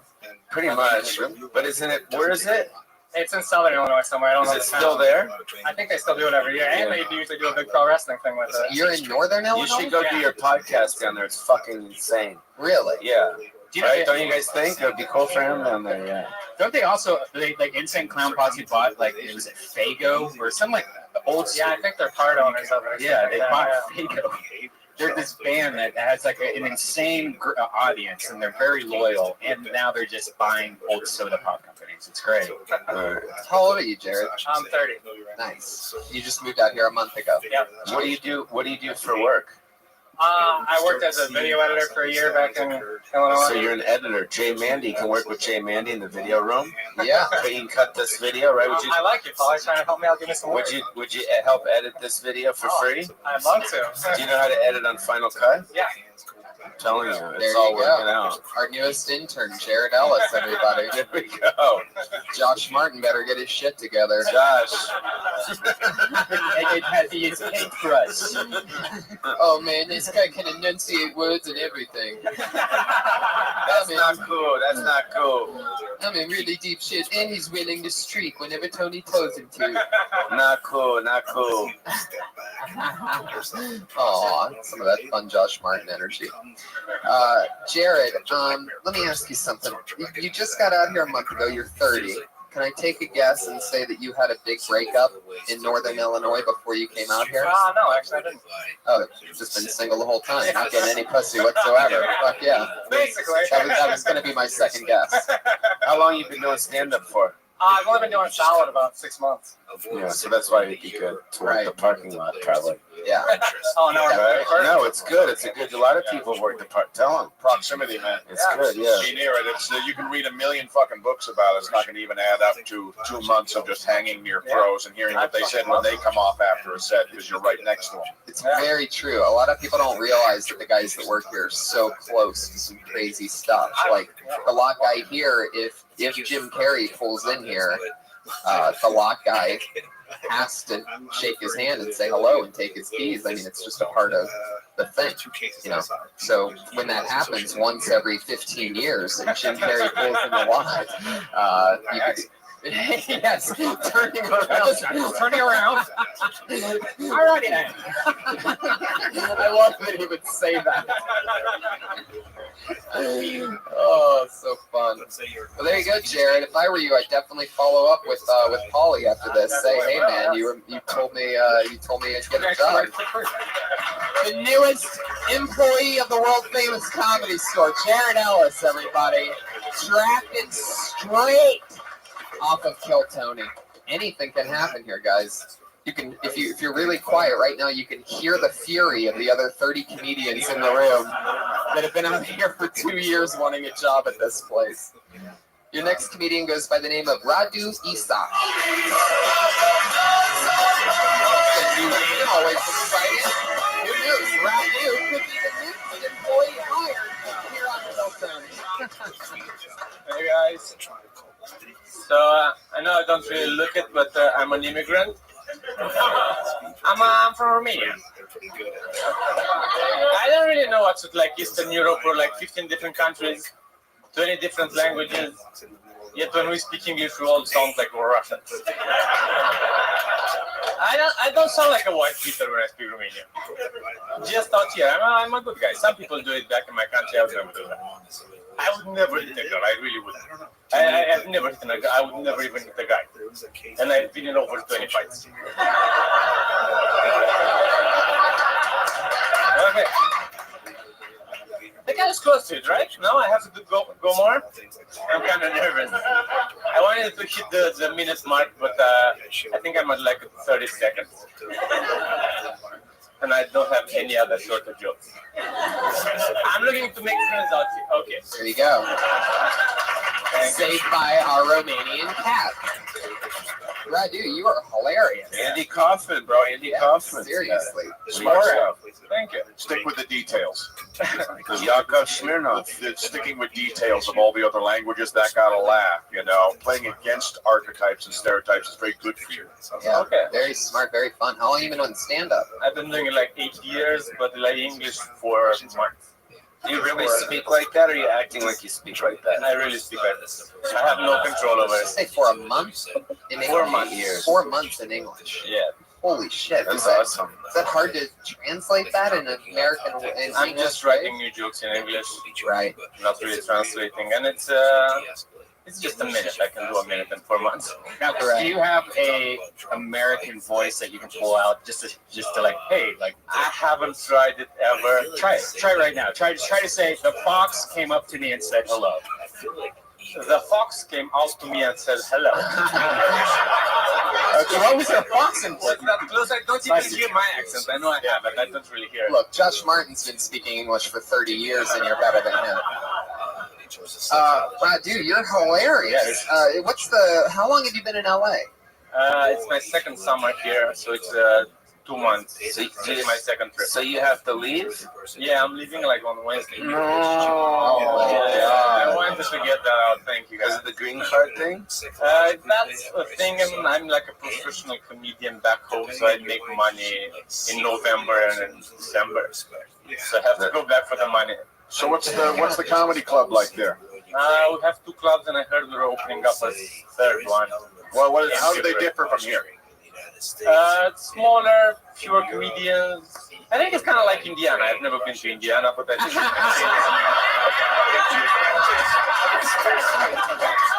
think we gotta get you a fucking green card. Yeah. Maybe you could marry Gold Dust. Do not start shit with Gold Dust, Brian. I'm not gonna let this happen. We are not throwing more fuel on this fire. It's not really gay. We can't do this. I swear to God, he's gonna fucking show up here and kill us. Dude, God, you're so funny. Yeah, there's really not any advice because you have it so perfect already. Yeah, I want to know more about these. You know, I always, when I look at comics, I always think of my mom. Right? Because what? She fucking started this place. Yeah, but if there's anybody in this room that doesn't know, Pauly Shore's mom is the great Mitzi Shore, the queen of the Comedy Store. Built, designed, every piece of leather and mirror and red neon that you see is all her vision. She's a brilliantly crazy, wonderful, genius woman who is responsible for everybody pretty much that's come out of any scene. Even the guys that she told weren't funny, they went and got funnier because she told them they weren't funny, and the guys that she told were, used it as a catapult. Yeah. So she would say that you're really funny, and that she would say to like dress different. Dress different? Yeah. Like because you just like I don't know, just like I mean. Think of Yakov Smirnov, you know what I mean? Like, just think of, like, I don't know, a suit or a sweater. How do you dress in Romania? Like, generally like this, and I'm not trying to identify with being Romanian. But you're kind of like a character. Yeah, I don't want to really do the Yakov Smirnov. You can make a lot of money. Look at the guy that's on fucking Big Bang Theory, right? Yeah. But you guys, if he, like, came up, and you'd be good on a sitcom.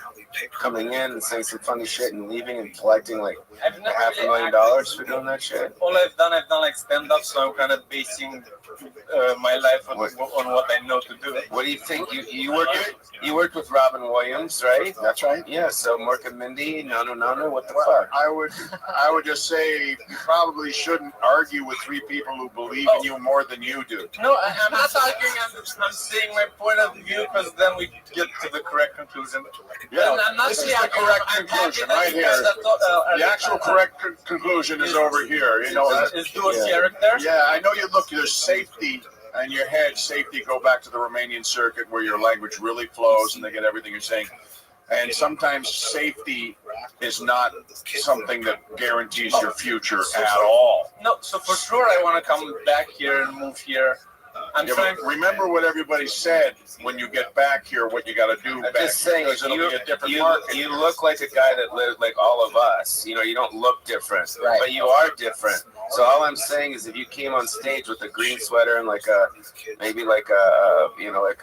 collared shirt or something and just did that thing looking more like a character, I don't know. Right, I can see what Paulie's saying. He's not saying, be a character. You already are a character. Yeah. He's saying dress the role a little bit better because you look like all of us. You look like a typical American. Yeah. No one makes a mental snapshot of you.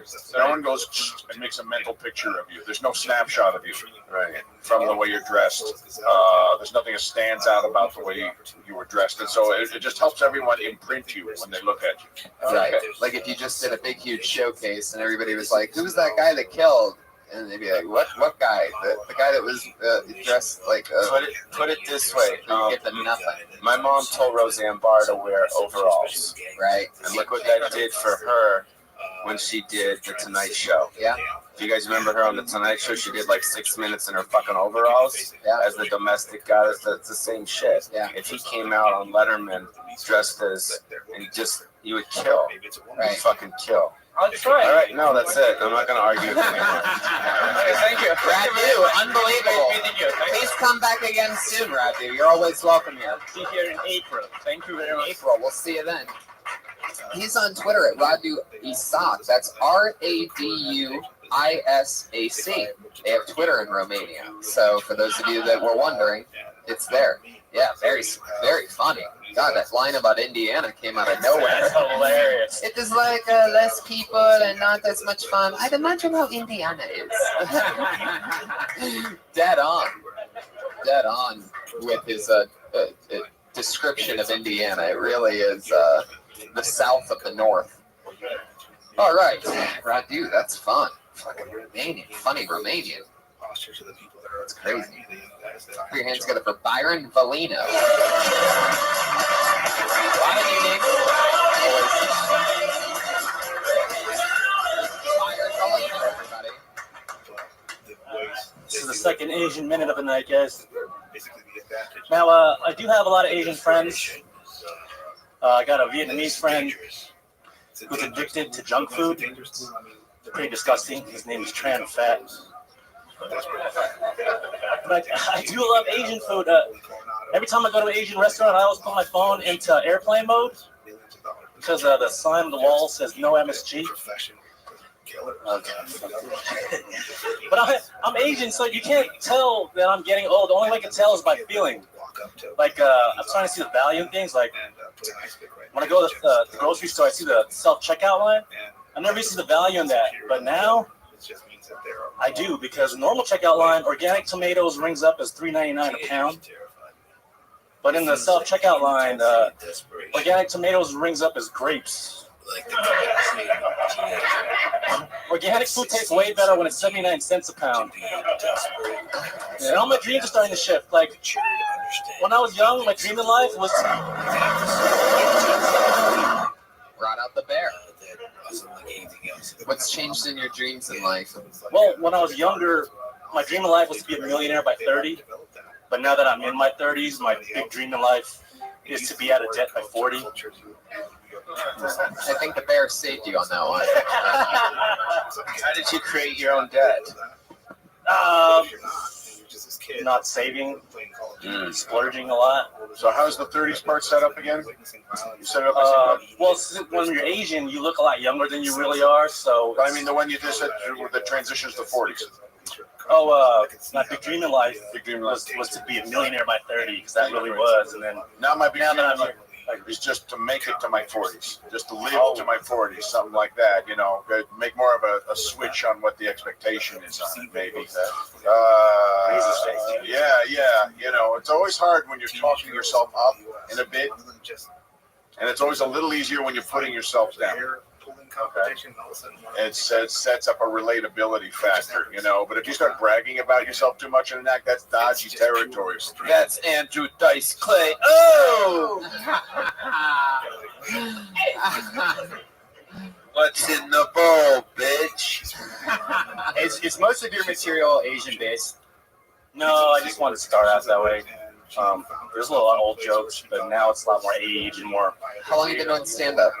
About 2 years. All in LA? Yeah. I'm in the Valley. You're from the Valley? Yeah, I'm in the Valley. What part? I live in North Hills. North Hills. But then my girlfriend lives on the west side, so I started doing mics out there. And I work in Hollywood, so I started doing. I produced video. Are we talking about porn? No. I work for one of the major networks. Really? A major network? Yeah. Oh, that's exciting. CBS. If you can't see the release of somebody's feet. Okay, Byron, you were hilarious. You killed so hard. One of the best. Funniest minute I've seen. CBS. What TV show you work for? Right now, I'm working on Big Brother. Yeah, Allison Grodner. Yep. Rich man. Dropping big names over here. Look at this. Jeff and Jordan just got. Oh, cool. Say what's up to them. Can you say hi to them from the Comedy Store? Yeah. Yeah, what's up, Allison, Jeff? Allison, Congratulations. yeah. So what do? Are you an editor on the show? I started as an editor, shooting, so now I produce. How do you edit fucking Big Brother, dude? Isn't it just you guys just film and just takes out all the film shots? I work for the online portion, so I do CBS.com. Social media. A lot of social stuff, yep. Tablets. Wow. Can you help do the social media for Phil Tony's show too? Great question. And then he could get free spots too, bro. There's a social media department now, so you should get a whole department for that. See, bro? I could have my own department. Yeah. I mean, You know what's crazy? You know what's crazy about this fucking business is that people that are super rich and super doing something else all want to do fucking comedy. Oh, dude, he's like amazing. Like that's cool. Like everyone wants to fucking do comedy, right? Stars wish they could do comedy. Because comedy is the best job in the world. That's right? pretty cool. You can't get a better job. So would you quit working for Big Brother if you could do stand-up? Les Moonves is a big fan of this show. You might not want to answer that. I do this stuff for free, so if I do this and get paid for it, that would be amazing. You would like to do stand-up. Oh yeah, I'm doing all I can to do it. Like, Would you quit your job at Big Brother if you were offered a job here at the Comedy Store? Well, you're not getting offered that job. I was just curious. No, I'm kidding. But so that's interesting. Do you do a lot of your spots in the Valley? Yeah, lately it's been on the west side. What is the west side? When people say this about LA, I have no idea. Santa Monica, Playa Vista. I just call that the ocean. Yeah. It's the west side. That's like, I guess. Okay. Byron, you have a black name. Has anybody ever told you that before? About that. I should have did that actually. What's that? Well, there's all the famous Byrons are black. You know, like Byron Scott, and you coach the Lakers. And then there's Byron Allen, the comedian, and then Lord Byron, British poet, 18th century. Well, okay, fine, he wasn't black, but he writes rhymes. Jesus Christ. I'm redeeming myself. Now, since your name's Byron, have you ever been attracted to heavy-set white women? Call back. No, I'll probably take it. Have you ever been with one before? Heavy-set white woman? No. Well, my game sucks. Really? Your game sucks? Why do you think that is? For heavy-set white women. But you have a girlfriend already, right? I got a girlfriend, yeah. She lives in the Valley, too? She's on the west side, that's why I'm always there. Oh, the west side. Fuck yeah. She lives by the beach. What nationality is she? She's half Filipino and Japanese. Ooh la la. Yeah. Fuck yeah. Damn. Hey, Patriot, what did you think about it? Specifically, people. I was going to ask you, dick pic? Yeah, I have a dick pic joke too. Actually, but it's not fleshed out all the way. You do have a dick pic joke. Yeah. Are Asian women a fantasy for Asian men? No, I also have a joke about that too. But Jesus. Throw anything at it. yeah, no. So everyone loves Asian women. Everyone has yellow fever because freaking Asian women are trendy. They'll never go out of style, right? But for Asian men, they're just regular chicks with no ass or tits. That's funny. Oh, funny. You're funny. Have you ever been with you obviously you're with an Asian woman now. Half Japanese, half Filipino. So what is she, like 3'6"? Yeah. She gotta be shorter than me. I can't be with taller chicks. That's a male thing. That's as much. That's as alpha I get. Is your dad short too? Yeah. I'm taller than my dad, thank God. I'm barely hanging in there. Interesting. Josh. Please? Josh, come here, Josh. Suck his dick, Josh. Yeah. This is the part where every week we have Josh, come here, Josh. It's been 45 minutes, right? Yeah, That's when he usually comes in. Yeah, He does it. Josh, please. I'm Josh, your it's top not- button. We need some more throat space in there. The Indian on your t-shirt, what does that represent to you? I don't know. My boy's a graphic artist, and he gave me his T-shirt. Gotcha. Shout out to Kakui. There you go. You got a shout out of it. But yeah, I'm sure you'd be much happier if you ironed it before wearing it out in public. I mean, maybe not. Maybe just steam it or something. It's just a t-shirt. Guys, that was Byron Bellino, everybody.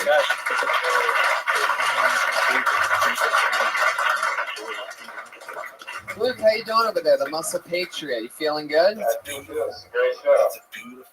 Oh, Byron is on Twitter at Byron. Oof. Byron, your handwriting is not very Asian at all. Byron A.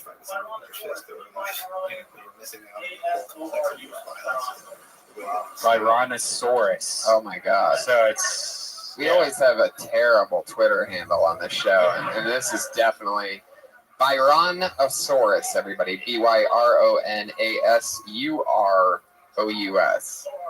OROUS. You need to get your social media department on that. Yeah, exactly. CBS social media leading you Yo, can I interrupt the show for a second? Yes. Okay. I met a girl a little while ago. She takes comedy class from my sister because my sister teaches stand-up comedy. Is it Bobby? But can you come up and do like 2 minutes, just like a segue thing? Is that okay? Just for a second? Try it. Come on, ladies and gentlemen, Bobby. Just 2 minutes. Because she takes from my sister. All right. So, I mean, it's cool. Just a little. There you go. Okay, here she is. There you go. Just one? Just 1 or 2 jokes. Okay.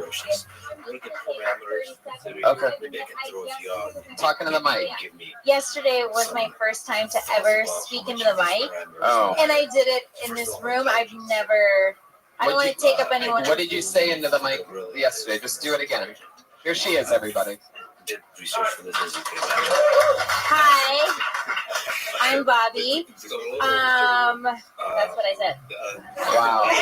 There you go. All right. I'm not saying you took it, but I have an I'm Bobby hunk that I do. And I'm saying it's parallel thinking. I'm not saying you stole it. I'm just. No, but honestly, his sister's amazing. I was a little bit freaked out because she wasn't so friendly at the beginning when I walked in because I was an hour early. And no one was here, and the only other person that was here didn't speak English. So I was asking him a lot of questions, like, "Is this the class, the comedy class?" And he was like, "See, no." And it was scary for me, like it is right now, talking in front of a bunch of people.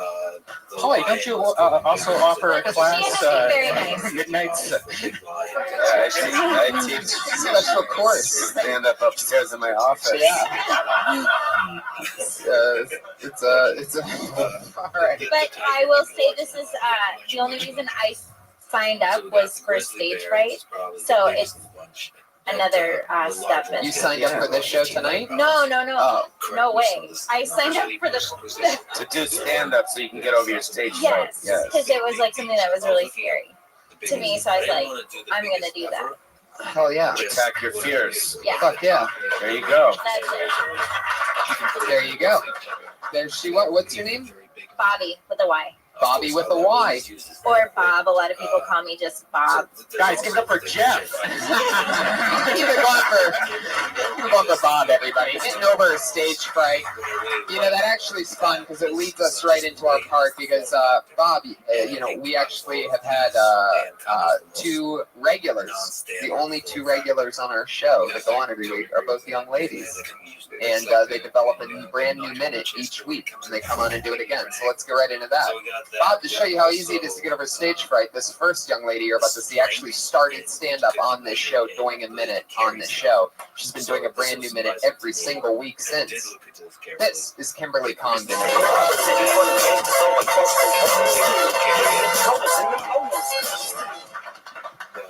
Hey guys.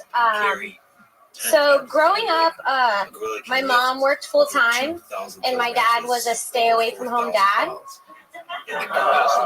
So during my college years, I started realizing that I definitely had a type of guy that I was into, because I noticed I'd watch TV and it'd be the same kind of guy I was attracted to. Like, I really liked Dwayne Wade a lot, Tiger Woods, Reggie Bush. I guess you could say I like my coffee like I like my men. Athletic, obviously. Today was all right. It was kind of annoying though because my boyfriend told me he was going to pick me up and take me to the clinic so I could get birth control, but he pulled out last minute. And I was like, "Are you serious?" And he said, "I am not kidding you." Okay. There you go. 56 seconds from Kimberly Condon. The first thing is the gum. She shouldn't bring the gum on stage. Definitely not ever. And she should bring pants on stage. Awesome. Are you wearing anything under there? What the fuck? Oh, well, she lifts it up high enough you can almost see the shorts. I had seen you already with that outfit on earlier, but when you got on stage, for the first 15 seconds, I was staring at your legs. So gum is the biggest no-no, perhaps, in all of us. I don't know why. Yeah, it's the worst. Sorry. And there was quite a few yeah, and you just after just seeing what what Bobby did, the one thing she said was I mean, it's literally the most. And you built her up pretty big to come up here and like slay it. And she's gotten it, and that's interesting because anybody who listens to the show regularly knows that it's something that she's definitely worked on. Like the were an issue when she started, and she's gotten over it. So it's sort of, I mean, it's not a big deal because it's just another episode, another week, but when you hear it 3 or 4 times, it really is like, it's like if somebody like held up a big red card or something in between jokes and just like, look at the red card, now for the next joke. Like an is such a blatant reset, you know what I mean? But the material's funny, the pull-out thing's great. I didn't really get just naming a bunch of black guys in the middle of it, but I love the look on Mike Dapper's face. Yeah, that's what I was saying. I was getting excited. I was just watching the sweet like smile come over. No, athletic guys. Oh, athletic guys. I would just say for the black coffee joke that we're familiar enough with hearing a setup that we know someone will do a switch on for I like something like something else. Okay. We're gonna immediately start printing out a list of alternative words in our head because we recognize the setup too much. I don't even think it's worth even going into that. Your other stuff is strong enough. You could clip that out and splice it back without. Very true. I mean, don't think in terms of well, I've heard someone do this switch on it, and I'll do that switch on it. Once you've heard 2 switches on a premise, ditch the premise or that setup and invent your own. Okay. Totally. I totally agree with that. Everything before and after it was great, and it was fun. How's everything been with you? Good? Everything's been Doing great. a lot of gigs? Yeah. I got a few shows this week. Are you guys like having sex? No. I feel like there's like, I'm not saying it's bad or good. I'm just curious. No, I'm very nurturing to the 2 regulars on the show. I So see you them don't every cross week. the line No. with them? All right. Are you asking because you want to fuck Kimberly? Is that what's going on? We can set that up. No, I just because I saw you talk to her out there. Yeah. You know, and then here, and then I don't know. I was just asking a question. I mean, I've never done the show before, so I don't know if you're like, using this to get you laid with chicks or I don't know. No, it's not a bad thing. I'm just saying. It's not like it's not the first. Yeah, It's not like the first time that's happened in Hollywood. It's true. I don't know if anybody's gotten laid off a podcast though, Polly. It's a little bit tougher than you might think. Kim, great job. You did it again. Another new minute from Kimberly Condon. She's on Twitter at Kimberly Condon. Always doing a fun new minute. And so is her partner in crime, regular on this podcast and the Dysentery podcast. Always a fun, goofy, different minute. The stylings of Sarah Weinstein.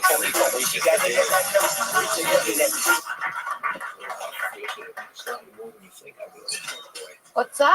Well, it's anecdotal. I feel like it's out of context. And these species. Whoever said if these walls could talk was not sober.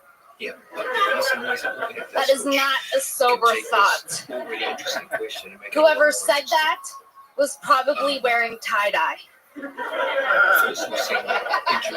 Tie-dye makes you look like an asshole. It looks like you had the skid marks of Skittles all over you. If you're making your own tie-dye, you're not doing a lot of other things. Just like, fuck it, man. I got 500 mini rubber bands and a few white tees and some dye. I'm gonna do God's work. Exactly 1 minute.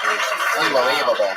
That's one of my favorite sets for me from a while. That was everything was excellent. You ended at exactly 59 seconds. Kimberly hit 57, but it's always fun to watch somebody just work it because you guys both know this show so well. It's so funny that you guys know exactly when a minute is. And that was unbelievable. That was so Weinstein. Yeah. And you really know who you are. And that's really interesting because everybody noticed how she came in with a distinct personality. It's usually something, who's heard the phrase, you don't really get your act groove until about 10 years in. What they're really saying by that is your opinions. And it isn't just a thing, you're supposed to say these words. Now it's really what you mean and really what you say. It comes out from the real you. And because you've had that many years to figure that part out. And you're putting it in a medium that makes it infinitely easier for a casting person to go, I know where she goes on the sitcom. Right. I see which person she is on that show, and I see who she is in the office. And how long you been doing it for? Almost 3 years. So she has a little experience. Yeah. But you're saying that he said that the only time that she comes on this show. What about do you do other shows? Oh yeah, no, they both do other shows. Okay. Oh yeah. Sorry, I missed them. But they always swing in to do a new minute here each week. Oh, okay, I got it. So they literally write at least 52 new minutes a year. Not all of it, goes to the 1 hour special, but some of it that's a continuous minute of undeniability. There's so much you could go into it. The whole hippie thing, just the old sayings, like if these walls could talk. There's a million of different approaches. You could turn that easily into a 15 or 20 minute thing, I would imagine. This is huge in combat. I gotta the Skittles thing. That was great. The Skittles thing? If this sofa could cook. Now, the last couple weeks, we've noticed that this sofa could cook. Don't throw the baby out with the bathwater. The last couple weeks, we've noticed that you seem to be, until this week, talking about darker stuff. Last week, you were talking about wanting to hibernate, and we figured out maybe you were a little depressed. Do you think that you've transformed that depression, into writing? Because that was a really hardcore minute. I mean, that was pretty much blatantly the best minute of the show tonight. It just maybe your best laughs every 7 or 8 seconds. So do you think that have things gotten a lot better in your life, or I'm just curious, are you taking that energy and using it to be creative? Well, the last few weeks when I was a little more dark, where you're talking to the moon and yeah, looking at the moon for answers. Yeah. And another line that I remember was you came out and you go, "Do you ever just want to lay in bed all day and eat and not go anywhere?" And everybody's just sort of like, I was just trying to. I think that I just wanted to be real, which is something that I'm trying to work on. You know what I mean? Like, yeah, you have to be able to transform it and turn it into like something that's fun. But I just wanted to use it to just be like how I felt. Are you an actor? Kind of, but I've mostly Studying acting? I did. Studying improv? I took improv. Well, here's why you study improv and never stop. Because at the end of your creative career, you'll be defined by one of two things: how well you improvised or how well you plagiarized, and there's no third option. And you want to be known for distinctly unique material like this set forever. It's the muscle that makes that is the thing that turns into a Schwarzenegger, not of pure mass strength from working on improv until you trust, like doing a set list. You know, set list the game, the improvised stand-up. I watched that. Yeah, That's so fun to trusting watch. that place that will write and direct at the speed of light in your head, and it just speeds everything up. For someone like you, it's a shortcut because you already have the other part out of the way. You kind of know who you are way too early, so you got it. That part's in place. It's funny you say that because that's definitely the standout thing with her. That Just instant castable. You figure it out right away. I see where she is on the show. I see you instantly where you go. Yeah. Thank you. Sarah Weinshank, everybody. Good job, She's on Sarah. Twitter, Princess Shank, closing us out with a big bang. Awesome set. Lucas Hurl was our Patriot tonight, everybody. He's on Twitter at Lucas Hurl. Is that correct? The Duke of Hurl. That's HIRL, all one word, the Duke of Hurl. Josh Martin took a beating tonight. He's at Josh Martin Comic. Susie Placenzia, social media. Look out. Follow Kill Tony Pod. That's a new thing. Yeah, Kill Tony Pod on Twitter. And Rick Overton, it was such a pleasure getting to work with you on this. This was so much fun. You were absolutely hilarious. Pauly Shore. Is there anything else you guys want to plug? Rick Overton, spelled just like that on Twitter. Pauly M. Shore. Pauly Shore. At Pauly Shore. Yep, I got a fun interview with Pauly. It's coming out of my podcast called Overview on iTunes. Awesome. Check that out. Overview. Thank you, Rick guys. Overton and Pauly Shore. Thank you so much, Pauly. That's Kill Tony, everybody. Thank you so much for coming out. We'll see you next time. Stay tuned for the real famous Ding Dong Show.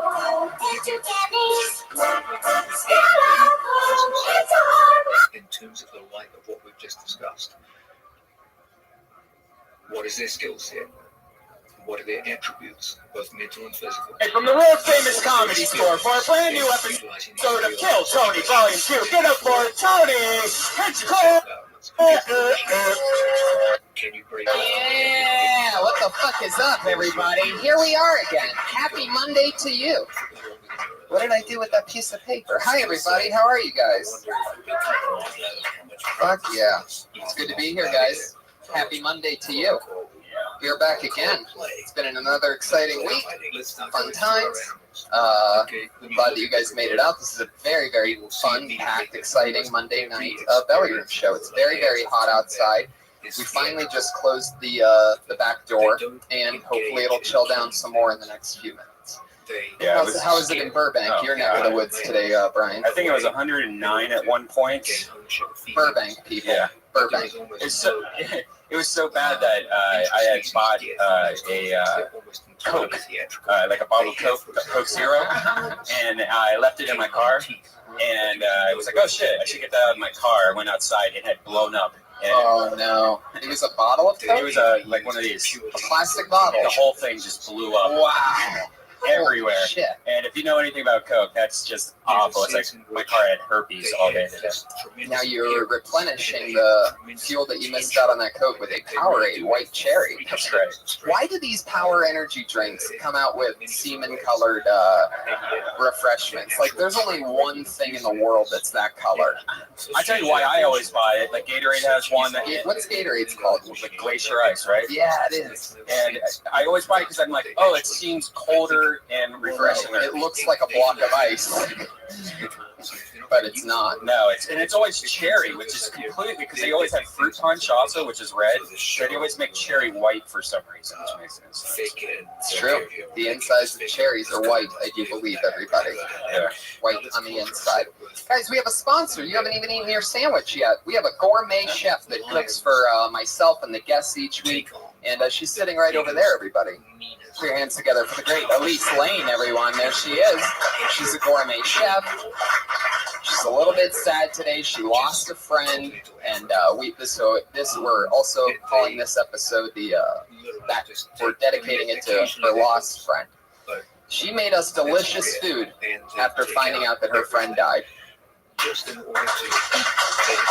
Boom. That's when you know you have a great sponsor. Oh, my friend's dead? Guess what? Kill Tony tonight, 8 p.m. She made black bean and cherry tomato salad with you know what? Let's have Josh Martin read this. Yeah, come on, Josh. Josh Martin, a runaround producer, everybody. He runs around, makes sure that everybody's all good, and he's got a hell of a accent on him. He's from New Orleans and has a tiny, unmuscular tongue. So these are huge words. All right, just try to read. So we have black bean and cherry tomato salad with Katija, avocado, and ancho marinated tofu. All right, read it again, but this time you're not allowed to pause at all. You just have to keep making noise. No matter what. Just try. Just try to do what I just said. No pausing whatsoever allowed. Just make a noise rather than nothing. I'll flick you in the dick every time you pause. Please don't flick me in the dick. Come on. We have black bean and cherry tomato salad with Katija, avocado, and ancho marinated tofu. We have homemade Toscano bread sandwiches with no pausing, mozzarella, salami, organic turkey, and provolone and arugula. All right, I'm ruining her food. It's delicious. There was a pause in there. You're lucky you didn't get a dick flick. Josh Martin, everybody. He's on Twitter at Josh Martin Comic. Keeping us cool. I'm sure that AC is as high as it gets because Josh Martin is just that good of a runaround guy that I'm sure he's all over that. We've had a lot of fun the last couple weeks. We've been experimenting with something a little bit fun and goofy. Our friend Jeff Richards has been doing some new songs that he just released off of his album. If you don't know Jeff Richards, you do know Jeff Richards because he's been on both SNL and Mad TV. Off his new album, it's The Greatest Shins, I do believe, from 1999 to 2014, available on iTunes. The name of this song is Discotheque, everybody. Jeff Richards, here he is. Let's like it. This kind of harsh combat experience, no other animal will claim to have between. First of all, put your hands together for the Comedy Store Internet. We've been promised it for weeks.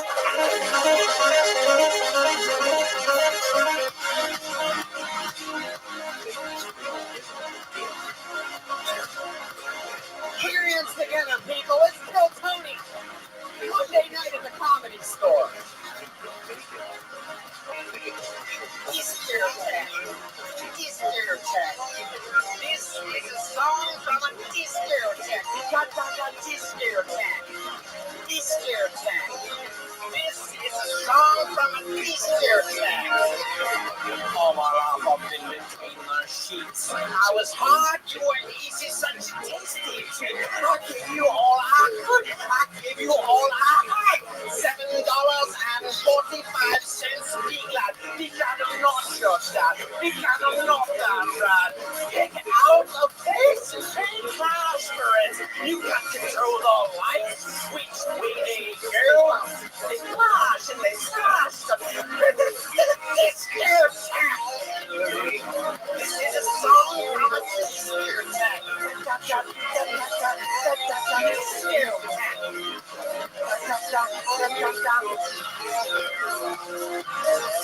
Oh yes, you had your chance and you made your point, but I can't give you what you want. I got fans to leave up your sleeve, but I'm not interested in what you see. I have to hear you out. I have to hear you up. I have to let you know what's up. You can't control the lights. Which way they go? They flash and they flash.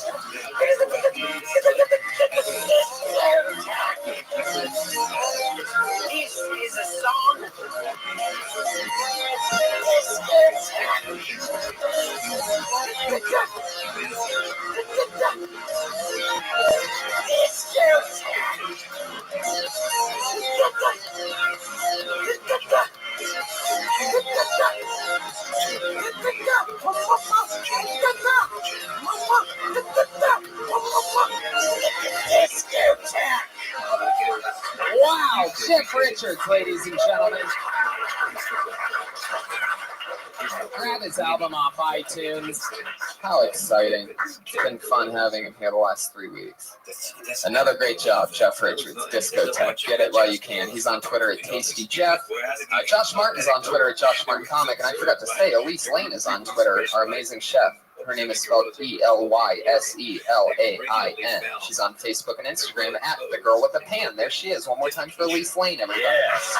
Cooking us food. Gourmet food that is unbelievable. I eat it each week. It's always delicious. I mean, if you're going to plan a party, if you live here in Los Angeles, or if you live somewhere close, have her fucking cater that shit. This shit's delicious. Yeah. It's some of the best food I've had in a long time. Wherever you are, fly her out and have her cook food at your party. That's Why right. go with a local chef that doesn't have street cred in the podcast world? Yeah.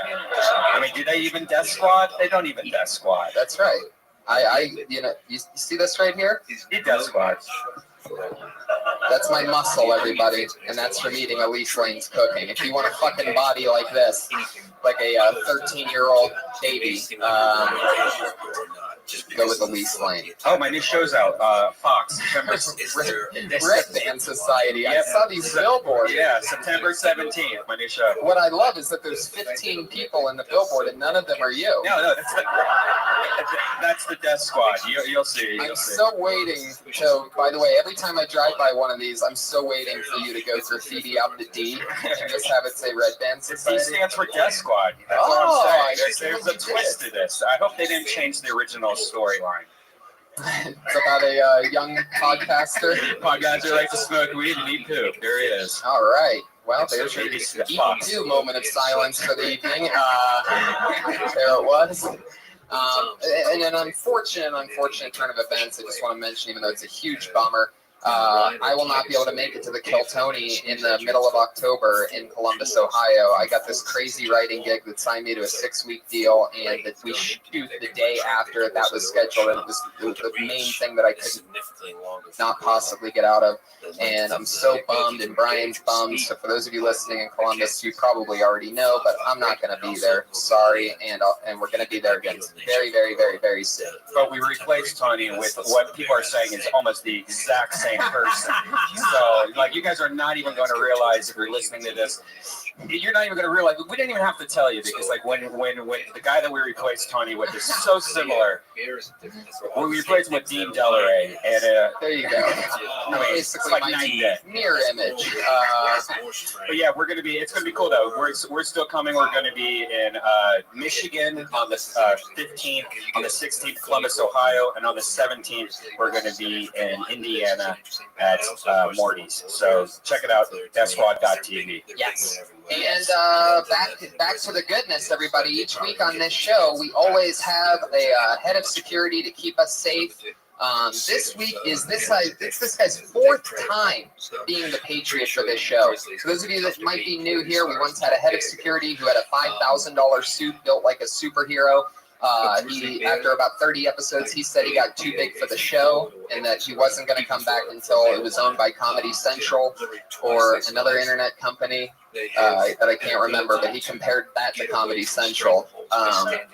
And ever since then, to show him how replaceable he was, we've literally replaced him with a brand new person every week. This is one of our favorites. Quadruple Patriot. Ladies and gentlemen, it's our autistic friend, Joshua Meyerowitz. He's the autistic Patriot, everybody. You know him, you love him. He's at Autistic Thunder on Twitter. Many people say one of the top 10 autistic comedians under 30 today. I'm 30 now. You're 30? Holy shit. All right, well, you're up that top 10 list. But yeah, Josh, you fill out that suit perfectly. You're the one person who it looks like it was completely made for. Everybody else, it's always flabby in some parts. I mean, either they have short arms, or they're short, or they're big, or whatever. But you just fit right in that thing like a fucking glove. I don't believe either of them finished the other. Joshua Meyerowitz is truly one of the funniest young comedians that I know of working today. A big star. You just did a benefit for autistic kids, right? This past Friday in Fullerton. No joke. Autism charity show in Fullerton. First time ever performing for me in front of 500 plus people. Wow. How many of them were autistic? If you had to guess how many of the 500 were autistic, how many would you guess? I don't know. I couldn't tell who was autistic and who was drunk. Wow. Did you get heckled at all? No. I get 5 minutes and I kill. Yeah, I like that. But yeah. Were you dirty or did you do a cleaner set? No, I maybe said the F word once and that's it. Really? The F word. I love it. Heck yeah. Now that's fun. They said that you killed. And did people say hi to you after the show or anything? Did you make any fans? Yeah. It was a really good experience. I'm very grateful for it. Jesus Trejo and Steve Trevino put me on. I love appreciate it. Well, there you go. Thank you, Tom. Of course, Joshua Meyerowitz. He's got autism, but he's also so super Jewish that you can't tell when the Jewish ends and when the autism begins. Like he's very apologetic and just very peaceful. And I don't want any problems, so it's like there's sort of a line right in between. You definitely worry. I worry a lot. The toughest thing. Oh, there you go. Absolutely. And there's his catchphrase, much love, that he says every time things get too weird. Josh, you can't laugh like that, by the way. That hard laugh into the mic is going to kill people. No, it's okay. It's all right. Don't apologize. It's all good. I'm just saying. This is the thing that we have to go through. I've been friends with Josh for years. He's one of my best pals. We go see movies together. Just 1 more, 2 more years till fucking Star Wars. That's right. We're counting down the fucking years. Literally, just 1 or 2 more years until Star Wars. And then whatever Tarantino's cooking, Of course, the Hateful Eight. I told my agent and manager, I said I'd have to have an audition for the Hateful Eight, whatever it takes to get me in there. And they said, ha ha ha, LOL. Guys, really? No, they're gonna try. Of course, man. Are you kidding me? Haha, LOL. That'd be terrible. Be awful. Give me managers, seriously. No, I love these guys. They're great. All right. Let's do it, shall we? We have 2 amazing guests tonight. It's both of their first time on the show, so I'm so excited to introduce them to the crazy format and the fun that we have here. Put your hands together for tonight's guests. It's Matt Fultron and Louis Katz, everybody. Here they are. Hell yeah, son, you better tell them. Ice Cube and I'm rolling with the motherfucking now lip. It's the number 1. Fun. Thanks for having us, guys. So happy to be. Glad you guys are here. Josh, can you put this mic where it needs to go? Welcome, everybody. You guys ever work with something that looks like that Patriot? No, but we hung out with him in the green room, and the man behind the mask. Yeah. Patriot. Better with the mask, right? He is one neurotic superhero. Oh, he's really tough, though. No one man should have all that power. That's what I think. He's very intimidating. He just shuts down when you talk.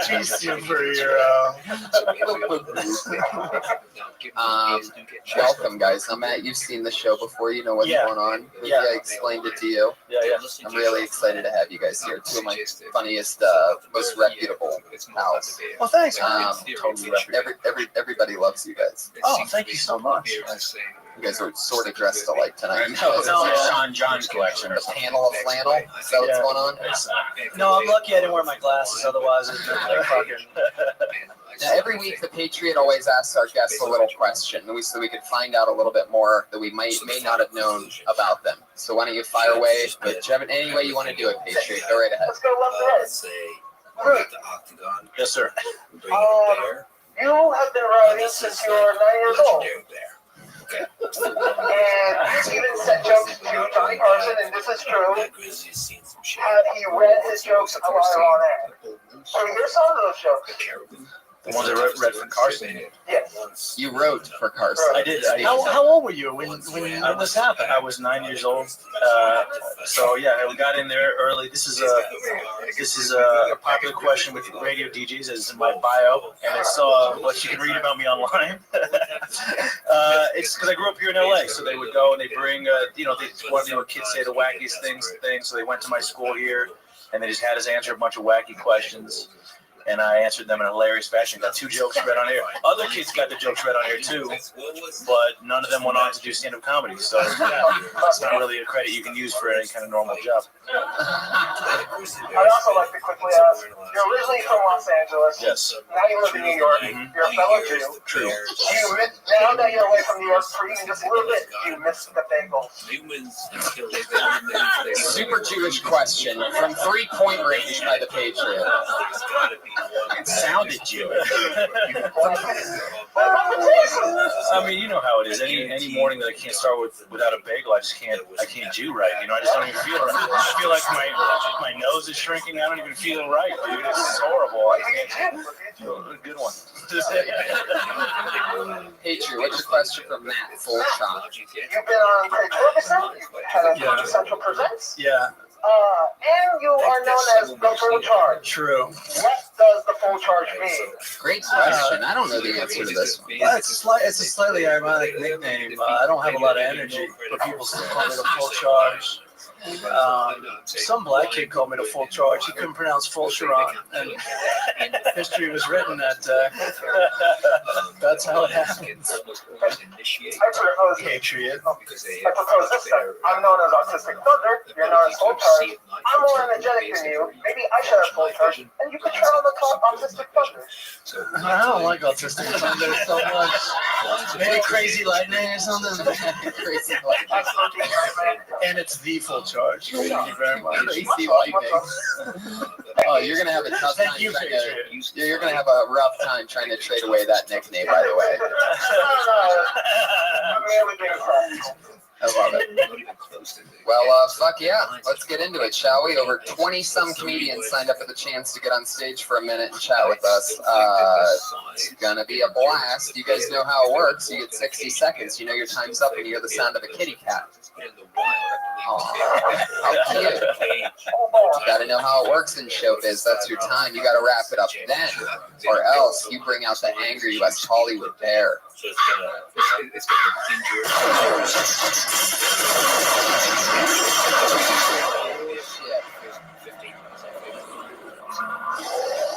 There he is. Holy moly, there's a whole war. A whole war going on. I'm pretty sure the bear beat all those soldiers that were fighting. That's what it sounded like to me. It sounded like there was 2, maybe more soldiers fighting each other, and a bear came in and mauled all of them. So another fallen soldier. Sorry to Elise Lane and her friend who was a soldier. And I made it weird just then. I can say with no hesitation, I made it weird. Again, follow Elise Lane on Twitter. ELYSELAIN. There you go. 5 more followers. What was that? Elise's friend was in the Air Force, everybody. So in honor of him, I already wrote a few jokes to make fun of him. I told her earlier, but since he was in the Air Force, they said he went from 37,000 feet up to 6 feet under. That was the first one. This is what I do. This is how I handle death happening. If you know anything about me, the only way for me to deal with it is to make jokes about it. What was the other one I said? Oh yeah, he's taking the great fighter jet to the sky. Oh, it doesn't look happy at all. Yeah, she's much happier than she looked when Jeff Richards was singing. So I'm taking it all as a victory. Guys, you guys ready for this? Let's get it started, shall we? It's Kill Tony. Here we go. Your first comedian tonight doing 60 seconds uninterrupted goes by the name of Alex Dwan.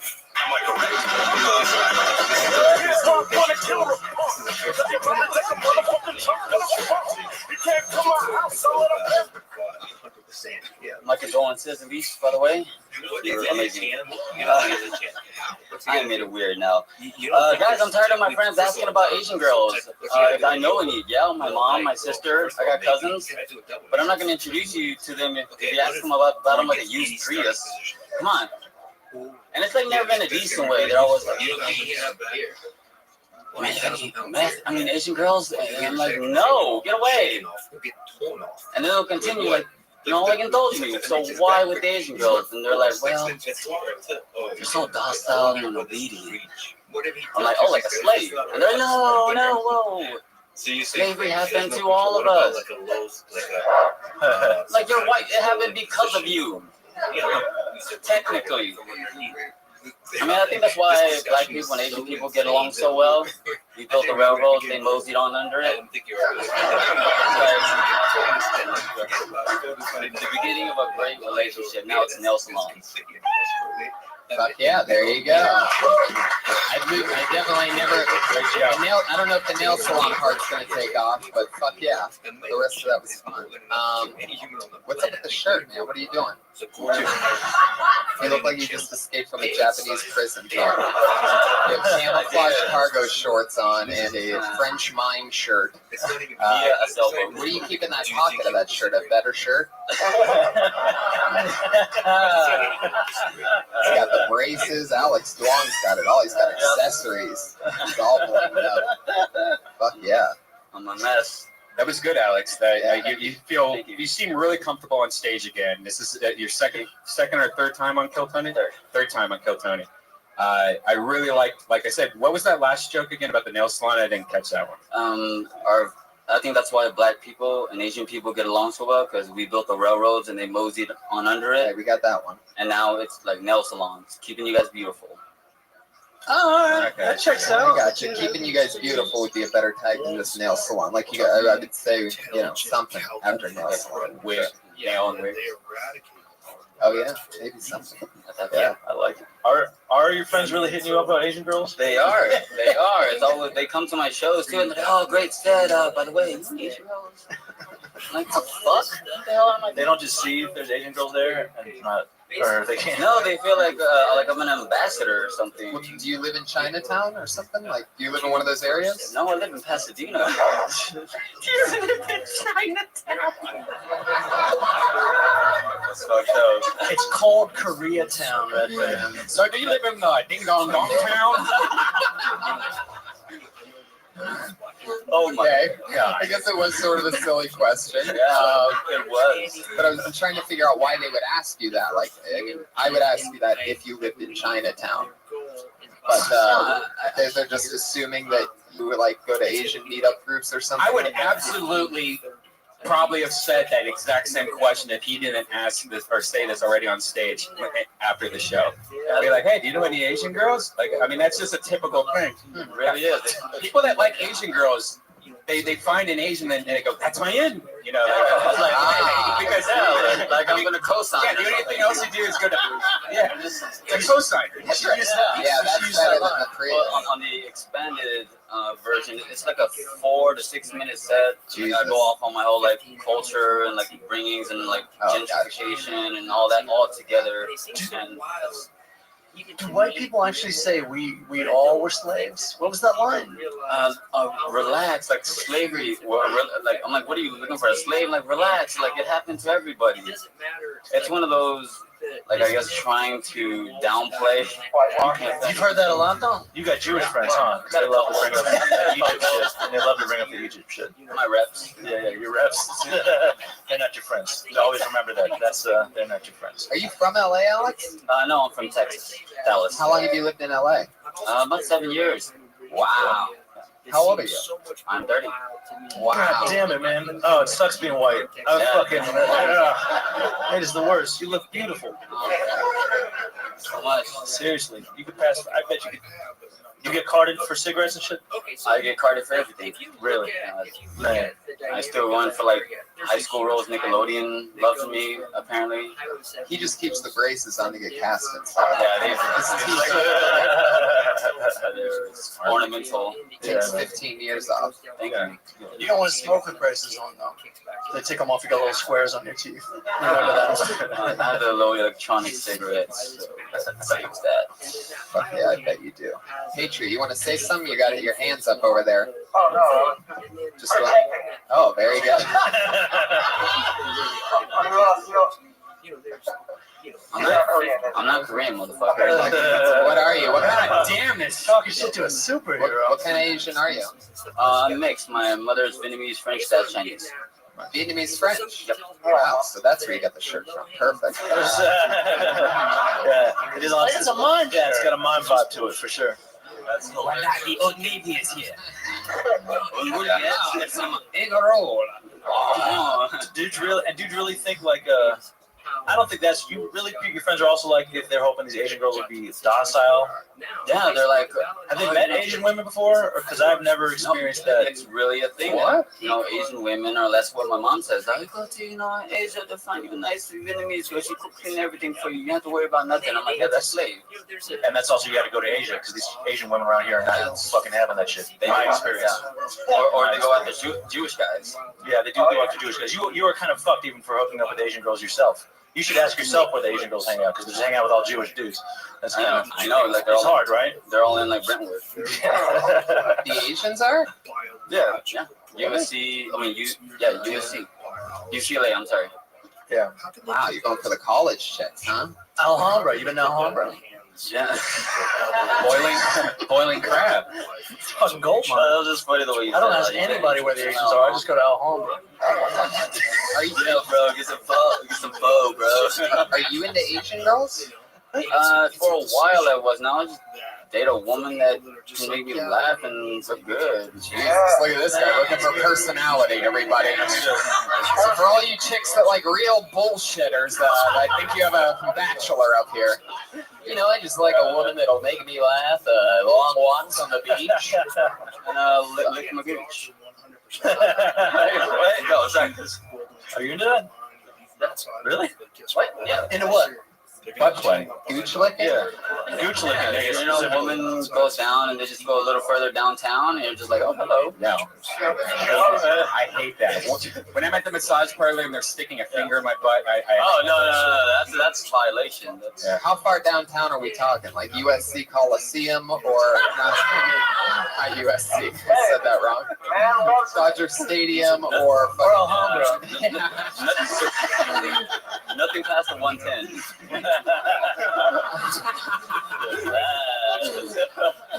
Perfect. Fuck yeah. Well, there you go. Alex Duong, everybody. Good job, Alex. Thank you guys so much. He's on Twitter at Dapper Duong, all one word. Dapper, D-U-O-N-G. He's on Twitter. Yo, Josh, can I get a Budweiser, man? Sorry, go ahead, Tom. Fuck yeah. Bottle or tap? That's the real question. Tap. And a Bud Light for me. I'm watching my figure. Tap, please. There you go. Bud and a Bud Light. It's getting cooler in here, guys. You can feel it. The energies are cool. Josh, how uncomfortable are you right now on a scale from 1 to 10? Go like a 7. You can relax. You don't have to hold your hands up. It'll be over in 3 hours. Okay. Whatever you You want. could also like Michael Jackson Thriller lay down over there if you want to. Take a seat, man. Like a Whatever tiger. you need. Even a superhero's got to take a lunch break. Security, man. I got Sam's the whole time. Put your hands together for Autistic Patriot. Keeping us safe. No break. Yeah. Sure. Put your hands together for your next comic, everybody. She goes by the name of Sarah Kenny.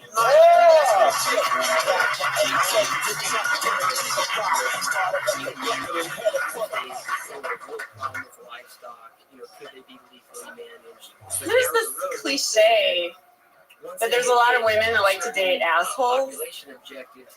You know, but I like to date a nice guy. You know, they say that women like to date assholes because they like the challenge of the pursuit. You know, that's why they like a player.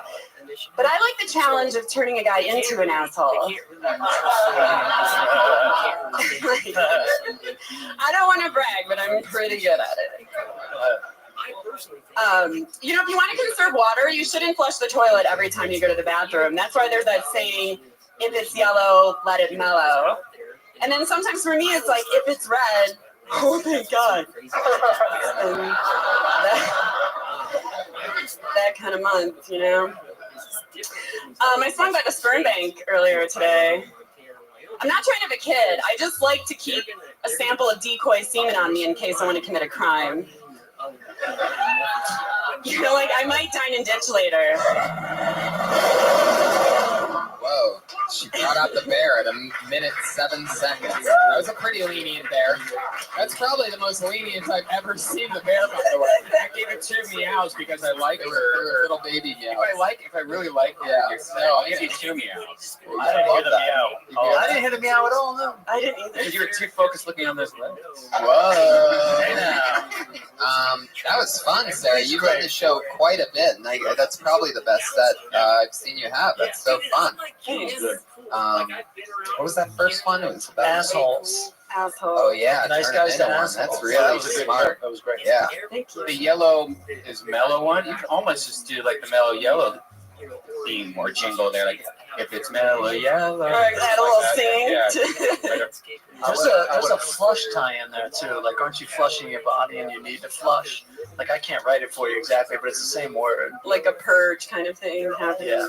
Yeah, I could extend it in some way. It is short, and I would like to add on to it, but I haven't really come up with other things. I would just suggest, you know, it could be beets when it's red. That's all. It's not really about saying you might have eaten beets. That's 100% true. That's more neon pink than red. That's true. Yeah. Well, you've been doing a lot of spots, staying busy lately? I have, yeah. Yeah, I just got back from Chicago. I did a couple of spots there. Oh, me too. I was just there. Where did you? I did Zanies in Rosemont. Oh. The newbie Zanies. Oh, okay, all right. Yeah, and then just in Grand Rapids. Is it just as zany as the one in the city?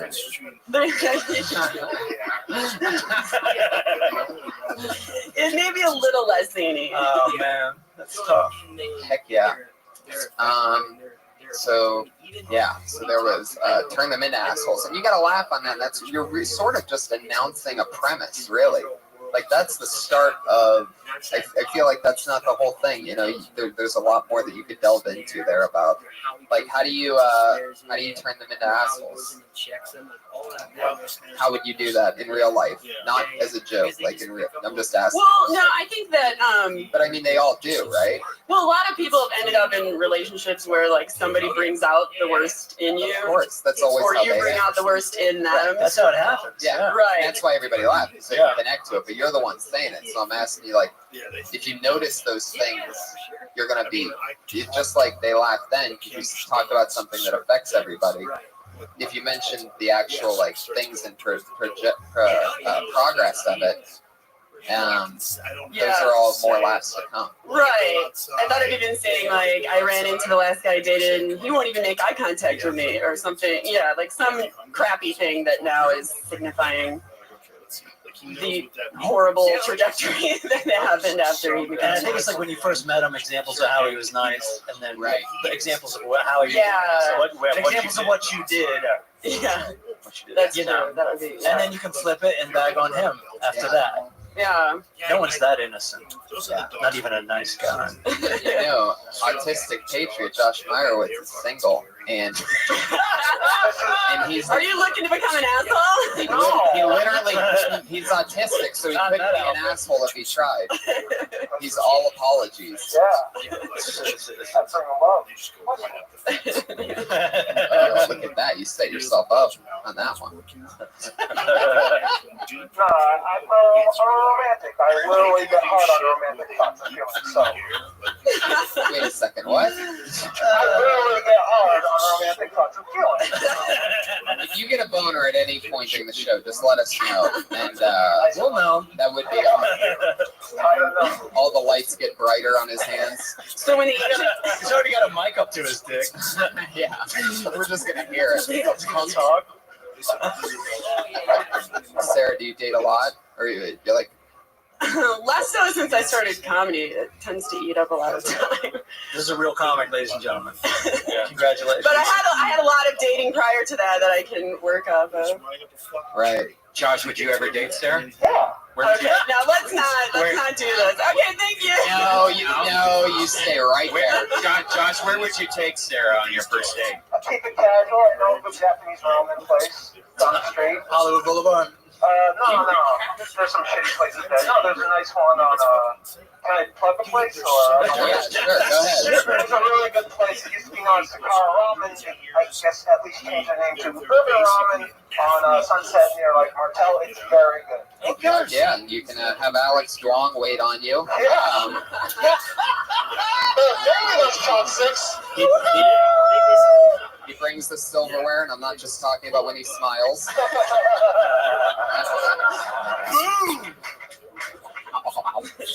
What types of guys are you into? What have you hooked up with any different races or anything since you've been in the melting pot of Los Angeles? Is there a certain type of guy that you like? I don't think I have a type. I mean, like, physically, I guess, like, tall, lanky. Do a lot of comedians flirt with you? Because, I mean, it's a very testosterone-filled business. And if you're doing a lot of open mics, I mean, you're running into a lot of the same people. Yeah, it happens. It happens. Okay. Did you try to not date comics or yourself? I mean, I've done it a little bit. It just happens by default, obviously, but it doesn't. It seems like a bad recipe. It's kind of. It's just like dating at the office. Yeah. You know, it's not a bad recipe.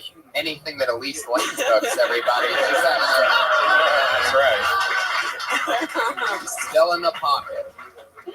Sarah, that was awesome. Great job. Thank you so much. Thanks for talking with us.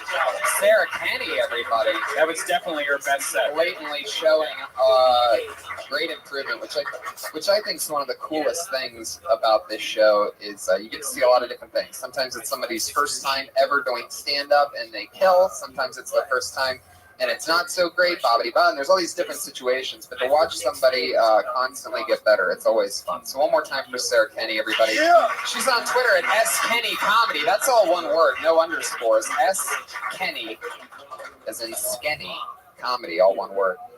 There's always a question I like to ask guests when it's their first time on the show, and that question is there anything that you guys did when you very first started stand-up comedy that you can't believe that you did? You look back on, like, I can't believe I said that, I can't believe I tried that, experimented with that.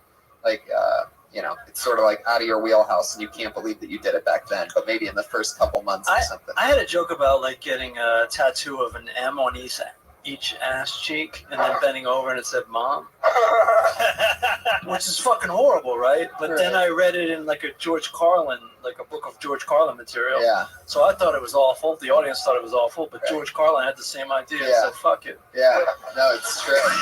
George Carlin sort of wrote just about everything. Exactly. Like, it's really crazy with Yeah. that. And I also had ideas I never did. Like I was going to wear a cop outfit and be Officer Laugh. And I was going to wear a cowboy outfit and be Kid Comedy. But You did this on stage? No, man. I just thought of it in my crazy crazy head. Right. And then never did it. Interesting. It was a good time.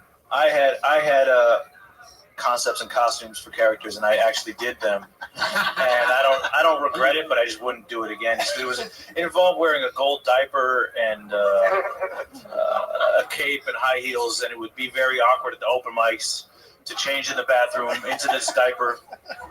And it's good when it kills. It feels good. You know, nothing feels better than killing while wearing a diaper. But when you eat it and you're wearing a diaper, there's not much lower than that. What was the basis of this character? Like, who wears high heels, a gold diaper, and a cape? Well, when I was in college, I was smoking a lot of weed and listening to a lot of Parliament and funky. And I invented this character called the Archduke, pimp from the 18th century, and it was kind of like 2,000-year-old man meets Dolomite. I wore a powdered wig and a gold diaper, and I told very filthy historical jokes. And it was a classic character, but I will no longer put on a diaper just for anything. You know, I've reached as you reach a limit after certain years of comedy. You say, I'm going to put on a diaper, then you have to pay me. Right. Was the diaper stemmed from any like personal sexual thing or? I'm not into that. I did one of my ideas when I was first open micing it was just to wear some Depends and just take a shit on stage, but I never did that. The gold diaper was actually, there is a dude in Parliament, I think one of the not the bass player, one of the guitarists. I don't know if it's Eddie Hazel or what. He wore a diaper, and I was like, that looks cool, you know? Just to see a grown up wearing a diaper, you know.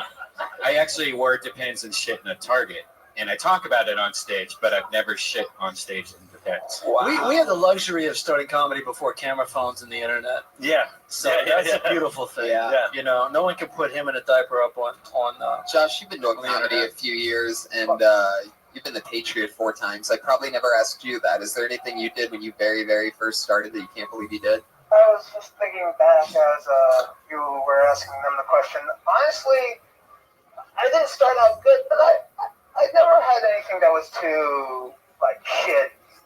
Like, he makes certain noises that makes you feel bad for him mid-sentence. Like what? Oh, that noise that I never make unless I'm doing an impression of you doing it, like I just did. It's okay. I understand. It's like, I made it weird again, guys. What do I have to do? Much love. Say Give him a hug. Doesn't one of those weird Elise Lane's Friends Dying cancel that one out, isn't it? All right, guys. Jesus. I did it again. Damn it. I just dug it. What we would like. That's like when the Undertaker digs a grave and he's done. It's 6 feet. And he's Give him like, the you know bear. what? Let's just fucking. I got it. Oh, yeah. Let's keep it moving along. The next comedian tonight, everybody, goes by the name of Marcos Martinez.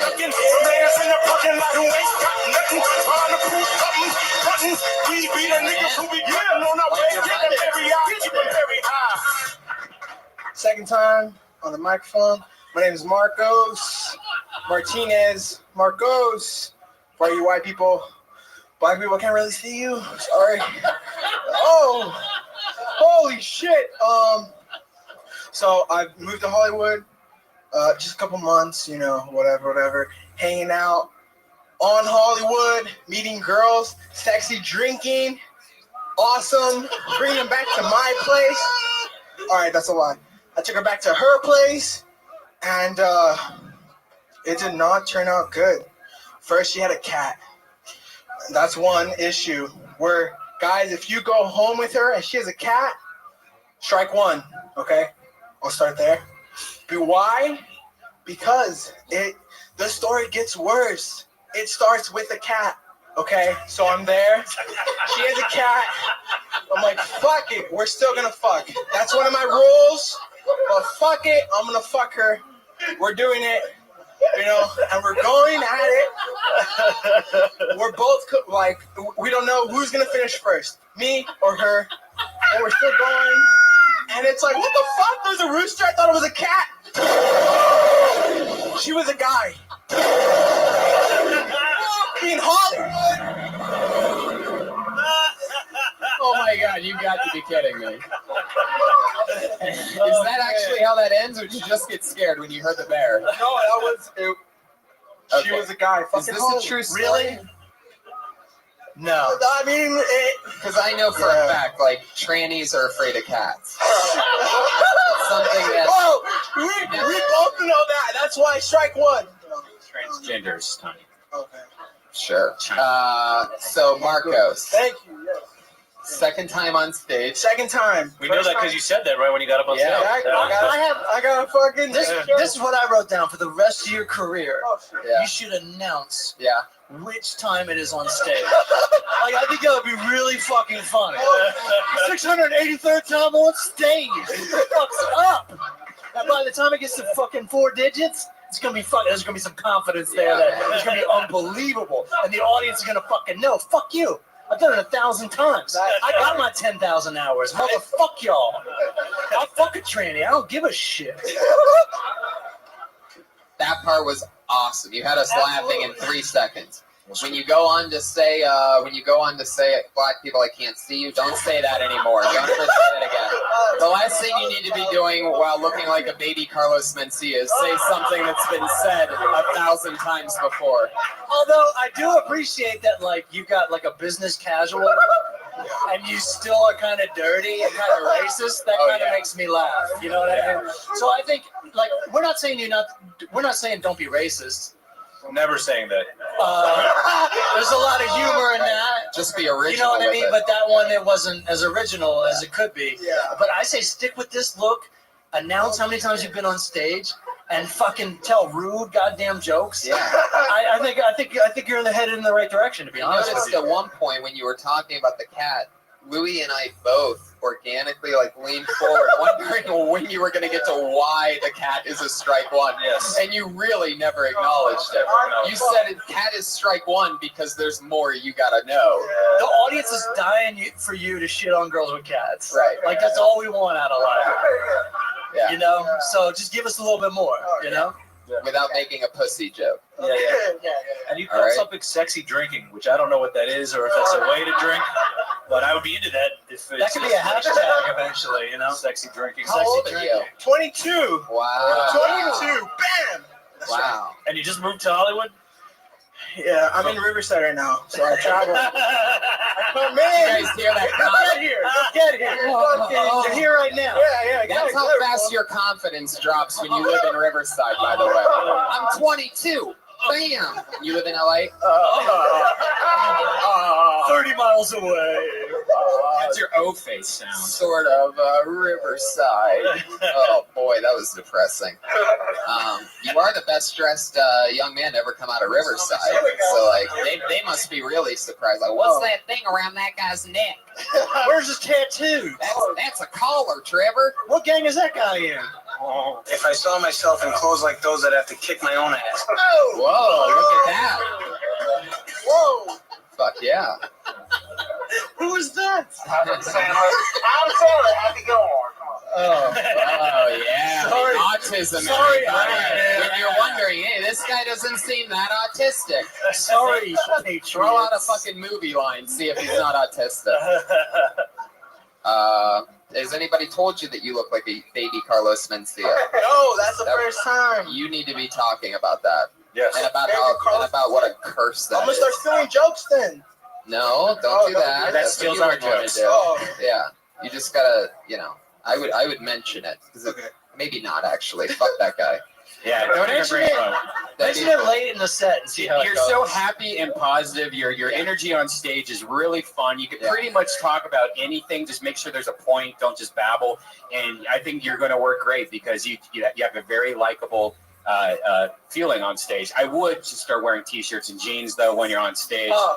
But for the record, Full Charge says no. Keep what you're doing. Yeah. I like what you're wearing. For the record. It seems like a very heavyweight fabric. It's very hot out there. So that's what concerns me. But other than that, maybe the same thing, a little more breathable, some linens. And you're good to go. A plaid shirt. What have you been doing before starting stand-up? School. UC Riverside represent. UC Riverside. Nobody here. Oh my God. What'd you get your master's in? Baking? Media and cultural studies. Make some movies. That's where the black joke came from.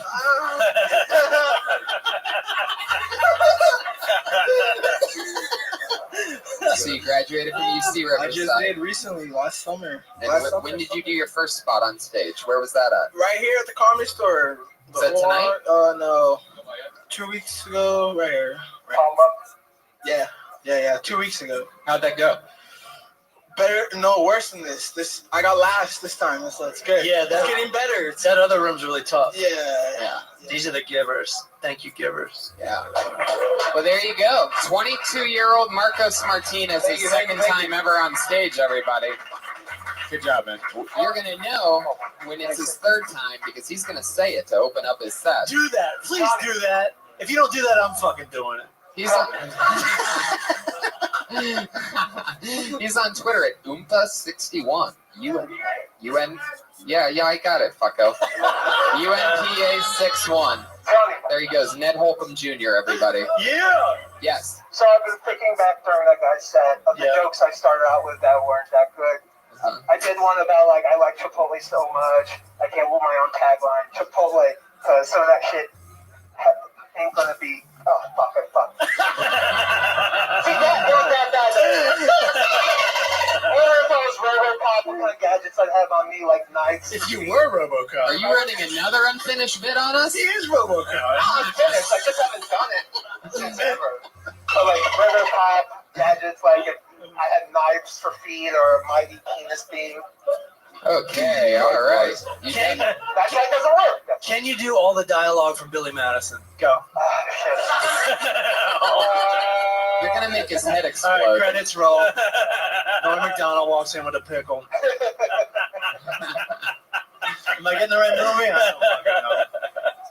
I think so. Let's keep it moving along. Your next comedian tonight goes by the name of Jeremy McKiernan.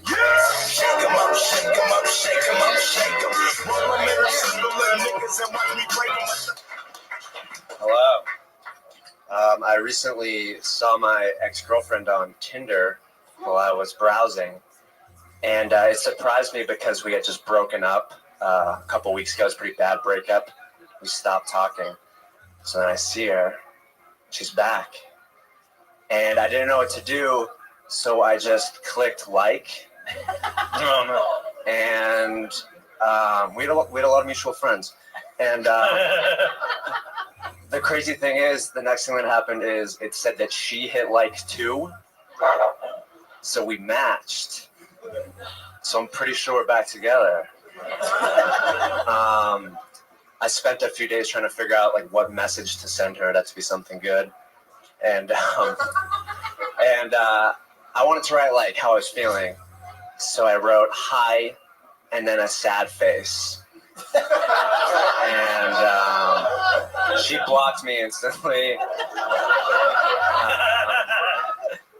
It really bummed me out because yeah, that's it. Thanks. What did she respond with after the high sad face? Oh, she blocked me instantly. And then I didn't see her on Tinder anymore. Gotcha. And then what was going to be the rest of that? Did you have more? Or is that Yeah, I have some more. What Do you else? want me to say it? Sure. I was going to say that It's a great premise. Yeah. I was going to say that I wanted to try to get back together with her just using dating apps, and then I couldn't find her on OkCupid. And I think the story would eventually end where I find her on Craigslist. And it goes on a little bit. I was thinking you were going to go Grindr and she got some kind of weird surgery to give her a dick. I don't know what it was. That's where I thought you were going to go. But I was thinking like Black People Me. But she's Latina. Christian Mingle. There's a lot of opportunities for You never know. You could just end it like Marco Martinez. And just go, she was a dude. Yeah. What do you guys? River's not alone. What do you guys think? What do you guys think of doing jokes about like things like Tinder and like J-Date and like all the like? I mean, it seems like everybody kind of. Here's the thing. Tinder's all about the tape. Tinder's the new airplane peanuts, I think. Right. Yeah. But I really like this one. I think it's really good. I would say you could get to the punchline a lot quicker. But I think it's good. I think you have the best Tinder joke I've heard, to be honest with you. Oh, thank you. I got really one good. too. Wait till you hear mine. But yeah. I thought it was really funny. I thought it was great. The only thing I found your shoes distracting. I think they look really fucked up. And These for a are while, black shoes. I was looking at the shoes and I was trying to pay attention, but I kept looking at how ugly they were. Yeah. And they tie in the front. These are my dad's shoes I stole. They them look from like him. dad's Yeah, shoes. they're awful. My dad has those shoes. Yeah. Steal them while you're camping, or what the? Is I don't know. your dad a doctor? He's a photographer. Oh. That sounds like a pickup wilderness, though. Wilderness photos, right? No.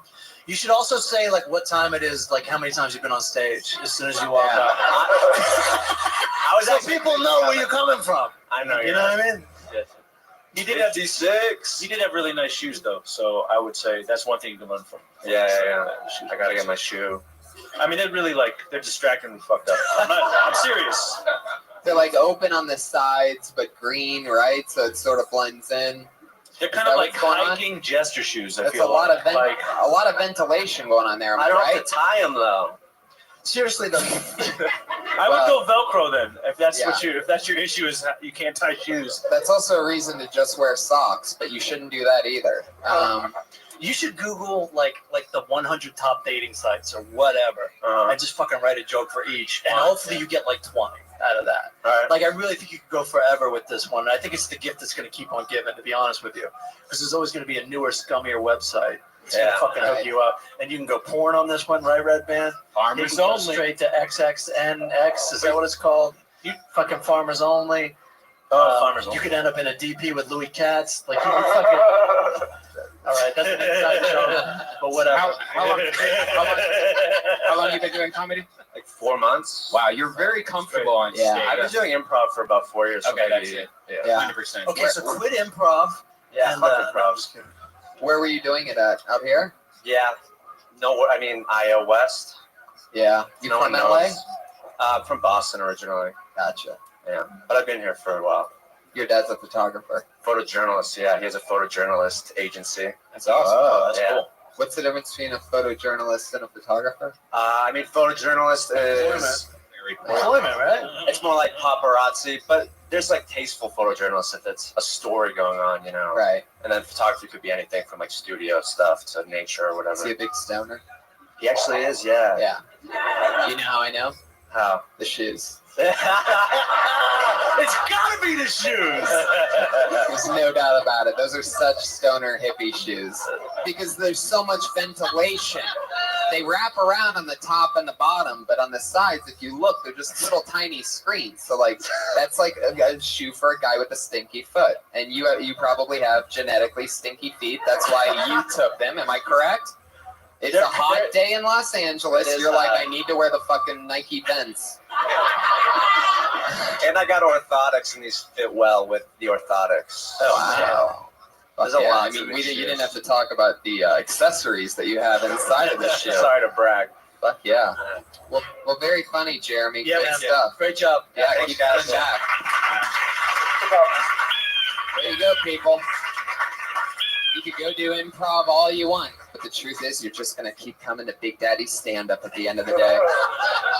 He's on Twitter at Jeremy Face. That's a very funny stylings of Jeremy McKiernan. Hey, Tom, Sure. can I, for obsessive compulsive sake, finish that Chipotle joke? I remember that. Kill it. This is so Chipotle of you to start it and then 20 minutes later eat the rest of it, right? Chipotle, I like it so much I came up with my own tagline. Chipotle, because some of that shit ain't going to be digested. There you go. You brought up the barking full charge. I bark when jokes are good. Oh, that's right. Yeah. I don't believe it, but I'm sorry. No, I do. That's Tony. Yeah. It's only when the jokes are really, really great. You really seem like a robot to me. It's tripping me out, man. Well, I am autistic. This is so much fun. Everybody's going to be autistic eventually, right? Isn't that where we're headed? Yeah, much. You're ahead of the With curve. the cell dude. phones and everything. Autistic and Mexican. Autistic Mexicans are the future. Once you ever see that South Park episode, everyone blends in. That's the direction America's going. Are you right? It really is. Like the Google Glasses is definitely next. And, then everybody's going to be wearing those. And you're not going to know when somebody's watching something or not. So people are just going to be standing around like this. And you might say hi, you might wave to them and shit, but you don't know that these things turn into screens. Can you do like the first act of Waterboy? That one I don't remember as much. I like it. Just tackle somebody. Very good. Very good. You nailed it. By the way, good job. That is the best Adam Sandler impression I've ever heard. It takes a truly autistic young man to fire that off. That really comes from the heart. Can I hear that one more time? You're Adam Sandler? Because let's not call that Waterboy from now on. From now on, you should just say, I do a killer Adam Sandler impression.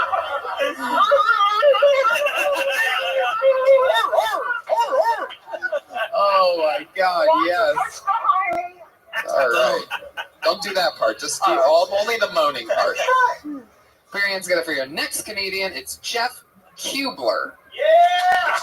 It's Jeff Kubler.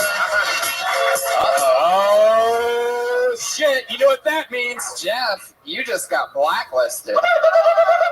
Suck a dick. There you go. That's what happens, people. You don't want to not show up for your spot. This is all to teach. It's a pussy move. Let's face it. Exactly.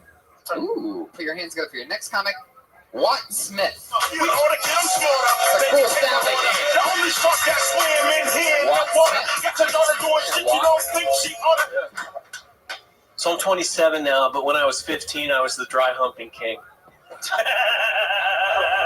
And what the bitches didn't know is I always finished. My daddy tried to give me some advice. He's like, "What? Don't ever take no for an answer, because that's the attitude of a winner." No, that's the attitude of a rapist.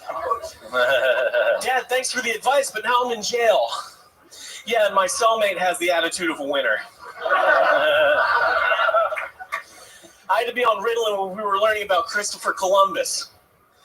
Come to find out later, he was a genocide leader, a slave trader, a gay man, and possibly a pedophile. I'm like, bitch, if you just told me the truth, I wouldn't have needed the Ritalin. Every day at school would be like a new episode of Game of Thrones. I'd be making dioramas. Here's Columbus raping a tribal leader. Here's Columbus playing soccer with a severed head. See, I'm not crazy. I don't need medication. Learning is fun. There it is. A minute. Watt Smith bringing the fucking thunder, man. Now, I've known you for a while, right? You've been doing stand-up a few years in LA. Yeah, 4 years. I love that you would swing through and pop in on this show. That was great. They got the quickest laugh. I thought that was like a legit laugh, like right off the bat. Just that flip was really funny at the beginning. You do, however, look like shit for being 27. Fucking take care of yourself. I've noticed you've gained some weight in the last couple years, huh? Yeah. And it's all going to the same fucking spot, isn't it? Is that just weight? Is there something going on? I'm pregnant. It really looks like it. You have an interesting little pot belly on you. It really didn't go anywhere Everyone else. seems to notice that. Like, if I had warts on my face, I don't think you'd be like, hey, you have warts on your face. Now, there's But ways for to fat, dress it's like- around that. You're wearing a medium. You're wearing a shirt that you had in 2006. And I know that because it says 2006 on the front. It literally does. I bought new pants though. And you blatantly. How much? If you had to guess, how much weight you gained in the About last couple years? 35 fucking pounds. That's what it looks like right there. It's actually shaped exactly like a 35-pound kettlebell that I just bought to work out with. Yeah. Man, you got real nice, like, Aryan features if you just lose the weight, man. You're a beautiful man. I knew you were going to make fun of me for the weight. No, we're complimenting you. Are you I'm saying how beautiful you could be. Okay. Try that on Tinder. Just get rid of some of you, and then you're fucking beautiful. But How'd you I had an idea. I had an idea. You said you had a title for yourself when you were 15, right? Yeah. What about a title for yourself now? You know what I mean? I am this now. Yeah. I like masturbated more this morning than I did in the past, 48 hours. So what's your title? Jerks a lot. Sir Jerks a lot. That's pretty All good. right, we're getting How there. many times was that this morning? More than I could come. I felt like the king again. You dry heaved? Yeah, You dry it's the heaved? turn of the kings. You've been coming a lot, but it doesn't look like you've taken a shit in weeks.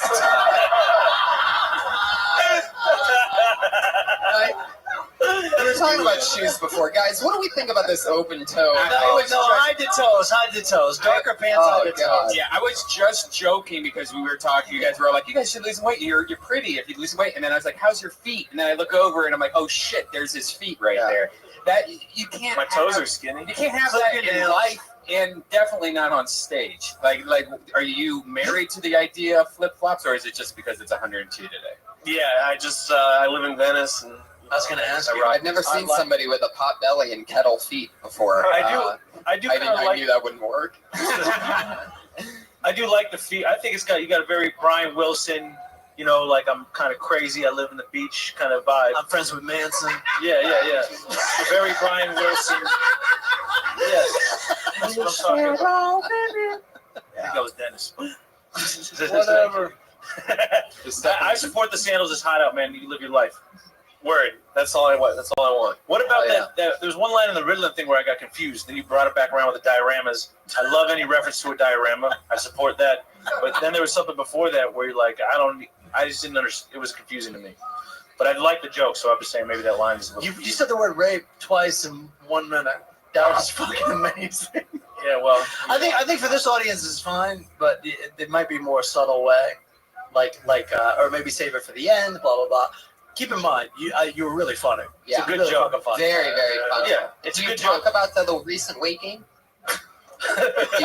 Do you talk? No, I mean, it's blatant. I knew you a couple years ago, and you gained 35 pounds since then. Yeah, it's all gone to the same part. So I was selling DirecTV at Costco. So say that again. I was selling DirecTV at Costco out in Virginia. So that's like bulk DirecTV. Well, I just got bored during the day, so I would go drink the chiladas over at 7-Eleven, and you would drink what? A chelada. It's like clamato juice with tomato. With That's not it. It's the fucking alcohol. Oh yeah, okay. Yeah. So I would drink all those during the day. Nobody knew except for me, and I gained like 35 pounds over like 3 or 4 months. How old are you? How old are you? 27. Yeah, it starts happening around there. Your metabolism's gone. You're gonna stay that, and then you're gonna lose it once. You know, you're gonna try Weight Watchers, and then you're gonna look like AIDS, and then you're just gonna go back to your normal The good weight. news is you're gonna give up on life around 35, so don't feel bad. It doesn't matter how fat you I've are. never heard of anybody getting a Clamato and Budweiser combination addiction. Josh, can I get a Clamato and Budweiser, please? How many of those were you drinking a day? Like 3, about 3. While selling DirecTV at a Costco. Yeah, it sells itself. It's a great product. That's hilarious. So do you talk about the recent weight gain? You do. Yeah, I talk about how everybody points it out, you know, and it just makes me want to eat more. Does it really? Yeah, you know, these feelings need chocolate. Oh, you're gonna end up being fucking huge. There's gonna be a time, like a few years from now, where I see him wearing a 2014 Amnesty International shirt. Triple X. And he's gonna be busting out of that one too. It's gonna be a halter. I like getting a little fat because I can see my cheeks wherever I walk, and it looks like I have huge tits. There you go, Watt. Keep it going. That's why you have an inspiration here. One day you could be Red Band with titties on your face. People love lots of big tits. Watt. Watt, very funny. Yeah, great stuff. Great stuff. Great stuff. Thank you so much. Watt, slim down, joke up. Bring in the thunder. He's got a Gandhi quote on the back. If you wish to change the world, drink Clamato with He Budweiser. did 2 rape jokes in a minute. He's got a Gandhi quote on the back of his head. Watt Smith is on Twitter at all one word. Watt Smith. WATT Smith. Very, very He was funny. awesome. Yeah, thanks for coming on, Watt. That was great. Fuck yeah. Did you do the final scene of Punch Drunk Love? I haven't watched it yet. Put your hands It's a sad one. Yeah, I know. What would Adam Sandler sound like in that movie?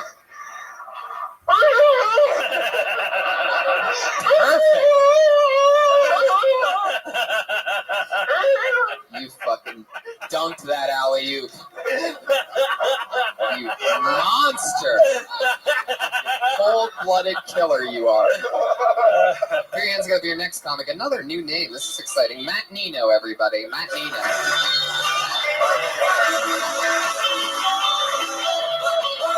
Josh. We always take my car because it's All right, so today marks a very special day for me. It's the anniversary of my father's death. He died 7 years ago. In order to celebrate, I let my older gay man friend sketch me in the nude, right? But I told him I wanted to look like I could bowl with no hands, so he drew me with 3 dicks. All right? But then he blew me afterwards. Like, didn't even finish the sketch. His hand was shaking so bad because he was so thirsty for dick. So then he goes down on me.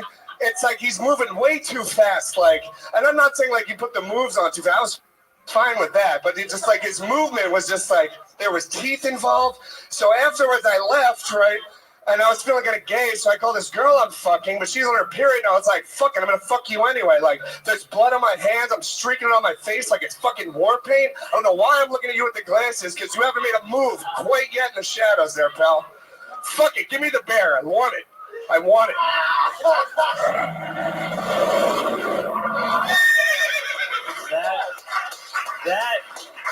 That is how you honor your father's passing right there. Okay, so you had all the comics laughing, which is a bad thing. You know what I mean? Like, it's a great fucking 1-minute presentation. It's like, how many fucking people can I make feel awkward or uncomfortable? I enjoyed it thoroughly. Where else do you want to do this? What? Just here, right? Where else do I want to do what?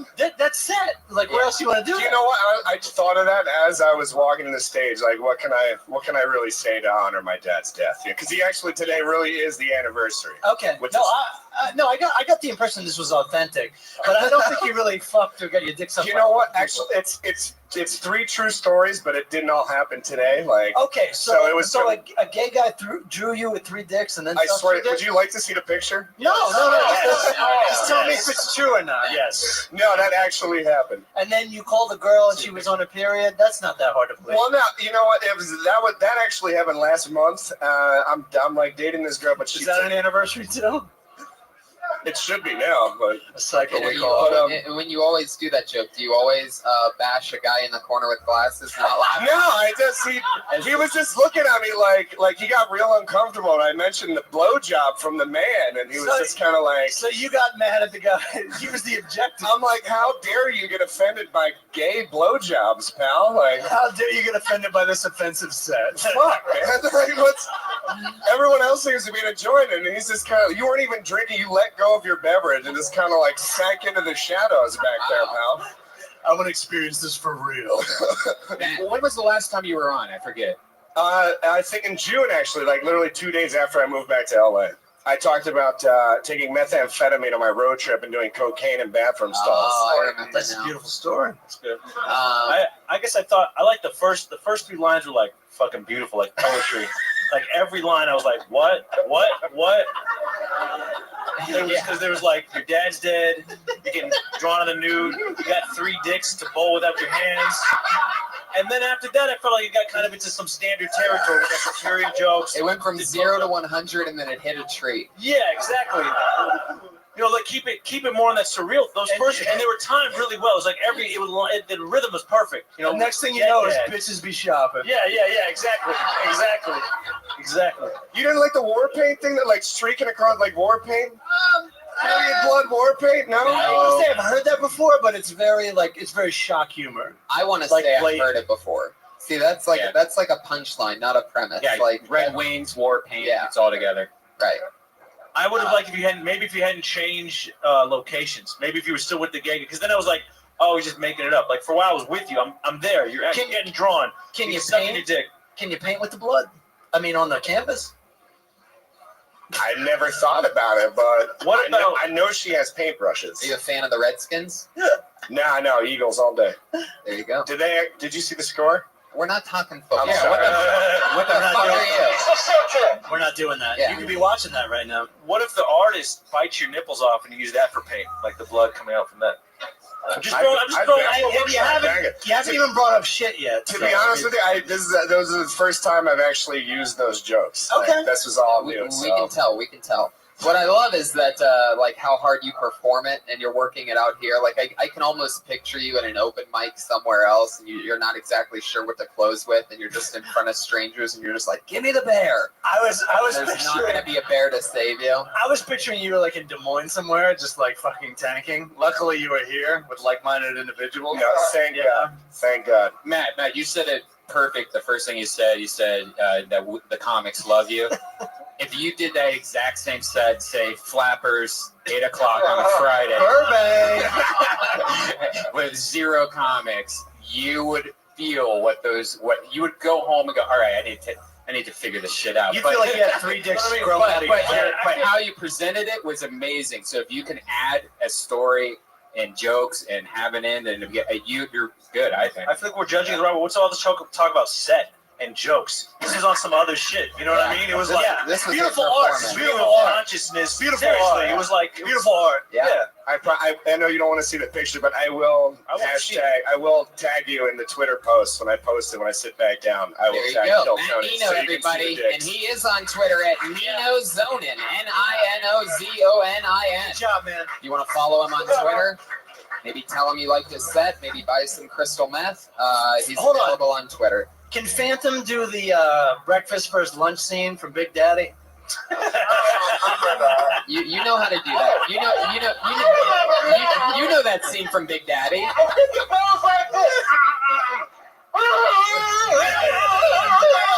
Boom. That is a killer impression.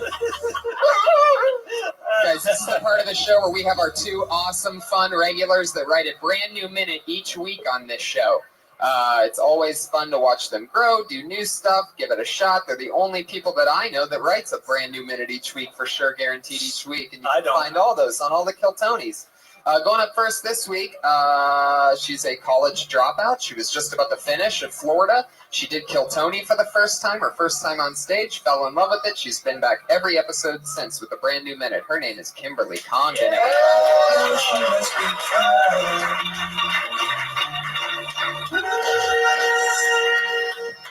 Hi guys, how are you? Yeah, I moved here. I moved here from Florida last year. I really, really love LA. I'm having a great time here. I think LA is dope because you could do whatever you want and then just blame the universe. It's like you just blame moon rocks or something and it's fine. It's also a place where your tits can sag and you can blame it on good acting.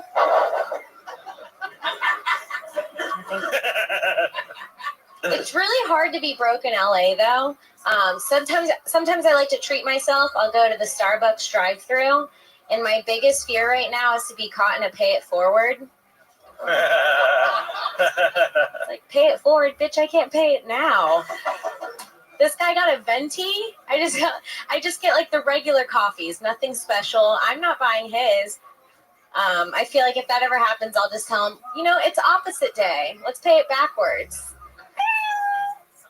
You have something really funny there with that pay it forward thing.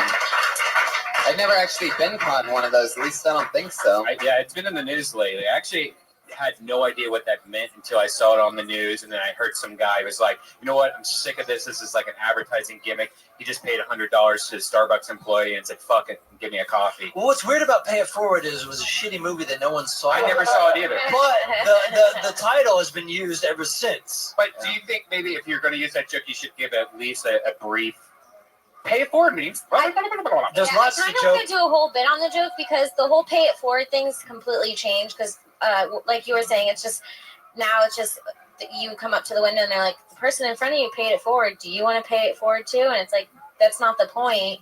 The point is to do something nice, and then one day you're like, I remember that one time someone did something. If everybody's paying it forward, no one's fucking paying forward. Yeah, it's just like everyone's just doing it. I hate to pay it forward because I only get like black coffee. And yeah, that's exactly. And like, you don't want to buy 3 meals or 3 drinks behind you when you just wanted one $3 No, coffee. fuck pay it forward. Fuck Haley Joel Osment. Fuck the whole goddamn thing. I think you're dead on. I think you're dead on with that thing, and I think what Brian's saying is add just a little setup on the front end so that the rest of it'll pop harder, so that people know that that's a thing that's. I didn't know about it. I haven't. And in the same vein, what you mentioned, like moon rocks and stuff.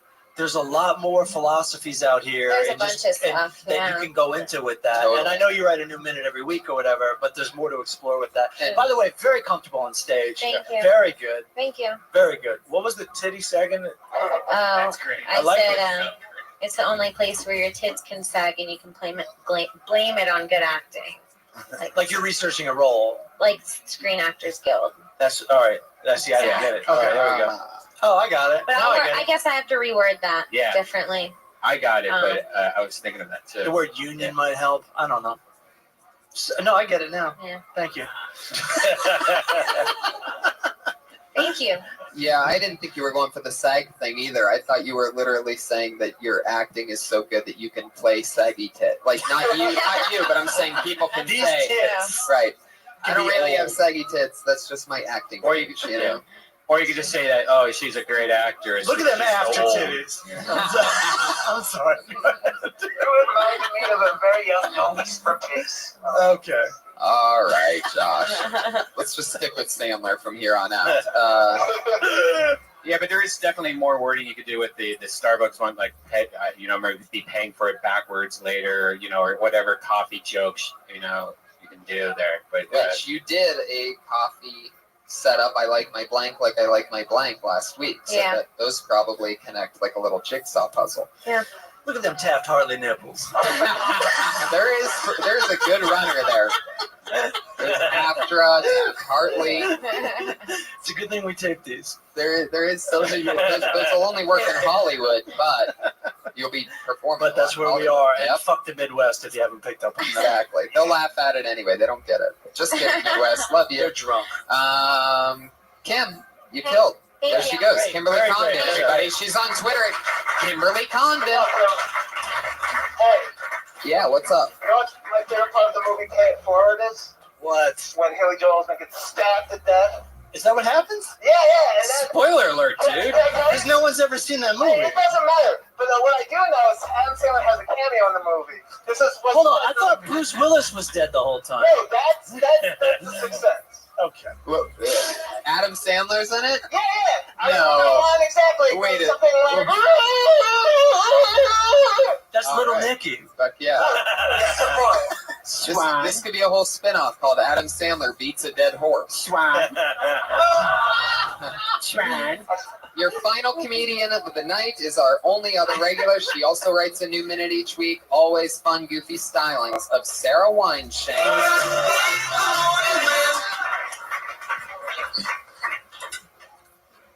Pay It Forward made me think of Haley Joel Osment. That was unexpected. Didn't expect my Monday to go that direction. Just didn't. Fuck it. Went to Gelson's. Was behind this woman who had a lot of Kraft cheese. Kraft singles. She's almost ready to leave and she goes, wait. I got green onions. I meant to get chives. I'm behind her the whole time. Like, bitch, you're buying Kraft singles. Kraft singles, they treat them like they're contaminated. Each individual slice of cheese is wrapped in a wax paper like fucking astronaut food. And now you're gonna make the cashier go find you chives? Because green onions aren't fucking good enough? All right. That is so Weinstein. Very good. You did it again, right up your alley, your style. She must have like 50 different grocery store products that she has a minute on. Have you ate the sandwich with that one little fucking jerk piece of plastic that doesn't come off when you're taking the plastic off? It's like the one that's like a little rectangle. Yep. I've done that a few times. The rectangle. The rectangle. And by the way, watching you on Facebook and Twitter, you also had another Gelson's complaint about your grapes. They have and you've got me obsessed with this shit now. Cotton candy grapes. Oh, I just heard about this. Yeah. Really? That's crazy. Okay. I think you can add even more to that, the Kraft cheese bit, because they're all individually sliced. I mean, they're all individually wrapped, each slice. So there's no way on top of all that they would clump up all these individually wrapped slices and wrap it in yet another piece of plastic. Yet they do. Yeah, that's such a good point. So well, it's you know, in the world of observational comedy, I've never heard this take on Kraft singles before. Yeah. And to that, I think it's fucking brilliant. Because I think I've seen all Seinfeld's material. And fucking he never brings his shit up. And it's been around forever. So no, they're joking, but it's really fucking smart. Yeah. And it's also great that you know how to roll with it when you get on the stage and you can talk about what other people were talking about. That's the deal at the Comedy Store. So you got that down, and that's fucking great. They are super single. Like, they are so single. Kraft singles. Are chives different from green onions? Yes.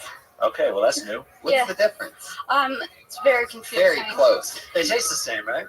One of them has the root attached to it, right? One of them, I think, is a little more slender and more herb-like. It's not as oniony. I would add that to it. I would actually tell people what it is. Like, when you say you're going to have this cashier go get you got green onions, you're going to have her go run and get you slightly slender, more green, like more slight. And maybe like a mean-spirited, like, bitch, nobody's going to kiss you after you eat any of this shit. I don't know. Yeah. You're going to be, you're always some of this, you know. You're always going to be as single as one of those cheese slices.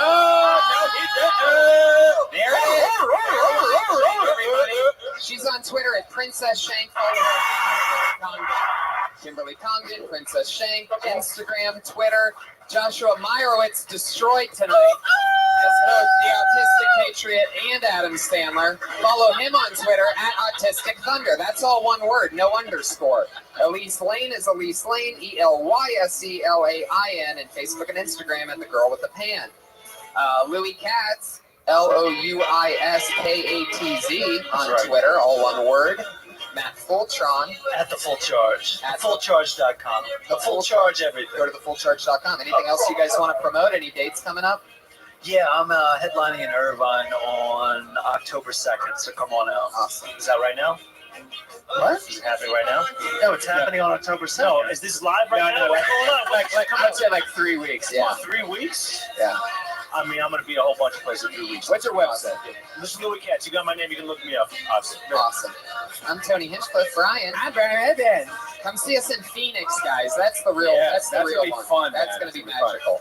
We're going to have a fucking blast. I can't wait to get back on the road with you. Yeah, what's it? October 20. Stand up live. Just go to Death Squad. Click on tour dates. Yeah.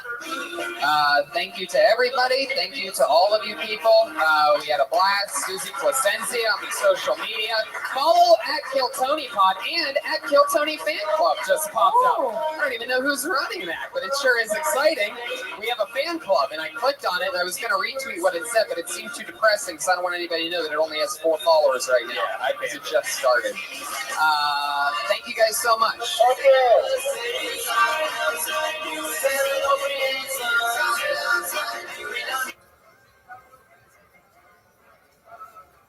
A new episode of Kill Tony Volume 2. Give it up for Tony Hinchcliffe.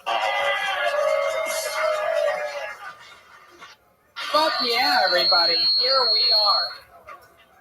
A lot of feedback via live and social media about the excitement about tonight's show. How are you Monday night? Here we are, super live. It's all happening, and I'm excited. We have a lot of people here tonight. I'm very glad you guys made it out. Some people told me earlier that I got to meet that stopped me, that they drove all the way from South Carolina to be here tonight. So look out for that. Myrtle Beach told me signed up. This is very exciting. We went to the Magic Castle last night. That's right. I took Brian to the Magic Castle. Yeah, if you guys don't know, there's this big castle that you're not allowed to go to unless you're a magician. Yeah.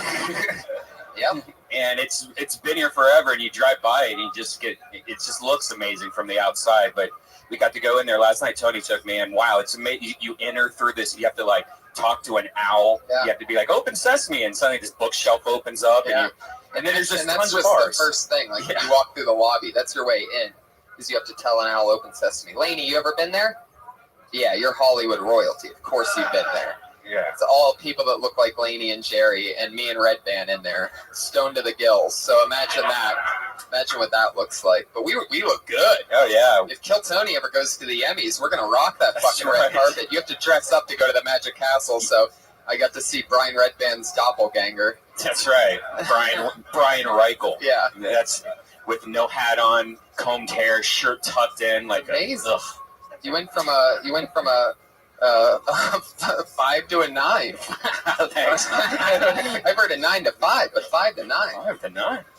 This is Kill Tony, everybody. We only have one sponsor, and it is our private chef, Elise Lane. Yeah. She's not private, though. You can hire her for parties. Maybe you're having a big get-together. Maybe Lainey and Jerry putting on one of those fancy Hollywood Beverly Hills parties that you guys do. You could hire a real chef. She's called a recipe checker.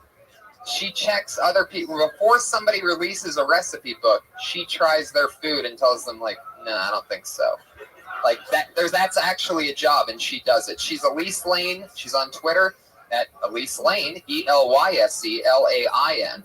So, however you thought you would spell Elise Lane, you were wrong. She's on Facebook and Instagram at the Girl with the Pan.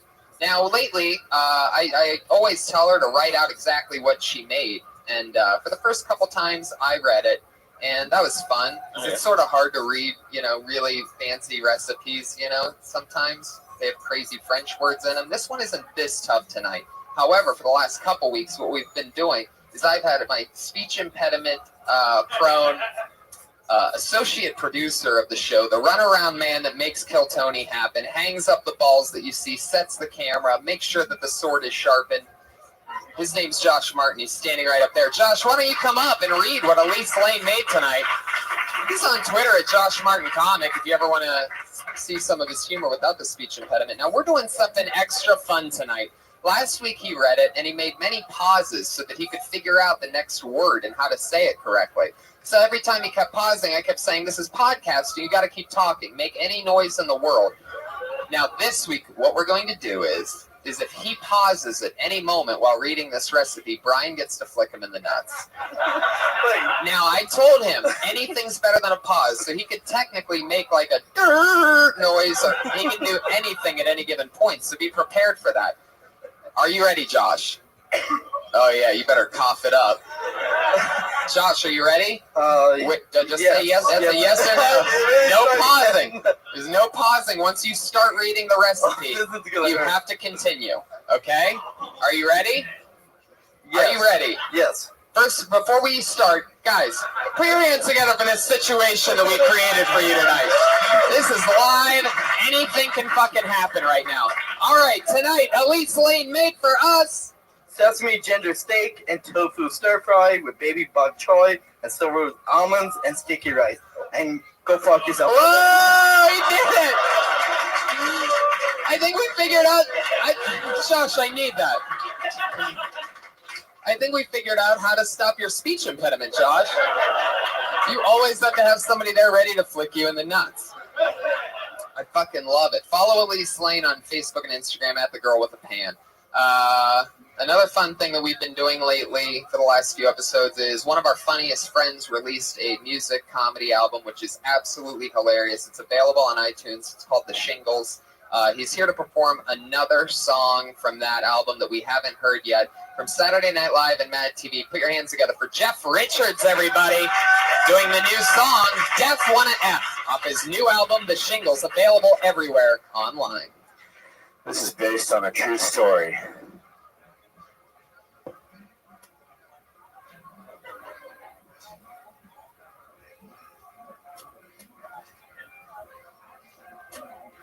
Based on a true story, everybody, and somebody flick Jeff in the nuts, because this is an awkward pause if I've ever heard one before.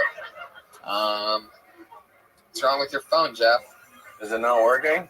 No? Does it normally play songs through a headphone jack? Yeah. It's the case. Oh, I like this guy's predictions. I could tell you work in the fucking audio business. That and you're dressed like a grip. Here we go. I can hear it. You ready? Ladies and gentlemen, new album, The Shingles. It's Def Wanna F with Jeff Richards. The only guy to ever be on both SNL and Mad TV. It's here for you. Oh my God. It's that feeling again. It's my downstairs telling my brain who's boss. Boss. Boss.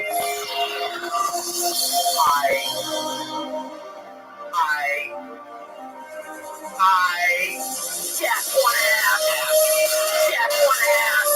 If you come over, I just wanna have. Get you undressed, and then we can have. I don't have a place. I just have a car. If you come over, we have to F in my car. Get inside my trunk. Grab a hold of my junk. I'm so lonely, so lonely. Not that, I'm better than that. My rod is deep, and I don't own a cat.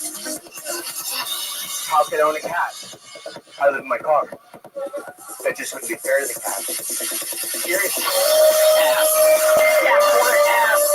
If you come over, I just wanna ass. Get you undressed. Get you undressed. And then we can have. Not to mention, all of the cat food costs. That shit can be really expensive. Like, what's something happen to the cat, right? Like, what if the cat like got a viral infection or some shit? My friend Debbie had a cat, and the ankle got swollen up, never recovered. None of the bucks. I mean, I just don't think I can go through that kind of turmoil right now. Seriously. Seriously. Yeah, wanna have. Yeah, wanna have. Get on my middle. Get stressed. Yeah, wanna have. Yeah, wanna have. Uncross your legs so you rotate your head. Yeah, wanna have. Yeah, wanna have. Close your eyes if you have to, I guess. Yeah, wanna have. Yeah, wanna have. Super quick. It'll be over. Richards, ladies and gentlemen. Holy moly. Jeff. Josh, come get Jeff's phone for him. Fuck yeah, everybody. Jeff Richards. Wow, I've never seen anybody make a song out of a suicide note before, but I'm pretty sure he just did that. I'm pretty sure he saw his suicide note and said, you know what, this isn't the end. This is a song. And there you go. Jeff Richards, everybody. One more time for Jeff. Every week we have a new head of security that keeps us safe and watches over the show, make sure that we're always in good standing. It used to be a guy in a $5,000 Iron Man suit. He said that he got too big for the show. He left us. He lost over 2,000 Twitter followers because of it.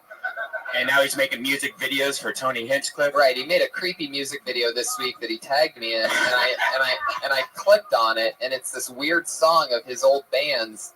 But he has like a Facebook picture montage of me, like all my old pictures and stuff, and I just keep like coming up like these swinging pictures, like old headshots and shit. And it looks like he's gonna kill me. And he probably will, because for the last 20 weeks or 30 or 40 weeks since he quit, we have literally replaced him with a brand new person each week just to show him exactly how replaceable he was. And this week's no different. This is actually this gentleman's second time being the Patriot because we loved him so much the first time he did it. He's one of the funniest rising young comics in LA, an employee of the Comedy Store. He's Stuart Thompson, genius Patriot, everybody. I'm talking, this guy is smart. Many people say he's our whitest Patriot and the most prim and proper. Stuart Thompson, how's it going? Doing great, Tony.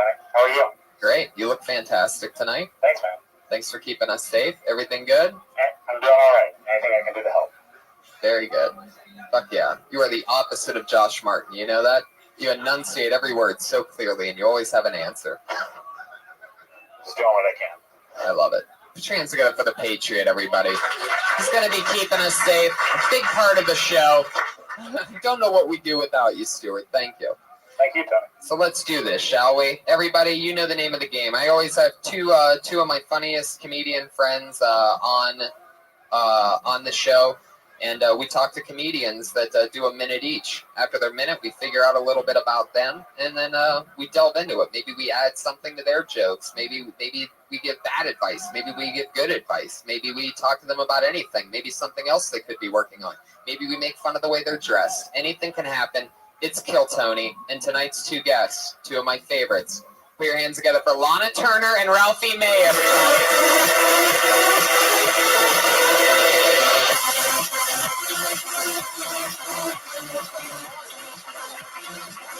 baby. Ralphie, Lana. Hey.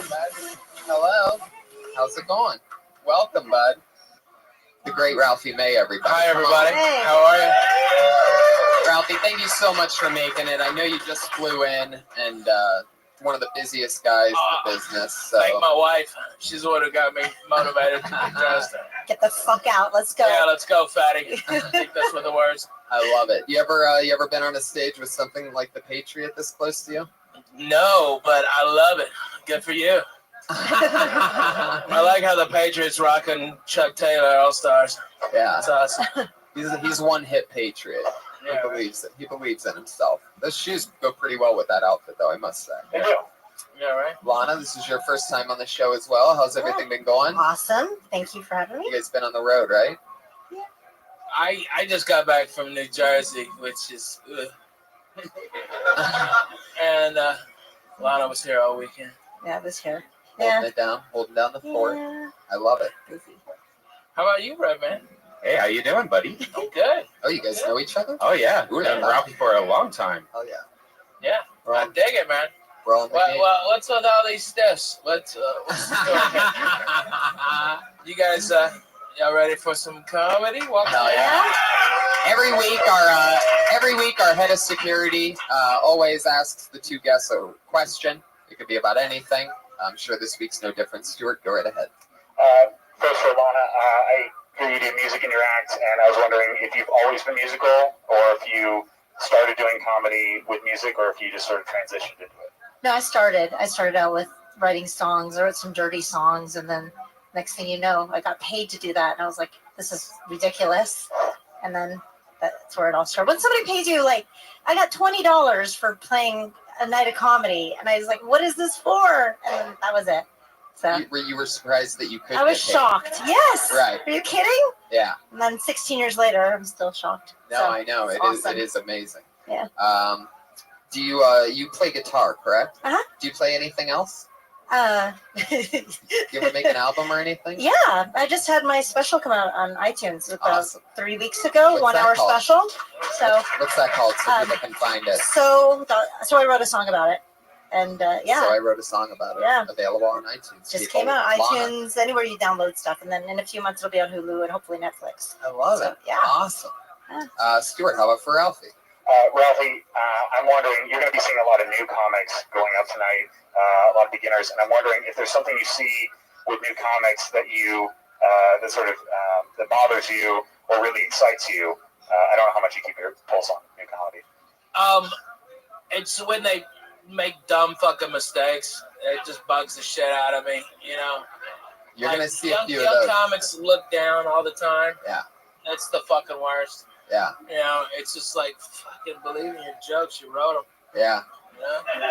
Yeah. What do you like? What do you really love when you see a new comic? Oh man, I like it when they get it.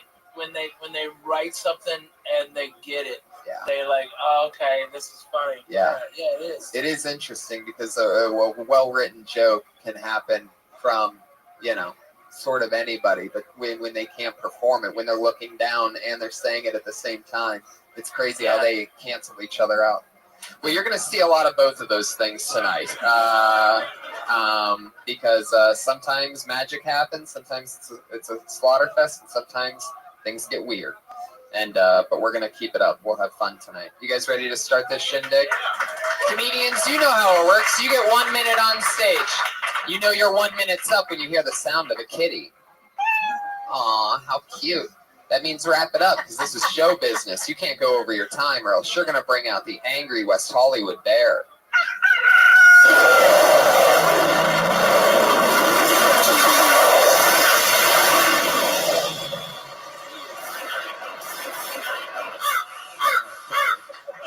There you go. There you go. I think we have about 10 minutes left of podcasting. So fantastic. That is an angry bear tonight, guys. Please don't bring him out again. The podcast listeners hate that shit. It's not the West Hollywood bear. He's Yeah. scary and Yeah, that's what Jeff Garland said. Jeff Garland said, that's not the West Hollywood bear. The West Hollywood bear would be like, hey, I want to fuck you. It's really funny. Because he has a good chubby guy voice. So, like, he really, he's got that stuff behind us. Very bear-like and very West Why are you Hollywood. looking at me? We need a new you're not bear. hairy enough. I'm not hairy enough. I love it. So let's get this party started. You guys ready or what? Here we go. Your first comedian doing a minute tonight goes by the name of Ian Ellis. Ian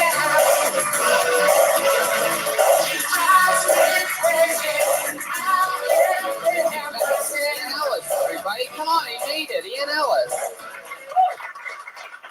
Yeah, man. Maroon Plus, how many people here think we should legalize weed? I do too. Like, I'd be cool if we just legalized weed for black dudes. Because I'm tired of getting pulled over every time I kick it with my boys. Like, my white friends smoke weed too. They just don't get racially profiled every 5 minutes. If you didn't legalize weed just for black dudes, I think they start pulling over brothers and searching their cars for black people. Like, whoop, whoop. As you know, we're cracking down on underground smokers. And I couldn't help but notice you have a lot of white paraphernalia in the back of your car. I could let that lacrosse stick go, but when I saw that Kings of Leon sticker, I knew we had trouble. I want you to tell me, is anybody in your car currently wearing blackface? Now, I don't want any trouble, but I distinctly smelled Axe cologne coming from the trunk when I walked up. I'm going to need you to pop it up. I swear to God, if a Mexican pops out, I'm taking your whole family to jail. My name's Ian Ellis. I love you. Good night. All right, there you go. Fuck yeah. So you smoke pot with a lot of black people? Yeah, man. Really? That's my shit. Okay. Where are you from? I'm from Chicago, man. Gotcha. Gotcha. Fuck yeah. Interesting. Ralphie, what do you got? What'd you notice? You asked like 4 questions before you hit them with a joke. You need to get to the jokes faster. Okay? You had a good premise, and then you switched it, and then you switched it again. And, making it legal for only black people is a funny premise. That should be enough for your 1 minute. You know what I mean? Don't be in such a rush to change topics, Delve into it. Find out what's funny. It's a good call. I agree. It is a great premise. And then when you're talking about, when you're off and talking, when it's changed to Mexicans and other things and the blackface, you know what I mean? Like, you could stay in that pocket for sure. Because if it was only legal for black people, then more white people would start hanging out with black people. There's like a lot of stuff there. That shit is hilarious. And you can run with, there's a lot of different directions you can go. Lana, what'd you think of Ian Ellis? I love that you went racial with it. I think that's great. You have balls to do that. But you kind of look like a skinhead, so you gotta be careful treading that line. It's true. There's something Yeah, you gotta come at it. It goes over great at the rallies. Well, there you go. Love it. Here. How long have you been in LA, Ian? I've been here a couple of months. I'm the dude that's been sending you fan art, so. Oh, wait, that's that cool shit. Yeah, man. Wow, you make that? Yeah. Wow, that's so cool. That's amazing. I can't believe you're that guy. I didn't know the Red Band was in all the cats, and those are fucking phenomenal. So buy the stuff that Red Band makes. That's amazing. There you go. How do you like that? Nice. Ryan loved everything you did up here tonight. I like the white jokes. What was it, Nickelback or Kings of Leon? Kings of Leon, right? But I was kind of confused. I like the beginning part, the idea of making it legal for black people. But like Ralphie said, you didn't really go too much into that idea. You just kind of started, bashing white people and stuff. I think that's interesting, and I really like the bashing white people. I just don't know. I don't know. I would have to hear your premise for making it legal, what your jokes would be about it, because as it is now, it seems like 2 different jokes that you're trying to mix together that don't really need to be mixed together. I don't know. How long have you been doing stand-up? About 4 years, man. Did you always say man at the end of everything? No, I'm just curious. Do you only hang out with black people? For the most part, because they have the best weed. That's hilarious. We live in California. What the fuck are you talking about? Yeah, we're all smoking the same stuff. That might be true in Detroit, but California, fuck no. Anyone owns the best weed out here. And it's basically legal here now too, Yeah. so kind of loses it on that. Yeah. So you can stop hanging out with black people now. Yeah, you don't need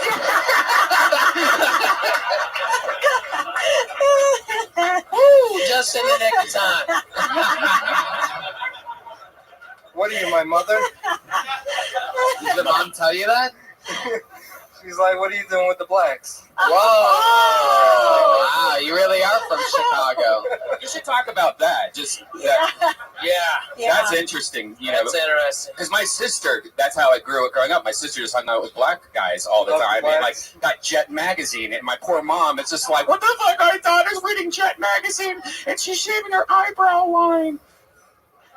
Wow.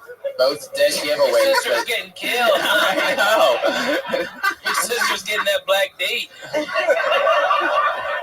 Your sister's fat. Yeah, your that's sister's right. background. Is she chubby? She is now. She's got all that cum in her butt. Yeah, she's fat. Ian, you ever been with a black woman before? I've been with a couple of them, yeah. Yeah. I did a joke at the Black Club in Chicago, Jokes and Notes, where I said that sleeping with a black woman is great, but sometimes I wish it came with a squeegee and a can of Febreze. Jesus, okay. And I was like, white women don't get musty like that, and the audience was very angry. Wow. Gee. That's something your black friends are probably laughing. Like, I can't believe he's gonna do this little white guy. Holy shit. Wow, I mean, normally when people are like one time, Black this girl's comedy- pussy be stinking.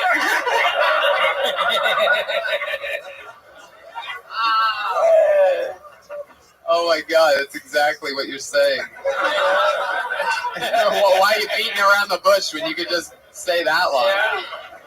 Normally when comedians are like, one time I did this joke at this club about this, it's not like their most regretful joke that they've ever said, but you went for it, and I mean, you totally committed.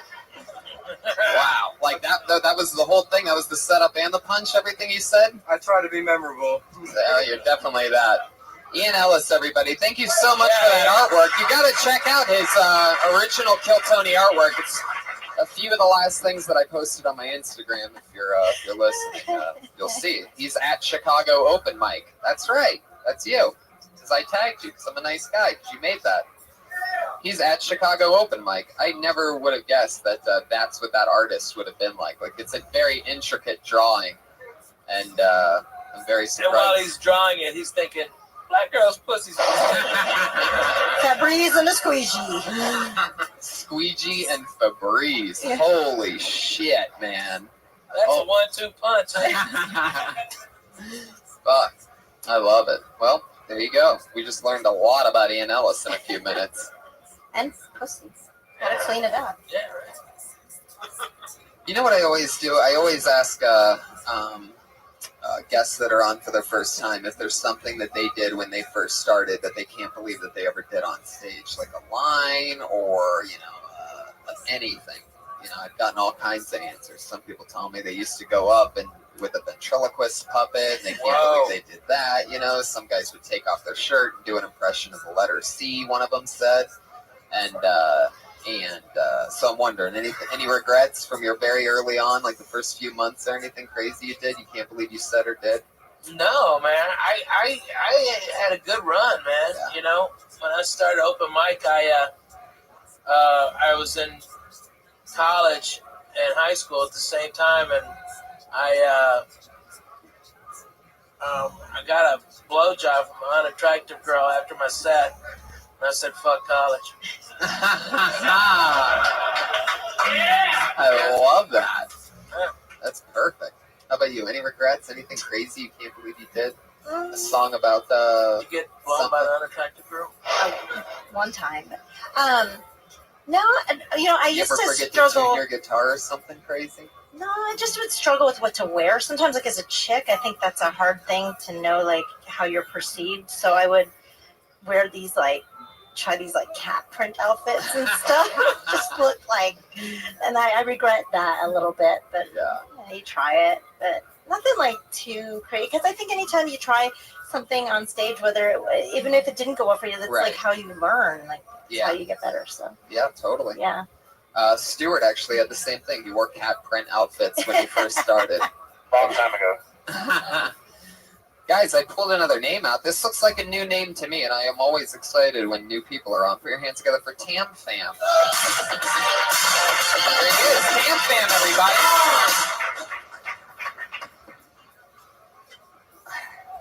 You guys know that old saying, as happy as a Japanese businessman at a middle school junior car wash?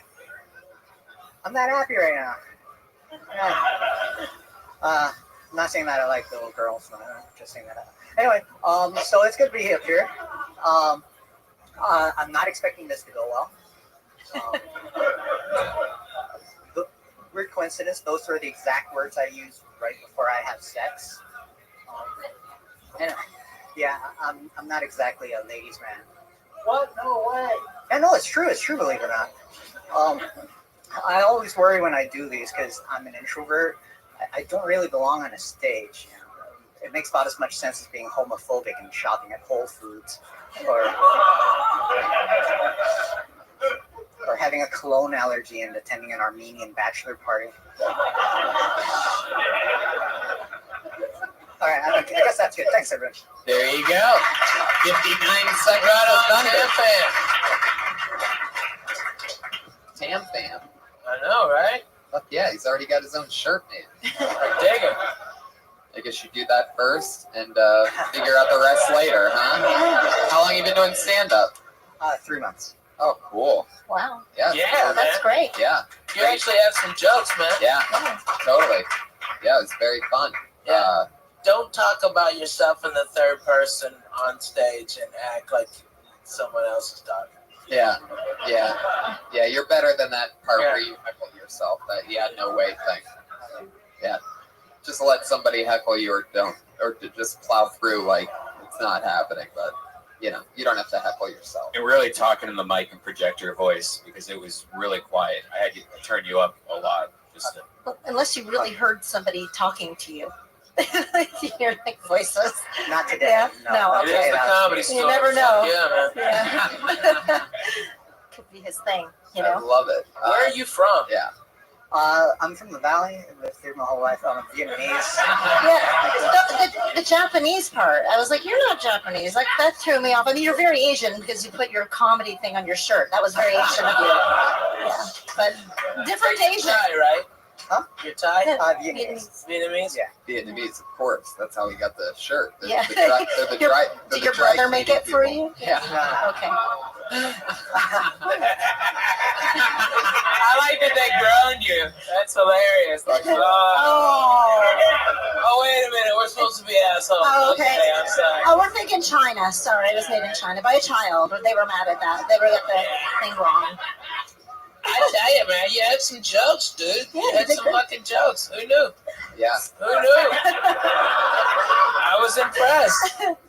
I thought the homophobic Whole Foods line was funny. I thought the cologne allergy was a little way to go, but it was funny. You know, man, you got some good stuff, man. Yeah, it's amazing for 3 months. So is this something you've always wanted to do? What were you doing 3 months ago? I was working at an ad agency doing IT, saving up money so that I can. Whoa, that's really Asian. Yeah. I'm good at math and I'm a horrible driver too. Oh yeah, man, that's Asian as it gets. Asian. New favorite adjective. Asian. Fuck yeah. Except it would be pronounced Asian. I can't say it. You can't say it. I can't even do an Asian accent. I bet your parents are so Asian, it's crazy, right? Yeah, they're pretty bad. I didn't say that. You did? I came out wrong. Do they speak English? Sorta. English? Yeah. Yes. Okay, I did it that time. I pulled it out. I got it that time. How long into doing stand-up did you make the shirt? Because it's been 3 months since you started. It doesn't look like the first time you've worn it. About a week and a half. I just wanted people to know how to spell my name. A week and a half in. Yeah. You were ready for people to not forget how to spell your name. I love that. Is like growing up, you had favorite stand-up comedians and stuff? Is it something you've always loved? Did you find it recently? How old are you? Did you really like the cook and westerns? The cook and Are you still looking for Dr. Jones? He held on to his potatoes. It feels like we're stepping on fortune cookies. Those on fortune cookies. You've had like 40 questions. Now you need to answer all of them. And get I found Dr. high Jones. score. He held on to his potatoes. I discovered this. I sort of got into stand-up a little bit later, but I've always been in a comedy like Howard Stern. I got into real heavy. I'm 32. You're 32? Holy fucking shit, man. Oh my god, that's amazing. You Asians are insane. You probably fucking smoke a pack a day and everything. Like, it's an amazing race. And they sit on their ankles too. Yeah. They sit on their ankles. Yeah, like that's smoke easy. cigarettes and sit on their ankles and make duck. Fucking love your style, man. Yeah, man. My man. He's like, fuck you, I'm an IT bitch. I know, right? Yeah. Yeah. So you saved money working the IT thing for years, probably, right? Yeah. You're 32, and you started 3 months ago, and you saved money so that you could do this full time for the rest of your life. 2 years. Wow. You saved enough money for 2 years. Yeah. Fuck, Ian Ellis is about to rob you on your way out.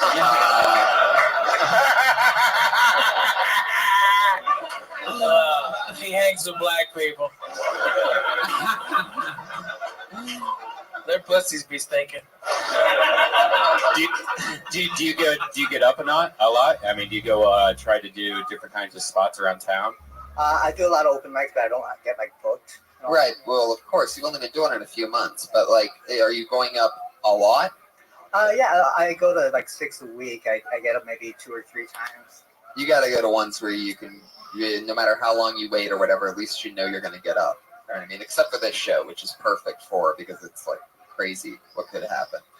And you can also, if you talk to some of the other Asian comics, you'll know that there's a lot of cool things that you can do that regular comics can't do, and which is do comedy for Asian people. And because there's a void there. Like there's people that want to see comedy, from other Asians. You should really try a comedy contest. I'm just saying. Yeah. You should really try that. There's a club in Pasadena that a lot of Asians perform at. I think it's called the Rice House, and I think It doesn't even start with an L. What? No, I'm sorry. You son of a bitch, guys! I love this guy, Tam. I hope you come back really soon. Yeah, Anything else for Tam? I'm So sorry. are you completely not working your day job anymore at all? Right. You just stopped. Okay. So you could actually go, and you have money. You could go anywhere also in the country and try like different clubs and just put yourself out there in a totally different way because you have money. That's so rare. Yeah, I also live in Los Angeles, so I don't have that kind of money. I have like bus ride for 2 years. He's got Asian money. You can eke that out. You guys can survive on fucking like rice. Yeah. You know what I mean? You could do like some sort of like in a few months. Like once you get like enough time, like a little bit of time together, you have a little money. You can do some shitty runs that allow you to do a lot of stage time, but that if you don't have to pay money to survive. Work at a comedy club. Yeah. Yeah. That's a job that's barely a job, but that will give you spots and help your comedy and give you a little bit money. So And all those fuckers need help with their computers. Yeah. What's the next batch of naked celebrities you're going to release? Oh. That one hurt.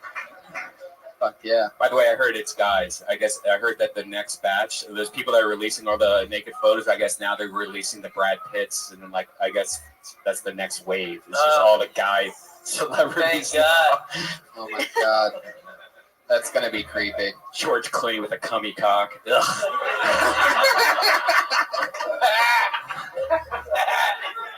Oh.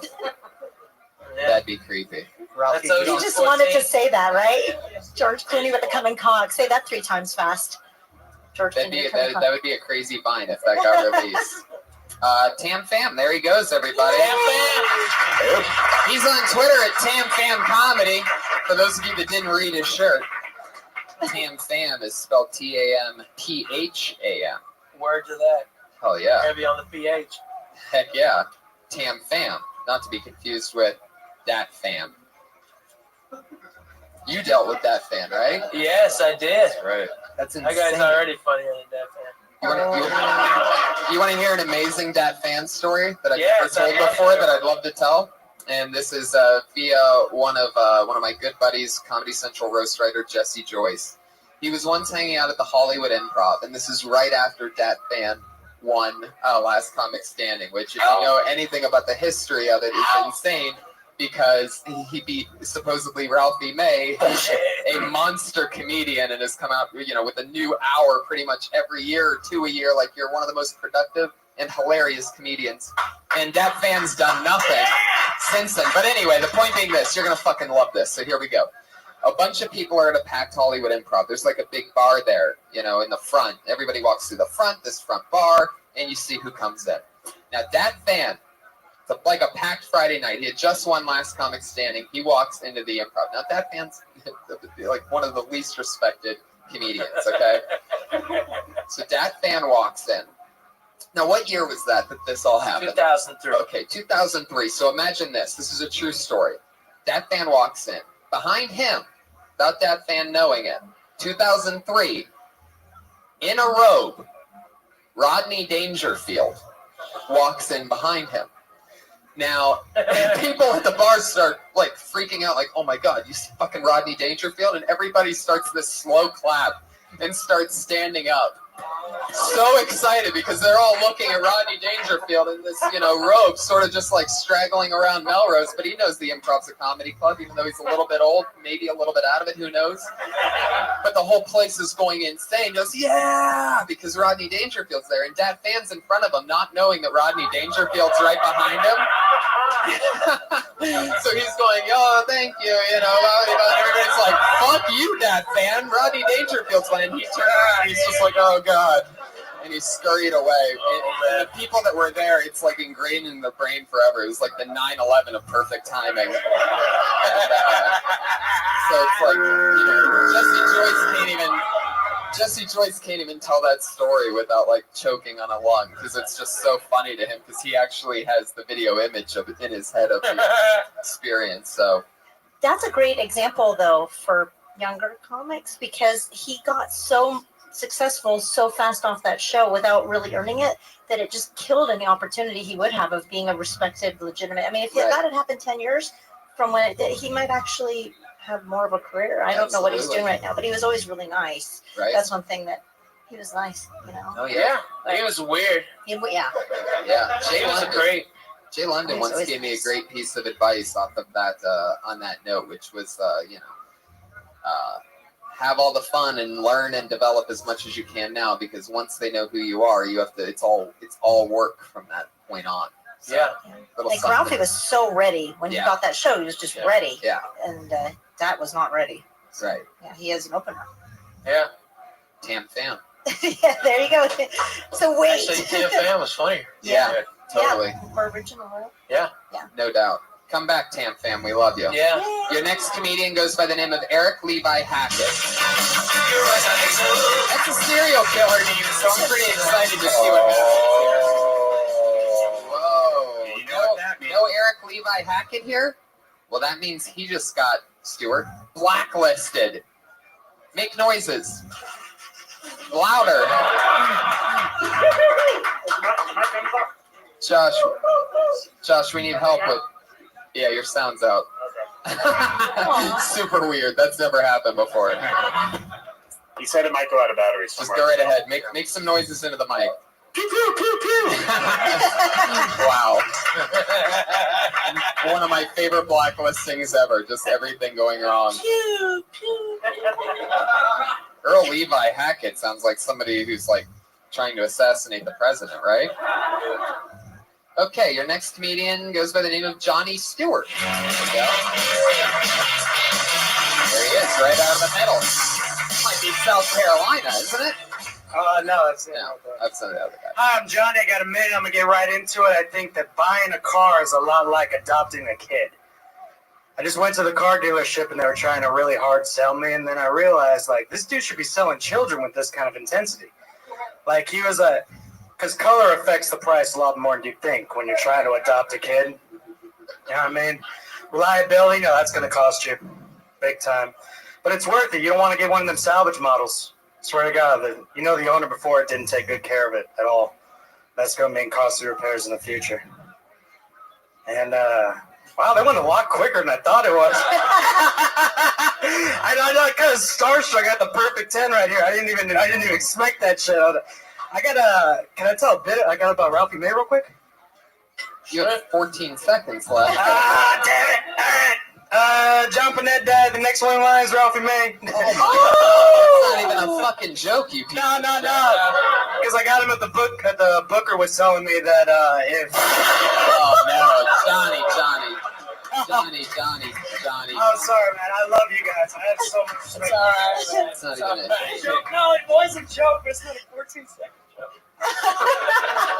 Well, it's not a fucking 7-second joke either. It's not a 30 set. It's not a joke. Oh, brother. Fucking weirdo.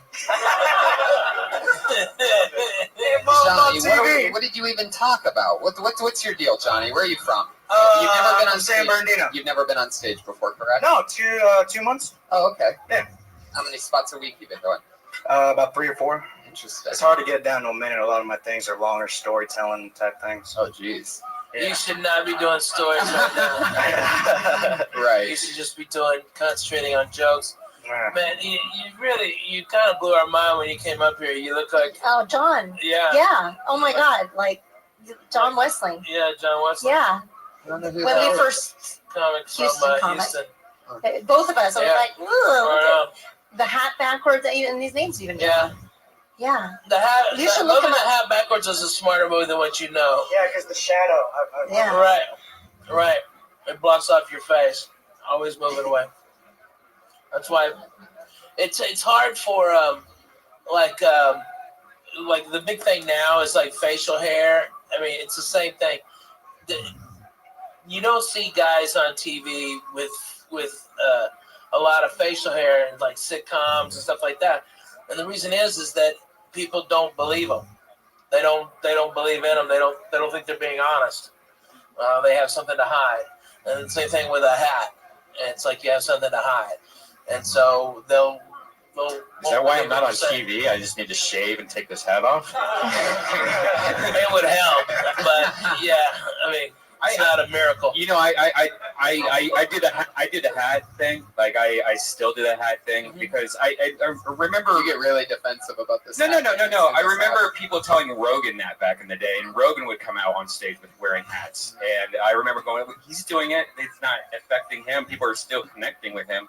And so now I never really think of that, but I don't know. I get it. It does make sense when you're looking at it from the back of the room. Yeah, however, you know, your style is sort of tailored towards wearing a hat because you don't make like any real faces and stuff, you know? Right. And because I mean, if you did, then you'd really. I should try it without a hat for like a month. Yeah, especially since I saw you last night at the Magic Castle with no hat, and I'm telling you, this fucking guy cleans up well. Look out, Brian Redband on the cover of Esquire this month.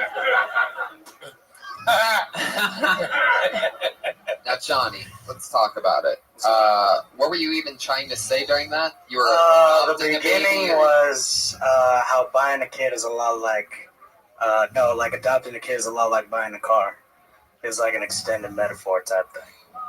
Buying and then you just rambled off like 20 different things really fast. It would have been funny if you like went into one, kind of talked about one, then went into another one, maybe. Yeah. It just seemed like you just like hit us really fast. Yeah, and we're just like, what the fuck's going on? Yeah, it was a minute. Yeah. It was a minute. I was trying to get it in. Like it's like I When you adopted one wrote of each it, color. when you thought it was a minute, were you pausing in your head for laughter? No. I just had a light started freaking me out. I'm sitting next to like four of my favorite comedians. I'm just like, oh my god, what's going on right now? This is like crazy. Yeah, you're definitely from the San Gabriel Valley. San Bernardino, which is even farther in. Like, that's the top of GTA 5's map, right? Yeah. You're Trevor from GTA. Yeah, right on, man. All right.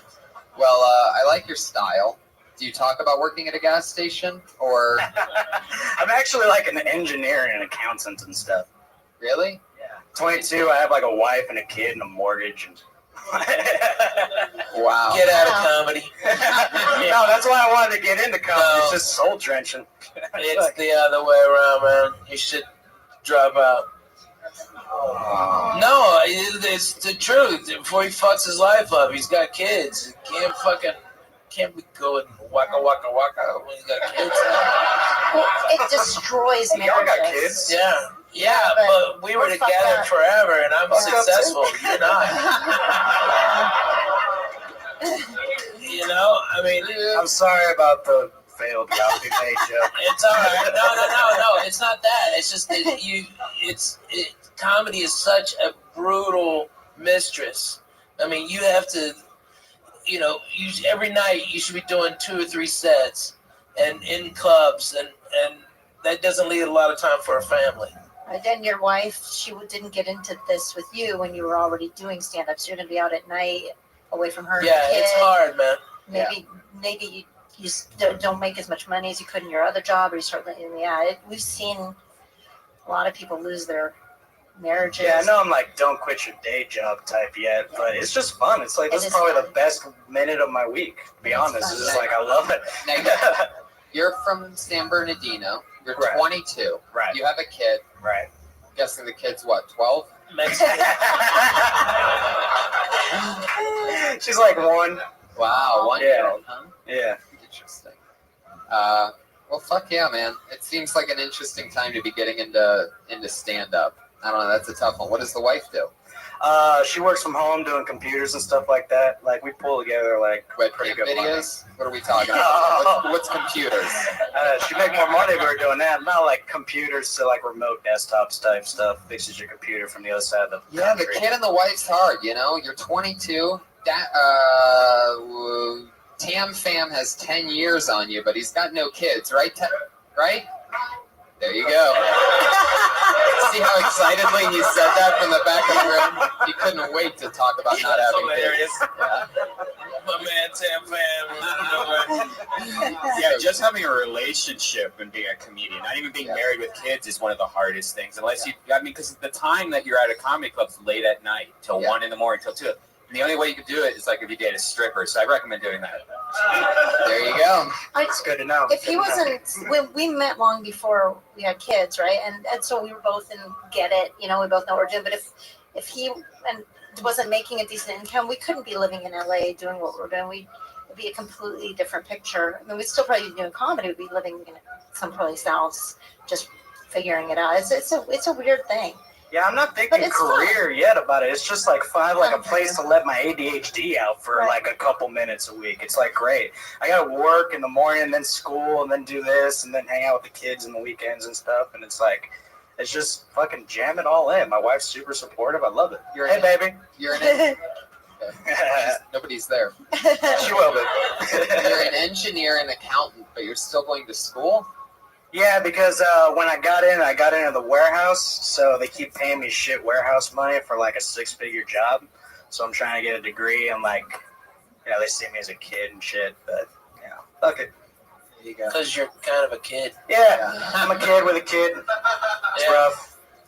So how'd that happen? Were you guys trying to make a kid? Oh, yeah, we've been together like 8 years, right when we turned 18, got married, you know, planned to have a kid. How long have you guys been together? Since like 14, 15. Wow. No, she's fucking cool. I love her. She's like really cool.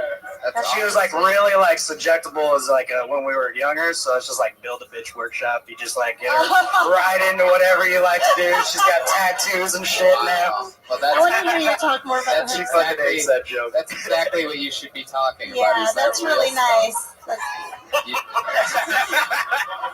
Build a bitch. Wow. Oh, man. I mean, only you can really talk about that. Yeah, If that's you've been awesome. dating her since she was 14, then there you go. That's Johnny so Stewart. Give me a card, man. Give me a card. Thanks for you guys' podcast. I love you guys. Yeah. Johnny Stewart. One of the few people in San Bernardino that's able to listen to this podcast. I don't know how he has Wi-Fi. I don't even think there's a fucking Starbucks in that city. He's on Twitter at Johnny's Comedy. He has an apostrophe in there. That can't possibly be part of your... Okay, so there's no apostrophe? Yeah. Okay, follow him at Johnny's Comedy. Get you a t-shirt. Yeah. Just look up John Westling too. You look so much like him. That was crazy. Yeah. Hey, take... Just figure it out, man. Google. Yeah, just wanted.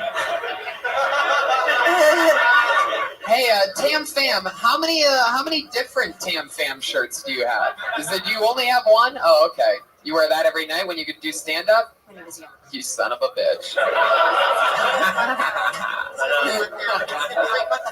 And he said he goes up, 4 or 5 nights a week? You're gonna look him up now and be like, I don't fucking look like this guy, but he did like 10 years ago. Yeah. Tam Fam, do you have a sister? Tam Fam? Put your hands together for your next comedian. He goes by the name of Rob Lewis.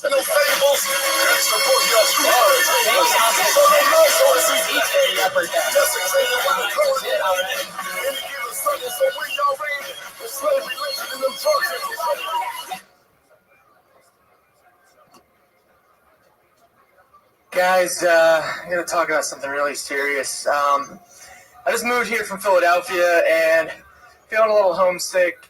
Mainly, I'm just really upset because I really do miss my family. There's some things I don't miss about them, though. For one thing, everybody in my family's always really been used to exploiting me my entire life. Like, when I was a kid, they found out at an early age I was actually a decent singer.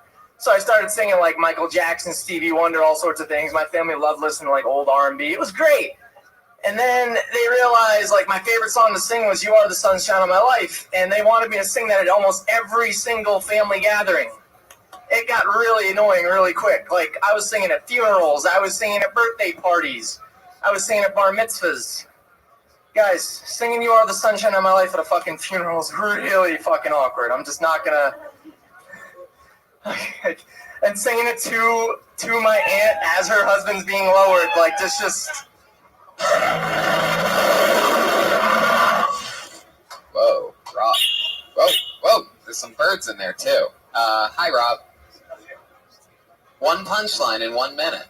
That's what that was. What was the punchline? Oh, yeah, no, there wasn't one. That's right. Thanks. But, I mean, I'm sure that was awkward. Now, it seems like you're telling a very true story from a true place, right? How long have you been doing stand-up? I've been doing it for about 4 years. Oh, my God. Ralphie, what do you got for Rob? A pink slip? Kidding. I wanted you to get into it faster. You came up and you had a dramatic pause and stuff like that, and when you're on a clock, you have to get to it faster. When you say as a child you were exploited, the natural tendency is that your uncle sucked you off or something. I mean, you have to be careful with your verbiage. Okay, if you're gonna go there, go there. But if you're just gonna tell a story about singing an awkward song, it doesn't quite have your uncle blew you. You know what I mean? You know what I mean? You have a funny premise. Sunshine of Your Life to there. Just get to it faster. It's a good premise. It's a very funny, awkward thing to have happen. They want you to sing as they're lowering the husband into the ground. It's fucking funny. Just expound upon it and get to it faster. Yeah. I felt like you walked up here defeated before you even started talking. Like you kind of, a good example. Many years ago, I got to see Phyllis Dillard walk on stage, and she glided. Like, it didn't even look like her feet touched the ground, and she kind of did this thing with her arm, which would look ridiculous if you did that now. But but she just hit the stage like such a star, and it was so it just blew my mind that the moment she was there, you just couldn't take your eyes off of her. And when you walked up, you just looked kind of and then you grabbed the mic and paused, and it just didn't look like you were ready to do it. Sure, you seem a little bit happier now than you did during your set. Like you have a little half smile going on, right? That's usually my setup. Gotcha. I usually like to go into longer sets. I usually like to go ahead. I'm working on this really good. I usually like to go into longer sets and try to kind of create a little bit of an awkward laughter. Andy Kaufman was actually a big influence of mine early on, right. So I always like to model off their really awkward, kind of weird comics. Gotcha. Like that. Well, in that case, I'd say commit to that more. You know what I mean? If that's what you're going for, because it just came across as sort of uncomfortable. You know what I mean? It seemed like you weren't in control. Andy would go so far to the extreme of making it weird that it would fucking get weird, all the way. Whereas with you, it's just oh, this is sort of weird, but he's trying to plow through. I'm sure there's a big point coming any second now, and that it just wasn't happening. Probably if I'm doing something like a minute like this, maybe just try to work on more punchlines where I can do shorter sets like this. I like to do a lot of monologues and talk, and I usually like to sing in some of my sets. I actually do a lot of stuff at a couple other urban rooms around the area. But I sing "You Are My Sunshine." Well, no, I've sung other songs. I've sung. So you end up singing, which is exactly what you say your parents Rock With You or You Are the Sunshine of My Life, things like that. How did you sing at a funeral? Were you crying? No, it was actually more or less just, it was just, I didn't really, I had to kind of be nudged. I just went ahead and just sung it. Just like I was singing it in my room, kind of almost singing it with my eyes closed. Was everybody else crying around you? Yeah. Yeah, I bet. How old were you at the time? I was 15. 15-year-old singing "You Are the Sunshine of My Life." At whose funeral again? That's my uncle. Your uncle. Fuck yeah. See, that is a pretty creepy situation, but I mean, if you're gonna go there, get into it. You know what I mean? Throw a couple tags in at least if you're gonna do that. Because I looked down, I think it was 45 seconds, and he hadn't said one joke yet. Yeah. I mean, even if you're a storyteller, you still need to sprinkle a little bit of humor into that, because then it just is a story. So. I gotcha. where you been doing stand-up for 4 years? I actually just moved from Philadelphia, so I was doing it out there for about 4 years. Kind of started working on some different materials, some different ideas. A couple of comics told me I was actually pretty good at singing, so I just started implementing that in my act more. So Comedians told you that you were good at singing? Like, I did a couple of shows where I actually decided to go ahead and do a bit about going to a karaoke bar with a girl I was going on a date with, and so I started singing some of the songs I did, and I just went into the whole story of her, like, kind of reacting to the song. And some people said, hey, that's kind of funny. You should try to, do some more singing, try to incorporate some songs more into your act. Go ahead and do that. Holy shit. Started working on it. Oh, my God, Rob. That was a long answer. Hey, you asked. It's true. Fuck, I guess I should have known that I was going to get a minute of nothingness. Thank you. Rob Lewis, everybody. There he goes. Good job, man. 4 years in the game. Hey, sometimes it's rough, people. What am I supposed to do? 4 years isn't that long. It's true. Yikes. You're gonna love this though. He has the Twitter handle @thecoolcomic. He's that. All one word. He's got it. The Cool Comic is Rob Lewis, everybody. So follow him on Twitter. Amen to that. Andy was a big influence on me. That movie, Man on the Moon, the next day I was in a library looking up those shady Andy Kaufman books. Like, it was a real game changer for me. Only because, not style. I saw him when I was like 6, wrestling. Yeah. You saw him wrestling? Yeah. Wow, and that's like my favorite stuff that he did. He was so great at that. He got the shit kicked out of him by some Tennessee girls. Big old fat bitches whip his ass. Oh my God. Yeah, I related to him because when I was a little kid, I spit on him. You did? Yeah. A lot of people hated him. Yeah, they hated him. He'd get the crowd so riled up. Yeah. All you dumb women and hillbillies. He would do this thing, and he was from Hollywood. They knew him from Taxi already, so he's going, that's right, everybody. I'm a TV star, and you're just a bunch of idiots. I'm from Nashville. I don't know nothing. He would just say the most ignorant shit. Yeah. And then he would get into how stupid their women are. Yeah. And then fight them. Right. I'm the women's wrestling champion. I'll take on any woman here. You guys can't wrestle. All you can do is the laundry and doing the dishes and peeling potatoes. And he would do this all throughout different cities in the South. Sold out arenas of people just going, fuck you! It's the best. There's a great documentary on Netflix or something. It's, what is that called? It's Andy Kaufman World Wrestling Champion, something like that. World Champion of women's wrestling. He would, I spit on him. I hated him. I did, man. We fucking hated that guy. That is so cool. We loved Lawler, Jerry Lawler. Yeah, Jerry the King. Jerry the King Lawler. Yeah, the king of Memphis wrestling. Yes, sir. Absolutely. He's still in the game. He does commentary pretty much every night for those guys. You spit on him like a dumb southern I did. Put your hands together for your next comedian. He goes by the name of Conrad Audi. Sunshine of my life. Conrad Audi. Is he coming? There he is. Conrad Audi. Always stay around. It's really right up here. I like the spotlight. I'm up? Okay. So I recently found out today that my dad is a softie. My mom's kind of stoic. And the reason I found this out is my cousin, she died this morning. And the reason, so she died this morning. And God. My dad, probably with tears in his eye, was giving us the play-by-play. The prognosis doesn't look well. She's brain dead. Now she's actually took her off her life support. Yada yada.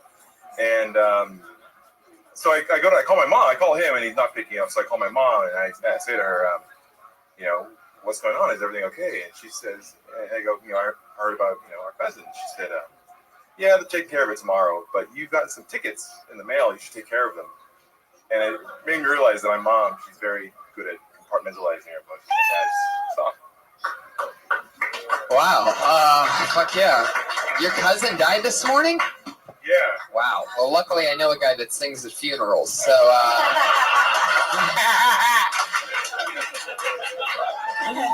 Rob Lewis in the flat. Do you do any black guy funerals?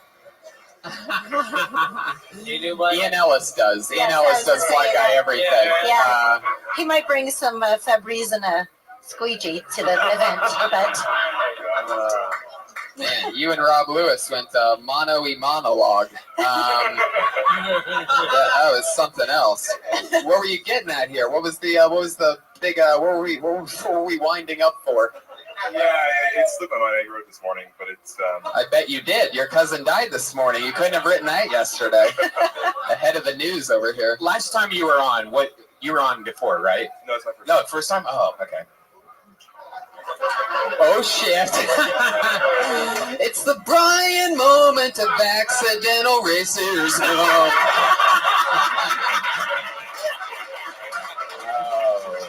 That's gonna be a jingle. That's a permanent jingle. Once an episode. Accidental racism. I remember who I was thinking. I'm not for sure yet. He took a bite of his food before talking. You know you're uncomfortable when you just start eating on a podcast.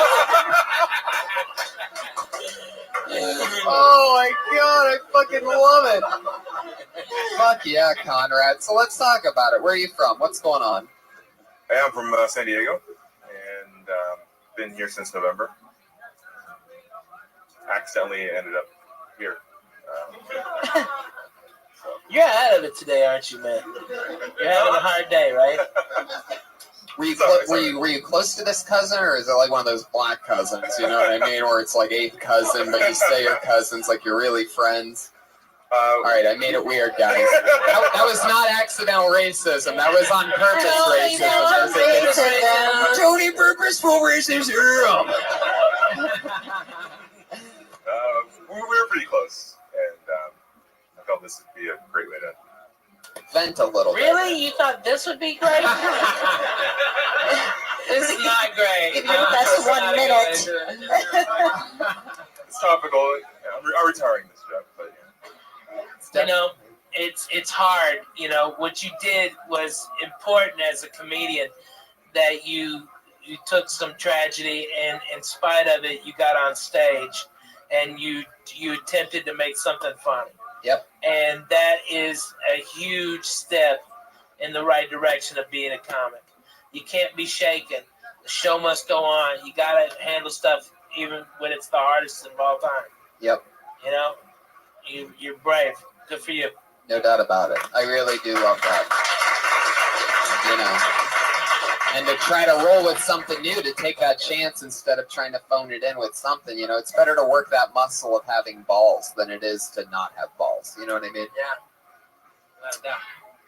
What do you think of Conrad?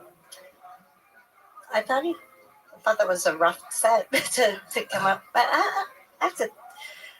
I think what you said was spot on, because I mean, how many times have you had some bad news and then you still have to go do a set? Yeah. I found out right before I was announced to go on stage that my grandmother had died, and I was just like, fuck, and it shook me. And that brought up a really good lesson, which is never check your phone right before you get on stage, because it'll fuck you up. It's not a good thing. If you get good news, it'll throw you off. It's bad news. Oh, we found out we were pregnant with our son 20 minutes before we had to get on stage. We both had this fucked up show that night. Yeah, I took that EPT test right before we got on stage. Not a good time. We could have waited till after the show.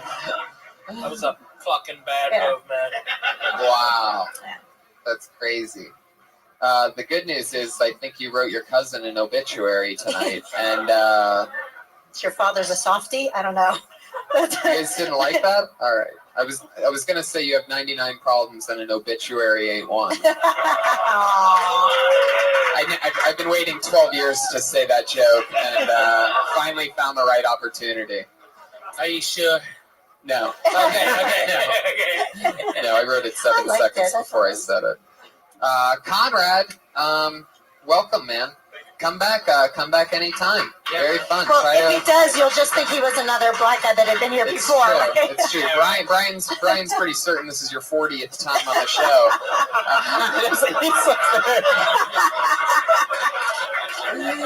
Fuck yeah.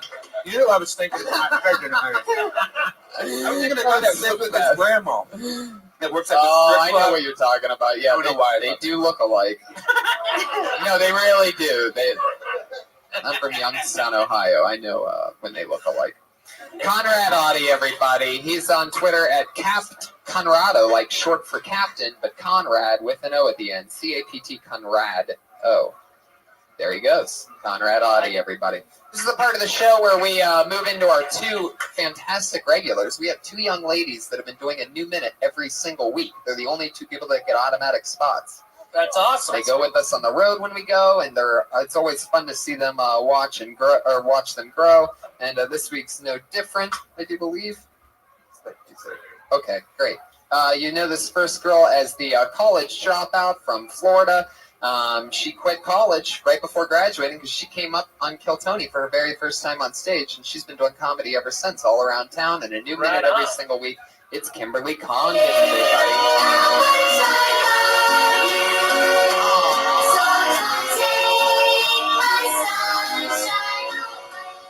Hi guys.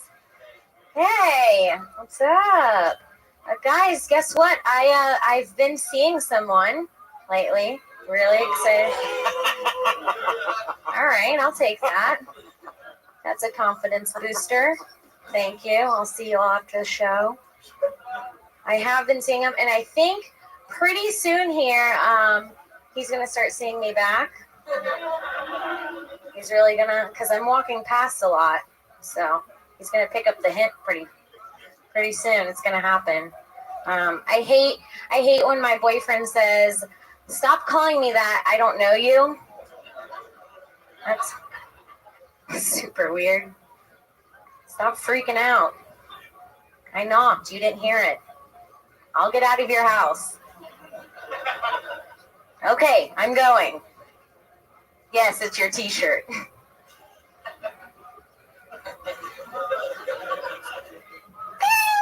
There you go. She knows when it's a minute.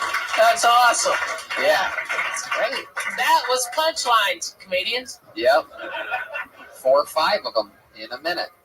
You know, when you do, by the way, comedians that, are saying that they do longer sets, if you're doing a 3 or 5 minute showcase set and you still haven't hit a punchline in your first minute, then you're not going to get it. You're not going to do anything. Everybody else is going to have multiple punchlines in that first minute. Nothing should take longer than a minute. No.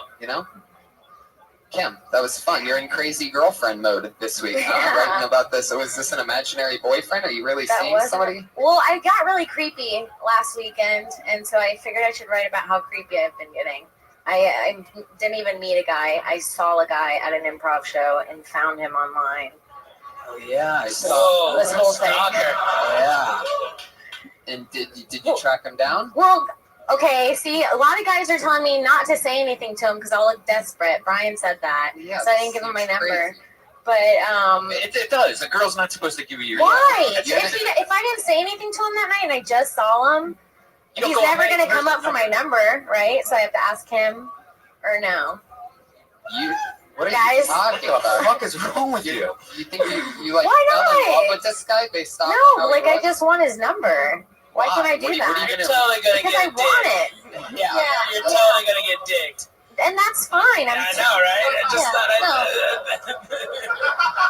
I just in case you didn't know, you were totally gonna get fucked. Okay, that's great. Well, why can't I just ask for a guy's number? Why is that an issue? I'm saying you can. Yeah, why not? Yeah, good for you. Knock yourself out. Thanks. That's the push you needed, I guess. Yeah. You're courageous. You're up here talking about it. Why not get his number? Yeah, well, I went the creepy route, so we're done with it anyways. Let's move on. You're done with what? The whole. I think the whole relationship's done. Wow, Stuart moved his mic up. It's interesting. Patriot, I've never seen with an actual mic stand at mouth level before in 72 or 73 episodes, whatever this is, but that's amazing. Yeah, Yeah, well, the stuff inside's not working, so. His dick shorted it out. Yeah, that monster white cock with 3.5 inches of thunder. Kim. Yeah. Really over it. What's wrong?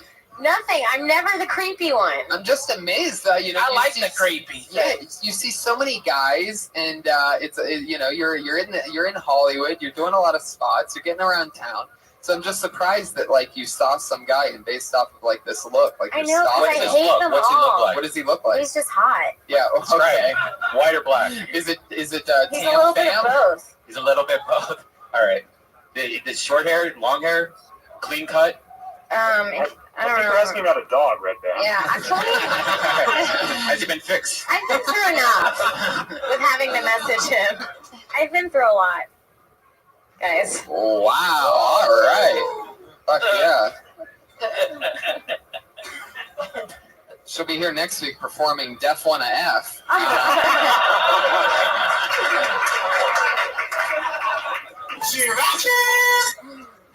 Anything else for Kim, guys? She's writing a new minute each week. I think that's such a great exercise.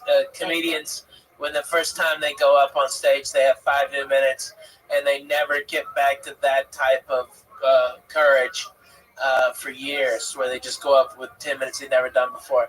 And you're doing a minute every week. You're on pace. You're so far ahead of your peers just by going through this exercise. Congratulations, and I'm proud of you. I think you're really funny. Thank you go. very Really much. funny.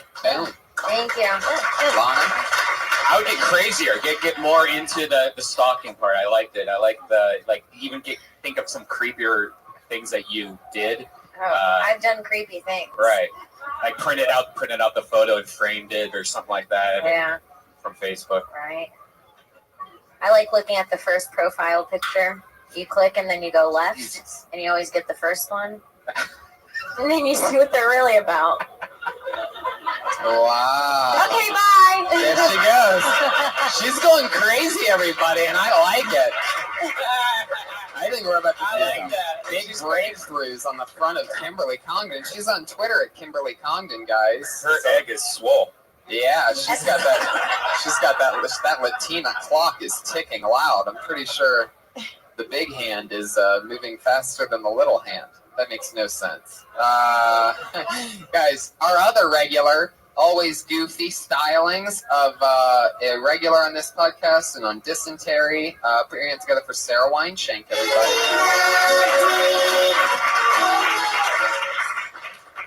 What's up? I love right before I come on, Brian says her egg is swole. I feel like it's a good place to start. Guys, my Lyft driver yesterday showed up with driving gloves. Leather driving gloves.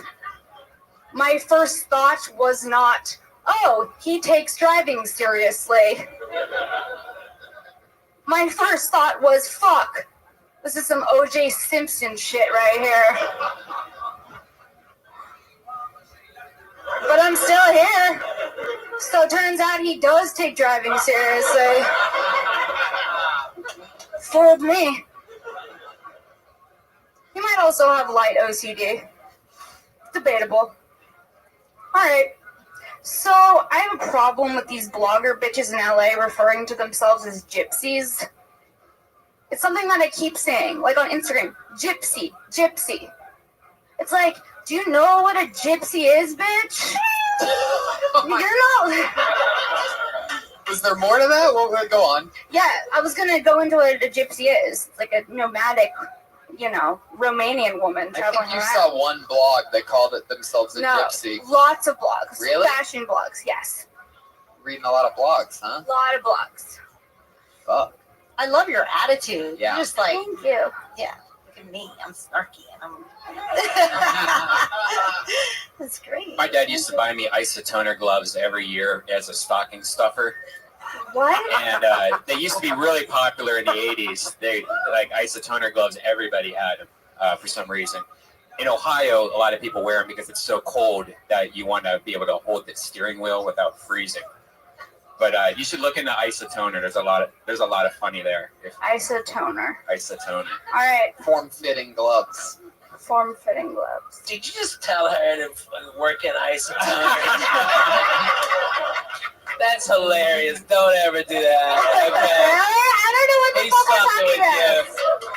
I'm like so gullible. I'm like, yeah. Whatever Red Come Band up with a 30-year-old reference. That's what makes you hip. No, you may just go look at them because it's hilarious. There's a whole lifestyle of people that still wear isotoners. Are you fucking with me? No, and members only jackets. Yeah, it's true. That's true. Yeah. I love this. I think you're fucking funny. I think that you think this is proven that the chicks are the fucking best ones at this. Yeah, no doubt about it. Yeah. We're creating little monsters here. Yeah, you are. Yeah, they're fucking funny too. Yeah. They know punchlines. They don't take no bullshit. I like both y'all. I think you're fucking great. Both of you guys are like strong women too. Yeah. Like you're the one that's owning it, even though you're Yeah, like you're a stalking crazy her. bitch. Yeah, you're like I'm going for it. Right. You fucking funny, man. I think both of y'all are hilarious. Yeah. Congratulations. Thanks. It was definitely Nice an job. awesome set. I love you've definitely added a new I don't get the blogging gypsy thing. No, that's crazy talk. But Okay. that 45 that will go nowhere. But Okay. yeah, the gypsy. Yeah. Throw that one away. I'm a gypsy. Yeah, only you are reading fashion blogs, Sarah. Yeah, you're right. Well, I should have extended the Lyft driver thing for the full minute, but I ran out of stuff to talk about, so then I What's added a that Lyft shit. driver? It's like an Uber. Oh, right? Like Yeah. an Uber, except they Okay. have a pink mustache. Yeah. They're a little bit cheaper than an Uber. Like they're the cheapest. Like Oh, that. wow, It's like really? normal people. Like, hey, what's up? That's not even true. It's like the same price. But maybe even explaining what Lyft is, because some places in the country might not even That's have good. that. And then, you know, like Cool. Yeah. Yeah. So, or just like cab. or Uber or Lyft, like the shitty cab version or whatever. Yeah. Well, you There's a shittier version of Uber. Should I just say Uber? Is that more mainstream? I don't think not so. even. No, I A think lot of people don't know what it is. But well, why leave a spot for any contention at all? Just say a cab. Yeah. Yeah, and cab it's shorter. It's one syllable. It's got the K in it. It's better. Cab is better. Got the K in it. Okay. Cool. Yeah, that was awesome. Cool. There you go, Sarah Weinshank, everybody. She's on Like Twitter at Sarah. Princess Shank. The girls are killers, right? Yeah, killers. Guys, sorry to break the news to you, but we did it. That's Kill Tony, everybody. Stuart Thompson, the Iron Patriot this week. You can find him on Twitter. Where at, Stuart? At Stuart B. Thompson. At Stuart with you. Anything else coming up you want to promote? All the Flappers on Wednesday at 9:30. There you go. Flappers Wednesday, 9:30. How about Ralphie and Lana? What's up? You want to promote anything? I got my special out on iTunes, That's and right. I'm going to be on a TV show on True TV called How to Be a Grown Up in a couple months. It's I coming love out it. next month. Actually. Find her album. That's Lana, Lahna. Yeah. Turner. Ralphie_May on Twitter. Hit me up. Let's talk. Thank you guys so much. Thank Hey, you, thank live you. audience. So much fun. That's Kill Tony, everybody. Lee Sleen killed it tonight with sesame ginger steak and tofu stir fry with baby bok choy and silvered almonds and sticky rice. Thank you so much, everybody. Have a great night.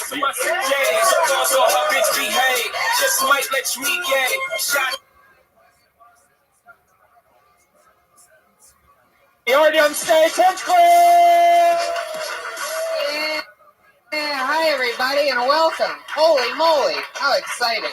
We have a very, very special episode of Kill Tony ready for you guys, and I'm so excited to be here. Another wonderful Monday. Yes. We're here with Clean Cut Brian Redband, everybody. Look at him. Hats off to Brian Redband, literally, looking good. You say clean cut, but most people say creepier than ever.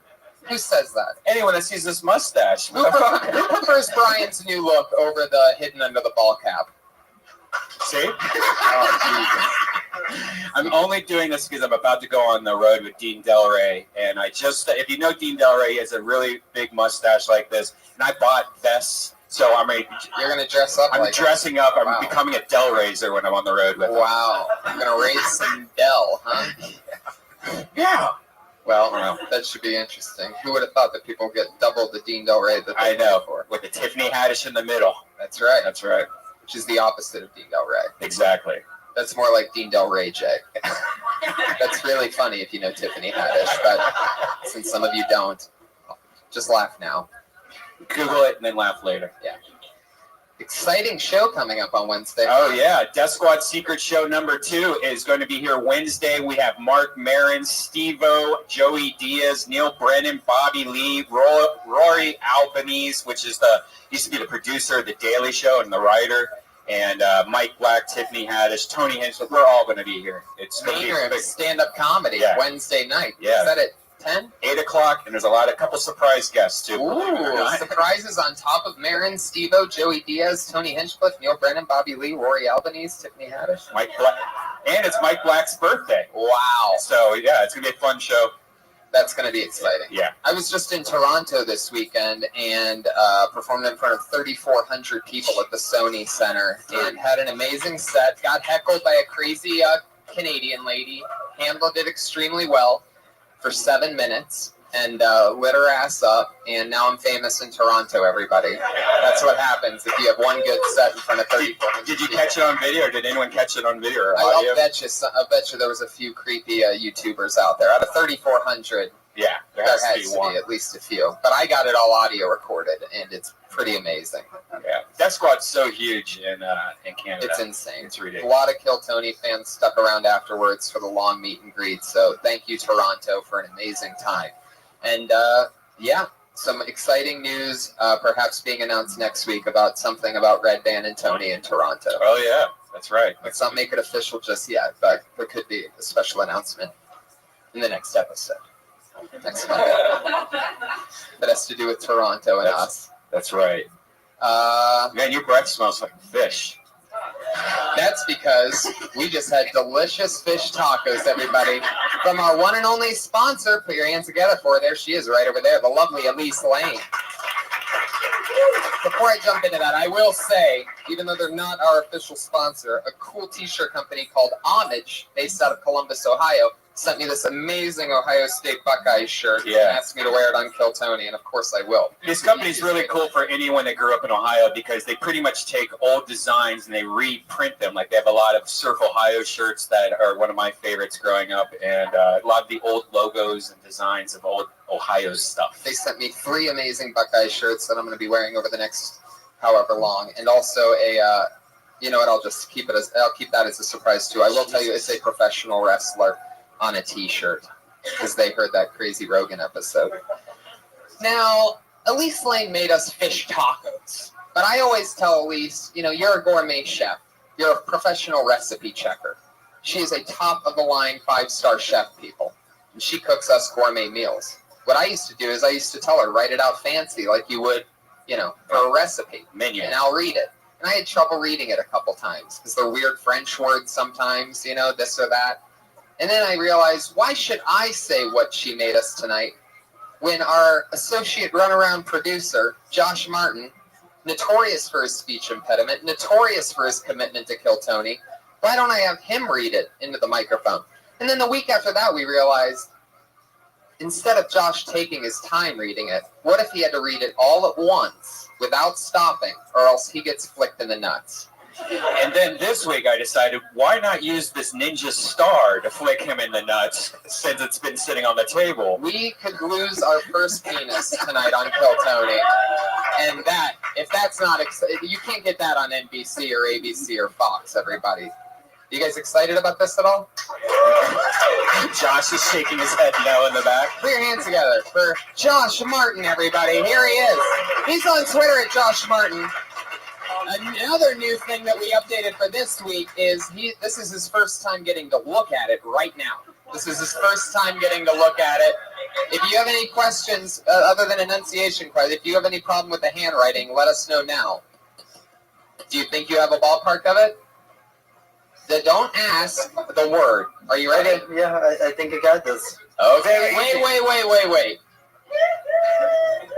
Are you ready, Josh? No problems with the handwriting. You think you have it, correct? If there's a problem with the handwriting, I'm going to say that. Guys, who's ready for Josh Martin could get flicked in the nuts? Josh, whenever you're ready, tell us what the lovely Elise Lane made us tonight. She made tacos de pescado with tilapia, with cilantro, lime cream, cabbage, jalapeno, and tomato. Whoa! Non-stop. Josh Martin killing it. Speech impediment might be fake. Might be fake. All we need to do is always have somebody about to flick him in the nuts, and he doesn't have it anymore. Follow Elise Lane on Twitter at Elise Lane. That's ELYSELAIN. And she's on Facebook and Instagram at The Girl with the Pan, everybody. So if you want a gourmet chef to cook at your next party, Elise Lane is available. Boom. Yeah. There you go. That's the part where you clap for Elise, everybody. Right then. What else? That's it, right? Yeah, didn't you make a deal with one of the comics a couple of weeks back? I did, and I'm gonna. I should have I'll bring him up first. Yeah, we bring let's up do that. everybody. Yeah. But I did. There was a comedian on 2 weeks ago. Josh, if you could get, I forget his name. There he is, right there. Meet him. Get his name.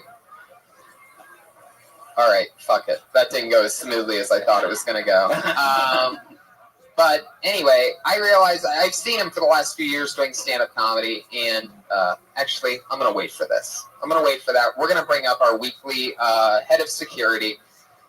It's a great start to the episode, everybody. It couldn't be more quiet in this room than it is right now. We really started on fire the last 4 weeks. I sort of forgot what it was like to dig us out of a hole, but this is exciting. Here we are. Every week we have a new head of security keeping us safe. It's always somebody in the form of an Iron Man type of suit. Because the original guy that was our head of security was a guy in a $5,000 custom-made Iron Man suit, and he screwed over the show.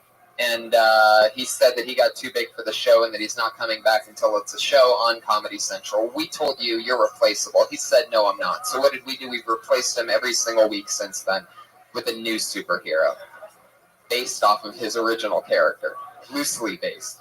And this week's no different. This is this guy's third or fourth time being our Patriot. He's one of our favorites. A lot of people call him West Hollywood Jesus, but we call him Kevin Lee Light.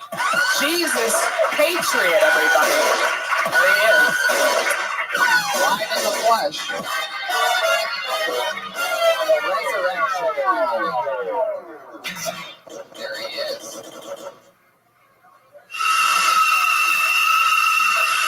Welcome, Jesus. Thanks for having me back. I love that just like all the other Patriots, your speaker box is near your crotch area.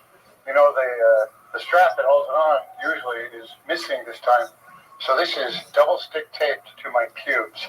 Really? So if you see me fiddling around on there. I love that. You're on fire already, Jesus. Really excited. How's things been? Anything crazy happen on the streets of West Hollywood lately? You're always out there. A lot of people see you. You're one of the most famous fixtures in Hollywood. Anything crazy happen?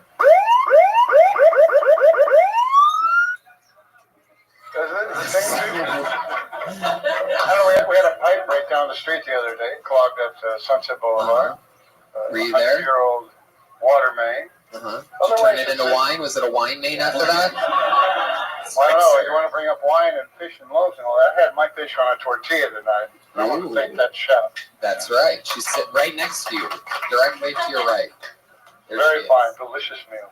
There you go. Absolutely. We love making our podcast listeners as hungry as they could be while listening to this show, hard at work between their lunch break and dinner. So that's our plan with Elise Lane. I got your back. There you go. Nice to meet you. Hello, everybody. Jesus Christ, everybody. He's here. Keeping us safe. Always fun. I always have two of my funniest friends on. It's one guy's, I believe, fourth time. He's one of our favorites. And another guy's first time. Put your hands together for tonight's guests. Movie stars, Brody Stevens and Johnny Sportis.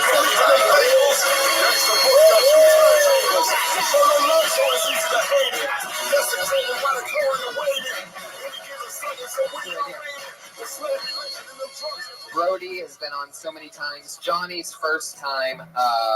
It's very exciting to have you guys here. Two.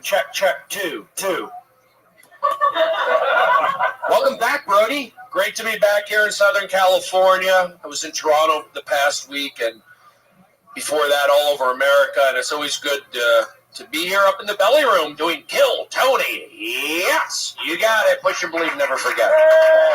Is there an outlet up here? I'd love to charge my phone. You want to plug in your phone right now? I do. Is there an outlet? It looks like there might be one right there. If you want to try that out, I'll go and do it. Or does Josh plug it in?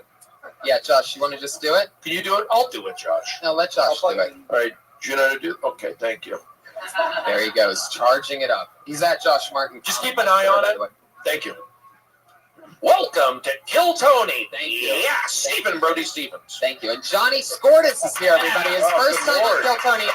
The Equalizer is the #1 movie in the country right now, and guess who's in that movie? Johnny Skordas, everybody. Yeah, you got it. He believed. This is one of the guys who, 7 years ago, a true classmate of mine, me, you, Jamar, Gerard, Angelo, the whole kit and caboodle, we all started together waiting in lines for long hours, and we're all very proud of you, John. And now we're here. Yes. Doing it. In the belly room on a Monday night, listening to Brody wiggle as hard as he can. Well, I'm trying to get comfortable. You need a different chair. seat? No, I did. No, the chair's great. I just wanted to put my leg up and sit back and enjoy and watch a conversation. Very good. Tony, meet Johnny. Johnny, what's so crazy about Johnny is he filmed this movie about a year ago. And Yeah, so it he's was been a year just ago. sitting on it, just going like one day you will all know me. How was that wait? 'Cause that wait had to have been worse than any iPhone, any announcement, I have to wait a year and a month. You're like, how long? It wasn't that bad, I kept myself busy. But I had no idea. You did have an idea. No, I didn't. When we You did. kept a secret. I did? Yeah, you did a great job. I didn't know. He Did did you know? keep it pretty low key. No, I Yeah. knew because Nobody knew. Oh, well, I knew. I'm not But that speaks to your character. You're a humble guy. very humble. Thank you. No, I appreciate that. No, If you can't tell by the way he's looking directly down and under a hat. Yeah. Yeah. I gotta change that. Yo, party time! Yeah. Everybody. Guys, give Johnny a little more respect. When that hat He's in a movie with Denzel Washington. Not one scene, but several. Let's go. Yeah, one of the DJ. One of the key There are roles. 2 people up here with #1 R-rated movies. That's right. You got it. Johnny Skordas, The Equalizer, and The Hangover, Hangover 2, Due Dates, Stephen Brody Stevens. Positive energy learned in the belly room, created with the help of Kevin Lee Light, Brian Redman, and Tony Hinchcliffe. Yes. That's right. It's all happening all at once. Kevin, you always have a question for our guests. Every Patriot always does. What are we doing tonight? Well, with the creation theme, Brody, one of my finest creations, you just were one of the features of the Oddball Comedy Tour, one of the main attractions. What was your highlight of your tour? The highlight of my oddball tour experience? Yes. Oh, just a camaraderie backstage, getting the opportunity to host the main amphitheater, trading off with Jeff Ross and learning from one of the masters how to host a show and keep an audience engaged. And it's a good feeling to travel across America and know that comedy is the new rock and roll. And I'm Jackson Brown. You got it. Let's push. Thank you, Brody. And Johnny, remember, the Lord sees all and knows all. Is there anything you might want to confess to these fine people about the time that you dressed up as the boy on Halloween as the boy from the movie Up? Oh, boy. Okay, a couple Halloweens ago. I was here for this night. That sounds adorable. Oh, it didn't end up that way, but, I had good intentions to start. I thought that everyone was going to be dressed up over here and for Halloween, and I was like, I'm going to go to the comedy store. I'm going to have a great time. Everyone's going to see my costume. It's going to be great. And I dressed up like a fat little kid from Up. And then I got here. He looked adorable. He's got the little orange flagpole sticking up in the back, a little Cub Scout hat, little strap with medallions on it, short khaki shorts.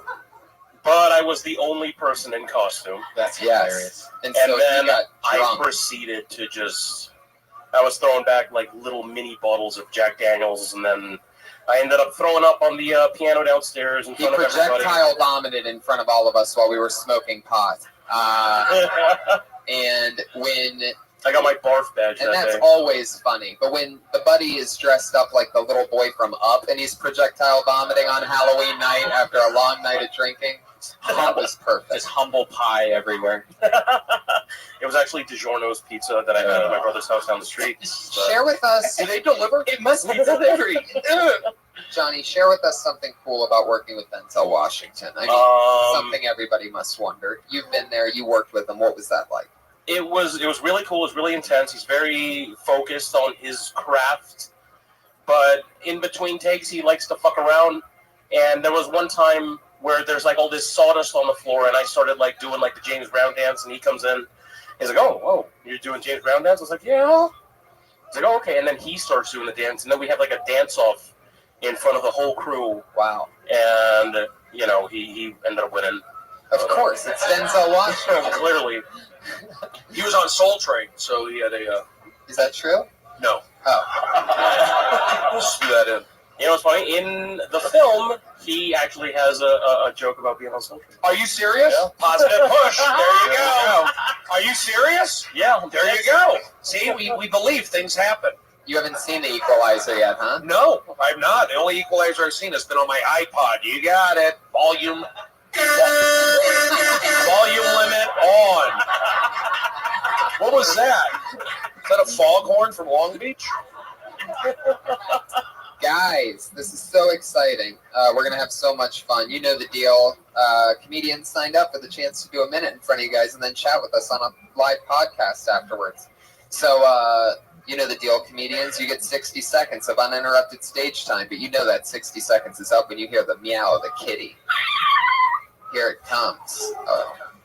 Right about motherfucking now. Oh, are you making that sound yourself, Brian? That was pretty cool. Yeah, it's 60 seconds. You'll hear this. Aww. That That's means cute. wrap it up. That's cute. Or else you're going to get the angry West Hollywood bear. Oh, via helicopter.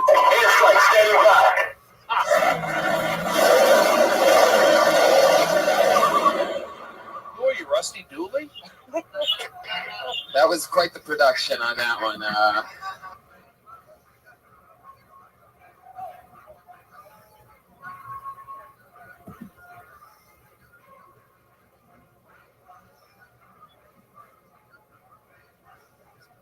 A new episode of Kill Tony Volume 2. Give it up for Tony Hinchcliffe. Fuck yeah, everybody. Here we are. A lot of feedback via live and social media about the excitement about tonight's show. How are you Monday night? Here we are. Super live. It's all happening. And I'm excited. We have a lot of people here tonight. I'm very glad you guys made it out. Some people told me earlier that I got to meet that stopped me that they drove all the way from South Carolina to be here tonight. So look out for that. Myrtle Beach told me he signed up. This is very exciting. We went to the Magic Castle last night. That's right. I took Brian to the Magic Castle. Yeah, if you guys don't know, there's this big castle that you're not allowed to go to unless you're a magician. Yeah.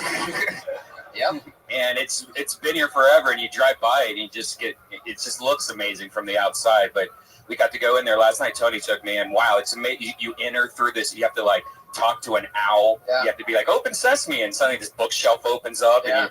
and then there's just that's tons of just cars. the first thing. Like when you walk through the lobby, that's your way in. Is you have to tell an owl open sesame. Lainey, you ever been there? Yeah, you're Hollywood royalty. Of course you've been there.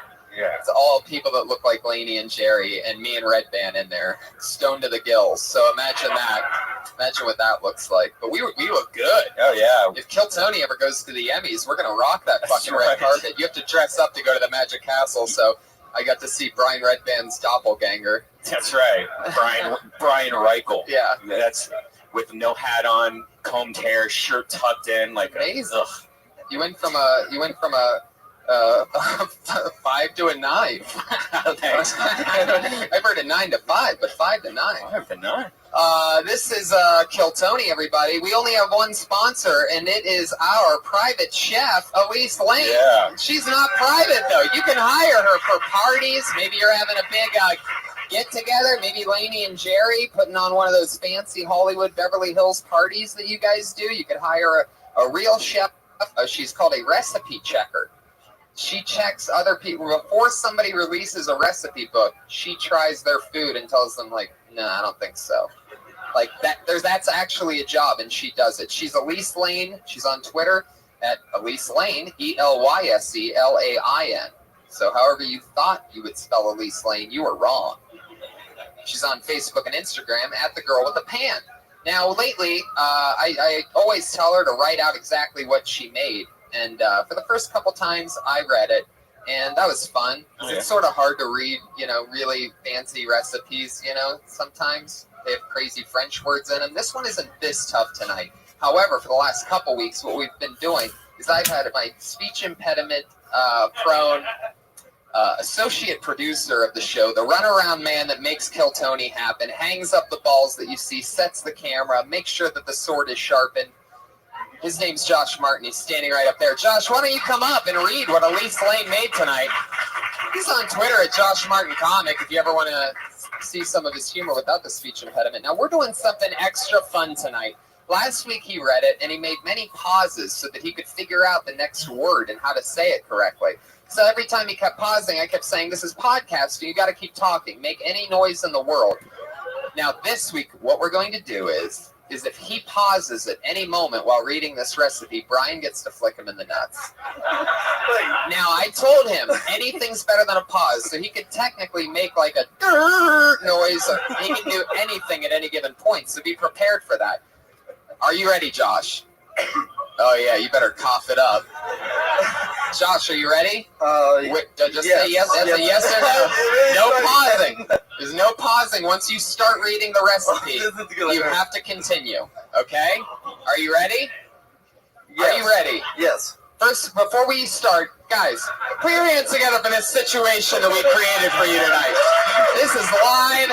Anything can fucking happen right now. All right, tonight, Elise Lane made for us sesame ginger steak and tofu stir fry with baby bok choy and still roast almonds and sticky rice. And go fuck yourself. Whoa, he did it! I think we figured out. Josh, I need that. I think we figured out how to stop your speech impediment, Josh. You always have to have somebody there ready to flick you in the nuts. I fucking love it. Follow Elise Lane on Facebook and Instagram at the girl with the pan.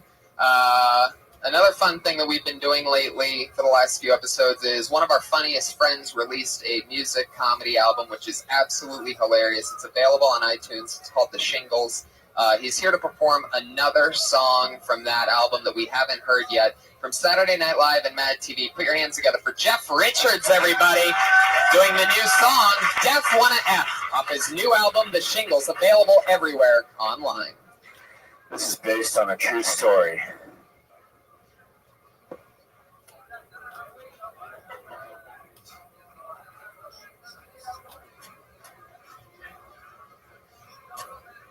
Based on a true story, everybody, and somebody flick Jeff in the nuts, because this is an awkward pause if I've ever heard one before.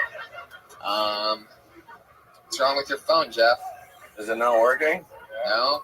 Does it normally play songs through a headphone jack? Yeah. It's the case. Oh, I like this guy's predictions. I could tell you work in the fucking audio business. That and you're dressed like a grip. Here we go. I can hear it. You ready? Ladies and gentlemen, new album, The Shingles. It's Def Wanna F with Jeff Richards.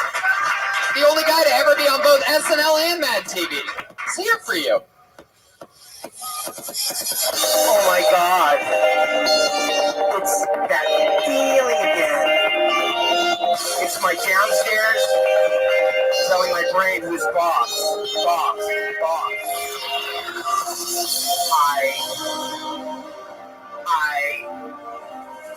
I just wanna have if you come over, I just wanna have get you undressed, and then we can have. I don't have a place. I just have a car. If you come over, we have to F in my car. Get inside my trunk. Grab a hold of my junk. I'm so lonely, so lonely. Not that, I'm better than that. My rod is deep, and I don't own a cat. How could I own a cat? I live in my car. That just wouldn't be fair to the cat. Seriously. Ass. Yeah, I want to ask. If you come over,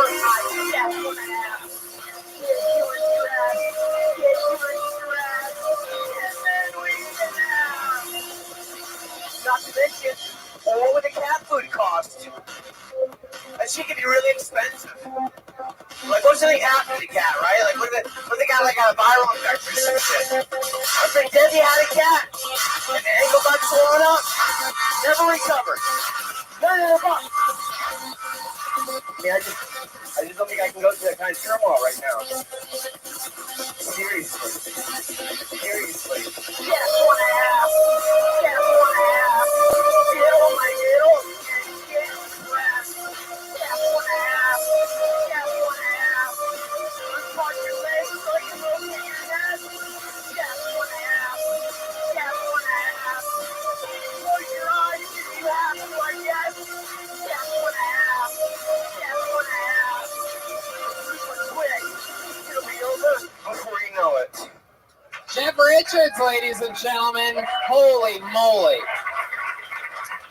Jeff. Josh, come get Jeff's phone for him. Fuck yeah, everybody. Jeff Richards. Wow, I've never seen anybody make a song out of a suicide note before, but I'm pretty sure he just did that. I'm pretty sure he saw his suicide note and said, you know what, this isn't the end. This is a song. And there you go. Jeff Richards, everybody. One more time for Jeff. Every week we have a new head of security that keeps us safe and watches over the show, makes sure that we're always in good standing. It used to be a guy in a $5,000 Iron Man suit. He said that he got too big for the show. He left us. He lost over 2,000 Twitter followers because of it. And now he's making music videos for Tony Hinchcliffe. Right. He made a creepy music video this week that he tagged me in, and I clicked on it, and it's this weird song of his old bands. But he has like a Facebook picture montage of me, like all my old pictures and stuff, and I just keep like coming up like these swinging pictures, like old headshots and shit. And it looks like he's gonna kill me. And he probably will, because for the last 20 weeks or 30 or 40 weeks since he quit, we have literally replaced him with a brand new person each week just to show him exactly how replaceable he was. And this week's no different. This is actually this gentleman's second time being the Patriot because we loved him so much the first time he did it. He's one of the funniest